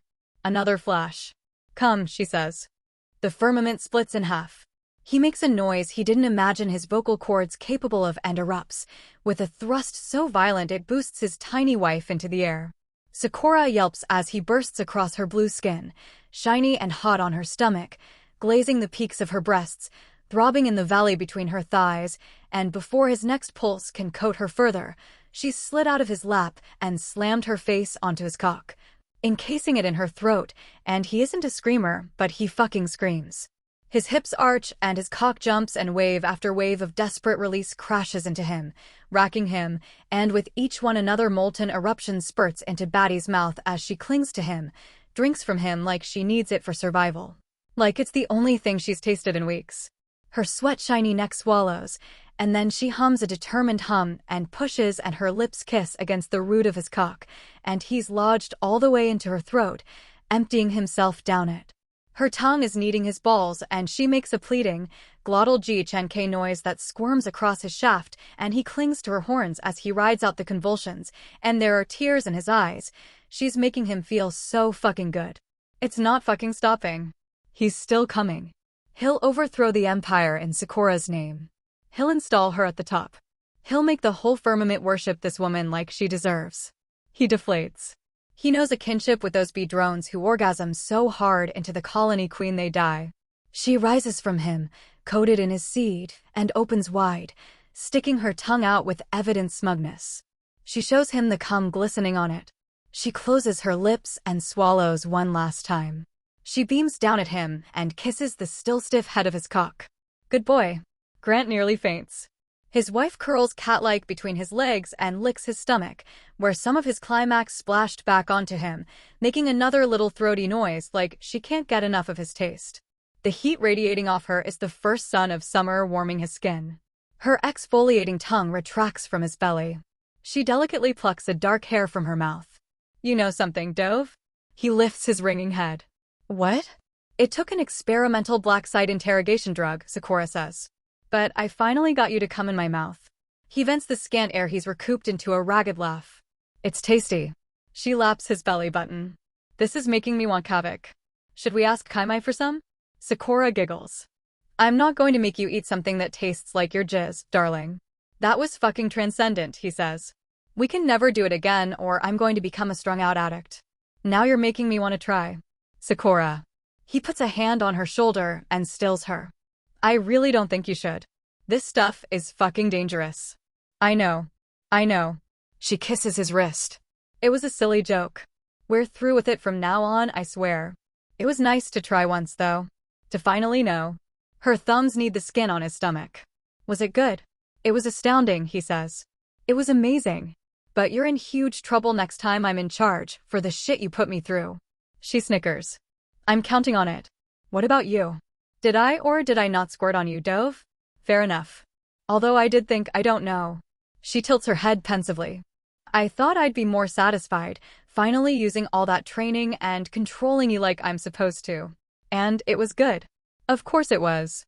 But I think now that I've experienced it both ways, she sighs heavily. I think I'm a sub, Grantide. Oh, he says. How about that? Don't be insufferable. Her tail thwops him on the peck. Has it worn off? I don't know, he says. Compel me. Pick your nose. A playful little compulsive nudge and his fingers in his nostril. Gross, she says, delighted. Okay. He removes his finger. Maybe we're done. Can I do one more? One more. She holds her hands out. Her eyes flash. Pick me up and carry me to the tub. Yes, Your Majesty. He scoops her off the bed. Dude, you're dripping on me. I'm dripping you on you. That makes it worse. She boops his chin. This is exactly why I drew a bath. They settle into the warm whoosh of the tub. Sakura in Grant's lap again. Her small body going pliant in his big hands. He suds her hair and she purrs like a cat, and they're drifting back into the comfortable indulgence of their usual dynamic. His Batty is his again. But there's something. He clears his throat. Will you do one more compulsion for me? If it's possible. She tilts her head back and looks up his nose at him. What's that? Can you compel the memory of killing Thror out of my head? Grant eases back. The way he just dropped. Can you take that out? Oh, love. She sighs. I wish I could. But it only works on fresh memories. You're already baked in up there. Right. He tries to relax his jaw. I figured. Just thought I'd ask. When you remember it, I want you to remember me, okay? She sloshes a turn so that they're face to face. And how you saved my life. And how indebted to you I am. And how deeply I love you for all the ways you have changed for me. And changed me. He tugs her against him. I will. They let the water gently buffet them in comfortable silence. Are you happy? Sakura murmurs. He rests his chin on her head. Of course I am. I hope you are. I thought I finally had you all the way there. And now I know you're still hungry for something, and now I worry again. I want you happy. He tips further back. I'm crazy happy. But you married a Makianite and apparently we're rebels. And we're always hungry for something. That's just how we are. That's how Taikari are, too, she says. But I'm trying anyway. Well, it's a hole in your happiness also, the no kids thing, he says. I'm not about to allow that. It's a bit terrifying that I genuinely believe you'll figure out a way. You're so good at annoying Taikari noblewomen. Steve Jobs said the only way to do great work is to love what you do. Who's Steve Jobs? A dead Makianite. Invented that communicator you stole from me. She turns back around so they're front to back again. It was a very fancy communicator. It was. But I don't miss it. He buckles his hands across her stomach. I don't miss much at all from Makion, to be honest. I've got my guitar and my books. That's all I really needed to live. Well, if you think of something, tell me, she says. And I'll steal it. I will. Promise. He kisses the little lump where her horns grow out. But the things I want, they aren't there anymore. He looks out at the glowing firmament. They're out there. Out there and in here. Her hands find his where they lay across her stomach. They rest their sex-sore bodies and listen to the low musical pulse, the bubbling water. Someday, she whispers. He lowers his head to hear her better. Someday, she repeats. Not soon. But someday. It won't all wash off. Someday it'll stay in me. And I'll keep it warm and safe while it grows. The sweet warmth of the bath swims in their heads. The humidity beads on his wife's sky-pale skin. A little bit of you. A little bit of me. Someday. Something new. His heart beats against her spine. Its elegant span reminds him of the pike. Graceful and indestructible. She wraps his arms further around her. Her jewel-tone eyes drift shut. Someday I'm going to have our babies. End of Volume 2. There are days that Ajax of the Black Pike thinks that his life couldn't get any better. Days in the morning mess, surrounded by friends and comrades. Lifting in the bleeding edge gym, shooting the shit with the other NCOs, the gravity field machines, the hard light sparring targets. standing guard outside the command deck, at a parade rest that's become more comfortable for him than a warm bath. Gazing into the swirling firmament, thinking, this is you, Ajax. You were supposed to be a house husband, and you're a frontier marine instead. This is your home. These are your people. Those are the nights he can go to bed ignoring the gap in his life where love goes. No calls with parents, he spat in their faces and lit out for the frontier. No clan ties or siblings, he disowned them, and they disowned him in turn. No girlfriend, he doesn't have the time. His life is already so full. No room for a lady. There's other nights when he can't fall asleep. Nights his bed feels so large and empty he gets lost in it. He's having more of those days of late, ever since the princess disappeared. Today, he's standing guard outside the upper-level situated command deck. He's thinking about the wicket game he's got planned after duty with Corporal Pradak. The tiebreaker match. Some of the guys have money on it, most of it against him. Whatever. He switches thoughts to wondering how the agro harvest is going. He's got an intermittent friends with benefits situation with one of the botanists there, a tough scrap of a lady with a barking laugh that used to get on his nerves. He switches thoughts again. Like a radio broadcast. Anything to stop paying attention to the noises beyond the command deck door. Voices raised in argument and reproach, heedless of the Marine who might be listening. Heedless, as they should be. He is not listening. Listening is not what he's for. Eventually, the pyrotechnics settle down. He hears boots on metal approach the door and straightens his spine a notch or two. Majordomo Vora, his acting commander, stomps from the command deck. Hellfire, she grits under her breath. Fucking hellfire. Ajax salutes her, although his prediction that she wouldn't even notice is proven correct. That woman is so high tension that when she snaps, she's going to dent the membrane. A half-minute after the Majordomo's storm passes, his commanding officer slips from the deck. The snarl of uncertainty in Ajax's gut begins to untangle, just from her presence. No need to stress about the Majordomo. It's in Hyax's hands, and so is he. He salutes her. Ma'am. She salutes back. Sergeant. Ajax looks onto the command deck. No chief engineer. Wayan didn't attend this one. Hyax is watching his glance. She's prepping for the new engineer corps onboarding. And she didn't want to be in the middle of the talk we were having with Chancellor Fike. Ma'am. Ajax returns to his parade rest standby. Permission to ask a question? Granted, Sergeant. The meeting with the Chancellor. It didn't seem like it went well. Hyax grimaces. On second though, permission rescinded. Ajax straightens up and shuts his mouth. Hyax glances at him and sighs.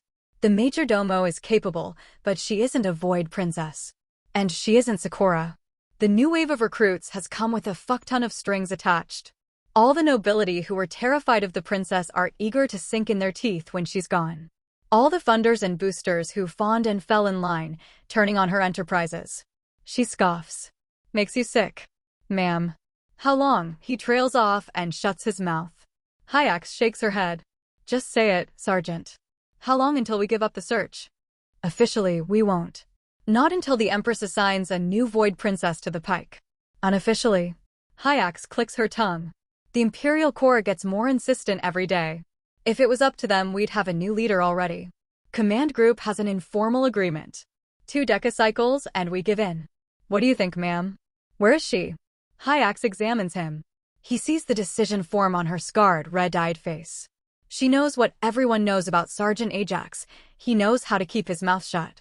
I reckon she's dead. Ajax lets this pronouncement settle and breathe, like a wadded-up paper opening.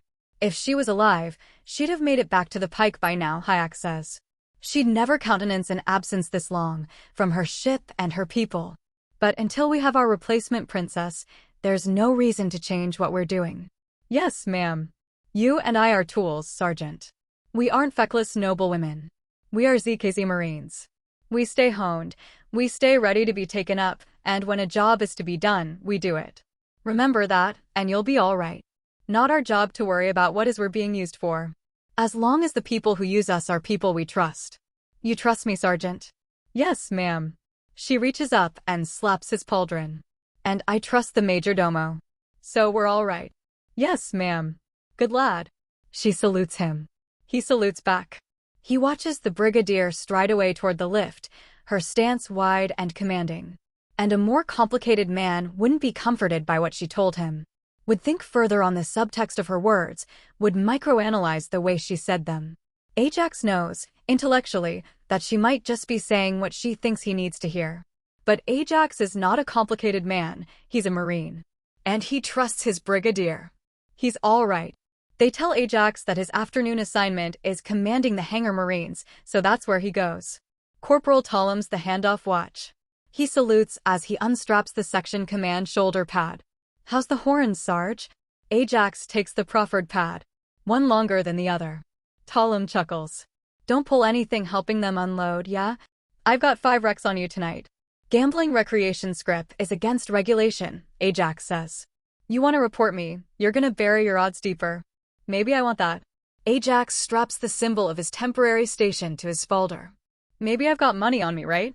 Talum takes his leave. Ajax returns the salute to the clutch of privates he's overseeing. That's Goran, Pentine, and what's-his-face with the lisp. A piece of the night outside the pike detaches and ripples through its membrane, the frequency match causing a pale fire that heats the exposed skin on Ajax's wrists for the moment it takes the carrier's membrane to harmonize. Pentine goes under his breath. Kid'll get used to it. Hangar crewmates scurry through the catwalks, bringing docking hoses and guiding in scaffolds and skybridges. The shuttle carrier's doors slide open and disgorge a chattering cadre of new blood for the Black Pike's increasingly anemic roster. It's the engineer corps today, and predictably it's almost all women. Ajax can count the number of male Navy engineers he's met on one hand. The awe shines on the recruits' red-eyed faces as they take in the Pike's bleeding-edge stardock. His attention strays across the line of engineers and snags on a woman in the middle of a laughing conversation with her neighbor. She's one of the shortest of the Pike's new complement, can't be more than 90 centimeters. A lot of girls approach you when you're a Marine. It gives you the opportunity to learn your type. Ajax has been with thin, delicate women. It was not for him. Ajax likes his partners sturdy and bouncy. Ajax likes a girl who you can eat with and drink with and get a little rough with. Ajax likes a girl who can keep you warm at night. Ajax likes this new girl a lot. Button nose, full lips, wide expressive eyes that crinkle as she laughs at whatever her friend said. Her body is curvaceous and cuddly, like a stuffed animal come to life. A galaxy of freckles covers her round face and the tops of her heavy breasts, which are visible beneath her ribbed top and her partially zipped coveralls in pike black and red. Colors aren't easy, really, through the amber anti-com filters, but he's pretty sure those are pink highlights in her fluffy brown hair. Pink like the rest of her. There's always an adjustment with every batch of new recruits, where they think they have a chance with you just because you're a Marine. He doesn't go to bed with newbies. Even the ones he has chemistry with, he prefers to let marinate for a while in the pike and get a few sweeps under their belts, so they understand that Marines aren't just coin-operated dick appointments. But this newbie, well met, Marine. He looks toward the voice. A pitted and scarred woman, rangy and gray at the temples, tugs her glove off and holds out her hand. I'm the one in charge of these folks. Specialist Jorah of Antrock. Ajax shakes it. Sergeant Ajax of the Pike. I'm the one in charge of these. He nods toward the line of Marines. Welcome aboard, Specialist. How was the flight? Long and cramped, Jorah says. Good practice, hey? He grins beneath his visor. As a Marine you learn how to smile so it's audible. Yes, ma'am. A voice like a thrack-horn, clarion, and sweet, says Ajax. He looks to the voice. The curvy little pink woman is staring at him. Pardon me for the interruption, you said your name was Sergeant Ajax? That's right. Dude. Her big round eyes light up. We know each other, she says. I'm Mina? From Aedoc Academy. Shock straightens Ajax's tail. Mina. Hey, girl. She's right, they do know each other, although it's taking Ajax a moment to separate her from all the other acquaintances he made in the academy. She was a gangly girl then, awkward angles and shrugging shoulders. She wasn't an outcast, really, but she wasn't part of his circle. She was one of those peripheral figures, like an animal at the edge of the firelight, silently pleading for scraps.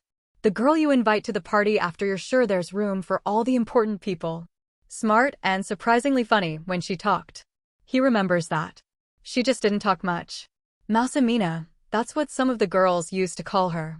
He vaguely remembers getting into a couple of arguments about that. He recognizes the smile, now that he's overlaying his memory across it. Big and a little crooked.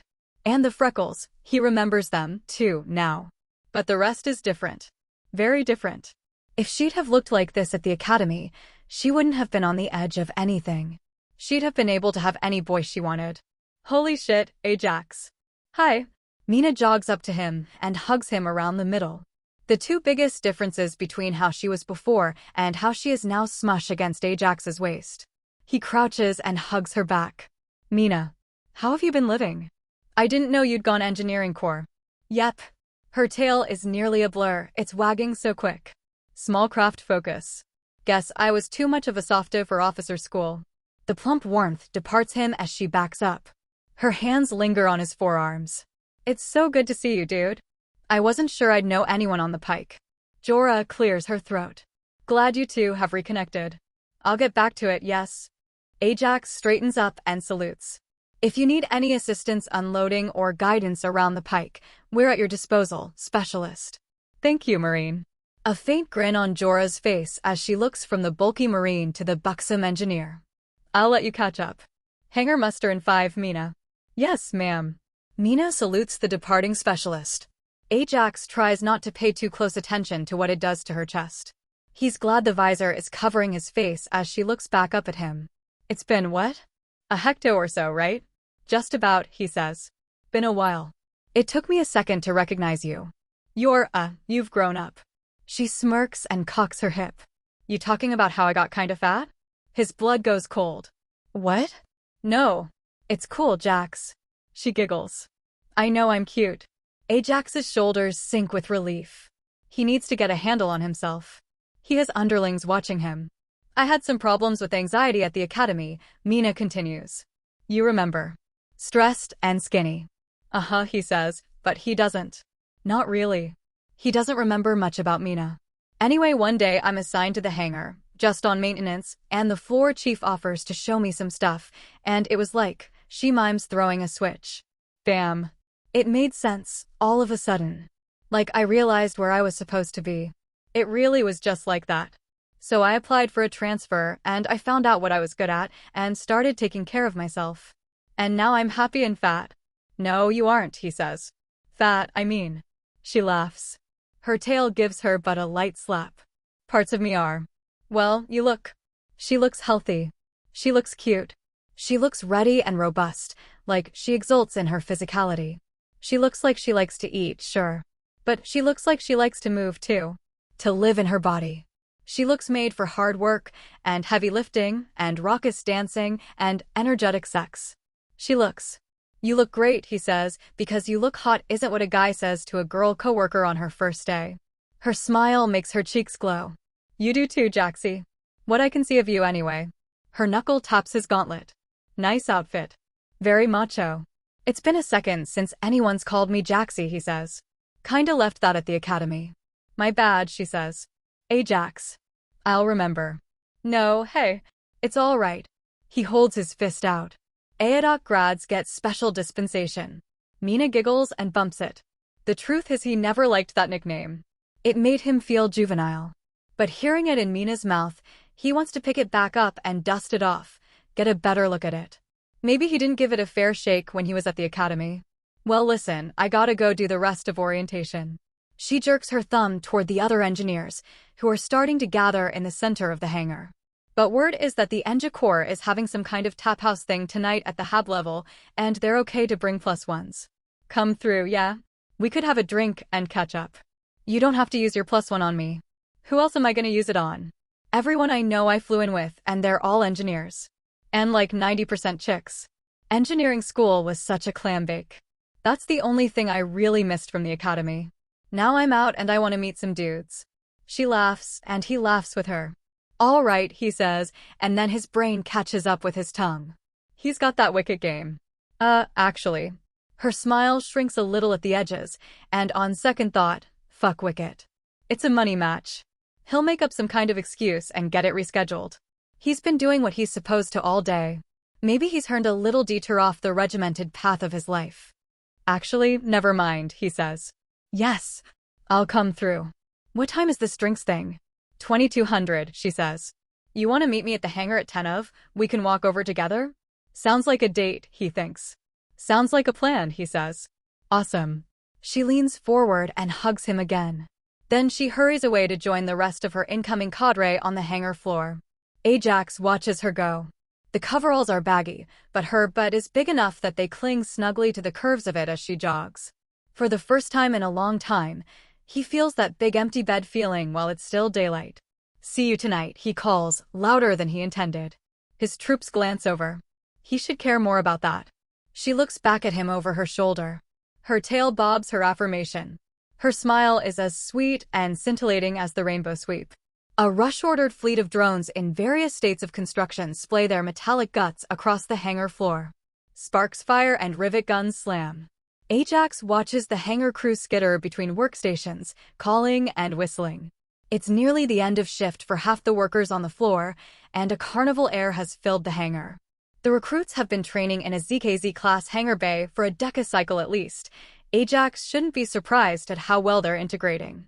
But he still finds himself captivated by the interlocking rush of it all. There's Mina, her face hidden under a welding mask, straddling the cigar-shaped chassis of a nearly done drone.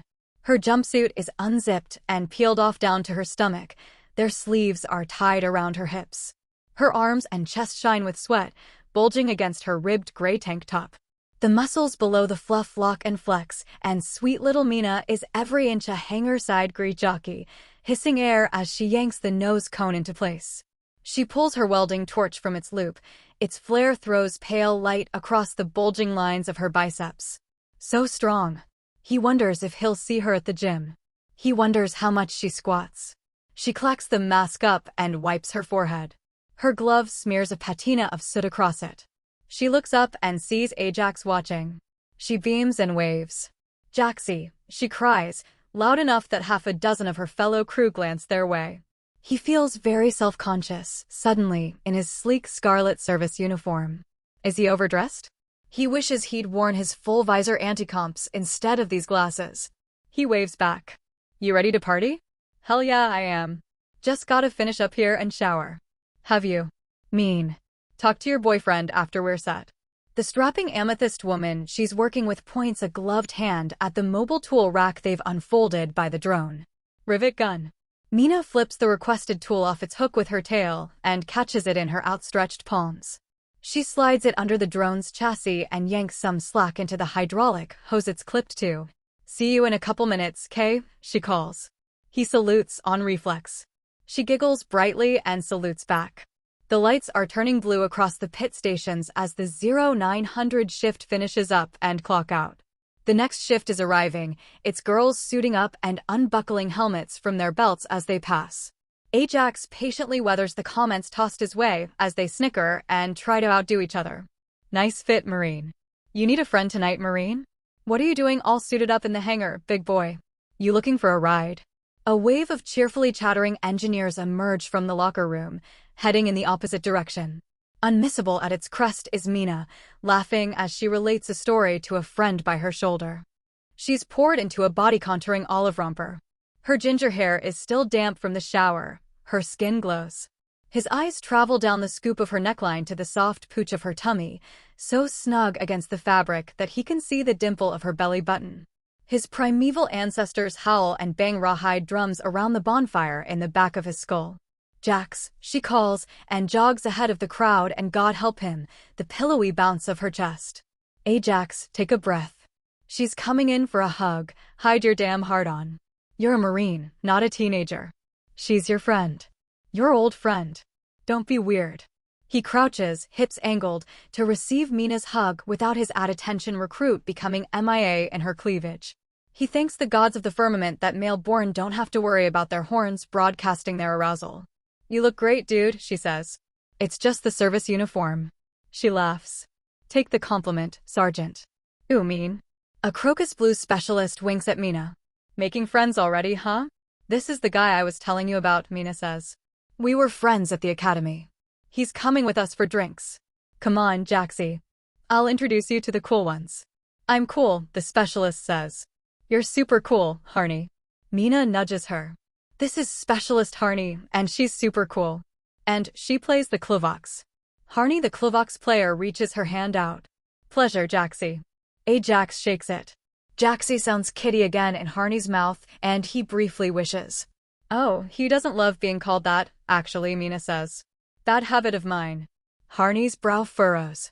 Ajax nods. Just Ajax is good. Or Jax. Jax. Harney nods. Fun. Very percussive. Jax. Mina introduces him to a few more engineers as they go. She seems to know everyone. She's changed so much. Not just physically.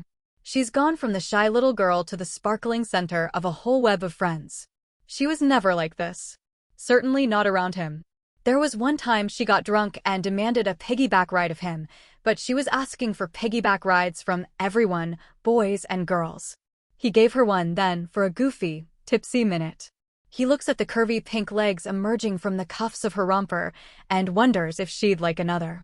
Or if she'd like to hold hands, maybe?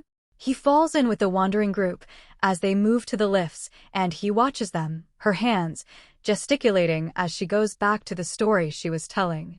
The tap hall is a rowdy, neon-drenched outgrowth from the main hab level. It's taken up residence in the abandoned next door, which was a recital staged because the central planners are Imperial Corps and don't know how little Void Frontier folk care about recitals, or how much they like to drink. Mina's sizable get-together takes up 2 booths and a long table near them. She hops onto a high top and slides the stool next to him out. Let me get you a drink, Jaxie, she says. I can get my own. He reaches into his satchel. Plenty of scrip. She shakes her head.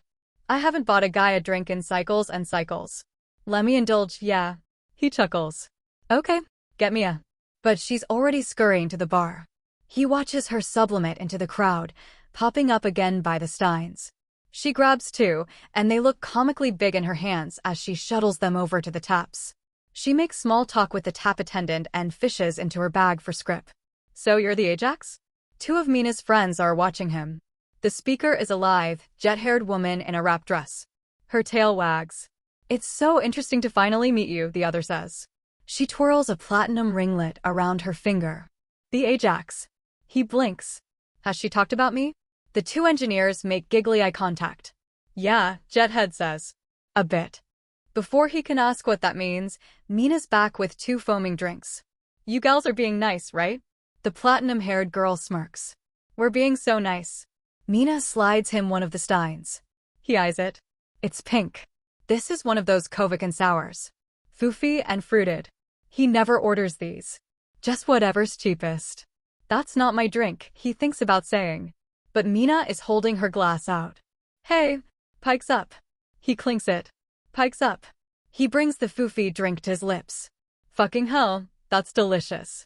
How has he never tried it until now, when it's been right under his nose for who knows how long? He glances past his glass at Mina. She's been drawn into a conversation with a knot of crewmates, talking about what they're most looking forward to aboard the Pike. The food, girl. Of course it's the food. A purple pigtailed girl is wiggling her leg under the table. You seen the menus? It's crazy here. No more macrobars and niche dust. I want to meet the Void Princess. This from an engineer with a cute little gap between her front teeth. Like I know she's missing, but once she's back. Or whoever replaces her. That makes Ajax flinch. I bet I know what Mina's looking forward to. The Marines. One of the girls, a taller one with artfully slashed sleeves, snickers as she says it. You picked one up quick. Jaxie's an old friend, actually, Mina says. We went to academy together on Aodak. Well, if you don't want him, I'll take him. The tall girl grins lasciviously at him. Hey, Mr. Marine. How many commanding officers you got? The usual amount, ma'am. Ajax is glad the frosted glasses hide his rolling eyes. You like when ladies tell you what to do? She bats her lashes. I'm not your CO, but if you're ever hungry for an order or 2. Roka, we're gonna be around a lot of Marines now that we're on a ZKZ, Mina says, light and casual. You gotta work on being less of a cunt to them. The conversation slides into silence as everyone stares at Mina. She sets her beer down and wipes her upper lip. I'm looking forward to working on an actual Ryox 8 engine in real life, she says. Has anyone been to the thruster bay yet? They're fucking huge. The Sims didn't prepare me. Oh my god, I know, another engineer says, and the chatter kicks right back up. The talk about boys, and where they got their outfits, and the relative merits of the Tovo ZX 6 interceptor manifolds versus the Proxia manufacture models. Ajax lets it wash over him. Jaxie. Mina nudges his forearm. Are you hungry? Not, what if she's asking to get food with you? To get you alone? Sure. She gestures to the door. You want to grab something from the cantina with me? One of Mina's coworkers goes oh as she watches them leave together. Mina flicks her the horns over her shoulder. Ajax holds the door for her. You all seem like you're getting comfortable quick. Well, that's Enja's for you. Poking our horns into everywhere we go. She slips out the taproom door. Thanks, Jaxie. No problem. Like Roka. She scoffs. That bitch is such a hopper. She should mind her manners. It was just banter. Gotta put your foot down early with chicks like her. Mina shakes her head. I didn't mean to spotlight you, dude. I just don't like her talking about you like that.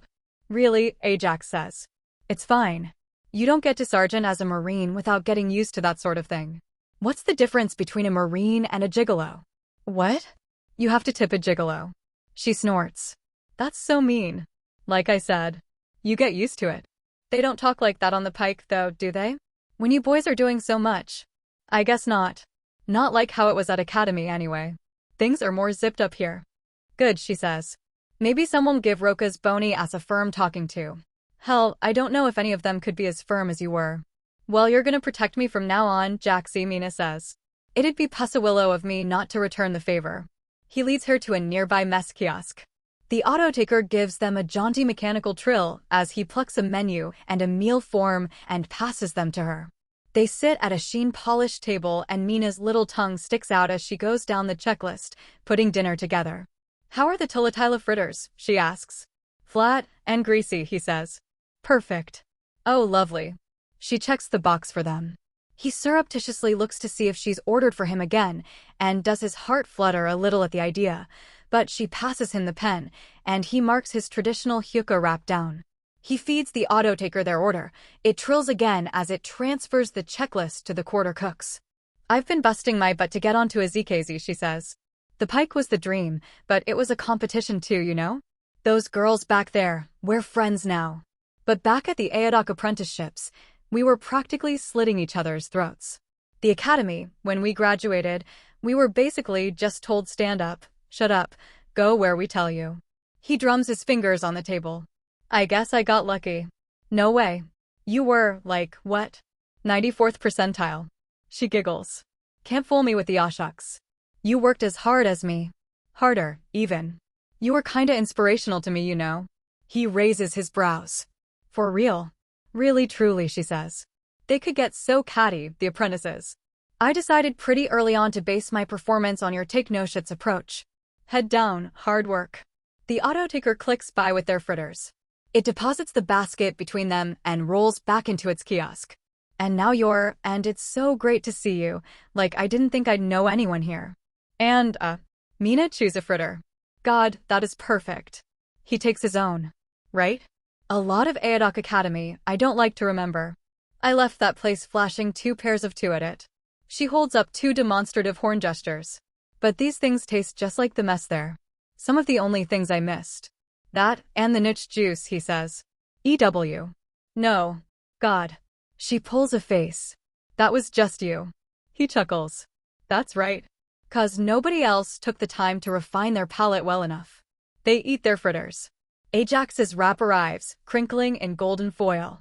Mina's glistens with marinated meat. She blows against the steam that rises off it and looks at him through the vapor. You too, sorta. Ajax makes an inquisitive around his first bite. I missed you, Jaxie, she says. Ajax is glad his mouth is full because he doesn't know what he'd say to that. Not at all. You were always nice to me. She fidgets with the foil. You were one of the only people there who was always nice. These days everyone wants to be my friend. But back then, back when I was weird and not cute. Mina. No, I was weird, she says. It's okay. I get that. I wasn't where I belonged. Her tail brush swishes across the floor behind her bench. And now I am. She slides the basket toward him. You want to trade bites? I'm good, he says. I don't eat lab-grown. See, I only eat lab-grown. She licks sauce from the side of her mouth. All the critters are too cute. I stopped after that prank, he says. The compulsion prank that Wova did. Oh no. She laughs and covers her mouth. With a fucking chili. Yep. That's what you get for trusting Wova. He's far enough from it now that he can smile at the memory. At the time, he was livid. That's actually the last time I was compelled. Really? Really? Hasn't happened since. Nobody's flashed you since? He shakes his head. Mina's brow furrows. He isn't sure what to make of that expression, or the weird quaver in her voice when she asks, haven't you had girlfriends? He shrugs. I've dated. But I never got to a place where I really trusted anyone enough to take the anti-comps off around them. There's regs. You can get in pretty deep shit for compulsion, unless you register as partners and fill out a lot of paperwork. They're eager to shack people up if they can. Freeze up space. Yeah, but that doesn't stop people, Mina says. Do you remember at Academy how crazy we all got on it? Some of the shit we pulled. Like Trailer. He smirks as he takes the last fritter. God, Trailer. That jackass. The shit he pulled and then I dunno, dude. Someone must have compelled me. Mina snorts. Fuck that guy, sincerely. Yeah, well. He laughs. Wova was worse. Boys have to strike back somehow. Fair. Mina rests her cheek on her fist. Wonder where he is now. I think I remember he ended up in the Sabsum Corpo clans, Ajax says. Private security type stuff. Best place for him, I guess. I bet he'd have gotten drummed out if he'd stayed Navy. That's what I'm talking about. That was the Academy. This is a ZKZ. Shit feels a lot more real here. There's definitely some grab-ass flashing going on. I've been here for one shift, and even I can see it. Yeah, but like I said, never really trusted anyone enough. Got a thing, I guess. That's okay. She wipes her greasy fingers on a paper napkin. You can have a thing. I bet I would too if I was a guy. Sometimes I see old photos of the group and there's that one where all the guys took a picture without their anti-comps on. After that bonfire. Remember? And you're facing the camera and like, she holds the horns up. Flashing the horns so the fingers cover your eyes. He doesn't remember that particular bonfire. They had a lot of bonfires. Mina was only ever invited to a quarter of them. He shifts uncomfortably as Mina munches her wrap. She was a friend. Honest, she was.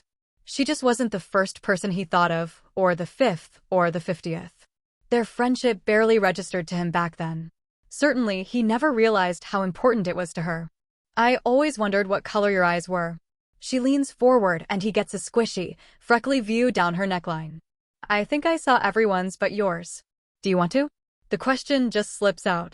Her expression freezes. Do I want to what? Do you? He swallows the syllable as it destabilizes into a nervous little adolescent crack. He lets out an embarrassed laugh. She joins gently in, but her eyes stay on him, stay probing. Her big red eyes. He tries again. He tries to keep it casual. But he can hear the vulnerability in his own voice. The hushed import. Do you want to see them? Silent staring between them. Not here.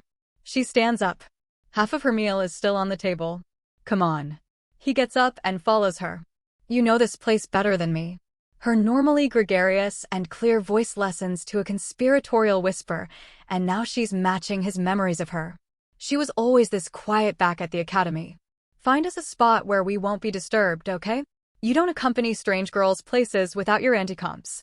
That's one of the earliest lessons you learn.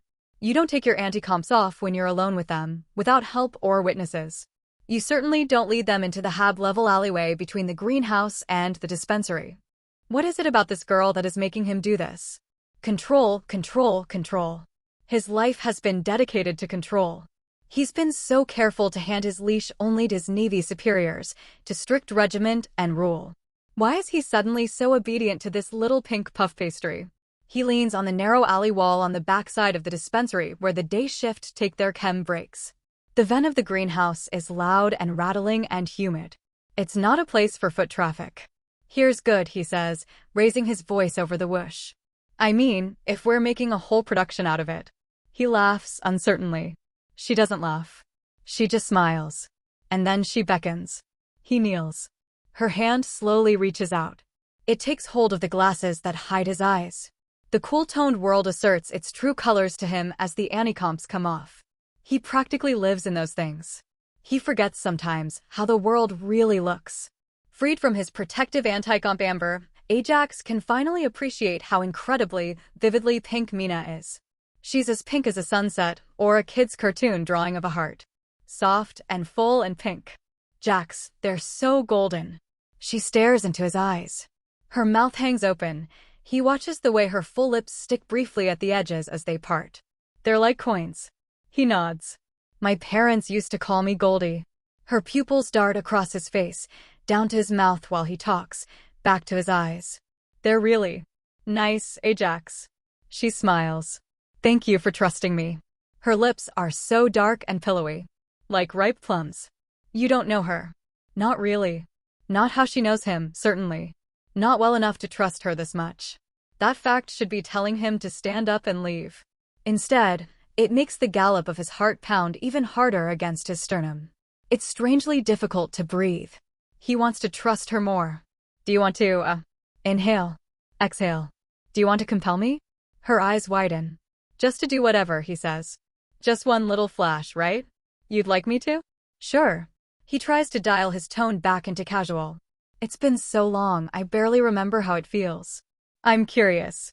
It used to be such a casual thing when we were all kids, you know. It was never casual for you. Maybe it should have been. She laughs. Okay, sure. What should I have you do? I dunno. Doesn't matter. I trust you. He shrugs. Whatever you want me to. I guess. Her eyes flash. Do what you want to do. His anxiety, his nerves, his inhibitions. Mina's voice cleaves through them, leaves them in tatters. He moves with sudden, fearless determination. As if his life had been guiding him to this. This and nothing else. Yes. Ajax does what he wants to do. He drops to one knee. His hands clamp down onto Mina's plump, peachy butt, seize two round handfuls, and yank the little engineer off her feet as he stands. She lets out a sharp, soprano gasp. He spins them both around and pins her between the wall and his uncontrollable body. His lips lock with hers. His tongue shoves down her throat. A tiny, helpless piece of him screams in shocked protest. The rest thrills with joy. She's hot and she's wet and she's so solid, so real in this floating, untethered life he's been leading. He wants to tie himself to her. He wants to come home to her. His impatient fingers unzip her romper. His hands dive beneath the fabric.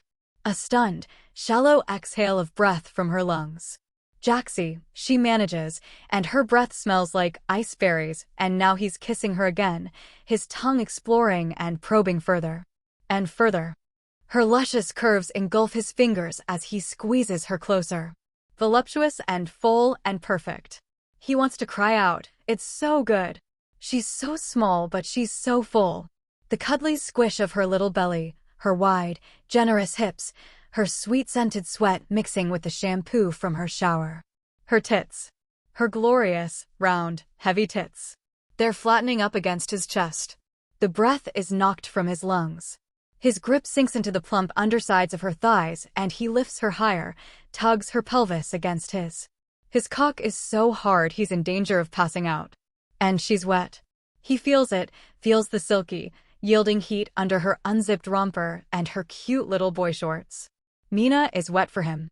She's so sweet and small and fluffy. Like a fancy little dessert, the kind you take your time with, the kind you let melt in your mouth.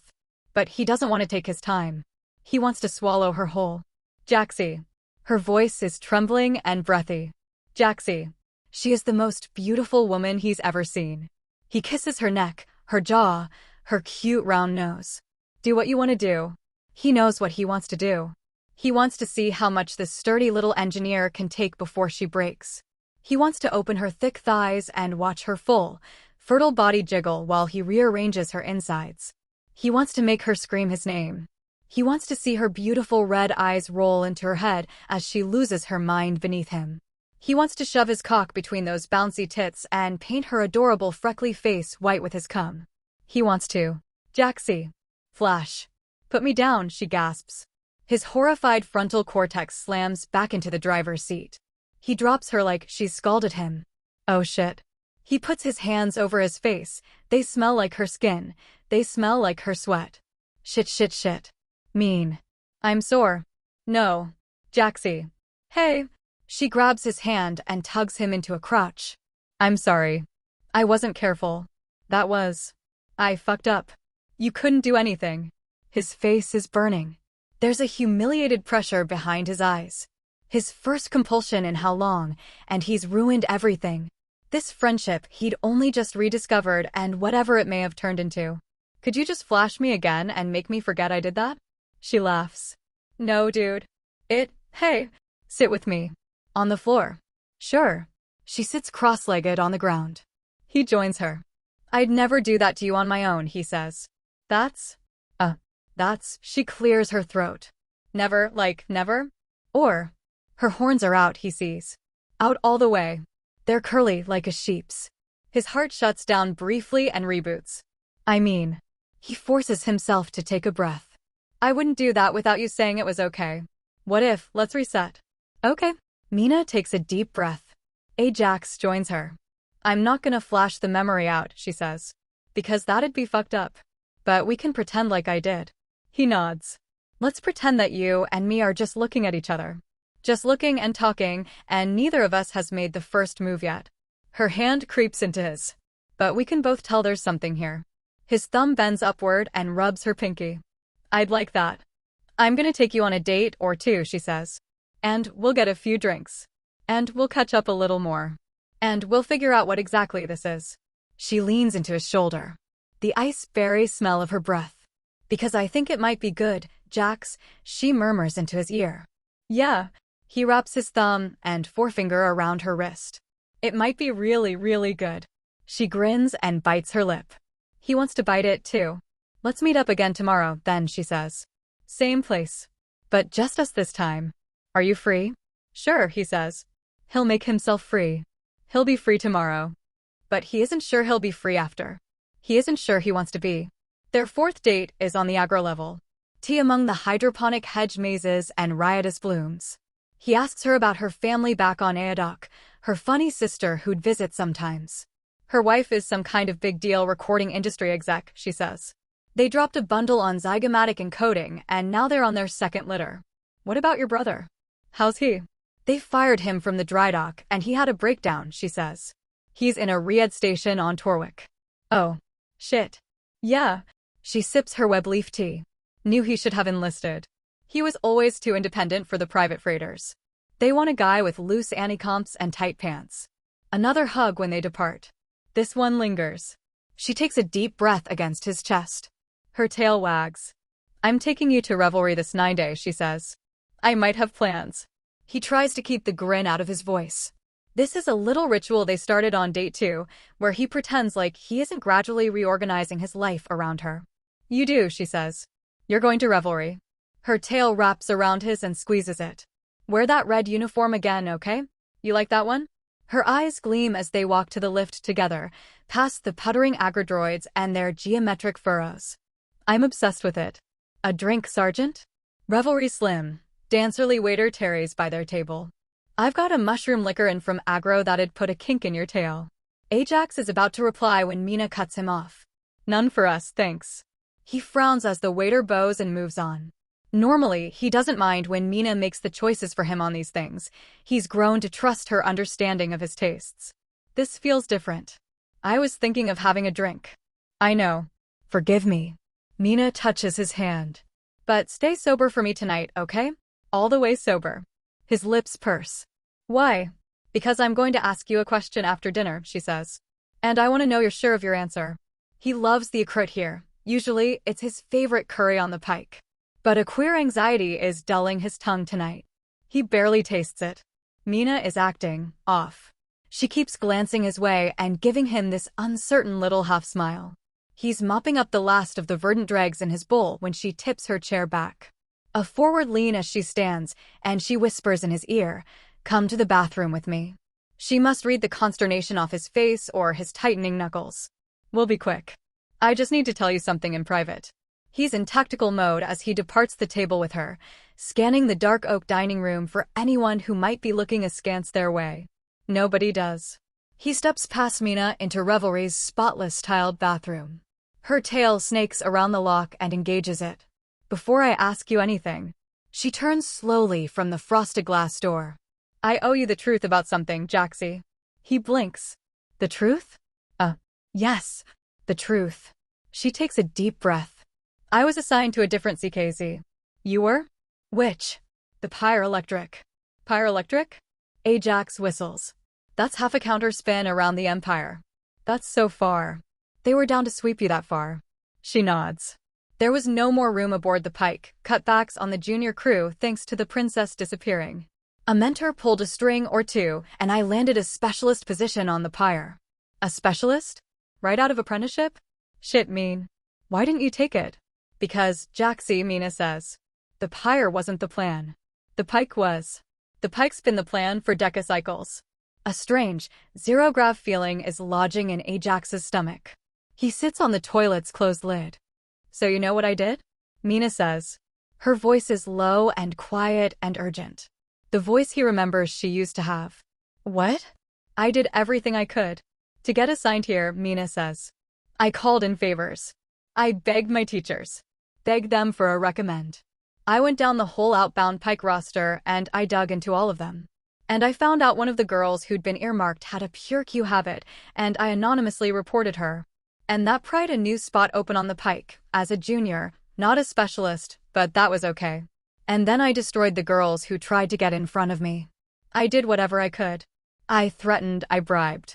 I played people against each other and stabbed them in the back. So I could get aboard the Pike. What's so special about the Pike? You, Ajax. Her eyes flicker across his face. You're what's so special about the Pike. His heart thumps in his ears. What? I knew you were on it, Ajax. Mina is close to him. I knew I'd get to see you again. Mina. The roof of his mouth is dry. What the fuck? I was tolerated by everyone else. Just tolerated. They only let me in where they did because of you, Ajax. You were kind to me. And strong. And sexy. Closer, now, close enough to feel her breath. To count every freckle in the galaxy across her soft chest. And I never stopped thinking about you. I'd look into the sky at night and imagine you out there somewhere. And I knew I needed to come here. You, but what if I'd had someone already? She breathes a quiet laugh. Jaxie. I'd just fought off a whole graduating class.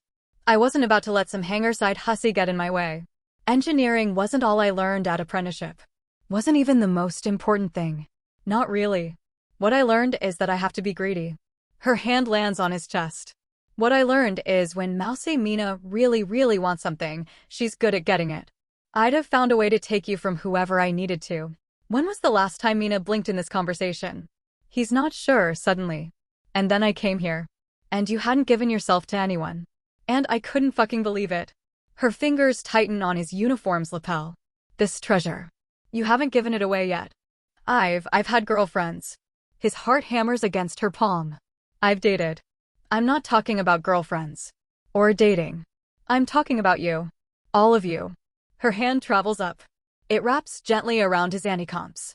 I came here, she whispers, to claim you. His breathing goes shallow. A whole body shiver flows through him. He was supposed to be claimed already. By the woman he was supposed to be wed to. The woman he was supposed to be the possession of, to obey. He fled to the furthest frontier of the Empire to escape it. Her little fingers are undoing the strap of his anticomps. Why isn't he stopping her? She's unstable. This woman. She's obsessed. He feels like he's in a dream. Like his body won't respond to him. Like the logic he's been operating on his entire life is drifting elsewhere. The protective amber lifts away. The true colors of the world rush to replace it. He stares into her magma red eyes, and it's like she's holding him at gunpoint. Like there's a knife to his throat.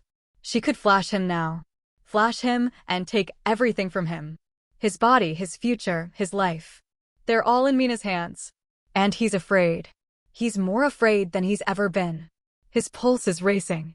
But there's something pushing through the fear. Something hungry and desperate and joyful. And when she doesn't flash him, when she cups his face with her soft, humid hands, it blooms and sings. You don't remember, do you? She strokes his face. You don't remember that night by the lake. The night by the lake. What's she talking about? He racks his brain. When I gave you a piggyback ride. Is that what you mean? I mean what happened next. What you told me. She smiles strangely. I don't think you remember much about me at all, Jaxie. That's okay. I'm glad. I left every bit of that sad sack little girl behind. But try to remember this for me, okay? She leans forward. You were gonna put me down. Her voice is a liquid whisper.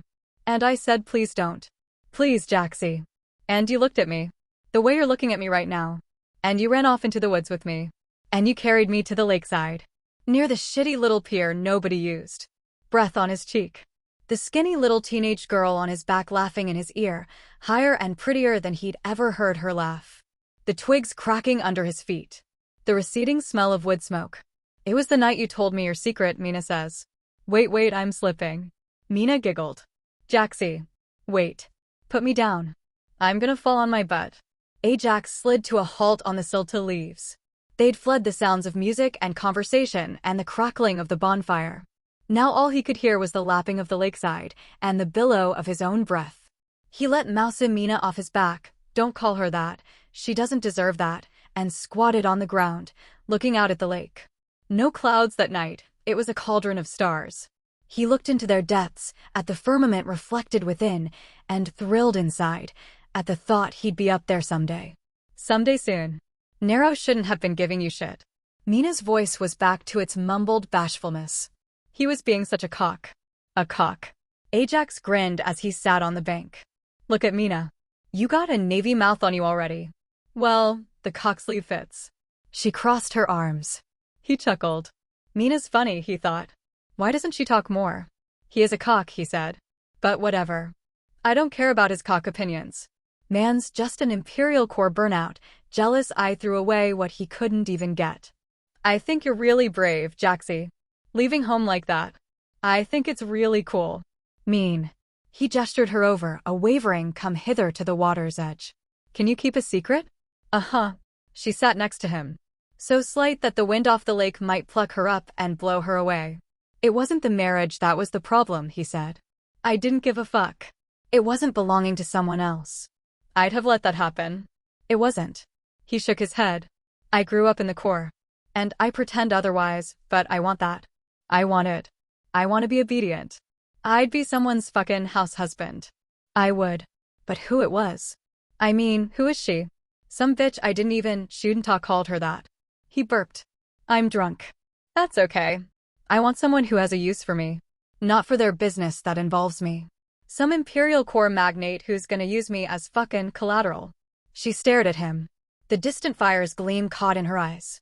You deserve better than that. Everyone says Ajax is a masculinist. Ajax is gonna get his anti-comp stapled to his face. That's not even like I'm just a regular dude. I wanna serve. I really fucking do. He looked at his hands, at the lines of his palms. I want a girl with a cute face and a fat ass who'll run my life. He laughed, loose and woozy. I'm being such a cliché Marine right now. She giggled. No, you're not. I want to get compelled, he said. And get taken care of.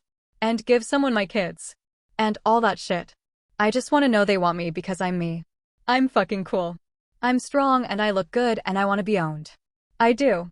Just by someone who deserves me. That's all. Who though? She swallowed. Who could ever deserve you? He looked at her. The little outcast.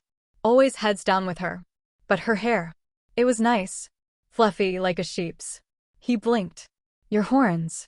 She flinched away. He breathed a laugh. Your horns are out, mean. Oh. A look on her face of shame and deprivation. It drilled a hole in his stomach. That wasn't what he meant, to make her look like that. It's cold. She scurried to her feet. I'm gonna go back. He wanted to say wait or don't worry or he wasn't even sure, really, what he wanted to say. And in that indecisive moment she was gone, back into Aodok's shaggy treeline. And he was alone. Your horns are out. He murmurs it again. They are. But Mina doesn't look ashamed. And she doesn't run away. She just lets him stare at her wine-dark horns as they rise through her locks. And she stares back. That was the most important night of my life, Ajax of the Black Pike, she says. That was the night I realized what I was made to do. Engineering. She shakes her head. No. I like being a hangar tech. I'm good at it. But it's not what I was made to do. What then? Let me show you, she whispers. Her thumb slips to the edge of his mouth. Her head tilts. Her eyes are drifting shut. You, wait.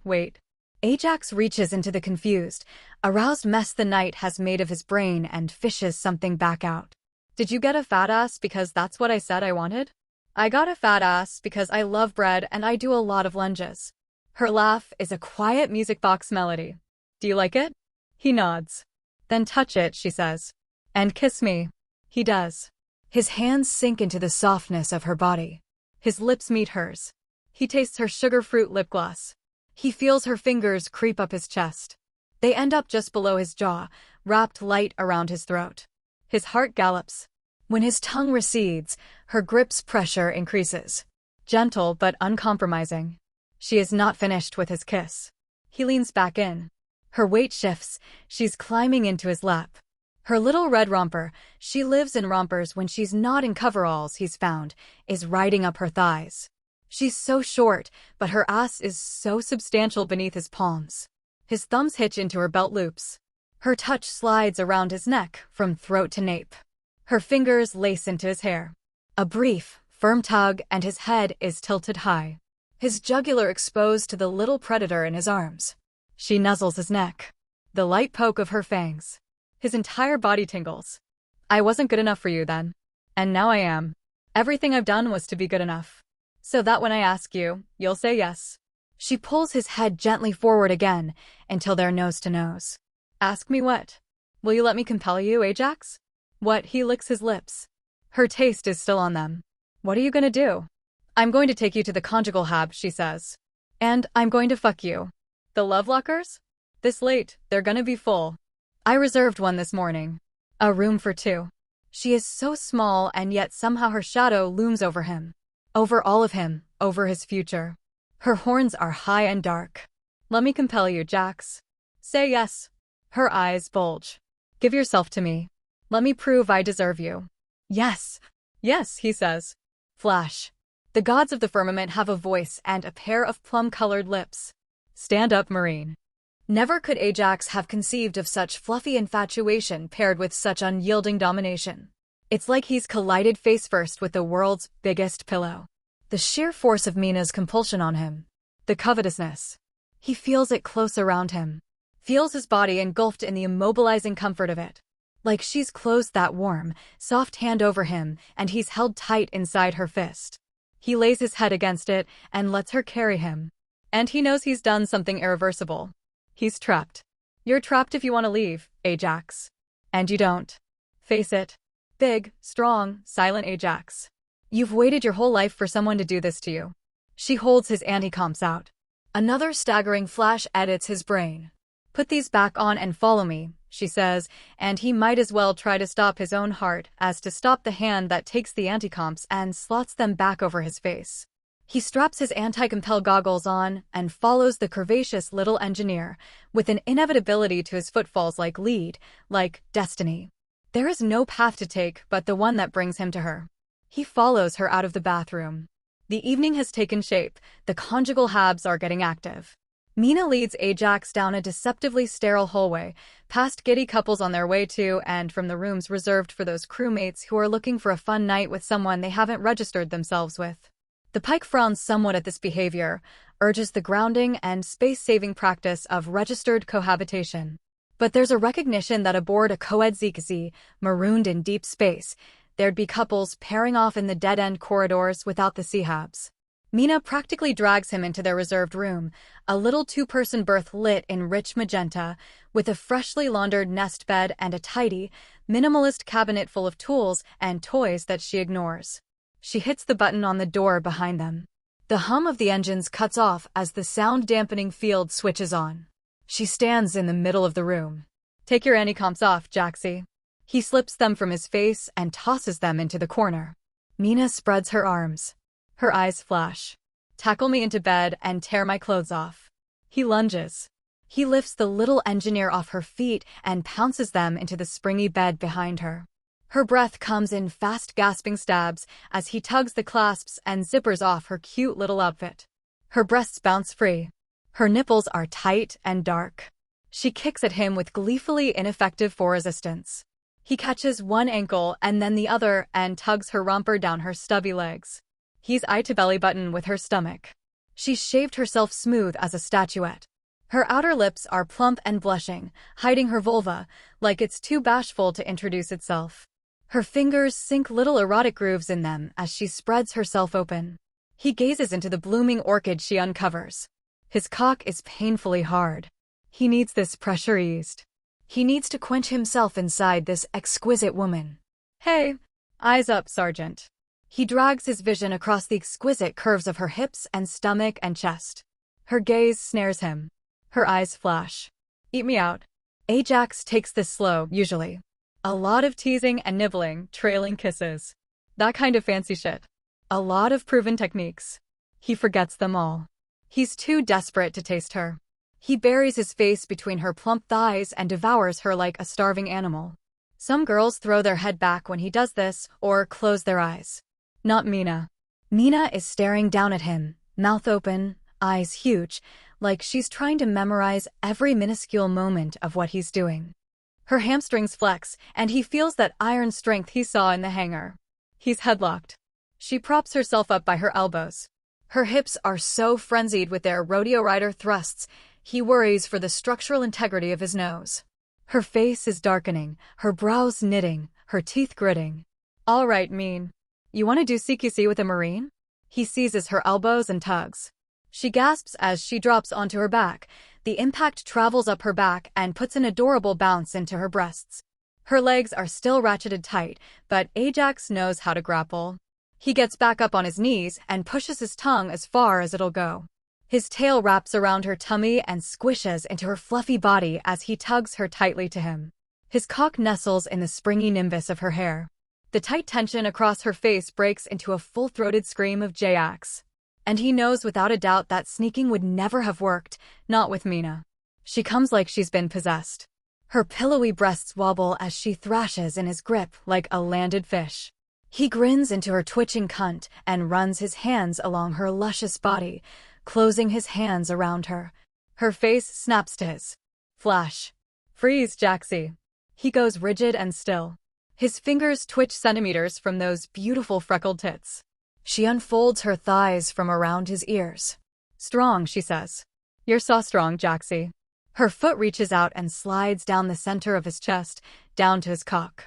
Her toes trace the seam on the underside of his shaft. Her fangs shine. But your strength is mine now. Another flash. On your back, Marine. Hands behind your head. He obeys instantly, landing hard on his back, laying his head on his tightly laced fingers. Mina's body sways with ripe, round invitation as she crawls onto him. That felt so good, baby. I knew it would. I knew it. She slides his belt off. I knew you'd be giving. You're so kind, Jaxie. Such a good boy. She tugs his dress pants down his legs. It's time someone rewarded you. It's time you got what you've been searching for. She strokes the aching bulge that strains against his boxer briefs. She grins hungrily and tugs his waistband down. Ajax. She lets out a soft gasp. Her mischievous expression melts into one of awe and infatuation. You're so beautiful. Ajax groans as she caresses him. I have dreamt about this cock for a third of my life. She closes her fingers around his shaft.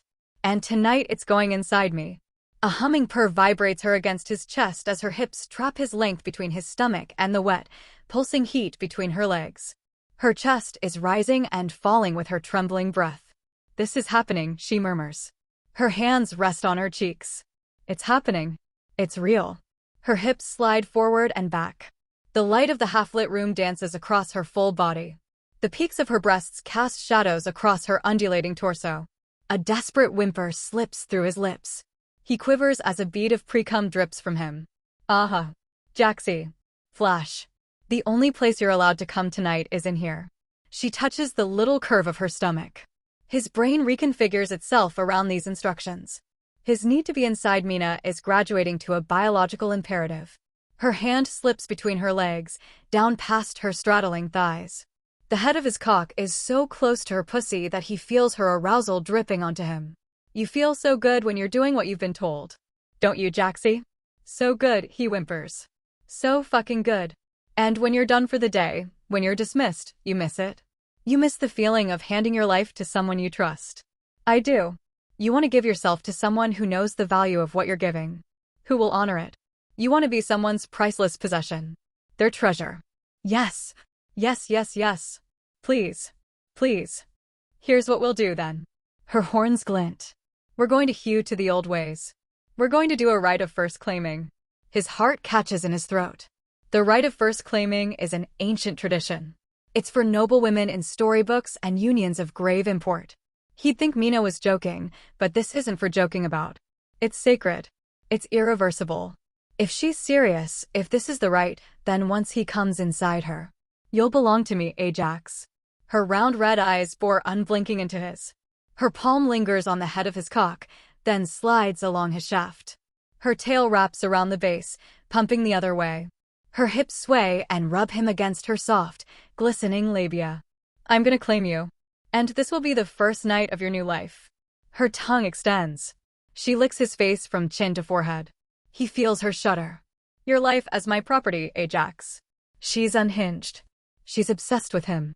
She's stalked him across the firmament. She wants to enslave him to her love. If Ajax was anything but a Taikari man, he'd be fleeing desperately from her.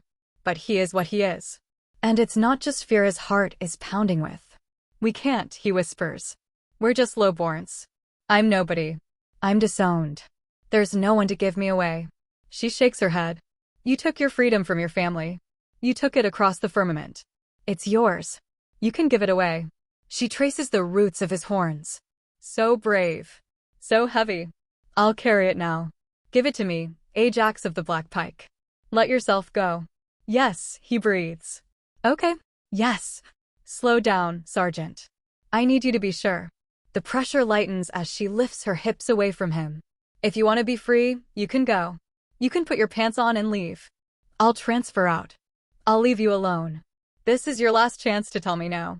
Because if you don't, I'm keeping you. Forever. She giggles.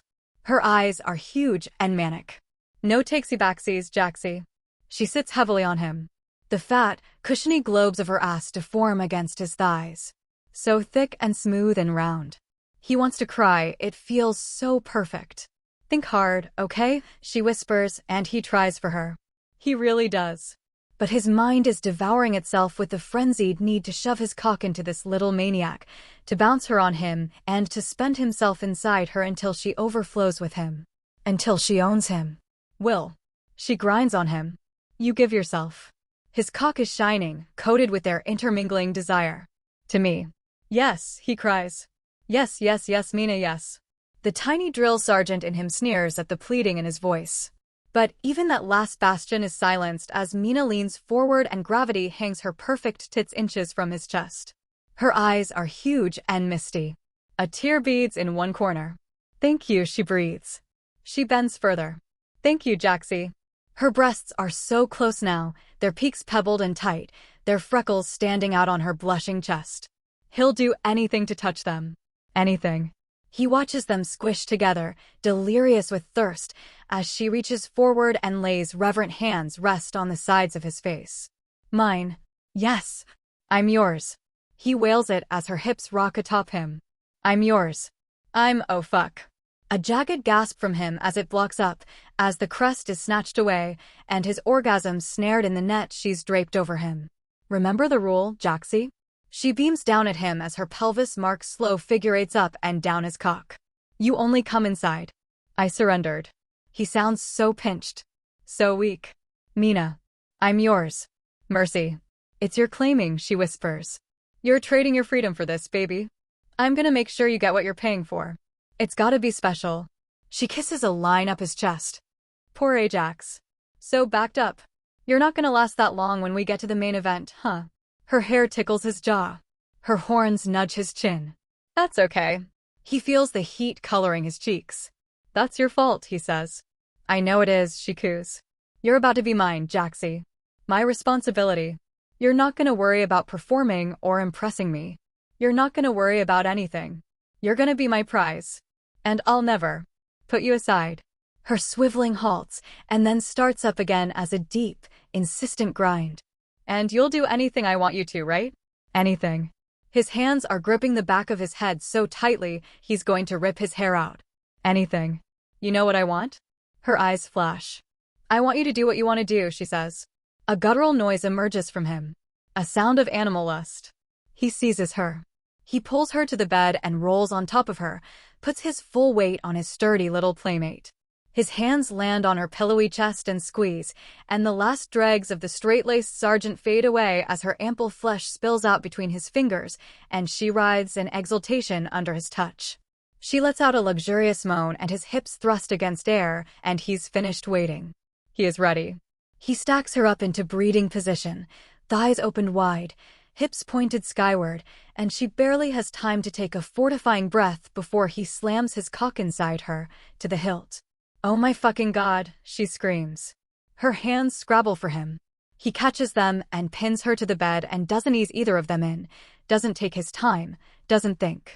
He jackhammers himself into Mina in a primal, frenzied mating press. Like he's claiming her, and not the other way around. And she was right. He isn't going to last long, not at all. He sees all the beautiful ways her squishy little body reacts to him, the rhythmic bounce of her breasts and the rippling clap of her thighs and the playful jiggle of her tummy and the craning of her neck and the thrashing of her tail as it wraps around his like a charmed snake, and he hears her high, musical moaning, and he sees his future. The nights he'll spend engulfed in Mina's silky pink softness, in her scent and sound, and barely a minute goes by, and that's generous, before the first urgent tweak is tugging at his guts. Mina's eyes snap open. She feels it too. "Jaxie." Her legs cross behind his back. "Are you ready to be mine, baby?" And he is. God, he's ready. His body is aching for it. He's ready not to have to think anymore. To be sure and secure. To place himself in Mina's keeping. To never have any woman again but Mina. To rebuild himself around her. To leave that empty bed feeling in his old life, the life of terrible cold freedom she's taking him from. To be someone new in her grip, someone loving and beloved and obedient. It's coming.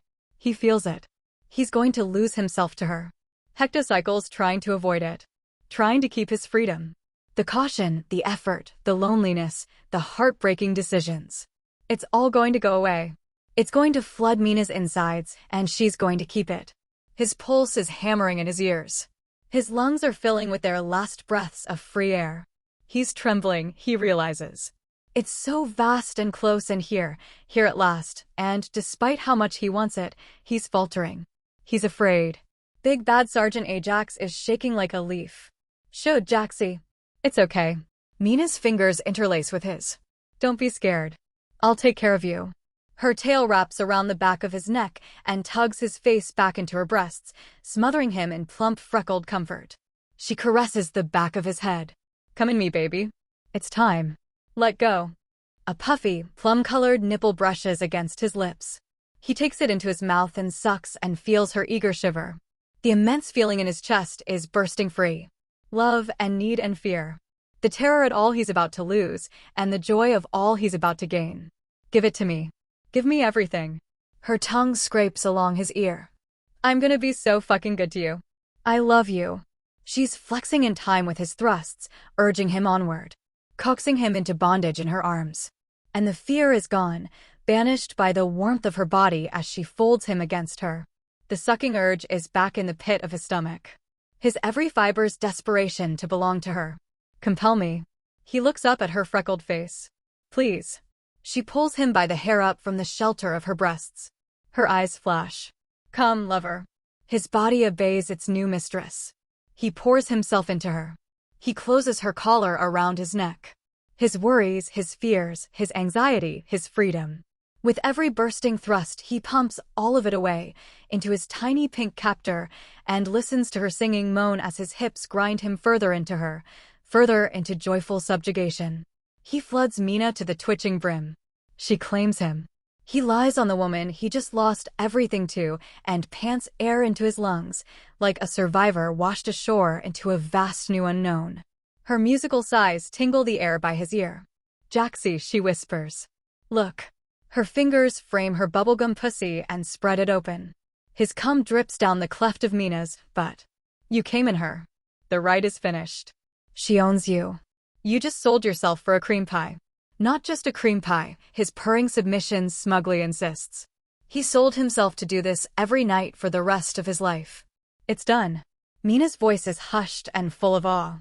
Her hands slide along his body, caress his face. She's taking all of him in, like she can't believe he's real and hers. She pulls him back down on top of her. He feels himself melt onto her, filling every valley of her body. How long do they lie like that? He doesn't know. Long enough for him to mold into a new shape, inextricable from hers. Her perfect fit. You're not supposed to fall asleep in the conjugal habs. They buzz your room if you take too long to make sure. But he's in no hurry to get up. No urgency anymore. No need to watch the clock. Mina's watching it. Mina will take care of it. Mina will move him when he needs to move. And she does, eventually. She shifts beneath him and sighs as she slides off his cock. She tilts her chin up and gazes into his bleary eyes. "Let's get dressed, Jaxie," she whispers. "We'll go back to your cabin." She doesn't flash him. But she doesn't phrase it like a question either. And why should she? He sees it now. Sees everything that he was missing, wrapped up in one little woman. He's found his hook on the toolboard. His perfect labeled place, the existence he was designed for. He's Mina's. He was always supposed to be Mina's. She just lost him for a while. But it's okay. She's found him again. Ajax drapes little Mina across his big bed. She tunnels into his thermal blanket and peeks out from its lip, and as he climbs in, it's not such a big bed after all. He cozies up to the compact pink axle upon which his world newly turns. He nudges her with his foot. "Scoot over." "Nuh-uh." She starfishes in the middle of the bed. "I'm gonna sleep like this." Ajax picks her up and lays her on his chest. "Suit yourself." "Ooh, yeah." She splays out on him. Her thigh lays across his stomach. Her freckled breasts smush against his sternum. "This suits me just fine." He scoffs gently, acting like he's annoyed even though they both know he isn't. "If I toss you off the bed in my sleep, it's on you." He puffs air into her face, parting the frizzy curls along her forehead. "Is Mistress okay?" She blows on him in return, and he feels a lock of hair flicker out of his face. "It's not too kinky, is it?" It's the exact right amount of kinky. His fingers slip past the lacy edge of her sleep shorts and cup the bloom of her but where it curves from the hem. "I know we're not in the love locker anymore," he whispers. "But if you're quiet, I can help get you there." "I already came, dude. When you ate me out. I came twice. You really don't have to worry. I told you to come, remember?" She nuzzles into his arms. "I'm responsible for you now." His hand curls around the nape of her neck. "All that your mind stuff. Was that just horny talk? Were you serious?" She raises her head. Her face is grave and watchful. "How serious do you want me to be?" He laughs. She doesn't. She just stares at him. I don't know," he says. "It's not like I can stop you," she says. "If you weren't serious, I mean. You're the big dude with all the military training." She pokes his chest. "But you do know, Jaxie. You're ready for this. And whatever you want to give, I'll take. I don't care how much." What if his leg threads up between hers and nudges her further up his body, her face closer to his? "What if I want to give you a lot?" She caresses his face. She smiles. "Would you like that, Sergeant Ajax? Do you want it to be real?" He nods. "Then it is," she whispers, and she kisses him. He gets lost in her. He lets himself drift in the comfort of her lips, her sweet breath.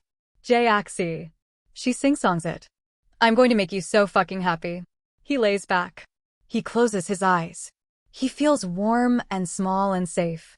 Mina runs her finger up and down the lines of his musculature. "Tomorrow morning, we'll wake up together, and we'll eat breakfast. And we'll go to the registrar and register as partners. And we'll get a cute little cabin together. One of the couple's ones. With a great big bed and a private shower I can suck your cock in. And that'll be where you live. You live with me from now on." Okay, he whispers. "And I'm going to work hard," she says. "And I'll get promoted. I'll make specialist. And we'll get a bigger cabin and more money, and we'll get married. I'll make you my husband. And I'll be able to give you anything you ask me for."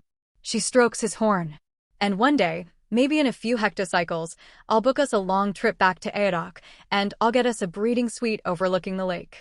And I'll put my scar on you, and you'll put your babies in me. And we'll have 4 kids. 2 to start, and then 2 more when they're old enough." A grateful tear drips down his cheek. She catches it with her thumb. She brings it to her lips. "All of you, Jaxie," she whispers. Her tongue slips out and licks his tear from her finger. "The rest of your life. Every night. Yes, he whispers. Good. She rubs his ear. You're such a good boy, Jaxie. His tail wags hard enough it brushes the blanket off of him. Mina giggles and turns the rub into a scritch. A purr rumbles up from his chest. Normally, he suppresses these, thinks it's mortifying if someone gets one from him. Not now. He feels loose and light. He's just agreed to let this woman own him, and he feels freer than he has in hectocycles. No more figuring it out for himself. No more stumbling in the dark, looking for what he's missing. No more uncertainty.